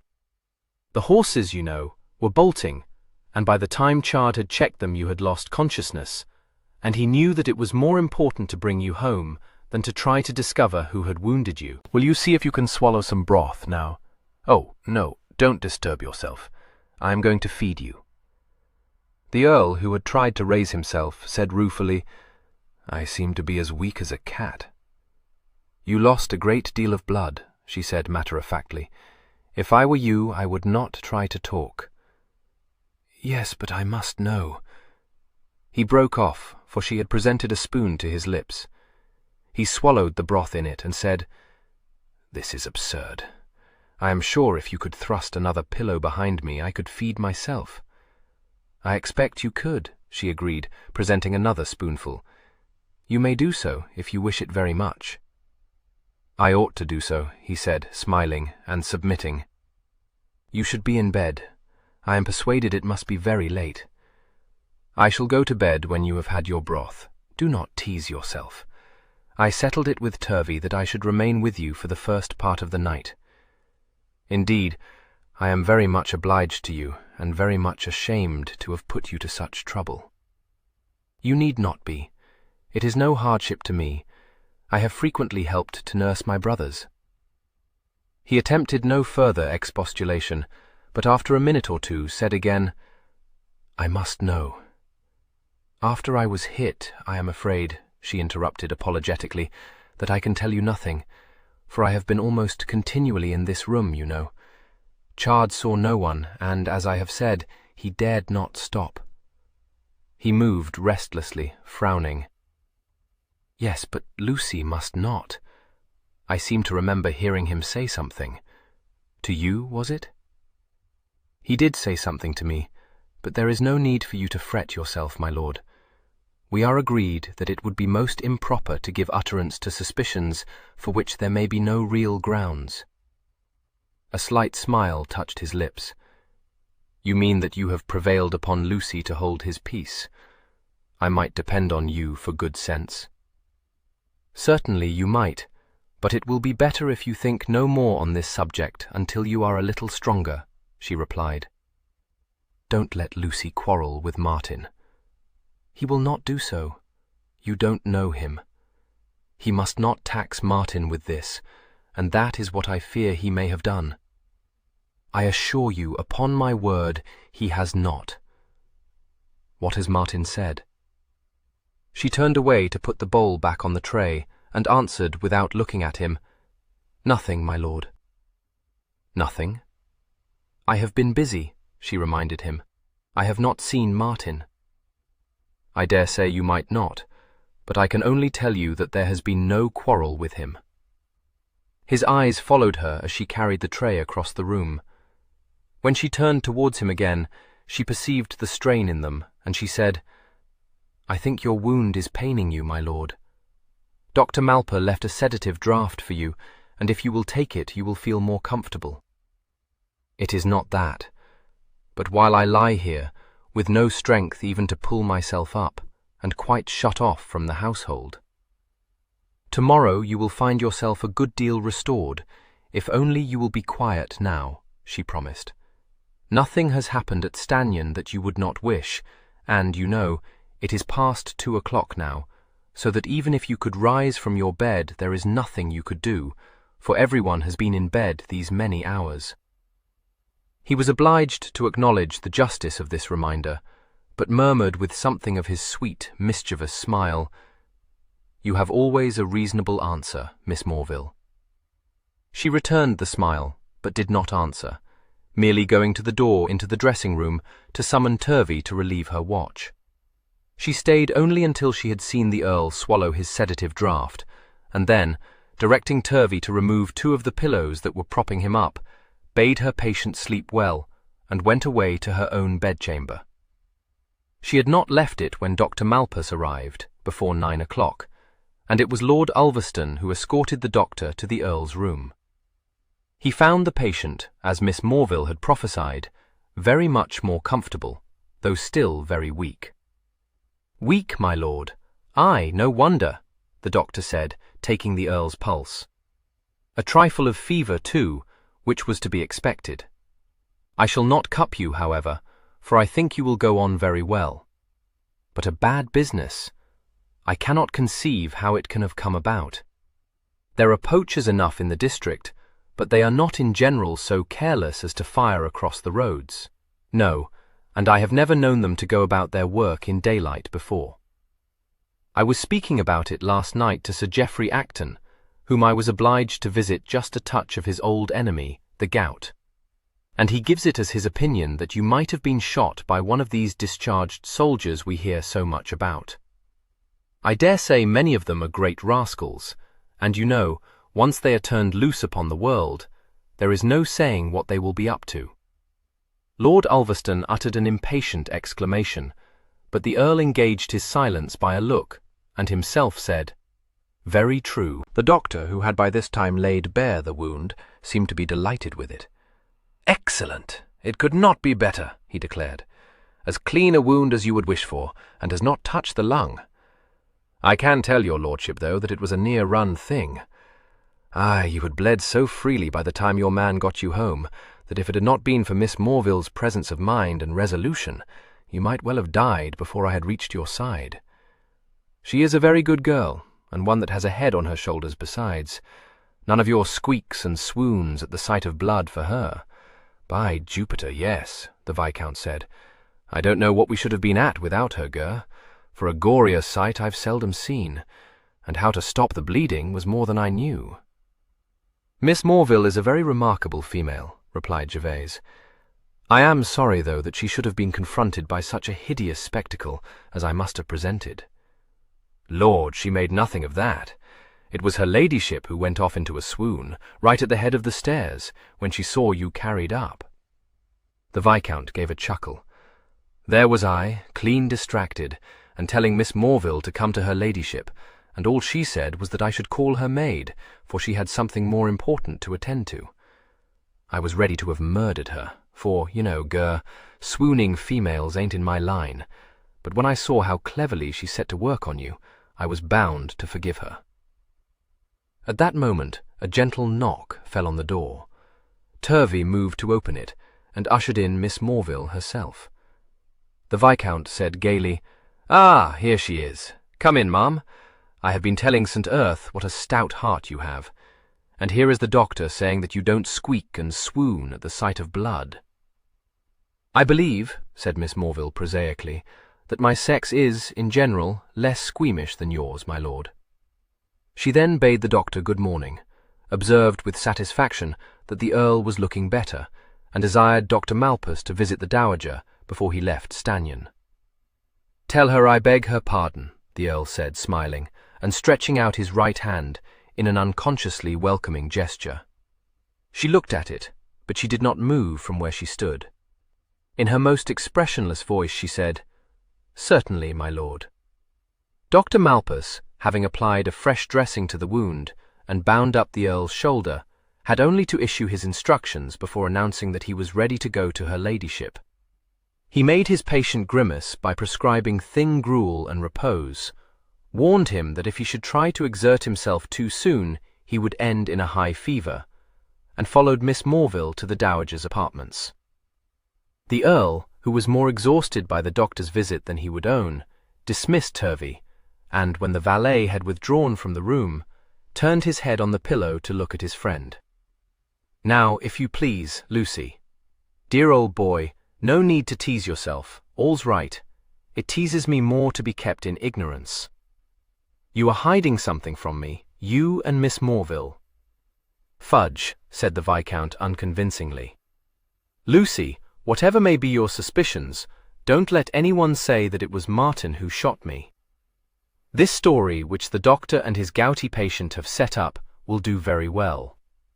It must not be whispered all over the county that Martin tried to kill me." The Viscount was silent, fiddling with the bed curtains. After a moment, Gervase said more strongly, "Lucy, I'm in earnest. Good God, only think what you would feel yourself." "I know that. I wouldn't think of it if I were you, Ger." "No use." "What has Martin said?" Gervase demanded, watching him under knit brows. "Where is Martin?" "That's more than I can tell," said the Viscount with a short laugh. "What do you mean?" The Viscount hesitated, and then said, "Listen, Ger. If I know anything of the matter, it's already all over the county that Martin tried to murder you. Martin ain't here." He looked up, saw the startled look in the Earl's eyes, and said, "Hasn't been seen since he went off yesterday, saying he would try for a shot at those kestrels. That's why your mother-in-law wanted to see the doctor. True, she swooned when she saw you carried in, but it wasn't that which upset her." "Oh my God," Gervase said sharply. "Go on. Tell me the whole." "Don't think I should, dear boy," said Ulverston, regarding him in some alarm. "Ought to be quiet, you know. You'll tell me the whole, or I'll get up out of this bed." "No, no, don't do that. It's only this, Ger. His gun has been found. Shot belt, too." "Who? Where?" "Chard. Good fellow Chard. Rode off to the place where you were hit as soon as he'd fetched the sawbones over last night. Thought he might discover some trace. Well, he did. Found Martin's gun thrust down a rabbit hole, and his shot belt in a gorse bush." Looks as though he had got rid of 'em quickly because the end of the stock wasn't hidden well. "That's all. But everyone here knows you've been shot at, and your brother ain't to be found. And if you think that news won't spread, you're a sapskull, Ger. Martin would not take ball out for kestrels. Dare say he wouldn't. Nothing to stop him loading his piece with ball if he went for bigger game," said the Viscount brutally. "No wish to distress you, but he had a couple of rounds in his belt. Seen 'em not gammoning you." The Earl pressed a hand to his brow. A couple of rounds in his belt. Yes, and what more? Nothing. No trace of him to be found. Thought he had done for you, of course. Took fright. Just the sort of hothead who would do so. Very well. And then? "Got my own notion about that," said Ulverston darkly. "What is it?" "Nearest port. If he took fright, dared not stay, only thing to do, get out of the country." The Earl's hand dropped. "Yes, I think I see." Ulverston perceived that he was looking very pale, and said in a conscience-stricken tone, "Shouldn't have told you. Don't put yourself into a fret, dear boy. Only want you to tell me what you wish done." "Chard. Send him up to me." "Can't. At least not immediately, Ger. Told him to ride over to fetch your cousin. Seemed to me he's the man we need." He paused, and then, as Gervase said nothing, but only stared frowningly before him, he added, "I know you didn't like it when Frant kept Martin under surveillance. Told him you didn't need a watchdog, didn't you? Well, it's precisely what you did need, Ger. While Frant was here, and Martin knew he was alive to his little game, he dared not pursue his damned purpose. No sooner was Frant out of the way, and Martin knew he was no longer being watched, than he seized the first chance that offered. Dare say this engagement of mine inflamed him." The Earl's eyes travelled to his face. "If Martin tried to kill me, it was so that he should inherit my dignities. He could not more surely brand himself as my murderer than by running away." "Aye, thought of that myself," agreed Ulverston. "Stupidest thing he could do, of course. But the more I think about it, the more I think he's just the sort of rash young fool who would do it. No head, Ger. No head at all. Might even have repented of it as soon as he'd pulled the trigger. Lord, I haven't been staying here this while without learning a few things about your precious Martin. Done a lot of wild things in his time, because he wouldn't stop to think before he gave way to his passions. Wouldn't surprise me at all if he'd taken fright as soon as he realized what he'd done and run for it. No, and I'll tell you another thing, Ger. It won't surprise me if he comes back and tells us all some hoaxing story to account for his having gone off like that, just as soon as he's had time to get over his fright and see the folly of running away. I must get up, the Earl said in a fretting tone. I must get up. Rather alarmed at the consequence of his unguarded talk, Ulverston said hastily, No, no, what good would that do? Dash it, I wish I hadn't told you. He looked round quickly as he heard the door open, and hailed Miss Morville's entrance with a mixture of relief and guilt. Here, ma'am, come and tell St. Earth he must stay where he is. You won't like it, but I've told him his brother ain't been seen since yesterday, and what must he do but declare he shall get up? It seems to me a great pity, said Miss Morville acidly, that you cannot be left to bear Lord St. Earth company for a bare quarter of an hour, without throwing him into a fever, my lord. I beg your pardon if I seem impolite, but I must desire you to go away. Well, you do, ma'am. Devilish impolite, said the Viscount indignantly. Dash it, St. Earth had to know it. If you do not go, my lord, I fear I shall become still more impolite, Miss Morville warned him. The Viscount retreated in no very good order, and Miss Morville, after a glance at her patient, went to the table and picked up a glass from it. Into this she poured a dose from an ominous bottle she had brought into the room. Gervase said in a tired voice, More of your sedative draughts, Miss Morville. It is merely the medicine Dr. Malpas ordered me to give you at this hour, she replied, bringing it to him. He took it from her, but he did not at once raise the glass to his lips. Lucy was right. I had to know. To be sure, but not now. He again put his hand to his brow. I wish I could think. My head feels like a block of wood. Very likely. It will be better when you have recovered your strength, and that you may do by being patient and doing as you are bid. He smiled wryly, but lifted the glass and drank its contents. Does my mother-in-law know what is being said? She does, of course. It is painful for her, but you cannot cure that. Poor woman. Assure her I shall not die. Ought I to see her? No, you will see no one but Turvey and me until tomorrow. He sighed, but even as she uttered the words, the door opened, and Theo came softly into the room. He was looking pale and very grim. He said in a low voice to Miss Morville, Ulverston told me I might see my cousin. How is he? He is excessively tired, and would be the better for sleeping, answered Miss Morville. He came farther into the room, and looked towards the bed. He saw that the Earl was awake and dreamily regarding him, and stepped closer, saying in a moved voice, Gervase, how is it, my dear fellow? Excellent. I could not wish for a cleaner wound. Chard told me the whole. I came at once, knowing I should never have left Stanion. Not now, if you please, said Miss Morville. Theo glanced at her. No, you are very right. But Ulverston sent me to try what I could do to set his mind at rest. I believe I know your will, Gervase. I will do whatever it is you wish me to do. If you want this affair to be hushed up, I will do my possible upon my honour. Yes, I knew I could depend upon you for that, Gervase said. The doctor's story will answer the purpose as well as any other. I have now come to my senses, and I have disclosed to you that I caught a glimpse of a thick-set man in homespuns, skulking in the undergrowth. But Martin must be found. He will be, Theo said soothingly. Only do not fret, Gervase. I can take care of this for you, and I will. Thank you, Gervase said, his eyes half closed. Miss Morville signed to Theo to go, and he nodded, and went away without another word. She found the Earl's pulse to be tumultuous, and could only hope that rest and quiet would restore its even tone.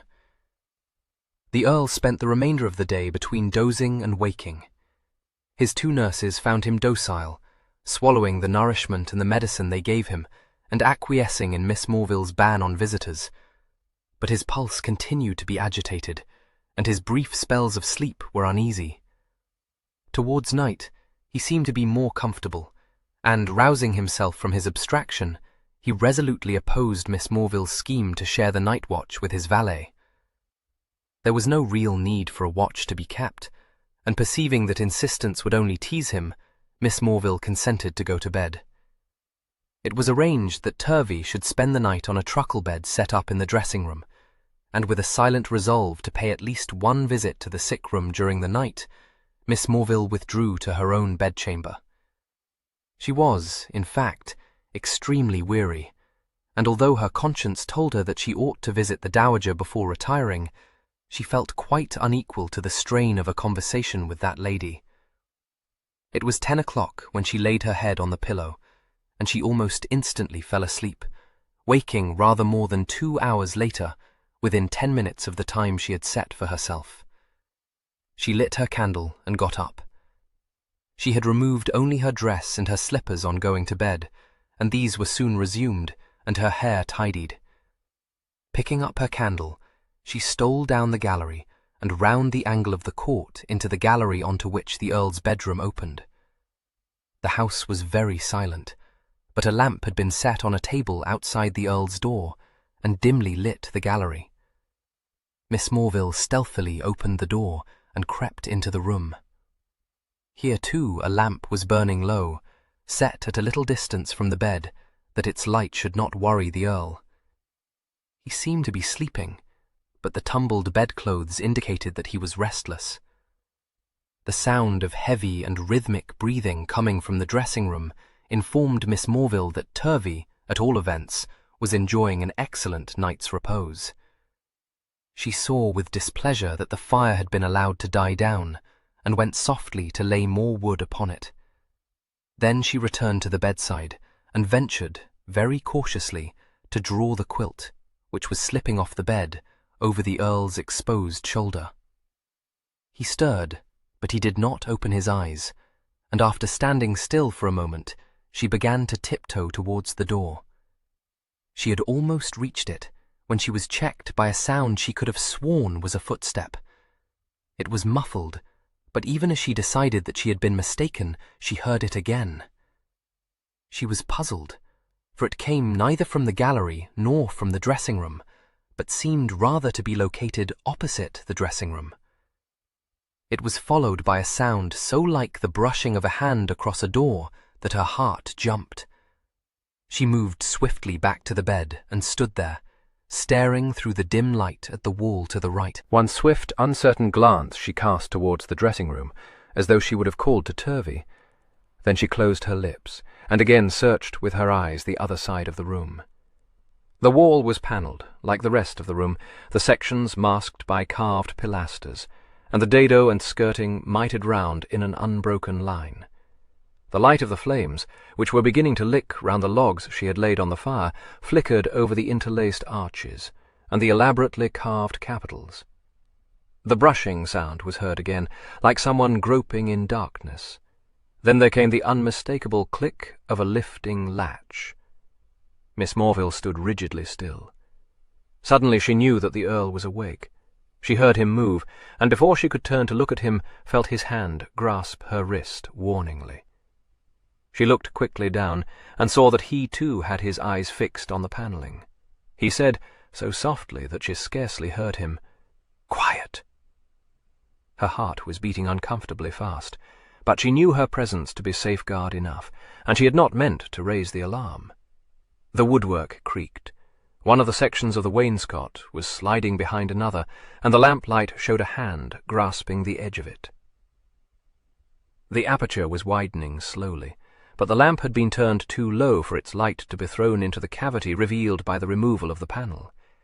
There was a moment's pause, which Miss Morville found singularly nerve-racking, and then the silence was broken by a voice, raised little above a whisper, which uttered urgently, "Saint Earth!" The grip was removed from Miss Morville's wrist. "Come in, Martin," the Earl said calmly.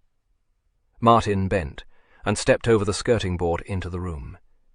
He started when Miss Morville moved from her station by the shadowed bed into the light and stammered, "I didn't know.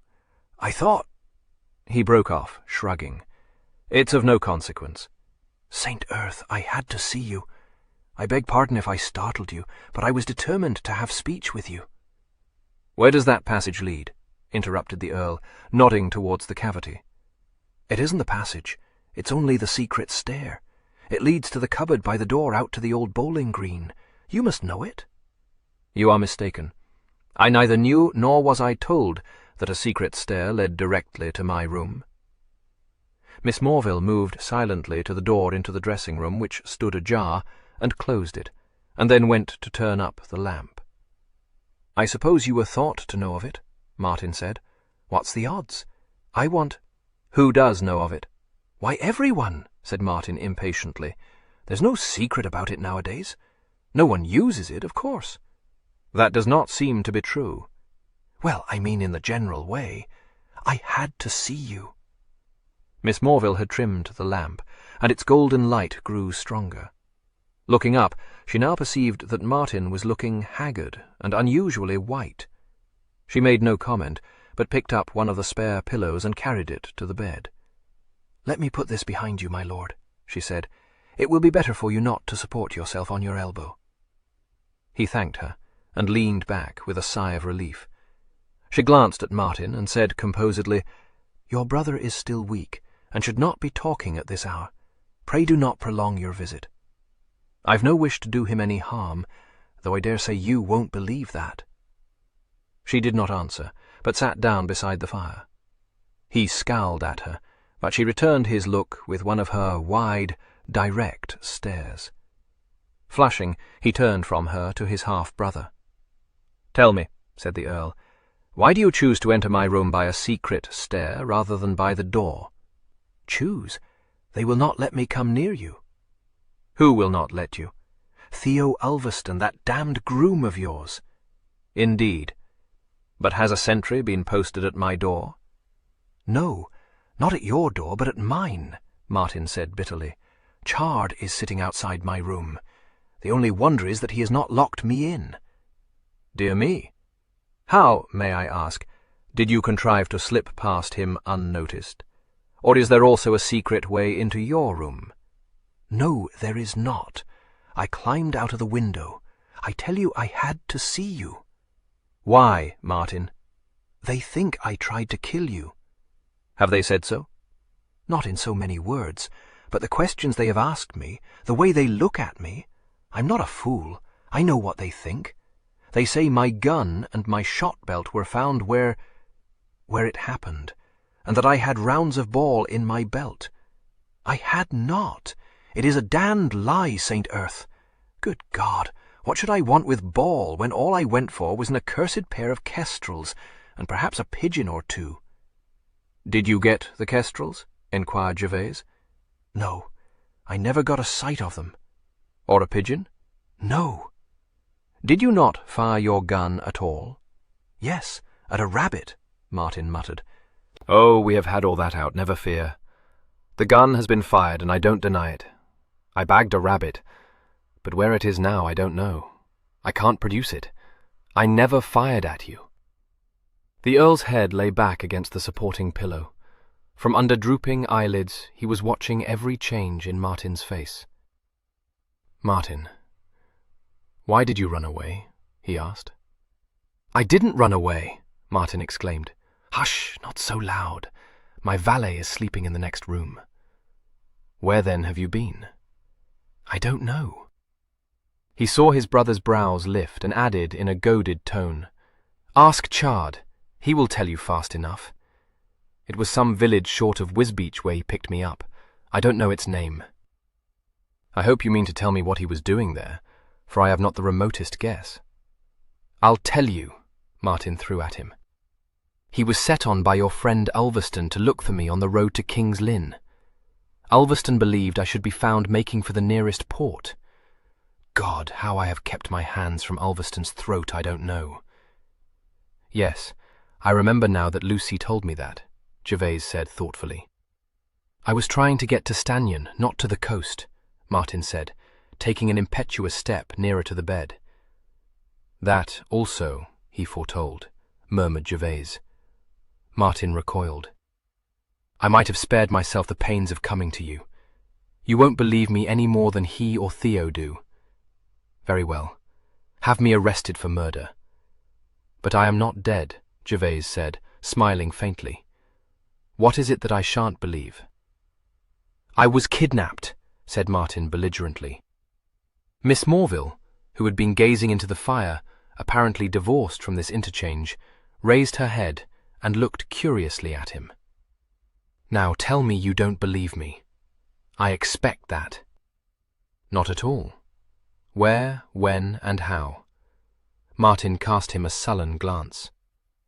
I don't know when, except that it was not long after I had shot the rabbit, and I've no notion when that may have been, except that it can't have been a great while before you were fired at. I'd had no sport. I thought I might as well try for a brace of wood pigeons, but you know what they are. There's no getting them unless you lie up once they've been alarmed. I crouched down behind a thicket to wait. I suppose someone stalked me. I don't know. All I know is that I was struck a stunning blow from behind. I do know that, but nothing more, until I came to myself, and how much later that was, I've no notion. There was a short silence. And your spaniel? Said the Earl. Not with me, Martin answered, colouring. He raised his eyes. He had run a thorn into his foot, and was dead lame. I would not take him. Ask Hickling if that's not true. Oh, yes. I know what you are thinking. Hickling would tell any lie to oblige me, would he not? I don't know. Would he? I dare say. This is the truth. Very well. Go on. I tell you, I don't know what happened. I didn't come to myself till I was being taken off somewhere, in a cart or something. I couldn't see. I was trussed up and gagged, and there was a sack over my head. Not that I cared, for my head was aching fit to split, and I cared for nothing then, except being jolted so much that I think I went off into another swoon. I don't remember that, but I do remember feeling devilish bad. And then I wasn't in a vehicle, but lying on the ground somewhere. It might have been a cow byre. It smelled like it, but I couldn't see or move, and I don't know. I don't even know how long I was there. Hours and hours, I think. I suppose I slept part of the time. I must have, because I woke up with a start when someone began to haul me up. And then there was more of that cursed jolting, and being hauled out of the cart again, and rolling down and down and down. Rolling down where? Asked the Earl. It was a sandpit, but I didn't know that at the time.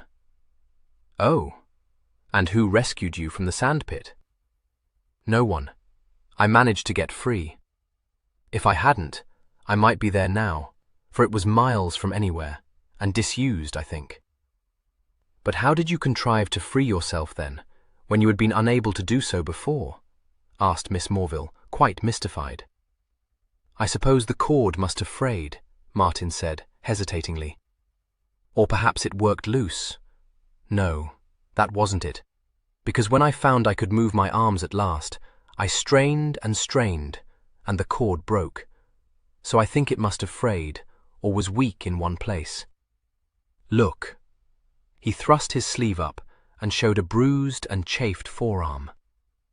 I will give you some arnica for it, if you would like it, said Miss Morville kindly. He swung round to face her. I don't want it. You think it's all lies, don't you? Oh, no. Only one should never allow oneself to be carried away by exciting stories, and I am bound to observe that it would not be so very difficult to inflict such a bruise with one's own hands. I dare say it all happened exactly as you have described, but one can readily understand why it was that Theo and Lord Ulverston would not believe you. I am much obliged to you. Why don't you say you think I'm a murderer and be done with it? Martin, interrupted Gervase, why were you stunned, kept in durance vile, and finally rolled into a sandpit? Good God, if I knew that! I suppose some desperate fellow meant to rob me." "And were you robbed?" asked Gervase. "No, because I had no money on me. A man don't carry money in his pockets when he goes out shooting." "Just what I was thinking," agreed Gervase. "It does not seem to have occurred to that desperate fellow. Do you think he may have rolled you into the sand pit in a pet at finding you so little worth his trouble?" "No, it wasn't robbery, of course. I see that now, but at the time— well, I know it sounds smoky, but it's true. I never thought about not having any money until I got out of that sand pit. Then I remembered I hadn't as much as a groat in my pocket." "Was that why you decided to come back?" Martin flushed. "I always meant to come back. It's why I didn't reach Stannion till past 10 o'clock tonight. At least it is, in part. I can tell you I didn't feel so stout when I first got free. I couldn't stand, and my head was aching till I could scarcely see out of my eyes, and I had such a thirst. As soon as my legs would bear me, all I cared for was to get out of that pit and find some water. Well, I did get out, and I had no more idea of where I was than anything, but there was a wood quite close, and I thought very likely there might be a stream near it, and so there was. And then You? "I went to sleep," Martin said. "I think I must have slept for hours, because it was very little past dawn when I got that sack off my head, and it was past noon when I woke up, judging from the sun. I felt better then, and I set out to get to the nearest village. Such a figure as I must have looked. I could see they took me for a common vagrant at the alehouse. They had no post there, of course, and the landlord said he had no horse I might hire, but I might be accommodated at Guyherne, which was not far." "And were you?" "No.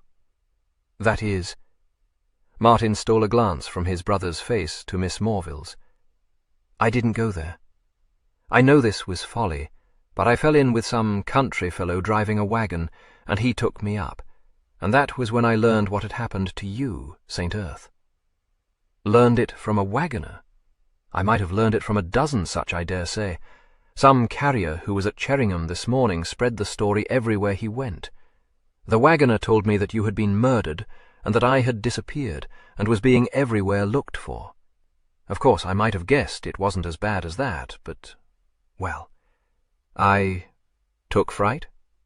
I didn't know what to do," Martin blurted out. "I thought if anyone recognized me or guessed who I was, I should find myself hustled off to jail. I, Martin Frant. All I could think of to do was to get back here without being seen and discover how it was, and think what I must do. But that fellow Chard was hunting for me, and I had been seen, of course, though no one knew me, all that way from Stannion, and in such a rig. But I suppose when he described me and what I was wearing, those cursed bumpkins set him on my track. He came up with me in that village driving my gig, too, and then I heard how it was. And he brought me home as though I had been a felon, and he my jailer, bringing me up to the assize or something. And after that, there was Theo and Ulverston, not believing a word I said, and declaring I should not see you. But I had to see you, and tell you." Miss Morville, who had been watching the weary face against the pillow, said, "Well, Martin, now that you have done so, I shall be very much obliged to you if you will go away again and leave his lordship to sleep. There is nothing more to be done tonight, you know, and I dare say if you wish it, your brother will see you again tomorrow." She wished then that she had not said this, for the Earl moved his head in a gesture of dissent, and his lips framed the one word, "No." Martin saw it too, and said sharply, "St. Earth, you can't mean St. Earth. You'll let me come and see you tomorrow, surely?" "No. You can have nothing more to say to me. Keep away from this room. When I am on my feet again, we will see." A frightened look, almost one of panic, came into Martin's face. He started forward involuntarily, exclaiming, "Gervase, you don't mean to accuse me of this? You can't think I would commit murder?" A queer little smile flitted across the Earl's eyes. You haven't murdered me. I never tried to. You must believe me. We were half-brothers. Only think of the scandal. I have thought of it. I told Theo I had caught a glimpse of a thick-set fellow dressed in homespuns hiding in the thicket. Martin drew a shuddering sigh. I knew you could not. Did you see such a fellow? I saw no one. Are you sure of that? Martin asked, frowning down at him. Because, well, never mind. He caught Miss Morville's eye and said, Oh, very well. I'm going. Only if you are afraid to let me enter your room, and I am to have Chard standing guard over me in this way. You shall be relieved of Chard. Before you go, tell me how that panel works. I wonder you should never have been shown. I remember when my father first showed it to me, I can't have been more than 10 years old. Very likely. I had not the felicity of standing upon such easy terms with him. How is it opened? Oh, it is quite a knacky thing. It has a queer latch upon the inside with a stop on it, so that when it is down the panel cannot slide back. You may open it from this side by twisting one of the bosses at the head of that pillar. He stepped up to the wall and laid his hand on the boss. This one. It has a device which lifts the latch if you turn it like this. Ingenious. May I ask how the panel is secured from this room? It ain't. You may only secure it from the inside. That's very simply done. You have only to thrust a wedge between the latch and the guard so that it can't be raised. If that's done, the boss won't move, of course. I dare say that when they came spying out priests' holes in the old days, they used to try if any of the mouldings on the wainscots could be moved. This would have baffled them. No doubt. Is there no means of securing the entrance at the bottom of the stair? No, but the cupboard is kept locked. We don't use it nowadays. The Earl held out his hand. The key, if you please. I was going to lock the cupboard and put the key back. Thank you. I prefer to keep it in my own possession. Where, in general, is it to be found? In the steward's room. Perrin has all the keys hanging in a cupboard there. It is not an arrangement which recommends itself to me. Oh, as you please, Martin said, and gave an old-fashioned key into his hand. Thank you. Now go back to your own room, and tell Chard I wish to see him, if you please. Very well. And you don't believe that... Forgive me, I am too tired to discuss this matter further tonight. Then I'll say good night, Martin said stiffly. I beg your pardon for disturbing you. Gervase did not answer. Miss Morville waited until Martin had left the room before she said, I hope, my lord, that you mean Chard to lock that door immediately. Why, yes. I trust I am not one to refine too much upon trifles, but I do not like the notion of having a secret stair leading to your room. Nor I, he said, regarding her in some amusement. To own the truth, she confessed, my blood ran cold when I saw that panel begin to slide open. Indeed, I was afraid that you would call Turvey in, which I particularly did not wish. No, I had made up my mind not to do that before you grasped my wrist. While I was present, you were safe, I knew. You are a remarkable woman, Miss Morville. On the contrary, I am sadly commonplace, she replied. I shall say no more to you tonight on what has occurred. I can see it has teased you very much, and I wish you will try to put it out of your mind until you are stronger. She straightened the quilt as she spoke, and after a moment's hesitation said in a colourless tone, Your medicine I keep in my own charge, and you may like to know, my lord, that all the nourishment you partake of passes from the head cook's hands to Turvey's only. Yes, I had not considered the chances of poison, he said thoughtfully. Thank you. This is your doing, I collect. By no means. I fancy it was concerted between Turvey, Abney, and the head cook himself. Whatever may be the sentiments of certain members of your family, sir, you have trustworthy guards in your servants. It seems so indeed. I cannot conceive why they should concern themselves with my welfare."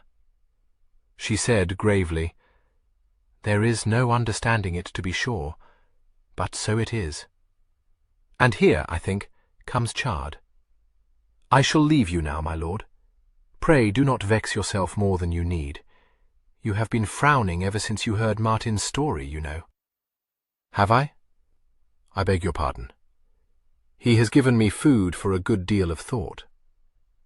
"You will be able to think more clearly in a day or two," she said, and went to the door and opened it.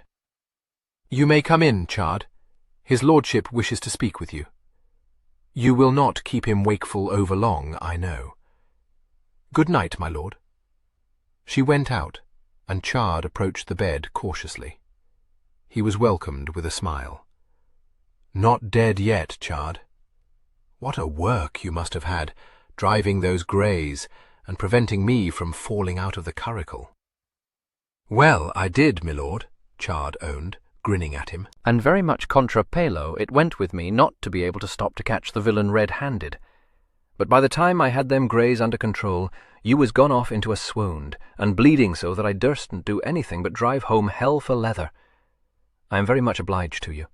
You did right, and I doubt whether you would have caught my would-be assassin even had you been able to stop." "I would have liked to have got just one glimpse of him, my lord," Chard said. "I know what I know, but it ain't enough. And I'm rare set about that I let that young Mr. Martin slip through my hands tonight, so to speak. What I don't see is how he got into your lordship's room without me seeing him at it. He got into it by way of that stair, which you may see if you turn round." "Ho!" said Chard, having subjected the panel and the cavity beyond it to a close inspection. "So that's the way it is it? Next thing we know, we'll be having an emboscado inside this here castle, as well as out of it.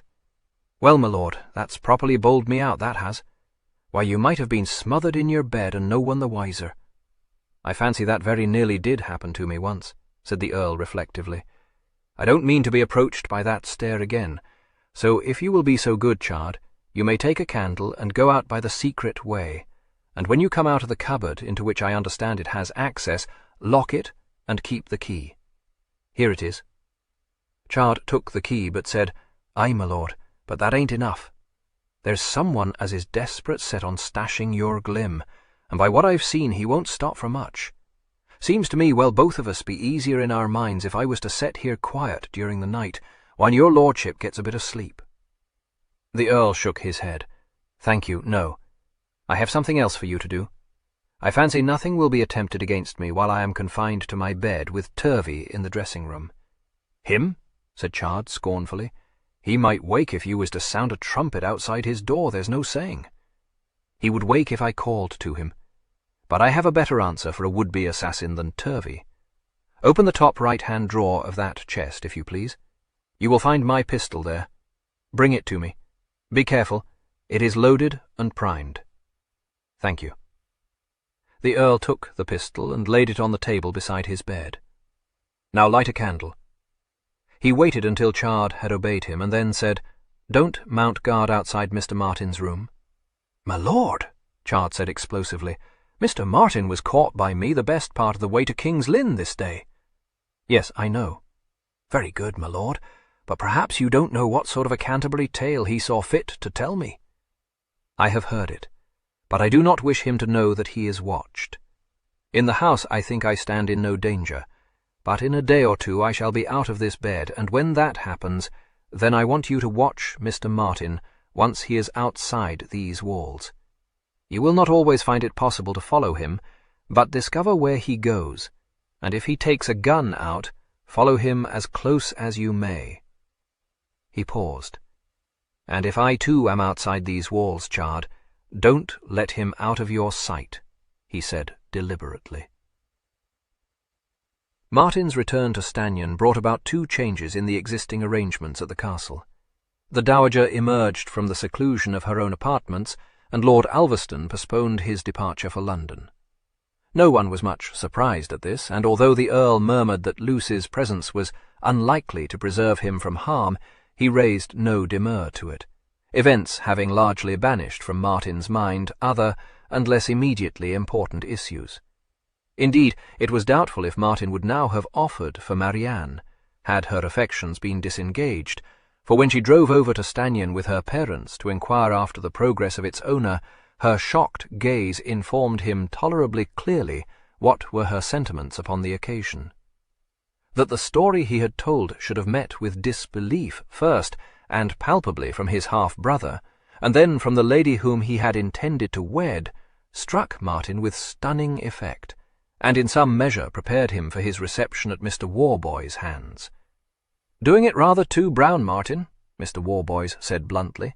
"Always said that nasty temper of yours would land you in a fix one of these days." He added with considerable courage, "Lesson to you. Have to live it down, old boy." Instead of issuing the challenge which Mr. Warboys would have had no hesitation in declining, Martin had turned on his heel, and walked off without another word spoken. The dowager, resuming her place in the household at Stannion, soon realized that Martin's return had not, as she had felt sure it must, allayed all suspicion against him. Nothing in her well-ordered existence had prepared her for such a situation as now confronted her. Her egotism happily preserved her from self-blame, but her agitation was nevertheless acute, and prompted her to pay her stepson a visit. Miss Morville was powerless to resist this incursion. She could only hope that the Earl's constitution was strong enough to support him through the ordeal. She discovered, as others had done before her, that his apparent fragility and his gentleness were alike deceptive. He received his stepmother with equanimity, and although her visit wearied him, it did not, as Miss Morville had feared it must, agitate his pulse. The dowager harangued him for half an hour, ringing all the changes between scolding, dictating, and pleading. He heard her with patience, and answered her with such kindness that she left his room much tranquillized, and only realized some hours later that her intervention had achieved nothing. He did not banish Martin from Stannion, but he would not again admit him to his bedchamber. He told her that he should adhere to his story of the man in homespuns, but he gave her no assurance that he believed Martin to be innocent of the attempt upon his life. It was not until Martin questioned her upon these points that the Earl's omissions occurred to her. She had seldom suffered so severe a setback, and its effect upon her was such that Miss Morville felt herself obliged to accede to her almost tearful request to her young friend not to leave her while her nerves were so much overset. Thus it was that Mr. and Mrs. Morville, arriving in the middle of the following week at Gilbourne House, found that although their daughter was certainly there to welcome them, she had no immediate intention of rejoining the family circle. Mr. Morville, much astonished, was at once shocked and grieved. He feared that Drusilla had been led away by grandeur, and had he received the least encouragement from his helpmate, he would have felt strongly inclined to have exerted his parental authority to compel his daughter to return to her own home. So far from receiving such encouragement, he was dissuaded in unmistakable terms from expressing even the mildest desire for Drusilla's return. "It appears," said Mrs. Morville fluently, "that they are in trouble at Stannion. If Lady St. Earth wishes Drusilla to remain with her for the present, I should not like to be disobliging, you know." Mr. Morville conceded this point, but observed that he knew not why his daughter should be required to act as a sick-bed attendant in a household where as many as 20, or, for anything he knew, 30 servants were employed. "As to that," said Mrs. Morville, "it is Lady St. Earth rather than her son-in-law who depends just now upon Drusilla. These very shocking rumours have distressed her excessively. I am sure it is no wonder. And Drusilla, you know, feels that it would be a shabby thing to desert her after her kindness. I own I cannot but agree that we are very much obliged to her ladyship for entertaining our daughter during these weeks of our absence, and I should not, for my part, wish Drusilla to be backward in any attention." Mr. Morville, while he assimilated these words, removed his spectacles, and thoroughly polished them with his handkerchief. He then replaced them, and through them regarded the wife of his bosom with some severity. "When we set forth upon our travels, my love," he said, "it was only at Lady St. Earth's earnest entreaty that we left our daughter in her charge. The obligation was upon her side, and had it been otherwise, I should never have consented to the arrangement. I had thought that we were at one on this." "Certainly. "There can be no question," Mrs. Morville said, showing a heightened colour. "The thing is, Mr. Morville, I have been closeted with Drusilla this past hour. I will not conceal from you that what she said to me, and, even more, what she did not say to me, has given me food for serious reflection." "Indeed." "Reserve," announced Mrs. Morville nobly, "is at all times repugnant to me. My dear sir, I beg you will tell me anything you may know of this young man." "What young man?" asked her lord, in bewildered accents.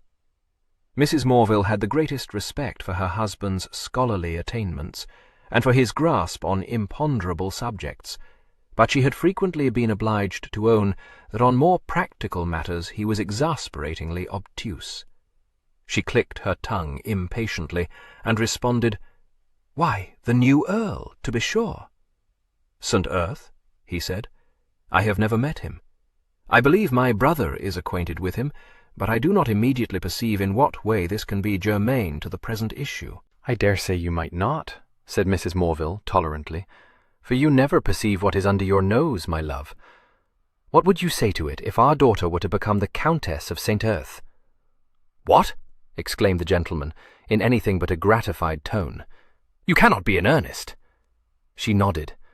"I assure you I was never more so. I saw at a glance, of course, that Drusilla was changed, but until I had enjoyed an hour alone with her, I had no more idea of the cause than you. Though, to be sure, I might have guessed, from the scant references in her letters to his lordship, how the wind blew. He seems to be a most amiable young man, my dear sir, and this accident, shocking though it may be, throwing them together in such a way—" "Have I heard aright?" interrupted Mr. Morville. "Do I understand that you, Mrs. Morville, would welcome such an alliance? Pray, have you heard anything about the young man which would preclude my welcoming it?" she demanded. "I know nothing of him. I dare say he is as idle and as expensive as any other of his order." "I am astonished that a man of your mental attainment, my dear Mr. Morville, should speak with such prejudice," said his wife. "From all I have heard from Drusilla, he is quite unexceptionable, and blessed with so sweet a temper that I am sure he must make any female a most delightful husband." "He may be possessed of all the virtues," retorted Mr. Morville, "but he must be held to stand for everything which you and I, ma'am, have dedicated our lives to combating. His very rank, I should have supposed, would have rendered him odious to you. Is it possible that I have been deceived? Were we not at one in cherishing the hope that our daughter and Henry Poundsbridge would make a match of it?" "Well," said Mrs. Morville reasonably, "I have a great regard for Henry Poundsbridge, and I own I should not have opposed the connection. For Drusilla, you know, is not a beauty, and when a girl has been out for 3 seasons, it is not the time to be picking and choosing amongst her suitors. An excellent young man, but not, you will admit, to be compared with Lord St. Earth." "I cannot credit the evidence of my own ears," said Mr. Morville. "How is it possible that you should talk in such a strain as this, Mrs. Morville? Is this, I ask myself, the woman who wrote the Distaff? Is this the authoress of Reflections on the Republican State? Is this the companion with whom I have shared my every philosophic thought? I am appalled." "So you might well be, my dear sir, if I was such a zany as to prefer Henry Poundsbridge to the Earl of St. Earth for my daughter," responded the lady with some asperity. "It is an alliance it would not have entered my head to seek, but if the Earl, I say, were to offer for dear Drusilla, and you were to refuse your permission, I should be strongly inclined to clap you into Bedlam. I marvel, my love, that a man of your intellect should so foolishly confuse theory with practice. I shall continue to hold by those opinions which I share with you, but when it comes to my only daughter's creditable establishment in the world, it is time to set aside utopian dreams." She perceived that her husband was looking slightly stunned by this burst of eloquence, and at once drove him against the ropes by adding in quelling accents, "As Cordelia Concert, I must deplore the present state of society, but as a mother I must deem myself unworthy of that title, were I to spurn a connection so flattering to my child." "Am I to understand," asked Mr. Morville, "that the Earl is about to make an offer for Drusilla?" "Good gracious, my dear, how you do run on," exclaimed his wife. "For anything I know, Saint Earth has no such notion in his head. You may be sure that I was careful not to seem to be in the least conscious when I was talking to Drusilla. That would never do. Merely, I suspect, that her heart may not be untouched. If," said Mr. Morville, asserting himself, "you have reason to suppose that Saint Earth has been trifling with Drusilla." "Nothing of the sort. From what I have learnt today, I am persuaded that he is by far too great a gentleman to raise expectations he has no intention of fulfilling. Besides, men never do trifle with Drusilla," added Mrs. Morville, in a voice not wholly free from regret. "It appears to me," said her spouse, pointedly opening his book, "that you are making a piece of work about nothing, my dear. We shall see. Only, if I am right, I do beg of you, my dear sir, that you will not allow a foolish scruple to stand in the way of your daughter's happiness. It would be quite against my principles to coerce Drusilla in any way." Or indeed any of my children. Very true, and it exactly illustrates what I said to you about theory and practice. For when poor Jack fell into the clutches of that female, and would have married her had it not been for that, interrupted Mr. Morville, was a different matter. Of course it was, my love, and very properly you behaved, as Jack himself would now be the first to acknowledge. She waited for a moment, in case he should venture on a retort, but when he became to all appearances immersed in his book, she withdrew, to indulge in several delightful daydreams, not one of which could have been said to have been worthy of a lady of her intellectual distinction. She knew it, laughed at herself, and had even the grace to be ashamed of the most attractive of these dreams, in which she had the felicity of breaking the news of Drusilla's triumph to her sister-in-law, not one of whose 3 pretty daughters was as yet engaged to be married. Her flights into this realm of fancy would have surprised, and indeed horrified, her daughter, whose own view of her circumstances was decidedly unhopeful. Mrs. Morville had not been deceived. Drusilla's heart was not untouched. Impregnable to the advances of that promising young politician, Mr. Henry Poundsbridge, it had crumbled under the assault of the Earl's first smile. In fact, Drusilla told her mirrored image severely, "You have fallen in love with a beautiful face, and you should be ashamed of yourself." She then reflected that she had several times been in company with Lord Byron without succumbing to the charms of a face generally held to be the most beautiful in England, and became more cheerful. However, a candid scrutiny of her own face in the mirror soon lowered her spirits again. She could perceive no merit either in the freshness of her complexion or in her dark, well-opened eyes, and would willingly have sacrificed the natural curl in her brown hair for tresses of gold, or even of raven black. As for her figure, though some men might admire little plump women, she could not bring herself to suppose that Saint Earth, himself so slim and graceful, could think her anything but a poor little dab of a girl. It is a great piece of folly to suppose that because his manners are so very engaging, he regards you with anything but tolerance, she told her image. She then blew her nose, sniffed, and added, with a glance of contempt at her rather flushed countenance, "Depend upon it, you are just the sort of girl a man would be glad to have for his sister. You don't even know how to swoon, and I dare say if you tried you would make wretched work of it, for all you have is common sense, and of what use is that, pray?"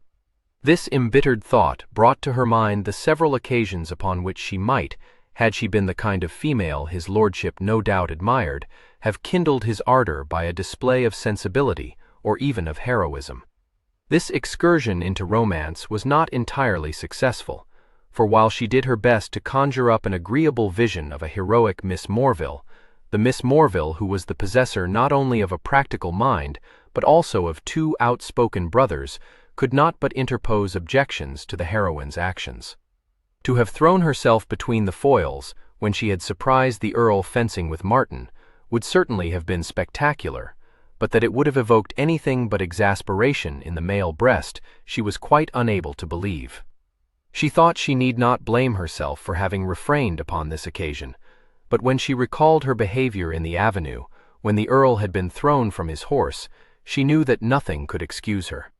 Here had been an opportunity for spasms, swoonings, and a display of sensibility utterly neglected. How could his lordship have been expected to guess that her heart had been beating so hard and so fast that she had felt quite sick, when all she had done was to talk to him in a voice drained of all expression? Not even when his lifeless body had been carried into the castle had she conducted herself like a heroine of romance. Had she fainted at the sight of his blood-soaked raiment? Had she screamed? No. All she had done had been to direct Ulverston to do one thing, Turvey another, charged to ride for the doctor, while she herself had done what lay within her power to staunch the bleeding. At this point, the prosaic Miss Morville intervened. "Just as well," she said. "He would have liked me better had I fallen into a swoon," argued Drusilla. "Nonsense, he would have been dead, for well you know that no one else had the least notion what to do," said Miss Morville. "At least I might have screamed when Martin came through the panel. He was very much obliged to you for not screaming. He said you were a remarkable woman," Miss Morville reminded her. "I heard him say the same of his Aunt Cinderford," said Drusilla, refusing to be comforted. Miss Morville could think of no reply to this, but issued instead depressing counsel. "You would do better to put him out of your mind, and return to your parents," she said. "No doubt he will presently become betrothed to a tall and beautiful woman, and forget your very existence. However, a useful life lies before you, for your brothers will certainly marry, and although you yourself will remain single, you will be an excellent aunt to all your nephews and nieces." It was perhaps not surprising that it was Miss Morville, rather than Drusilla, who presently carried his medicine to the Earl. He had promoted himself that day to a chair beside the fire, and was seated in it, clad in the brocade dressing-gown which had excited his cousin's mockery, and leaning his head back against the cushions to look up at Lord Ulverston, who stood warming his coat-tails in front of the hearth. He was certainly pale, and Miss Morville thought that he looked tired, but he greeted her with a warm smile, and spoke with a gaiety at variance with his rather careworn appearance. "I wish you will tell me why it is, Miss Morville, that you never visit me unless you wish to force an evil draught down my unwilling throat," he said. "And this afternoon you did not even visit me for that purpose, but left Turvey to be your deputy. I promise you, I think myself very hardly used." "What an exacting fellow you are!" exclaimed the Viscount, in a rallying tone. Miss Morville went to meet her parents, "And you may think yourself lucky she has returned to you at all." "Ah, yes, I had forgotten," Gervase said, taking the glass and draining it. He gave it back to Miss Morville, saying, "Does this mean that we must lose you, ma'am?" "Not immediately. I have promised Lady St. Earth that I will remain with her another week," she replied. "You are very good," he said, smiling at her. "I wish her ladyship and I may not, between us, have given your parents a great dislike of us," he added as she laughed, and moved towards the door. "Oh no, don't run away so soon. How can you neglect me so? Tell me about Martin's new man."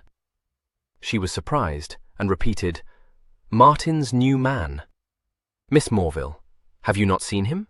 demanded the Viscount. "I've been telling Ger it's a trifle too smoky for my taste. Never saw such a fellow in my life." "I didn't know that he had engaged a new man," she said. "Has he turned off Studley, then? That's what I'd like to know. All I can tell you is that my fellow says Studley went off with some tale of being obliged to visit his old father, and this new man walked in. Told me he was a valet, but what I thought was that he must have broken out of Newgate. What's more, I caught him hobnobbing with that groom of Martin's this afternoon, and if you can tell me, Ger, what Martin's valet was doing in the stables, I'll thank you." "Most mysterious," agreed Gervase, rather amused. "Aye, you may laugh," the Viscount said. "You haven't seen the fellow. Valet. Good God, one would as lief employ a coal-heaver. No, really, Ger, give you my word. Martin does not care very much for his appearance," Miss Morville ventured to suggest. Gervase cast her a mischievous look, murmuring demurely, "Not one of these dandified jackanapes." "Very true, Miss Morville." "I am sure," she retorted with spirit, "he would never be so foolish as to demand to be shaved when he should rather have been measured for a cerecloth." The Viscount would have none of this trifling. He said, "A man don't need to be a dandy to hire a respectable valet. Point is, Either he don't hire one at all, or he hires one who knows his work. What I want to know is, why was this Newgate fellow brought in? My dear Lucy, my very dear Lucy, said Gervase, at his most dulcet. What dreadful apprehensions are you trying to instill into my head? Miss Morville, my pulse is tumultuous. I think you should feel it. She was, however, intently regarding the Viscount. What is it that you fear, my lord? I don't say I fear anything, replied the Viscount unconvincingly. All I say is that there's something devilish queer afoot. First we have Martin coming back to Stanyon with just the sort of bamming story I warned you he would tell. Now didn't I, Ger? You can't deny it, and you need not try to fob me off with your story about a man in homespuns. Lord, what a hum! I don't say I blame you. No one wants a scandal in his family. But don't try to bamboozle me, dear old boy. Then you don't die after all. And the next thing we know is that there's a villainous-looking fellow prowling about your damned draughty ancestral halls, saying he's your brother's new valet. I tell you to your face, Ger, it won't fadge. But surely Martin would not begin, Miss Morville, and broke off short, looking from Ulverston to St. Erth in mute question. No telling what a young fool like Martin would do, said the Viscount. Might not have thought anything of it if I hadn't seen this leak earwigging that groom today. As it is, did see it. Made me think, Ger. Made me add 2 and 2 together. But Lucy, you know you cannot add 2 and 2 together, expostulated Gervase. Whenever you have computed your debts, you have always reached a false total. Why don't you ask Martin why he has taken this strange individual into his service? Martin and I don't exchange any more words than we need, replied the Viscount grimly. Dare say he knows what I think. Don't mind if he does. What a happy party must assemble for dinner each evening, remarked Gervase, watching the play of the candlelight on his emerald signet ring. You may well say so, and when your cousin has left us, we shall have no one but that prosy parson to keep our conversation alive, said the Viscount. Does Theo mean to leave Stanyon? Asked Miss Morville quickly. Why, yes, answered the Earl. My affairs, you know, cannot be forever left at a stand. He returns to Evesley tomorrow. Now, if only I could prevail upon Lucy to go to London, not that I wish to appear inhospitable. Spare your breath, recommended Ulverston. If he were not assured that I have no intention of leaving Stanyon at this present, your cousin would not stir from here, let me tell you. You have both told me so, and I have nothing to do but to reply that you are very welcome if mistaken. That, said the Viscount, we shall see, Ger. The Viscount was not the only person to look askance upon Martin's new valet. Turvey, when he undressed his master that evening, informed him that the castle had a fresh inmate. His tone contrived to convey the additional information that Mr. Leake was scarcely the type of man with whom he was in the habit of associating. If I may venture to say so, my lord, a strange individual for Mr. Martin to take into his service. Very different from Studley, who, although scarcely conforming to our standards, I have always found to be a most respectable person. Besides having quite a way with Mr. Martin's boots, he added, as one giving honour where it was due. Of course, my lord, the same results as we achieve are not to be obtained, as I had occasion to tell him, through the use of mere blacking. But when one takes into account the very meagre means at his disposal, he did very well indeed. It is to be hoped Mr. Martin will not be disappointed in his new man. More I will not say. Whatever else I may believe, that I do not, said the Earl. I hope, my lord, said Turvey, skilfully rolling the bandage he had removed from about the Earl's chest and shoulder, that I am not one to cast aspersions upon others, and if Studley's sudden removal from the castle strikes me as being a peculiar circumstance, I am sure I should prefer to keep my reflections to myself, were I not deeply concerned with your lordship's welfare. Thank you. I collect that Studley has gone to visit his father. Yes, my lord, his ailing father, said Turvey, dusting basilicum powder over the healing wound. Very proper, I am sure, though how he became aware that his parent was in poor health, I do not know. I fancy, my lord, that Dr. Malpas cannot but be pleased with the condition of your wound. If your lordship would be so obliging as to raise your left arm a trifle, I will replace the bandages. The Earl complied with this request, but he said, Out with it. What are you trying to tell me, Turvey? Do you suspect that Studley has no father? On that head, my lord, I have no information, and shall keep an open mind. I was merely curious to know how the news of his parents' indisposition reached Studley. Possibly through the medium of the post. Not too tight, if you please. Turvey slackened the bandage. I beg your lordship's pardon. I should myself have supposed that Studley must have received a letter from his parent, were it not for the fact that when Chard rode to Grantham for the paregoric draught recommended by the doctor, he called at the receiving office, and brought back to the castle such letters as were there. There were only two, my lord, one for her ladyship, and one for the housekeeper. I trust the bandage is not now too tight. Thank you, no. It is possible, you know, that having been turned off by Mr. Martin, Studley sought for an excuse to explain his sudden departure. He might not wish it to be known that he had been dismissed. Turvey bowed slightly. Very understandable, I am sure, my lord, particularly if he thought that no one would have believed it. I am told that Studley has been with Mr. Martin ever since he was a boy. Yes, my lord, remarkably attached to him, I am informed. He then helped the Earl to put on his nightshirt, and turned to pull back the bedclothes. Your lordship might desire me, before I myself retire to rest, in the dressing-room, to turn the key in the lock of this door. Mr. Martin's new man, doubtless bewildered by the many galleries and corridors in the castle, and anxious to acquaint himself with his surroundings, has, if I may say so, a tendency to prowl. Would your lordship care to have a pillow under the left shoulder? No, thank you, Gervase replied, stretching himself out in the huge bed. Nor should I care to have my door locked. Where does he prowl? That, my lord, I am not in a position to say, said Turvey, tucking in the blankets. One of the two occasions when I encountered him, he appeared to be acquainting himself with the bedchambers opening onto this gallery. He explained to me that he was trying to find Mr. Martin's room. Is there anything further I can do for your lordship? Only one thing. Do not alarm the servants' hall with this story. Your lordship need feel no apprehension. I should think it most improper to impart my reflections to any but your lordship, responded Turvey, with hauteur.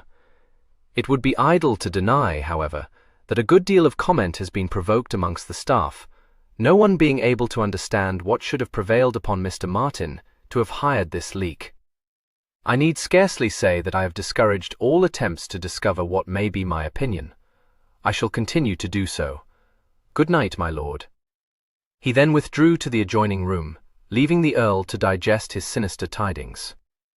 Upon the following morning, Theo took his leave of his cousin, saying, with his slight smile, "You are so well guarded, I may abandon you with a quiet mind. Don't overtax your strength. Ulverston, I rely upon you to remember you are under oath to send me word if Gervase should suffer a relapse." "Aye, you may depend upon me," the Viscount said. "As for relapses, pooh. If you had ever campaigned with you would know he has a stronger constitution than any of us." He repeated this observation when, later in the day, Miss Morville tried to dissuade her patient from emerging from the seclusion of his own bedchamber. Her efforts were quite unsuccessful, and the Viscount told her privately that she was wasting her time. "All you'll get is a soft answer, ma'am. Never knew such an obstinate fellow as He don't look it, and the Lord knows he don't sound it, but don't you let him humbug you. Besides, it won't hurt him, you know. Wouldn't think it to look at him, but the time he got that nasty slash on his arm he had it stitched up, and never told a man-jack of us how bad it was." "I was not thinking so much of that," confessed Miss Morville.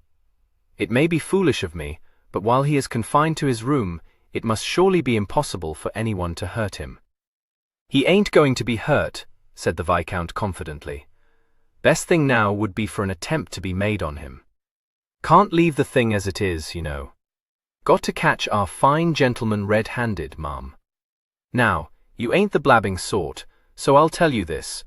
Young Martin can't stir an inch without having Chard on his heels. Good man, Chard. Good God. Is he spying on Martin? Does Martin know it?" "Lord, no. No one knows it but Chard and me," said the Viscount. "Except you, of course. The thing is, I can't watch Martin, and it must be plain to everyone but dear old that someone ought to. So I set Chard onto it. Good notion, don't you think? Excellent, said Miss Morville, in rather a hollow voice. You see, explained his lordship kindly, it won't do to let the thing alone. Only let Martin try to do Jura mischief now, and we can spike his guns, ma'am. Yes, but— She stopped, and closed her lips firmly on some unexpressed thought. The Viscount, tolerant of feminine weakness, advised her to put it out of her mind. Miss Morville, after a short struggle with herself, again refrained from speech. The Earl left his room some time after noon. His toilet had occupied him for longer than was usual, since he was obliged to move his left arm with caution, and refused to abate one jot of his meticulous neatness. He bore with patience such suggestions from Turvey as that he should make his appearance in his dressing gown. But when the valet went so far as to beg him to leave the arrangement of his cravat in his hands, patience failed, and he spoke softly but so very much to the point that it needed only a look from him, some minutes later, to dissuade Turvey from offering to escort him to whichever of the saloons he chose to sit in. Leaving his henchman, the personification of cold disapproval, he strolled down the gallery in the direction of the grand stairway. As he approached the door which led to the stair up which Martin had told him he had come, on the night of the storm, it opened, and a portly man, dressed in an ill-fitting suit of black clothes, peeped into the gallery. When he saw the Earl, he gave a start, and seemed to be in two minds whether to advance or to withdraw. The Earl, pausing, raised his quizzing glass to his eye, and surveyed him with interest. The dress, if not the bearing, of the stranger proclaimed his avocation, but it scarcely needed this to inform the Earl that he was confronting his brother's new valet. Ulverston's description rose forcibly to his mind. Mr. Leake's homely features were certainly unprepossessing, for besides being muffin-faced, he had small, quick-glancing eyes, and a nose which, having at some time in its owner's career been broken, was now far from straight. Close-cropped, grizzled hair, and a gap in his upper jaw, occasioned by the loss of 2 teeth, added little to his charm, and his smile, which, while it stretched his mouth, left his eyes mirthless, did nothing to improve his countenance. "Ah," said the Earl, "you, I fancy, must be Mr. Martin's new man." "Valet to the Honourable Martin," said Mr. Leake, on a reproving note. "Temporee. Being, as you may say, retired," he added, as one tardily recollecting his instructions. "My lord, I see you know me." "Properly speaking," replied Mr. Leake, "no. But the other flash, the other gentleman being accounted for, which is the aforesaid Honourable Mr. Frant, and me, Lord Ulverston, I reaches by deduction the conclusion that your lordship is this Earl." "Which Earl?" Gervase inquired. "The one as owns this ken," replied Mr. Leake, with a comprehensive gesture. "I do own it, and as its owner I am a trifle curious to know what precise circumstance could take my brother's valet to a stair that leads only to some storerooms, and to the fountain court." "Getting me bearings, my lord," explained Mr. Leake, "which ain't as easy as anyone might think which was reared in this castle. What I do say, and will stand to, is that I never in all my puff see a ken which id leaf a mill. That is, if I was a mill ken, which, o' course, I ain't. But there are them as I know as would slum this ken, quicker than wipe your eye." "Break into it?" asked the Earl. "Ah," said Mr. Leake, "well, look at all them jiggers and glazes, my lord." "I beg your pardon?" "What I should say," Mr. Leake corrected himself, with an embarrassed cough behind his hand, "is them doors and winders, my lord. Any prig could open 'em, and no one a ha'porth the wiser." "Could you?"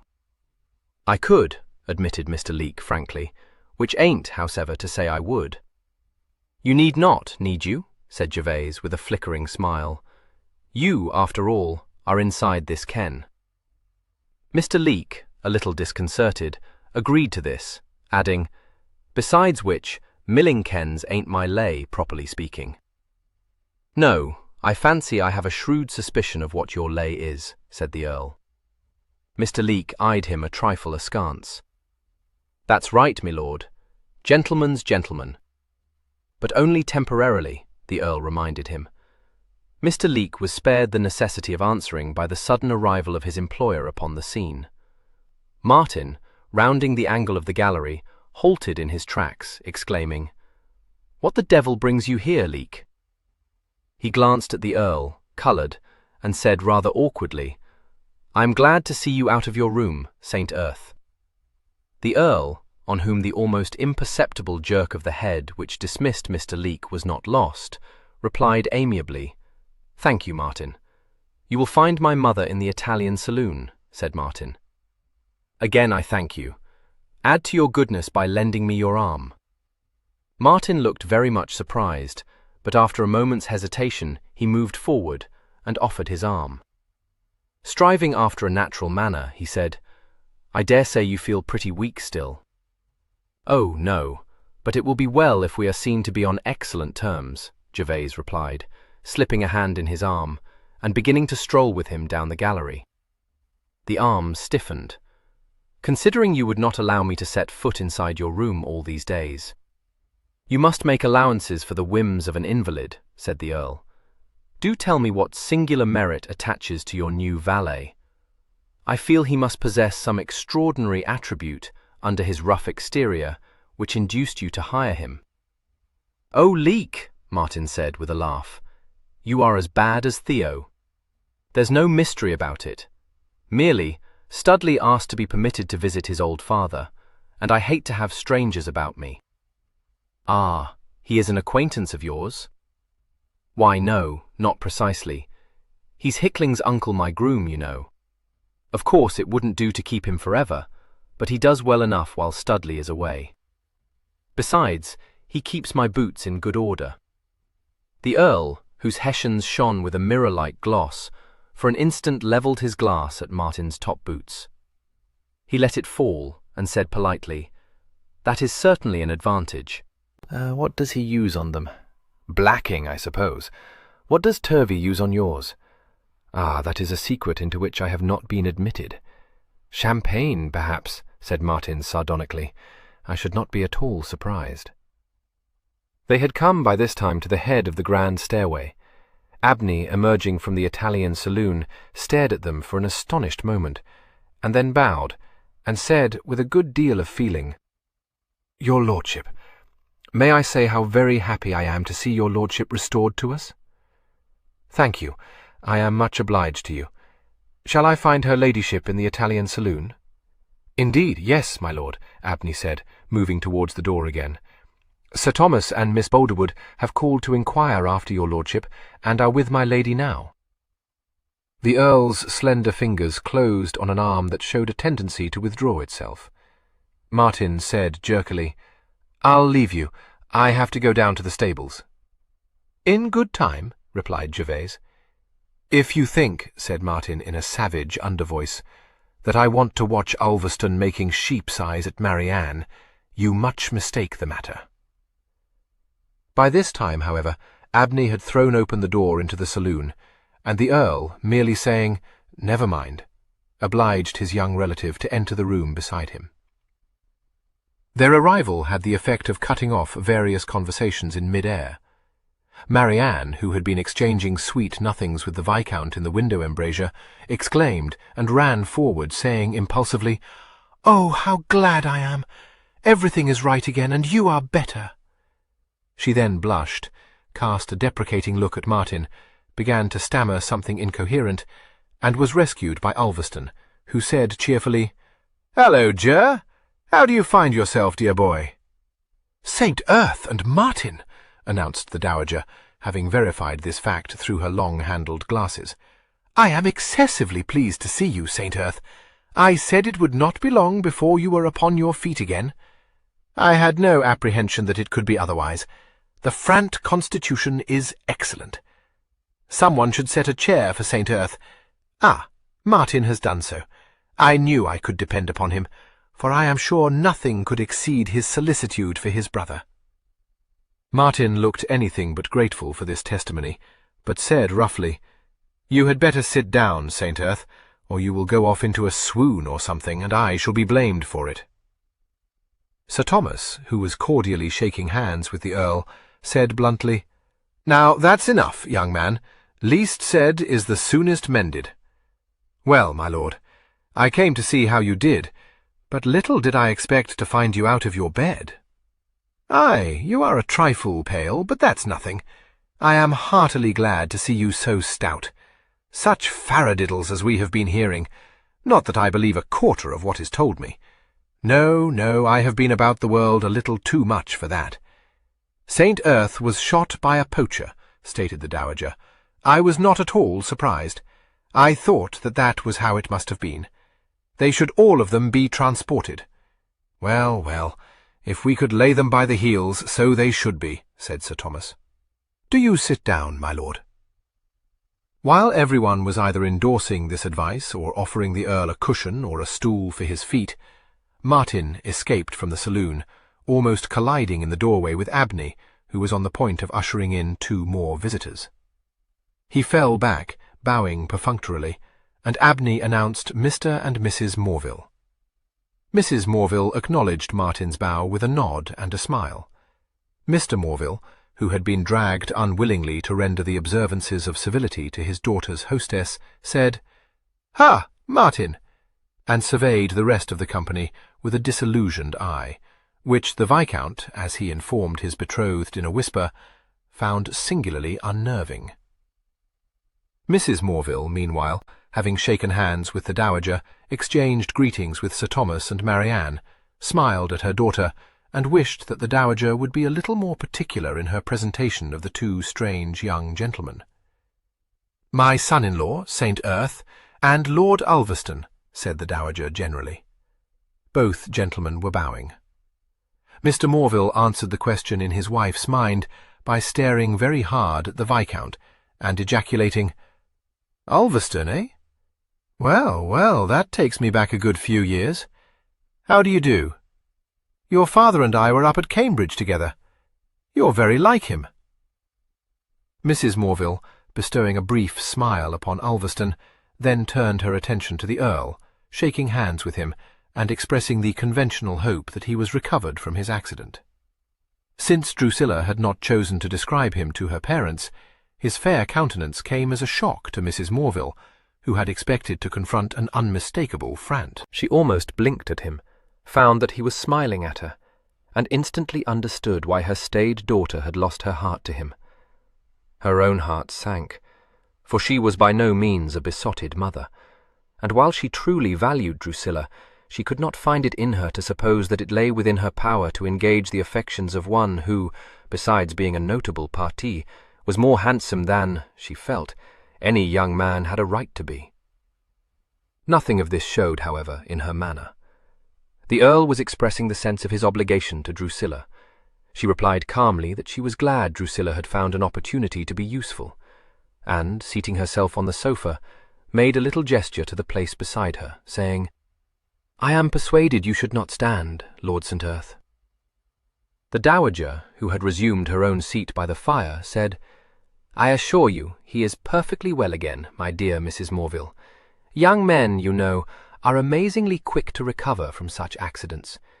I dare say his nerves have suffered less than mine. I have a great deal of sensibility. I do not deny it. I am not ashamed to own the truth. Dr. Malpass has been obliged to visit me every day, and in general I enjoy very good health. I inherit my constitution from my dear father. You were not acquainted with my father, Mr. Morville. I have often been sorry that you were not, for you would have been excessively pleased with one another. My father was a great reader, though not, of course, during the hunting season. Fortunately, the historian was too well used to having such remarks addressed to him to betray his feelings other than by a satirical look over the top of his spectacles, and a somewhat dryly expressed regret that he had not been privileged to meet the late Lord Dewsbury. Mrs. Morville began to talk to the Earl about his service in the Peninsula. Her husband returned to his interrupted conversation with Ulverston, and the Dowager addressed one of her monologues to Sir Thomas, in which her affection for her son-in-law, her hatred of poachers, and the state of her nerves became inextricably mixed with her conviction that if young persons in general, and St. Earth in particular, had more regard for their elders, they would take care not to incur accidents calculated to alarm them. By the time she had recollected two of her deceased parents' moral reflections upon the selfishness of young people, Sir Thomas discovered that he must carry his daughter back to Wissenhurst. The Dowager, although she had observed with displeasure Lord Ulverston's attentions to Marianne, had lately had other things to occupy her mind than Martin's courtship. She said graciously, "Marianne is in very good looks. I am always pleased to welcome her to Stanyon, for she has very pretty manners, and she was most good-natured in playing at spillikins with dear little Harry and John. When I come to London, I dare say I shall find her quite the belle of Almack's, that is, if you have vouchers, and if you have not, I shall be happy to procure them for you." "Much obliged to you," said Sir Thomas, anything but gratefully. "No difficulty about that, however. I hope your ladyship will come to London in time to attend Lady Boulderwood's ball. Don't mind telling such a kind friend as you that you'll hear me make an interesting announcement." He observed, with satisfaction, a startled look on her face, and chuckled. "Aye, that's the way the wind blows," he said, with a jerk of his head towards Lord Ulverston. "We said it must remain a secret until after the little puss presentation, but, Lord, I suppose it must be all over the county by now." He then took his leave, and the party broke up. Both St. Earth and Ulverston escorted the visitors downstairs, and while the Morvilles' carriage was waited for, Sir Thomas, finding himself beside his host, shot one of his penetrating looks at him, and said, "So it was a poacher, was it? Coming it strong, but I don't blame you. I shan't give you my advice, because for one thing it ain't any of my business, for another, you young fellows never listen to advice, and for a third, I've a notion you'll manage your affairs very well for yourself. Only don't take foolish risks, my lord. Where's your cousin?" "At Evesley," replied the Earl. Sir Thomas grunted. "Gone back there, has he? Well, you be careful. That's all I've got to say." He gave the Earl no opportunity to answer him, but turned away to bid farewell to Mrs. Morville.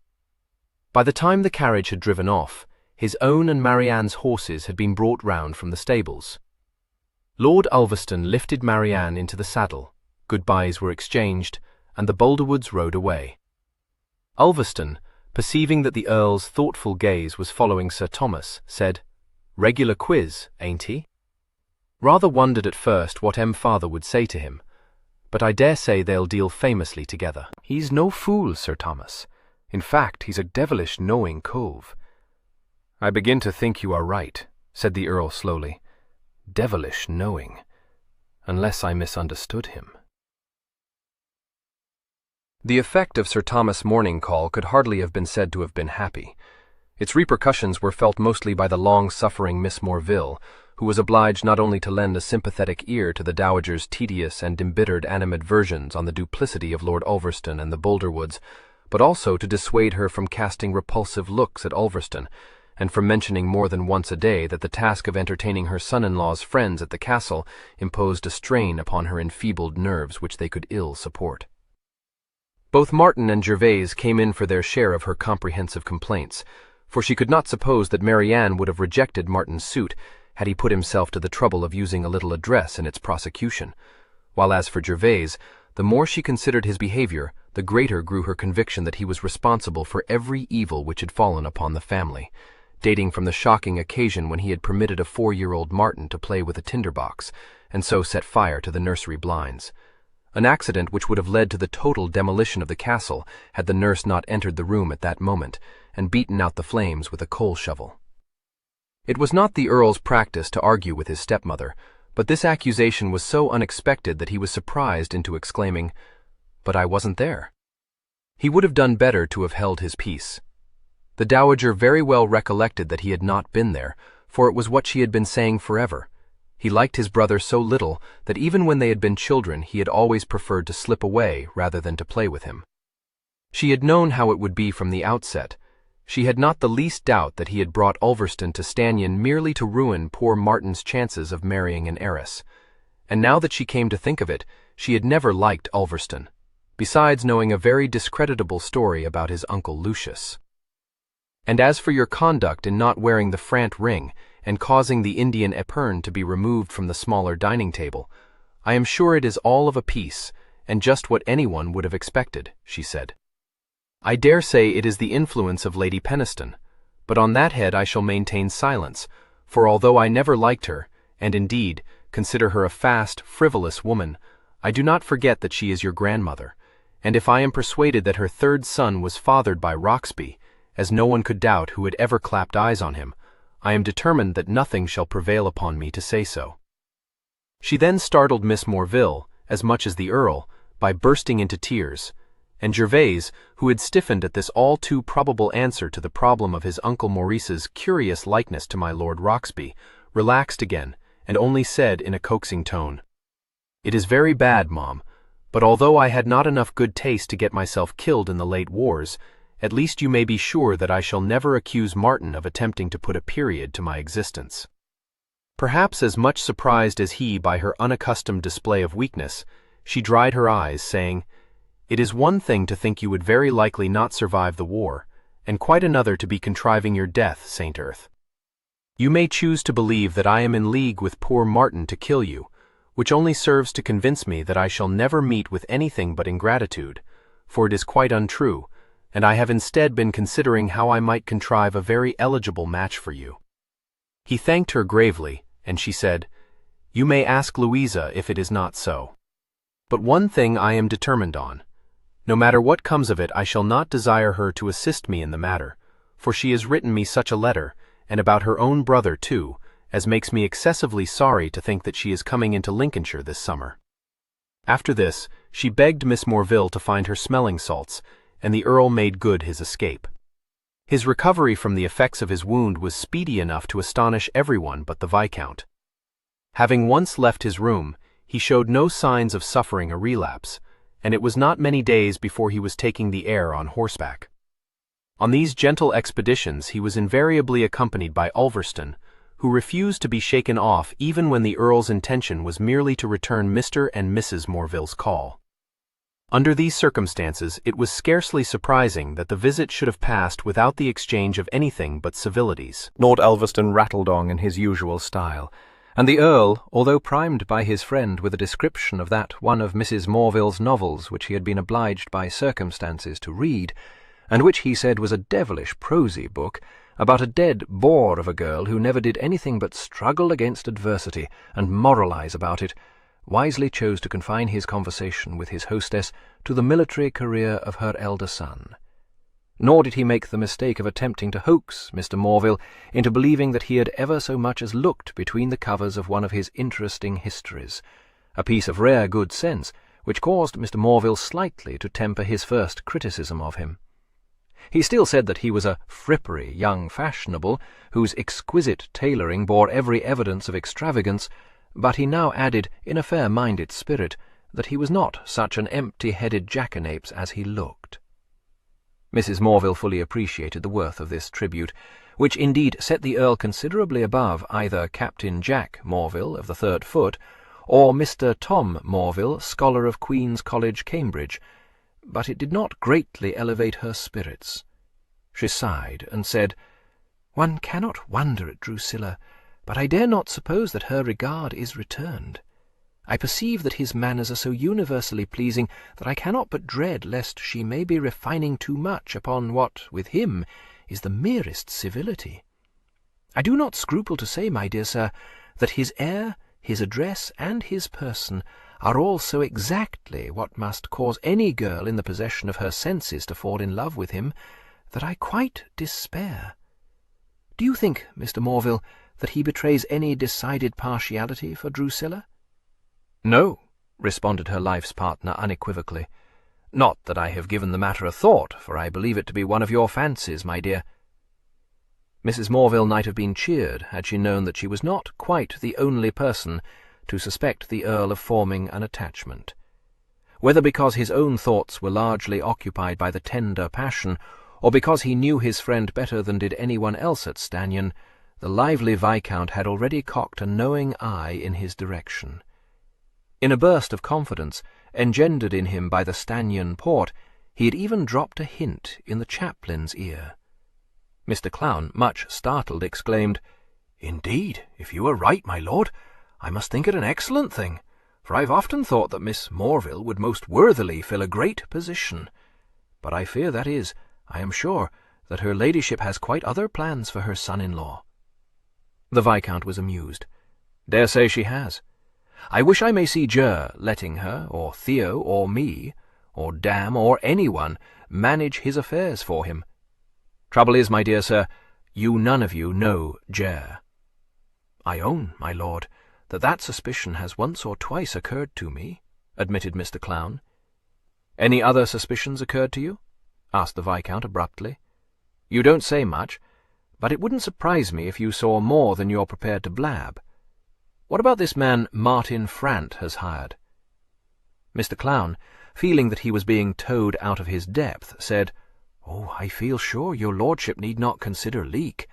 To be sure, he is not to be compared with Studley, but I understand how it was. Mr. Martin, you know, is careless in his dress, but he dislikes to have strangers about him, and I dare say he was glad to hire Hickling's uncle when it was suggested to him. Truly a rough fellow, but I have always found him respectful and anxious to conform to our ways at Stannion." "Well," said the Viscount bluntly, "if I had a valet who was always to be found where he had least business, I'd very soon send him packing." "My lord," said the chaplain, much perturbed, "your words rouse the gravest apprehensions in my mind." "Try if you may rouse them in St. Earth's mind," recommended the Viscount. "I can't. He will only laugh." He spoke gloomily, for he had failed most signally to bring home to the Earl a sense of the danger in which he stood. All Gervase would say was that he found Leek a constant refreshment. "Ger, it's my belief the fellow spies on you." "Oh, so it is mine," agreed Gervase. "I encourage him, and am daily enlarging my vocabulary. He tells me, for instance, that Stannion would be an easy ken to mill, and expresses his astonishment that no prig has as yet slummed it." "That's thieves' cant," said Ulverston quickly. "Is it, Lucy? I am sure you know." "Stop bamming. This is serious." "Oh, no, for, you see, I think the expression is rumbled his lay within 5 minutes of making his acquaintance. If it comforts you, let me assure you that I shall get rid of him exactly when it pleases me to do so." "Aye, will you so? And of me too, I dare say," said the Viscount. "I am sure that would be much more difficult," said Gervase meekly. He spent the rest of the day, particularly when the Viscount was present, either in attempting to use his left hand, and then apparently thinking better of it, or in tucking it into the front of his coat. These tactics very soon brought him under the notice of his friend, who demanded to know if his shoulder was paining him. He denied the smallest feeling of discomfort, and so swiftly turned the subject that the Viscount naturally became suspicious, and said, "I'll take a look at it." "You will do no such thing," retorted Gervase. "Much you would know if you did. I've seen a few shot wounds in my time, dear boy. I'll know fast enough if it ain't healing as it should. However, we can fetch the sore bones to you, if you prefer it." "I don't. For God's sake, Lucy, would you stop trying to cosset me?" "Don't want to cosset you. Thing is, you may have strained it. Better lie up tomorrow, if a night's rest don't put all to rights again." "Oh, fudge," Gervase said. He appeared at the breakfast table next morning, but he still seemed reluctant to move his left arm, and he admitted, upon being rigorously questioned by the Viscount, that he had not slept well. "Then let me tell you this, dear boy. You ain't going to Wissenhurst this afternoon. But if the Boulderwoods are going to town tomorrow, I think I ought to take leave of them," objected Gervase. "After all, you will be driving, not I." "Don't be a fool, Ger. You'd be fagged to death. I'll be the bearer of your excuses." Well, see," Gervase temporized. He glanced across the table at Martin. "Do you mean to go?" "No, I have business in Grantham this morning," Martin replied shortly. "I dare say I may be detained there. In any event, I've no thought of going to Wissenhurst."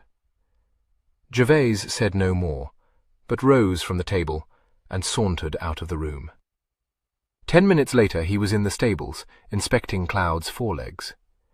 "Healed beautiful, my lord," Chard said. "They have, haven't they? Chard, presently Mr. Martin will be going to Grantham. Could you find business to take you there also, in case he should see you?" "I could, my lord, of course. Nothing easier," Chard answered, looking at him intently. "Was your lordship meaning to go there too?" "No, in quite another direction. I am going to Evesley, and I wish to be very sure that Mr. Martin does not take that road." Chard nodded, but said, "I'm thinking it's all of 10 miles, my lord, and the greys pretty fresh." "I can handle them." "I don't doubt it, my lord, but you'll take young Wickham?" "Oh, yes." "Well, not that you'd ever let him take the reins," said Chard gloomily. "If you'll pardon the liberty, my lord, I wish you'd wait till you are a bit more robusto." "Bastante," said Gervase, smiling. "I must see Mr. Theo, and as long as I don't have Mr. Martin on my heels, I shall take no sort of harm, I assure you." "Does he know your lordship means to go?" "No one knows but you. My shoulder is thought to be troubling me, and I shall presently retire to my room. Say nothing to Wickham. Just tell him to remain on duty while you are in Grantham, in case I should need him." He then returned to the house, dawdled through the morning, and by noon had confessed his disinclination to accompany Ulverston to Wissenhurst. Miss Morville rescued him from a renewed threat of having the doctor sent for, by saying that there was no occasion for summoning a doctor, if only he would behave with common sense, and rest, instead of unnecessarily fatiguing himself. He allowed himself to be persuaded to lie down upon his bed, and Ulverston, who had insisted on seeing him comfortably bestowed, was able to report to Miss Morville a few minutes later that he showed every disposition to go to sleep. Ulverston then took himself off to Wissenhurst, and Miss Morville went out into the gardens to take the air. Half an hour later, rounding a corner of the castle, with the intention of entering through the east door, she found herself confronting the invalid, who had just emerged through that doorway. The Earl halted, exclaiming ruefully, "Miss Morville."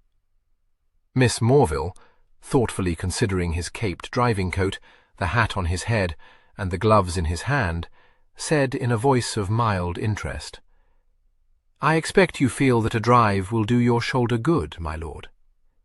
He smiled. "Forgive me. I would not have hoaxed you if I could have got rid of Lucy by any other means." She raised her eyes to his face. "Where are you going?" She coloured and added, "I don't mean to be prying and inquisitive, but I cannot help feeling a trifle anxious. If you don't choose to tell me, you need not, of course."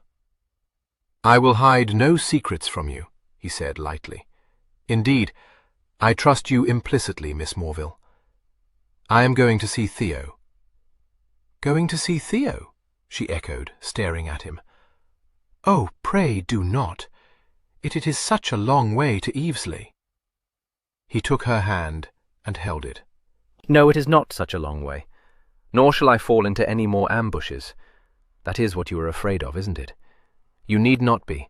Martin has gone to Grantham, and, although I trust he may not know it, Chard is watching him. He won't let him out of his sight. Believe me, while Chard is with Martin, I stand in no sort of danger." She swallowed, and managed to speak with very fair composure. "I believe you must be safe at Evesley. It is on the road. That is where it happened before. But this time only you and Chard know that I am out." She was silent for a moment. After staring unblinkingly at a clipped hedge, she brought her eyes back to his face and said, "It is never of the least use to interfere. I dare say you know very well what you are about. I only wish you may not return to Stanyon in a high fever."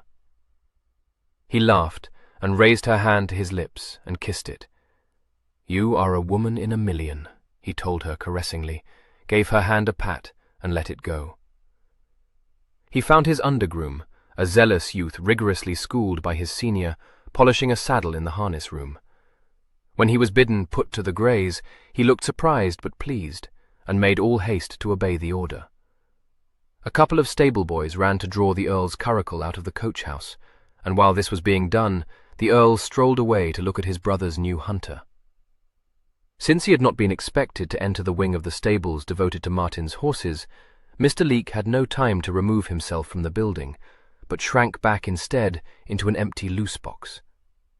His nephew, who had been leaning on a broom handle, began briskly to sweep out one of the stalls. "Don't be bashful, Leek," said the Earl. "You were just having a word with your nephew, were you not? Where is Mr. Martin's young un, Hickling? I haven't seen him yet. Fig him out."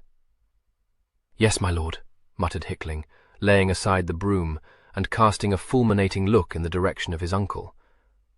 This gentleman, emerging from the loose box, achieved a genteel cough behind his hand, and said that he hoped there was no offence. "None at all," replied the Earl, watching Hickling lead out a rather raw-boned youngster, and following him into the yard. "Exercising them greys, me lord?" inquired Mr. Leek, with another cough. "A couple of inches too long behind the saddle," said the Earl, disregarding this question. "Very quick over his fences, my lord," said Hickling. "You run him down, Jem, and let his lordship see his paces," recommended his uncle. "Myself, I'd say his middle piece was a shade light, just a shade." The Earl glanced at him. "You seem to know something about horses." "Brought up with them, in a manner of speaking, me lord," said Mr. Leek promptly. "Do you think you could handle my greys?" Mr. Leek cast them a dubious look, but had no hesitation in asserting that he would back himself to the extent of a double fin-up to do so. "Well," said the Earl, "Wickham cannot, so as I may need a little help, you had better come with me in his stead." Hickling opened his mouth and shut it again, as though thinking better of what he had been about to say. Mr. Leek's expressionless eyes met the Earl's rather quizzical ones without a blink. "Very pleased to go along with your lordship," he said, "and to lend a hand with them greys, if and when so desired."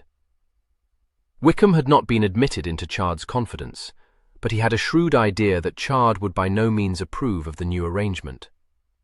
Blushingly conscious that it formed no part of the second groom's duties to expostulate with his master, he yet plucked up enough courage to make the attempt.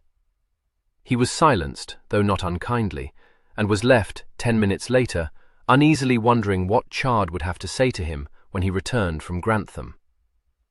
The greys were very fresh, but the Earl gave no sign that the task of controlling them was imposing too great a strain upon his injured shoulder. As the curricle bowled along the avenue, Mr. Leek ventured to inquire what was their destination. "I am going to Evesley, to visit my cousin," replied the Earl. Mr. Leek stroked his chin. "Well now, is that so?" he said. "Evesley? Ah, unless I mistook, which don't often happen, that's all of 10 miles, governor. Done to a cow's thumb, that's what you'll be." "Oh no," the Earl said calmly. Mr. Leek relapsed into silence, which remained unbroken until the greys turned into a narrow lane, when he was moved to point out to the Earl that this was not, according to his information, the road to Evesley. "Not the most direct road to Evesley," the Earl corrected. "O' course I ain't what you might call familiar with these parts," said Mr. Leek. "I'm bound to say, however, that it queers me why a gentleman as come as near to slipping his wind as what you done, me lord, should take and drive down a lane which is as rough as this here lane." "Why, I have a reason for doing so," said the Earl amiably. Mr. Leek, himself far from enjoying the rough surface, said severely, "Nice set-out it'll be if that hole you've got in you was to open again, my lord. Asking your pardon, it'll be bellows to mend with you if the claret starts to flow." But the Earl only smiled. Through what seemed to his companion a network of country lanes he drove his horses, never seeming to be at a loss for the way. Mr. Leek said grudgingly that he must know the countryside very well to be able to take such a roundabout way to his destination. "I do," the Earl replied. "I have lately ridden over every inch of this ground. One never knows when familiarity with the country will stand one in good stead.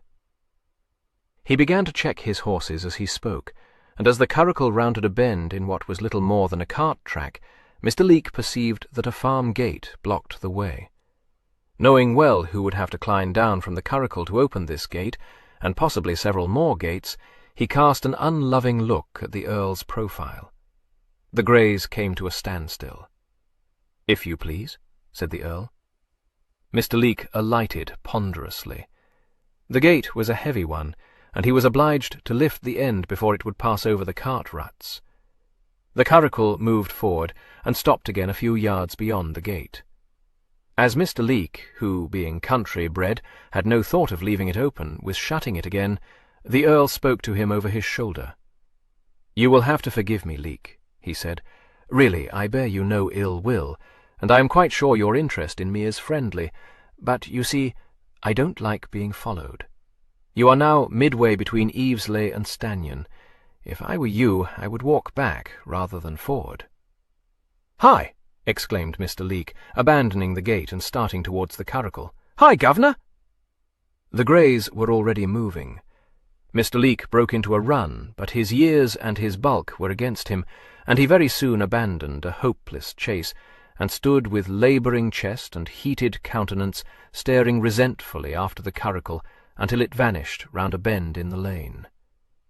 "Grassed," he said bitterly. "Well, may I shove the tumbler if ever I been made to look blue by a mouth afore." He removed his hat and mopped his face and head with a large handkerchief. After a moment's reflection, he added, with reluctant respect, "Which he ain't not, by a very long way he ain't." Having by this time recovered his breath, he resettled the hat on his head, and turned to find his way back to Stanion. The deeply rutted lane made walking far from pleasant, and since he was quite lost, and had little expectation of receiving succour, his only consolation lay in the hope that several more cattle gates stood between the Earl and his goal. But the luck favoured him. At the end of half a mile, the track joined a rather better road, which led a few hundred yards farther on to a choice of 3 ways. Mr. Leake was doubtful which he should take, for none of them seemed to have a distinguishing feature by which he might have remembered it. A battered signpost informed him that the ways led respectively to Climpton, Beaumarsh, and Fawley, but as he was unacquainted with any of these villages, this was not helpful. He stood under the post considering, and just as he had decided to proceed down the lane which he fancied was the least unfamiliar to him, the sound of an approaching vehicle suddenly came to his ears. Blessing himself for his good fortune, he waited, and in another few minutes a gig, drawn by a stout brown cob, came into sight. He hailed it, and it drew up beside him. The round-faced young farmer who was driving it looked down at him in some curiosity, and asked him what he wanted. Mr. Leake, laying a detaining hand on the gig, countered by demanding to know whither the farmer was bound. After staring very hard at him for a moment, the farmer disclosed that he was going to Cheringham, at the mention of which known name Mr. Leake brightened and said, "If you're going to Cheringham, young fellow, you wouldn't be going so very far out of your way if you was to be so obliging as to set me down at Stanion, which I'll thank you very kindly for." "Stanion?" said the farmer. "Whatever would you be wanting to go there for?" "Stanion Castle," said Mr. Leake with dignity, "is the place where I live, temporary." "That's a loud one," remarked the farmer, laughing heartily. Affronted, Mr. Leake retorted, "If you wasn't half flash and half foolish, Master Hick, I wouldn't have to tell you as I am a gentleman's gentleman, because anyone as wasn't a looby would know it the very instant he clapped his ogles on this tog of mine. The Honourable Martin Frant's new valet, that's what I am." "Mr. Martin," said the farmer, apparently impressed. "Oh, if you're one of Mr. Martin's servants, that's different, of course. Up you get."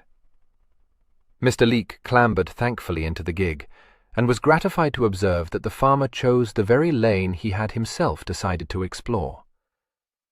They had proceeded along it for nearly a quarter of a mile before the farmer, a slow thinker, suddenly demanded to know what Mr. Martin's valet was doing 5 miles from the castle. By this time, Mr. Leek, who had foreseen the question, had provided himself with a glib explanation of this circumstance. It was accepted, the farmer merely remarking that there was no telling what quirks Mr. Martin would take into his noddle, notwithstanding that, give him his due, he was a rare one for the land. And the rest of the drive passed in an amicable exchange of views on the eccentricities of the quality and the chances of a good harvest. While Mr. Leek was being driven back to Stanion by a rather less circuitous route than that chosen by the Earl, his employer was also homeward bound. He reached the castle some 20 minutes later than his valet, escorted by Chard, who rode behind him very correctly, and received with an unmoved countenance a command to stable his hack. Martin, swinging himself from the saddle at the foot of the terrace steps, handed over his bridle, saying with an unamiable smile and a glittering look in his eye, "You may now, and for the first time today, make yourself useful, and take my horse to the stables." "Yes, sir," said Chard woodenly, touching his hat. He took the bridle and led the horse off. Martin watched him go, gave a short laugh, and ran up the steps towards the open doors of the castle. 3 minutes later, Miss Morville, passing along the gallery at the head of the grand stairway, on her way through the Italian saloon to the long drawing-room, was checked by the sound of voices at the foot of the stair. She paused, for she recognized the unmistakably urban accents of Mr. Leek, and could not imagine what circumstance should have brought him into this part of the castle. So, thinking as this was the very thing for which I was, as you may say, brought in, I said as I would be happy to go with his lordship. "Well?" That was Martin's voice, lowered, but quite as unmistakable as Mr. Leek's. Miss Morville caught up her demi-train and stole softly down one branch of the stairway to the broad half-landing, whence the stair led down, in one imposing flight, to the entrance hall of the castle. "He give me the bag," said Mr. Leek succinctly. "What?" Martin's voice was sharpened. "Do you mean that you let him get away?" "Ah," said Mr. Leek. "Loped off he did. Bubbled me." "Me? You fool! You blundering jackass!" Martin said, such molten wrath vibrant in his voice that Miss Morville let her train fall, and tiptoed to the balustrade, and gripped it, peeping over to look down into the hall. "You knew I had gone to Grantham. You might have guessed that damned groom of his would follow me. You knew Lord Ulverston even was out of the way, and you let him escape you. God, how you have bungled it!" Miss Morville, looking over the balustrade, saw him turn on his heel and stride towards the vestibule. Her voice tore itself from her. "Martin! No! Stop!" she called. Either he did not hear her, or he did not choose to hear her. He had disappeared already from her sight, and only Mr. Leek remained, gazing up the stairway in considerable discomfiture. Miss Morville disregarded him. Bent only upon detaining Martin, she darted to the head of the stairs and began to hurry down them. Her foot caught in her short train, she lost her balance, clutched unavailingly at the massive mahogany handrail, and pitched forward, tumbling and rolling down the stairs, to land in an inanimate heap at the feet of the dismayed Mr. Leek. Martin, unaware even of her presence on the scene, was already outside the castle. He did indeed hear Mr. Leek call to him in agitated accents, but he paid no attention, making his way swiftly, yet with a certain caution, towards the stables. The peace of the afternoon seemed to reign over them. There was no sign of Chard in the main yard, nor of any of the stable hands. Martin, after a quick look round, crossed the yard to the wing which housed his own cattle. At the door, he paused again, but he heard his groom's voice say, "Get over now," and he at once entered the stable.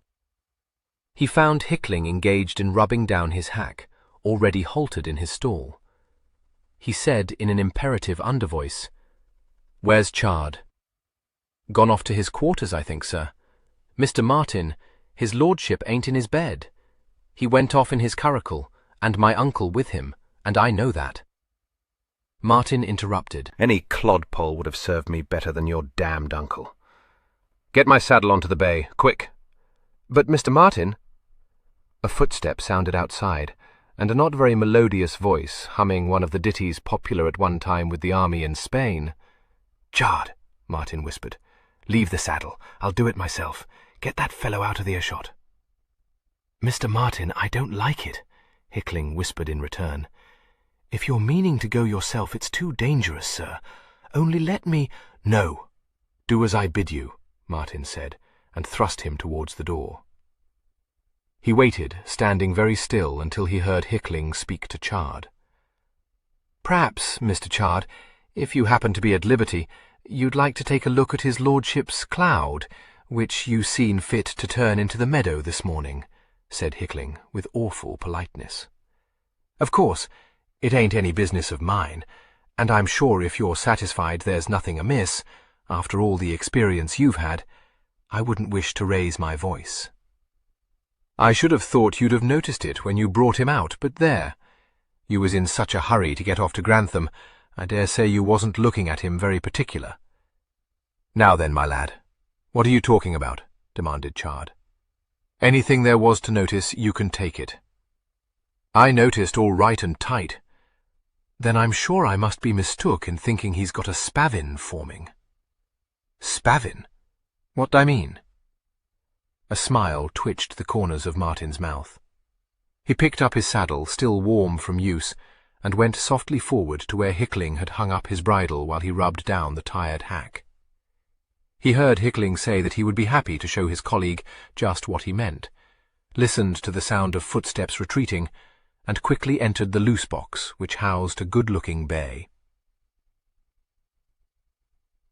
It would have saddened Mr. Leake had he known that the only other gate lying in the path of the Earl's curricle was opened for him by an obliging urchin, who darted out of a nearby cottage in the hope of earning a penny.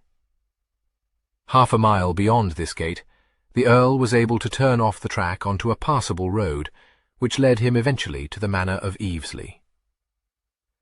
The manor had been bought by the Earl's father some years previously, upon his nephew's advice.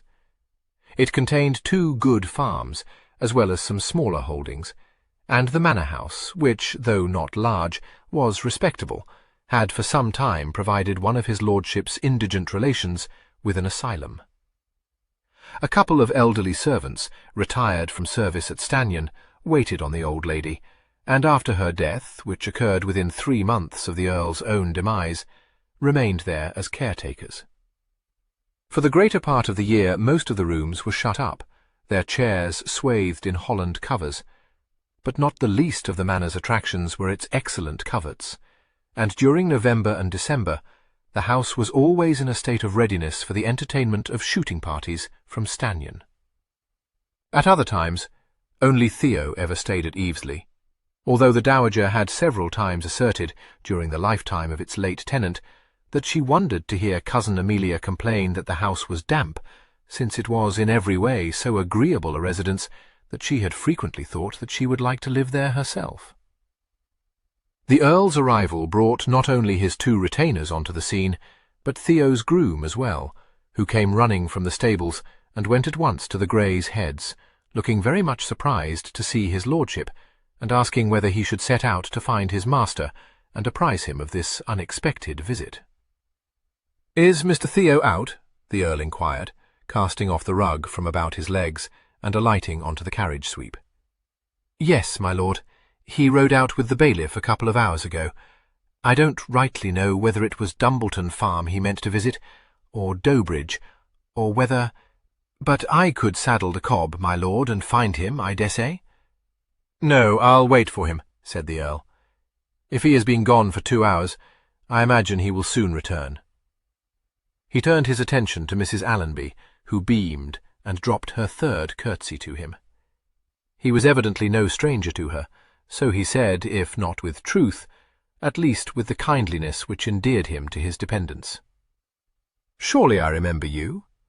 I am very glad to see you again." "Oh, my lord," gasped Mrs. Allenby, "to think you should remember after all this time, and me only third chambermaid when you was sent off to school.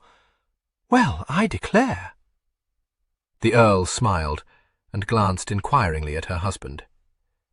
"Yes, my lord, that's Allenby, which was used to work in the garden, but you wouldn't remember him," said Mrs. Allenby, relegating her spouse to obscurity. "If only I'd known your lordship was coming to Evesley. Oh dear, Mr. Theo will be put about when he finds you here, and him not ready to receive you." Shaking her head over this, she ushered his lordship up the shallow steps to the front door, and then into a parlour overlooking the carriage sweep. She almost overwhelmed him with apologies for not having the drawing-room prepared for his reception, with promises of instant refreshment and with solicitous inquiries after the state of his health. He got rid of her only by accepting her offer of home-brewed ale, and when he had drunk this she showed so marked a disposition to linger that he announced his intention of strolling out to look round the domain. It was fully an hour before Theo returned to the house. He came striding from the stables and met his cousin on his leisurely way back from the shrubbery. At sight of that slim, elegant figure, still wearing a caped driving-coat but with fair head uncovered, he called out, "Gervase, my dear fellow," and hurried towards the Earl. "I had no notion you meant to come to Evesley," he said. "If that fool of mine had had a grain of sense, he would have fetched me an hour ago." "He would have done so, but I thought very likely he would miss you, and so told him not to go," replied the Earl. "Aye, that's what he has just said to me. Has Mrs. Allenby looked after you? Why are you wandering about the garden? You should rather be resting in the parlour." "Oh, I am wandering in the garden because she looked after me only too well." Theo smiled. "I dare say. But come inside now. I will protect you from her, I promise you." The answering smile was perfunctory. Theo said with a glance at the Earl's face, "You are fagged to death, Gervase, and no wonder." "No, not as bad as that," Gervase said, mounting the stone steps beside him. "I am really very much harder to kill than any of you can be brought to believe. I know well you bear a charmed life, but to be taxing your strength in such a way as this—" Theo flung open the door into the parlour. "Go in. Let me speak 2 words to Allenby, and I'll be with you." When he returned to the parlour some 10 minutes later, he found the Earl seated in a chair on one side of the old drawer-table, which was littered with papers and ledgers. He shut the door, saying, "Mrs. Allenby is so much vexed that she had no word of your coming that nothing I can say will console her. You mean to remain here for the night, I hope?" "No, I am returning to Stanion." The Earl tossed back onto the table a paper he had been reading. "I never knew until I came home how much work you did, Theo. I have you to thank for it, that I find my inheritance in such good order, haven't I?" "Why, yes," Theo admitted. "But you did not drive 10 miles to tell me that. My dear Gervase, what can have possessed you to behave with such imprudence? When I left Stanion, you had not quitted your room, and here you are, without even Chard to bear you company. I wanted to see you, and alone." Theo looked at him with knit brows. "Something has happened since I left Stanion? Is that it?" "No, nothing has happened, except that I have regained my strength and my wits. My head still ached abominably when I saw you last, Theo. I found it difficult to think and impossible to act. I was in doubt, too, or perhaps only trying to believe there was doubt. It is of very little consequence. If you wanted me, why could you not have sent me word to come to you?" Theo said roughly. "To have driven all this way and alone was madness. I wish you may not have cause to regret such foolhardiness. There are those who could tell you that my wounds heal quickly. Sit down, Theo." His cousin cast himself into the chair on the other side of the table, but said, "And what if you had met with another accident on your way here? Good God, you must know the risks you run." "I am not afraid of being ambushed today," replied the Earl. "Martin went to Grantham, and Chard with him. Even if he has by now returned to Stanion, Chard is still watching him. He won't let him out of his sight until he sees me safe home again. He paused, and for a moment or two there was silence, broken only by the sound of a horse's hooves somewhere in the distance, and the measured ticking of the clock on the mantel-shelf. "So, you see, Theo, I had nothing to fear in driving over to see you." The sound of hooves was growing momently more distinct. The Earl slightly turned his head, listening. "Well, I am glad to know you took that precaution at least," said Theo. "But who is watching Hickling? Did you think of that?" "Why, no," replied Gervase. "Hickling is certainly devoted to Martin, but I hardly think he would commit murder to oblige him." He rose from his chair as he spoke and walked to the window. The hooves were pounding up the carriage sweep. "What is it?" Theo asked. Has Chard come to look for you? The Earl's right hand had been hidden in the pocket of his driving coat. He withdrew it, and his cousin saw that it held a silver-mounted pistol. "No," he said in an odd voice. "But I seem to have been out in my reckoning. I am no longer safe from the strange accidents that befall me." "Good God, Gervase, what do you mean? Who is it?" exclaimed Theo, starting up. "It is Martin," said the Earl, turning, so that he faced the room, his back against the wall. "Martin? But, my dear Gervase, he would never—" Theo broke off, silenced by a lifted finger. Martin's voice could be heard in the hall, fiercely interrogating Allenby. "How rash! How witless of him!" sighed the Earl. Hasty footsteps were crossing the hall. The door burst open, and Martin came impetuously into the room and slammed the door shut again with one careless backward thrust of his hand. "Don't move, Martin," said the Earl warningly. "Saint Earth! Don't you see? Don't you understand?" Martin cried. "It's not me you need the wear of." Then he stopped, for he saw that the Earl was not looking at him, and the pistol was not being levelled at him. "Yes, I do understand," Gervase said. "Better than you, it seems. You young fool! What if a shot were to be fired in this room, and Allenby ran in to find me dead, and you struggling with Theo? Do you think anyone would believe that it was Theo, and not you, who had shot me? Are you mad?" Theo demanded harshly. "No, I am neither mad nor fevered. See if he carries a pistol, Martin, if you please." "By all means. You will find that I am quite unarmed." Martin moved away from the door and went behind him, feeling his pockets. He shook his head. "No, nothing." The Earl lowered his own pistol. "Then, between us, we will settle this affair," he said. "Are you, in all seriousness, accusing me, of having tried to murder you?" Theo said. "It is preposterous. A sick man's fantasy." "I had rather have called it a nightmare, Theo." "What in God's name have I to gain by your death?" "Nothing, if Martin were not implicated in it. If it could be made to appear that he had murdered me, everything you most care for." "If this is not madness, it must be fever. Was it I who resented your existence? Was it I who openly wished you had been killed in Spain? Or was it I who took care of your interests and warned you when you first came home to Stanyon to be on your guard? Were they my interests, Theo, or did you see them as your own?" Martin, who had coloured vividly at his cousin's words, interrupted, stammering a little. "Yes, I did resent his existence. I dare say I may have said I wished he had been killed. I don't know. It's very possible. But I never meant, I would never, even then when I scarcely knew him, have tried to murder him." "Indeed," Theo said swiftly. "Have you, as well as Gervase, forgotten what I saw when the button was lost from your foil? Were you not trying to murder him then?" No, I lost my temper. I did try for one moment. But I wouldn't have Gervase. You made me go on fighting. I had recollected myself long before you disarmed me.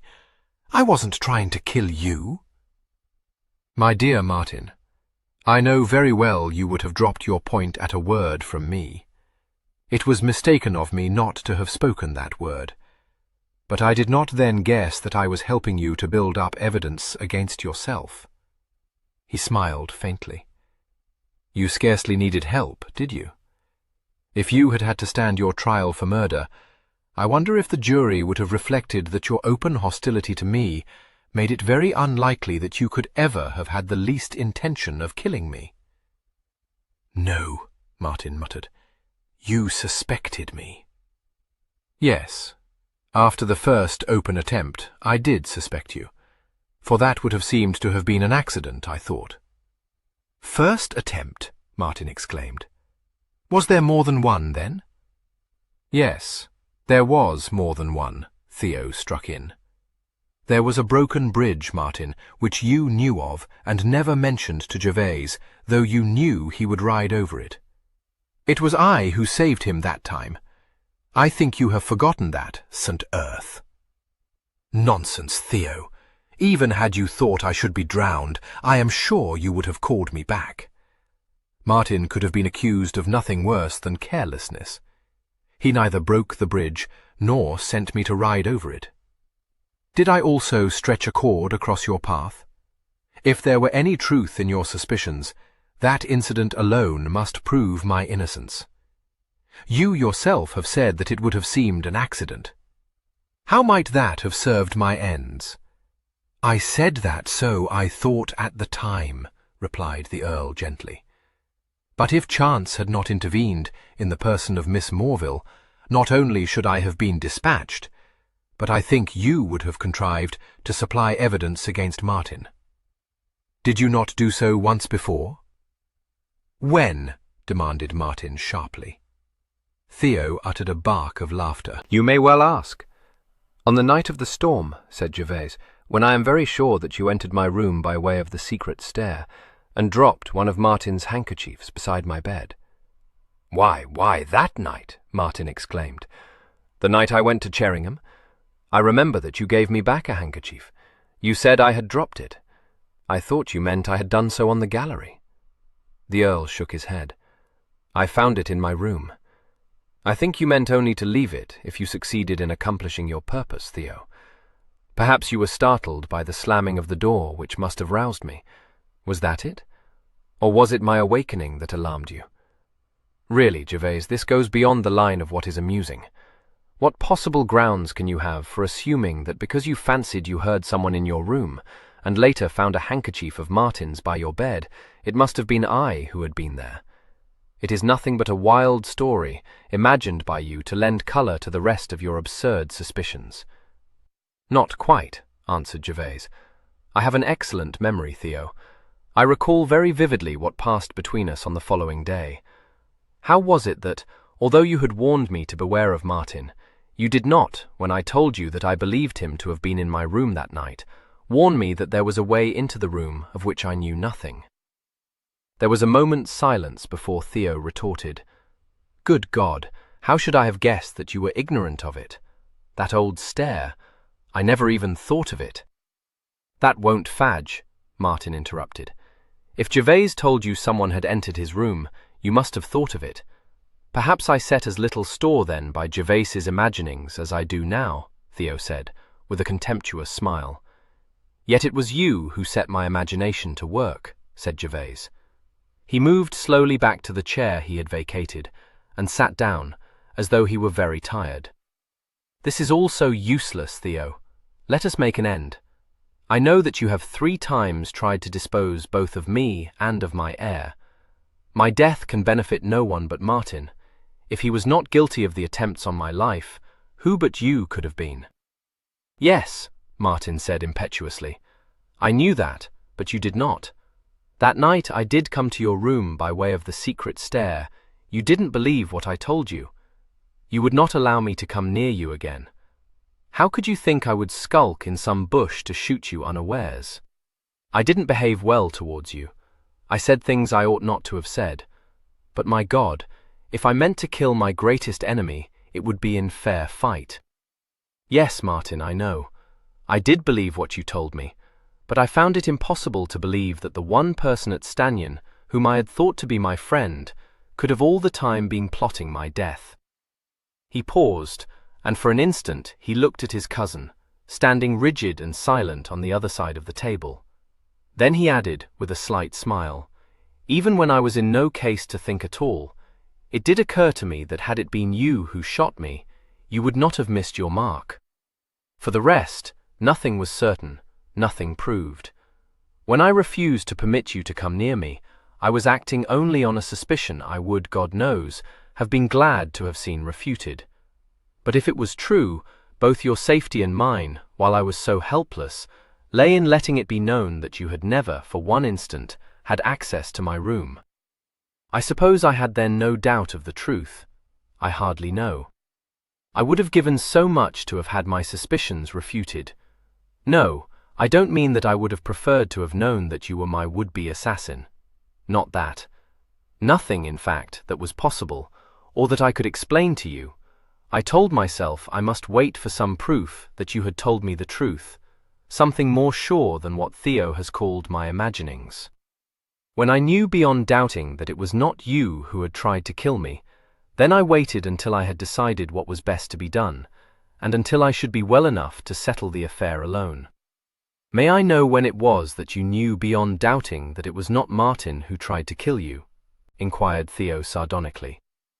"When I realized that he had introduced a Bow Street runner into my household," replied the Earl, with a gleam of amusement, "with instructions to dog my every step." "You guessed it," Martin ejaculated. "How? What made you think it?" "My dear boy, it was patent. I am aware that poor Lucy darkly suspects him of being a hired assassin, but I could conceive of nothing more unlikely. I am afraid you will have to forgive me. I served him a very scurvy trick today, but if I had not obliged him to accompany me, I am very sure he would have followed me on horseback, and the last thing I desire is to have an officer of the law meddling in this business." I conclude that by some means unknown to me, he contrived to reach Stanion far sooner than I had supposed he could, or you would not have galloped that bay of yours into a lather in your gallant but misguided attempt to preserve me from an untimely end. Martin blushed, but said in a brooding tone, "It was Hicklin's notion that I should make use of his precious uncle. He was a runner, but he ain't now, of course, and no wonder. Much use he has been to me. To be taken in by such a child's trick. Good God! The only thing he did, and I suppose it doesn't prove anything, was to find a button that was torn from my shooting jacket, not 5 yards from where I told you I was struck down that day when you were shot. If I was dragged clear of the undergrowth before being hoisted up by—" He paused and cast a smouldering glance at Theo by you, my dear cousin. It must have been torn off then. He found signs, too, that a horse had stood for some time within the wood, but that don't prove much either. I know it could be explained away. I don't doubt that it was Theo who hid his gig when I had parted from him and thought him on the road to this place, waited for you, stunned you, left your gun and your shot belt to be found, and carried you off in the gig. Evesley is not so far from Wisbeach, and I have discovered that he did not arrive here until evening. You will tell me, perhaps, that you visited outlying parts of my estates, Theo, which made you late. Don't. I should not believe you, and I would so much prefer you to tell me no more lies. Had you killed me, had there been a hue and cry after Martin, and he had told that story, it must have been thought the wildest and stupidest attempt to escape justice that ever was heard. But you didn't kill me. There was no hue and cry. The story was told only to us, and although some of us disbelieved it, I did not. Its very improbability made me think it the truth. What a risk you took, Theo. If some chance wayfarer had discovered him before he had rid himself of the bonds you so carefully loosened, it could have happened, you know. And if I did not die, surely you must have known that it would not be long before Martin at least realized the truth. Well, I did, of course, though not quite at once, admitted Martin. It seemed so impossible that Theo could have done such a thing to you. Only, I knew I had not, so there was no one else. And when I had had leisure to think about my having been kidnapped in such a way, naturally I began to see how it must have been. I knew it had been done so that I should be blamed for your death, but I never guessed the whole. Not that he would not harm you if I could not be blamed. It is the most infamous thing. It was bad enough when I only thought he had kidnapped me to save himself from being suspected. All I thought was that he would kill you if he could, and very likely me too, but not like that. Later, when all the scandal had been forgotten. That's why I hired Leek at least, it is in part. I thought he might be able to discover some proof that it was Theo, and not me. For what was the use of telling you what I suspected, when you were hand in glove with Theo, and seemed not to believe a word I said? I'm not such a gudgeon either, as not to have known that Chard was spying on me. In fact, I made sure you had ordered him to. I had, said the Earl. Not, however, for any other reason than to safeguard you in case of accident. From the moment of your return to Stannion until today, when you seem, very unwisely, to have given Chard the slip, I provided you with a witness who must have testified on your behalf had anything happened to me. I never thought of that, Martin said, much struck. I must say, Saint Earth, it was devilish handsome of you.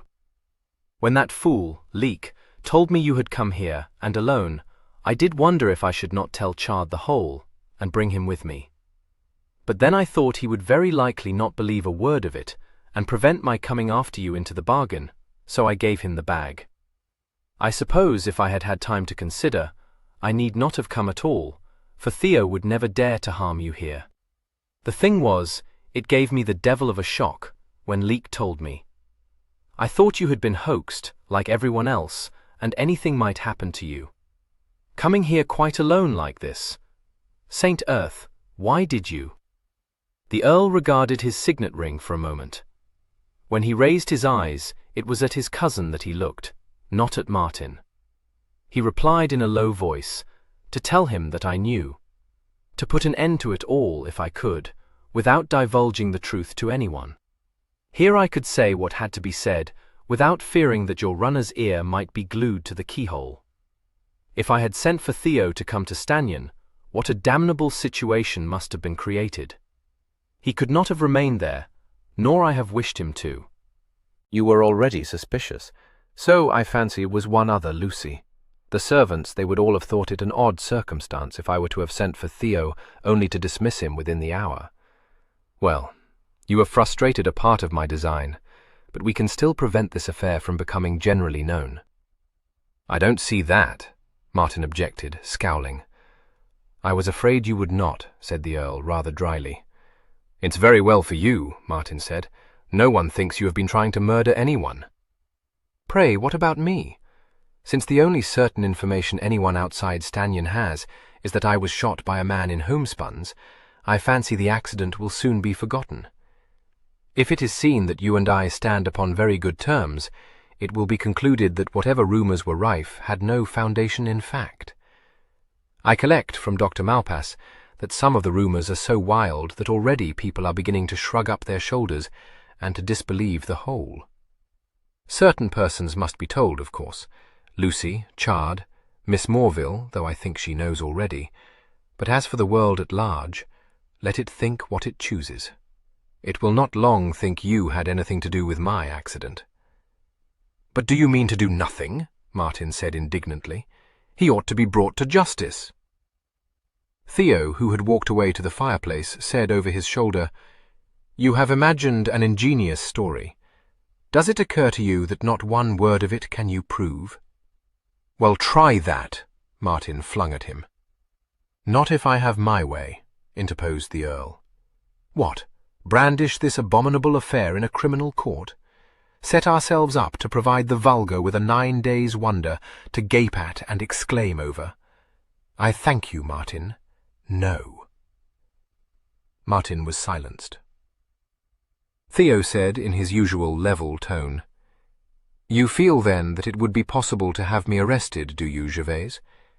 Does your fancy even lead you to suppose that I could be convicted on this evidence? I could have you arrested. I think you would be acquitted, but it would ruin you, Theo. I must suppose that it is your intention to ruin me. No, it isn't my intention or my desire. I would prefer to send you to Jamaica. "Eh?" said Martin, startled.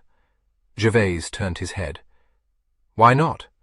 Let him go out to manage the West Indian property. He himself has frequently said that he believed it to be ill-run. Neither of us can doubt his ability to manage an estate." "But the West Indian property is mine." "Yes, and yours must therefore be the deciding voice." "Well, but of course he can't remain at Stanyon." "No. I must say that to be putting him in charge of anything, after what he has tried to do to us, seems to me the craziest notion I ever heard. However, if he can't remain at Stanyon, and that he certainly cannot, I dare say it may be best to send him to Jamaica. It would be bound to create a deal of talk and conjecture if he left us, and was still in England. Everyone would know there must have been something devilish bad to account for it, and I'm at one with you in wanting to hush the business up." "Dash it, Gervase, it makes me as sick as a horse to think of a thing like this happening amongst us Frants." "You had better do as you choose about it, I suppose." "Then will you, if you please, go and tell them to put my horses to, Martin?" Martin glanced undecidedly at his cousin. "Well," he caught the Earl's eye, said rather crossly, "Oh, as you please," and walked out of the room. There was a long silence. The Earl was absently studying the mountings of his pistol, a frown between his brows, and Theo continued for a full minute to stare down into the fire. He moved at last, and came back to the chair behind the table. He began mechanically to tidy the papers before him into heaps, saying in an expressionless voice, "I hope my successor will do as well by you as I have done." The Earl raised his eyes. "It is unlikely. I know that Stanyon has never had one who served it better, or loved it more." "Alas, Theo, my father did you an ill turn, did he not?" Their eyes met. After a moment, Theo dropped to the pistol in his cousin's hand. "Oh, put that thing away," he said. The Earl slid it into his pocket. "Go to Jamaica," he said. "If my father, instead of bringing you up to think only of Stanyon, had given you this place or some other to have called your own, if you would have let me repair his omissions. But it is all too late. I never wanted anything either he or you would have given me," Theo said. "No. I suppose it became an obsession with you, a madness. And lately, forgive me, there was an added reason, was there not?" He saw Theo fling up a hand, and was silent. After a pause, Theo said heavily, "And if I go to Jamaica, what then?" "Oh," Gervase said, smiling, "you will turn the property into a flourishing concern, and then, I have no doubt, you will yourself become a landowner there, and the prosperous one, for you were born to succeed, Theo." Theo gave one of his short laughs. "You are a strange creature, Gervase." "No, why? I remember only a cousin who took care of my interests, of whom I was fond. The rest will be forgotten." He got up as he heard the sound of horses on the carriage sweep. "I think I had better go, or we shall have Martin coming to fetch me. The West Indian business shall be settled as speedily as I can contrive. Goodbye, and Godspeed." He left the room before Theo could reply. Martin was waiting for him below the steps, seated in his curricle. "I've told Theo's man I'll send over to fetch the bay tomorrow.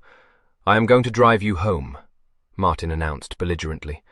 "I don't want you laid up again, and you're looking as queer as Dick's hatband, let me tell you." "Thank you," said Gervase meekly, climbing into the curricle. "What did he say to you? Did he admit it?" Martin asked, setting the greys in motion. "To tell you the truth," said Gervase, "we did not speak of it." "Good God! Well, does he mean to go to Jamaica?" "Oh, yes. He may count himself fortunate. And who is to fill his place? What a pickle it all is. He was devilish good at looking after our affairs, you know. I fancy you might become as good." "I?" Martin exclaimed. "Are you asking me to become your agent?" No, that would be unsuitable. I shall employ an agent, but Theo was more than that. You could do much that he did if you chose to. If I chose to? Why, there's nothing I'd liefer do, Martin said. He added in a burst of unwanted humility, Mind, I may make mistakes, but if I do, I mean, when I do, you will just have to tell me. 22 Mr. Leek, when he found himself deserted by his employer and with an unconscious lady on his hands, became a little flustered. Several agitated shouts for help having elicited no response, he knelt down, somewhat ponderously, beside Miss Morville, and tried to ascertain whether she was alive, or whether she had, as he was much inclined to fear, broken her neck. He was not without experience in such matters, and after he had cautiously raised her head, he felt reasonably assured that this ultimate disaster had not befallen her. He could not discover that she was breathing, but after a good deal of fumbling he managed to find the pulse in her wrist. It was certainly beating, so, heaving a sigh of considerable relief, he rose, puffing, to his feet, and went off to ring the iron bell which hung beside the entrance doors. So vigorously did he tug at it, that its summons brought not only a footman, but Abney also, hurrying from the servants' quarters. It then became manifest to Mr. Leek that although the domestic staff might, if suitably adjured, render assistance, no constructive effort need be expected. Abney was so much appalled that he seemed unable to do anything but wring his hands and demand distractedly what was to be done, and the footman merely waited for orders. "The first thing as has to be done," said Mr. Leek, "is to take and carry her to a sofy. You catch hold of her head, young fella, and I'll take her feet." "Ought she to be moved?" Abney asked nervously. Oh dear, she's very pale." "Well, don't start to nap your bib," said Mr. Leek, with a touch of asperity. "Anyone would look pale as was gone off into a swound. Her neck ain't broke, that I do know, so that's a comfort anyways. If you was to lope off and fetch a female to her, you'd be doing more good than what you are now, standing about as like as ninepence to nothing, and asking whether she ought to be moved. O' course she ought. Nice thing it would be if we was to leave a swell mort like she is laying about at the bottom of the stairs, for anyone to tread on as wasn't looking where they was going. Now, you lift your end, young fella, and gently does it." Thus encouraged, the footman carefully raised Miss Morville's shoulders from the floor. Between them, he and Mr. Leek bore her into the great hall, and laid her down on one of the sofas. The footman thought she would be more comfortable if he placed a cushion beneath her head. Abney hovered about, wondering whether he should fetch the housekeeper, feathers, or a glass of water, and Mr. Leek, with great delicacy, smoothed Miss Morville's dress carefully about her ankles. Having informed Abney that persons in her condition stood in more need of eye-water than Adam's ale, he told the footman to call Mrs. Marple, and made a discovery. Miss Morville had broken her arm. "Well," said Mr. Leek philosophically, as he disposed the limb across her bosom, "that's what you might call Dutch comfort, because it might have been worse." "I will send a message to the stables at once," said Abney. "One of the grooms must ride for the doctor." "Oh dear, I am sure I don't know what has come over Stanyan. It seems to be one thing after another."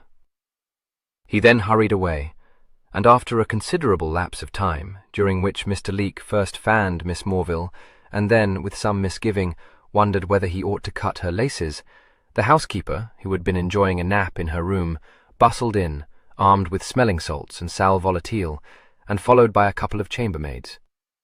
Mr. Leek would have been glad to have resigned Miss Morville to their care, but after he had watched Mrs. Marple's singularly unsuccessful attempts to administer a dose of sal volatile, and had forcefully dissuaded one of the chambermaids from moving the broken arm for the amiable purpose of chafing Miss Morville's hand, he decided that it was not the part of a chivalrous man to abandon his post. By the time Abney came fluttering back to the great hall, several more persons had assembled there, including Turvey, and the housekeeper, alarmed by Miss Morville's prolonged swoon, was threatening spasms. "I fancy, Mrs. Marple, that she may have sustained a blow on the head," said Turvey. "Pray do not become agitated. It frequently happens in such cases that the sufferer does not regain consciousness for some appreciable time. Ah, and sometimes when they do, they find themselves dicked in the knob, said Mr. Leake. Addled, he explained, for the benefit of one of the maids, who was looking at him in frightened inquiry. Mrs. Marple gave a faint scream and pressed a hand to her bosom. Mr. Leake thoughtfully offered her the sal volatile, and Turvey said, with a superiority his more forthright colleague found odious, that he apprehended no such melancholy sequel to the accident. "Well, when she does come to herself, what you better do is to keep out of sight," recommended Mr. Leake. "She'll be all to pieces, and it won't do her no good if the first thing she gets her ogles on is that hang-gallows face of yours." "Miss Morville," said Turvey glacially, "is perfectly familiar with my countenance." "That don't make it no better," retorted Mr. Leake. "Nor you don't have to use all them break-teeth words to me, because I ain't the sort as can be gammoned easy. I knew a cove as talked the way you do, leastways, in the way of business I knew him. In fact, you remind me of him very strong. I disremember what his name was. He was on the doublé, and very clever with his fambles. He ended up in the wit, of course." Fortunately, Miss Morville, at this perilous moment, stirred and uttered a faint moan, which distracted everyone's attention from the rival valets. Turvey at once picked up the sal volatile and skillfully raised her sufficiently to enable her to swallow, while Mr. Leake, not to be outdone, held her broken arm. At first she paid no heed to Turvey's request to her to open her mouth, but he persevered, and after a minute or two she seemed to collect herself, for she whispered something and opened her eyes. Turvey then obliged her to drink the restorative, and she said quite distinctly, "Oh, my head hurts me so." Turvey laid her down again, and turned away to direct one of the maids to procure a bowl of water and some cloths. "Martin," uttered Miss Morville. "No, don't let him go." "That's right, miss," said Mr. Leake hastily. "No one won't let him go nowhere. Don't you raise a breeze now." She raised one wavering hand to her head, but, to his relief, said no more. When the water was brought, and a wet cloth was laid over her brow, it was perceived that she had quite regained her senses, for she murmured a thank you, and seemed perfectly to understand Turvey when he informed her that she had broken her arm, and must lie still until the doctor arrived to set the bone. Long before Dr. Malpas reached Stanyon, the dowager had been made aware of the fresh disaster which had overtaken her, and had descended the stairs to the great hall. She expressed concern over her young friend's plight, and said that she did not understand how such a thing could have happened. She then announced her intention of sending a message instantly to Gilbourne House, and of herself remaining beside the sufferer.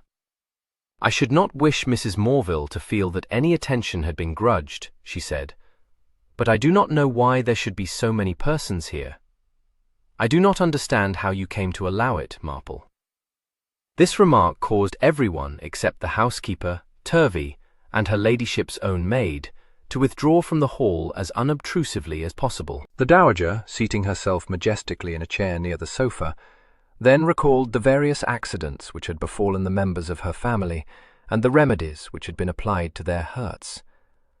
Turvey continued, unmoved, to renew the wet cloths about Miss Morville's head, and Miss Morville lay with closed eyes, enduring a good deal of pain, but making no complaint. Both Mr. and Mrs. Morville had arrived at the castle before the doctor's gig at last bowled up the avenue. Their daughter was able to smile at them, albeit rather wanly, and Mrs. Morville told her, with what the housekeeper thought a distressing lack of sensibility, that she would be better presently, and should be taken home as soon as the doctor had set her arm. "Not yet," Miss Morville said, for the first time showing signs of agitation. "Indeed, mamma, I could not." "No, my dear," said her mother soothingly, "when you are better." The setting of the broken bone tried Miss Morville's fortitude, but she bore it very well, only begging not to be moved for a little while, since she felt too faint to lift her head. The doctor said that the place for her to be was in her bed, but this suggestion was again productive of suppressed agitation. "I think," said Mrs. Morville, "that if she were to remain quietly on the sofa for a little while, it would perhaps be best." "Aye, that's it," agreed the doctor, packing his bag again. "I have given her something which will make her very soon feel more the thing. No need for alarm, ma'am." At this moment the Viscount walked into the castle, and, perceiving that a large number of persons were gathered in the great hall, very naturally joined the party. He was much surprised to learn that Miss Morville had fallen downstairs, exclaiming, sympathizing, and asking so many questions that Mrs. Morville was provoked into telling him that what her daughter needed most was quiet. "Aye, I'll be bound she does," said the Viscount, with ready understanding. "Head aching fit to split, eh, Miss Morville?" "Don't I know it? Took a nasty toss myself once, forget the name of the place. Somewhere near Tarbes, it was. Head didn't stop aching for 3 days. Well, I'll come and see you again tomorrow, Miss Morville," said Dr. Malpas bracingly. "I know I leave you in good hands." "Yes, and so many of them," said Mrs. Morville, with a bright smile. The doctor then went away, and Lord Ulverston, looking round the hall, suddenly demanded, "But where's Ger? Not still abed, is he?" "No, my lord," said Turvey. "His lordship is not, so far as I am aware, within the castle." "What's that?" said Ulverston. "He was feeling his wound, said he would rest." Miss Morville opened her eyes. "He went to Evesley," she said. "Evesley? Good God, why?" The dowager, who had been regaling the unwilling Mr. Morville with a long and apparently pointless anecdote about a set of persons whom he had neither met nor wished to meet, broke off to explain that if her son-in-law had gone to Evesley, it was to visit his cousin. "I know that, ma'am," said the Viscount impatiently. "How came you to let him go, Miss Morville? What can have possessed him to undertake the journey? He will be quite knocked up. Who accompanied him? That young groom of his?" "No." I think Miss Morville stopped. "I don't know," she ended uncommunicatively. He looked down at her rather narrowly. "Know why he went, ma'am?" "I know." "Well, it sounds a havey-cavey business to me," he said. He glanced round again, frowning. "Martin not home yet?" "No," she said, and resolutely closed her lips. "Late, ain't he?"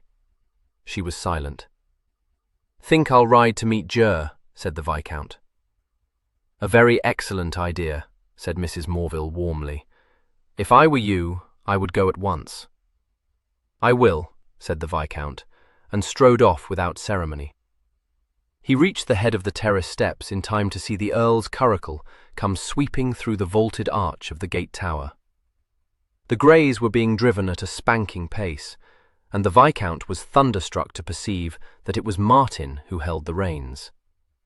He was still standing staring incredulously when the curricle drew up at the foot of the steps, and Martin, whose newfound humility had not deterred him from arguing hotly with his brother on certain of the finer points of driving, said triumphantly, "Now own I have not overturned you."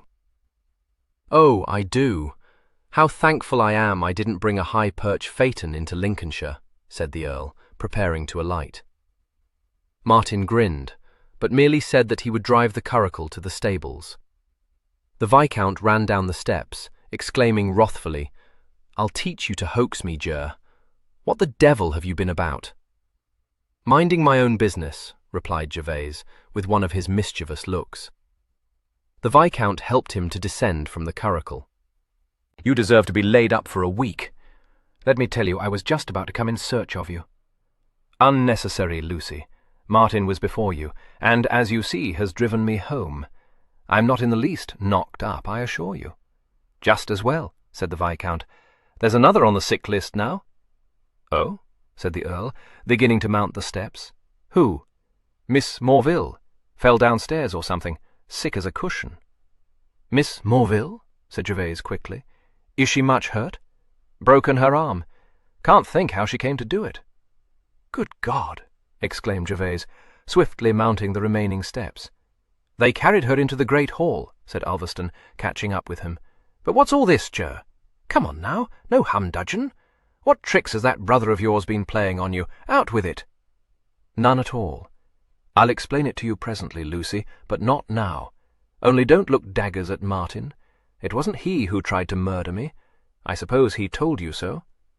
"Upon my word, Ger. And what about that leak of his?" "Lucy, how can you be such a greenhorn?" demanded Gervase, casting his hat and his gloves onto the settle in the vestibule. "Did you never see a Bow Street runner before?" He then strode towards the great hall, checked for an instant on the threshold, blinking at the unexpected number of persons assembled there, and then perceived Miss Morville lying on one of the sofas, interestingly pale, and with one arm in a sling. She had raised herself from her supporting cushions and was looking towards the doorway, so painful an expression of anxiety in her white face that the Earl forgot his surroundings, and wholly ignoring everyone else in the hall, quickly crossed the floor, exclaiming, "My poor dear! Why, what has happened to you, my poor child?" He dropped on his knee beside the sofa, taking the hand that was trying to grasp one of the capes of his coat and holding it comfortingly. Miss Morville, equally oblivious of her entourage, gazed worshipfully into the blue eyes so tenderly smiling at her, and said foolishly, "You are safe. Nothing dreadful happened to you?" "Nothing more dreadful than being driven back to Stanion by Martin," he assured her. "But you, how came you to tumble down the stairs as soon as my back was turned?" "The stupidest thing," said Miss Morville, despising herself. "I wanted to stop Martin. I thought it was the one thing that would put you in danger. Only I tripped over my train and fell. I cannot think how I came to do such a thing." The Earl slipped his arm behind her and raised the hand he was still holding to his lips. "You guessed it all, didn't you, you most wise and most foolish Miss Morville?" Miss Morville, finding his shoulder so invitingly close, was glad to rest her head against it. "Oh, no. How could I think such a terrible thing? Was it true? I would not tell you the thoughts in my head because they were so very dreadful. Besides," she added, "it was not my business, and I was so very nearly sure that you knew." Her overstrained nerves then found relief in a burst of tears. But as the Earl chose to kiss her at this moment, she was obliged to stop crying, the merest civility compelling her to return his embrace. As soon as she was able to speak, she said, however, in a voice meant only for his ears, "Oh, no, pray do not. It was all my folly, behaving in this missish way. You felt yourself obliged to comfort me." "I assure you, I don't regard it and shall never think of it again. My poor dear, you must be very much shaken to say anything so foolish," said the Earl lovingly. "Never did I think to hear such nonsense on my sage counsellor's lips. You would become disgusted with my odious common sense. Try as I will, I cannot be romantic," said Miss Morville despairingly. His eyes danced. "Oh, I forbid you to try. Your practical observations, my absurd Robin, are the delight of my life." Miss Morville looked at him. Then, with a deep sigh, she laid her hand in his. But what she said was, "You must mean a sparrow." "I will not allow you to dictate to me, now or ever, Miss Morville. I mean a robin," said the Earl firmly, lifting her hand to his lips. This interlude, which was watched with interest by the three servants, with complacence by Mrs. Morville, critically by the Viscount, who was trying to unravel the puzzle just set before him, and with hostility by the Dowager and Mr. Morville, seemed to break the spell which had hitherto held the rest of the company silent. "St. Earth!" said the Dowager awfully. "Take care you do not hurt her arm," advised Mrs. Morville practically. "Here," said the Viscount, addressing himself to the domestic staff. "Nothing more for you to do here. You be off, all of you." Mrs. Marple and her ladyship's maid, overawed by his imperative manner, both dropped curtsies and withdrew. Turvey, rigid with indignation, ignored him, and asked his master if there were any further service he could perform. "None, I thank you. Go away," said Gervase. Turvey then bowed and walked with great stateliness out of the hall, and Mr. Morville, who had been controlling his feelings with a strong effort, said, No doubt I am sadly behind the times, but it may be of interest to you to know, St. Earth, that in my day it was customary, before making an offer to a young woman, to obtain the consent of her father. Yes, sir, I shall endeavour to do so, said the Earl, carefully disposing Miss Morville against the cushions. Shall I find you at Gilbourne House if I ride over to call upon you tomorrow? Good gracious, exclaimed Mrs. Morville, much amused. Are we to conclude that you have not made Drusilla an offer, St. Earth? Not yet, ma'am, he replied, smiling at her. But I assure you I mean to do so at the earliest opportunity. Well, by the Lord Harry, said Martin, who had walked into the hall in time to hear this interchange. Do you mean St. Earth is to marry Drusilla? I must say I think that's a devilish good notion. And the best of it is, it will be a famous set-down for Louisa. She told me she had quite made up her mind to it, that you and her particular friend, Miss Capel, would make a match of it, Gervase. I'm dashed if I won't write to Louisa this very evening. Silence, Martin, commanded the Dowager regally. This must not be. I have a great regard for Drusilla. Indeed, I should be glad to have her to live with me, for she is a very obliging girl, and I shall miss her sadly when she leaves me, but I do not consent to her alliance with my son-in-law. And nor do I consent to it, said Mr. Morville unexpectedly. In fact, I forbid it. I have other plans for my son-in-law, said the Dowager, glaring at him. I have other plans for my daughter, ma'am. Nonsense, Mr. Morville, said his wife briskly. No use making plans for ma'am, said the Viscount. Always does as he chooses. Assure you. Besides, if you mean Selina Daventry, mamma, we can't have her at Stanyon, said Martin. Daventry, ejaculated Mr. Morville, deriving some obscure pleasure from this disclosure. Ha! What, not one of Aaron's daughters? Exclaimed the Viscount. Not the red-headed one who makes such a figure of herself in the park. Aye, drives a team of showy bone-setters. Lord, shed lame every horse in the stables. Gervase, you can't offer for that girl. No, I won't, said Gervase, interrupting a low-toned conversation with Miss Morville to respond to this appeal. The Duke of Arran's daughter, stated the Dowager, would make St. Earth a very eligible wife.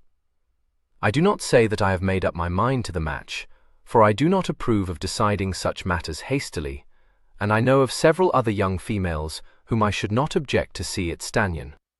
Well, said Mr. Morville, refreshing himself with a pinch of snuff. Aaron's girl, eh? I should not like the connection for either of my sons, but I dare say it will do very well. Don't think father would either, said the Viscount reflectively. Bad blood there, devilish bad blood. Your father, Ulverston, is a sensible man, said Mr. Morville. As much confounded as it was possible for her to be, the Dowager said, with finality, I do not desire to discuss Lady Selina. I must decline to enter upon any argument. I cannot think that St. Earth will refuse to be guided by my advice, for although I do not deny he has behaved very selfishly to me upon more than one occasion, I do not consider that his disposition is bad. How can you, ma'am, say such a thing of him? Uttered Miss Morville, moved to sit up. When he has behaved to you with such forbearance, such patience. Hush, my love, this is not like you, expostulated the Earl, startled. Because I have not spoken, do not imagine that I have not felt, said Miss Morville. I had no right to speak, but I have very often burned to do so, she added with resolution. I trust I shall always behave with propriety towards the members of St. Earth's family, but I will not allow him to be scolded and slighted and beset, which is something I viewed with the strongest disapprobation, even when I felt no decided partiality for him. Or, at any rate, she amended conscientiously, not very much. My dear sir, I wish you will give me leave to address your daughter at once, said the Earl, quite entranced by this sudden and unexpected declaration of war on the part of his chosen bride. Certainly not, replied Mr. Morville. I consider the alliance wholly unsuitable. My daughter has been reared in accordance with principles which I do not doubt are repugnant to you. Even were you to assure me that you regard with sympathy the ideals to the promulgation of which I have devoted my life, I should remain adamant. But I don't regard them with sympathy, said the Earl. You don't, repeated Mr. Morville, looking at him very hard. No, how should I? I have not the smallest desire to live in a republican state, and if an attempt were made to strip me of my possessions, I should resist it to the utmost of my power. You would, eh? Well, at all events, you seem to have some ideas in your head, said Mr. Morville. Upon my word, said the Dowager, I do not know what the world is coming to. I can scarcely believe that my ears have not deceived me. That is not very likely, however, for I have very good hearing. It is a thing I pride myself upon. I should have supposed that if there were no objection to this match on our side, there could be none on yours, my dear sir. If, said Mr. Morville precisely, I set any value on such things, ma'am, I should feel myself impelled to inform you that the Morvilles were seigneurs in Normandy when the Frants, if Frants there were at that date, were still in a state of serfdom.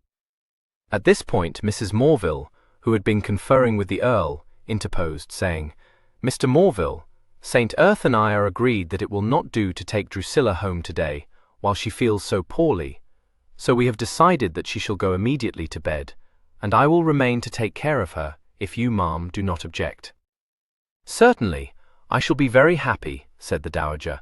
If my nephew were at Stanion, Mr. Morville, he would show you the Frant records, which we keep in the muniment room. Yes, yes, ma'am, I have seen them. Nothing earlier than the 15th century. My brother has in his possession an interesting charter, granted by Edward III to our ancestor, Sir Ralph de Morville.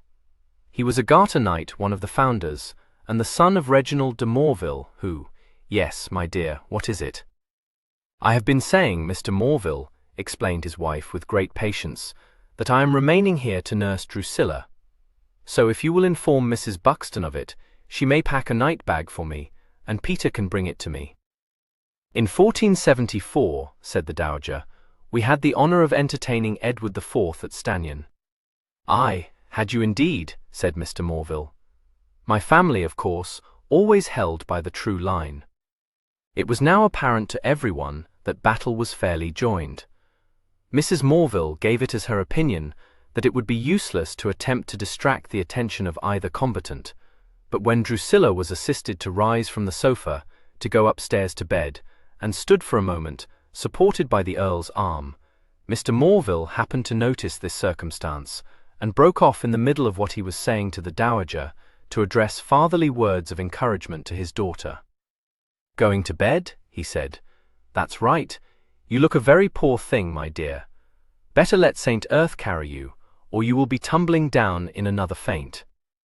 An excellent suggestion, sir, said the Earl, and picked his betrothed up, and bore her off, heedless alike of her entreaties to him to remember his own injury, and of the strongly worded disapproval of Martin and the Viscount, who followed him out of the hall, urging him to relinquish his burden to one or other of them.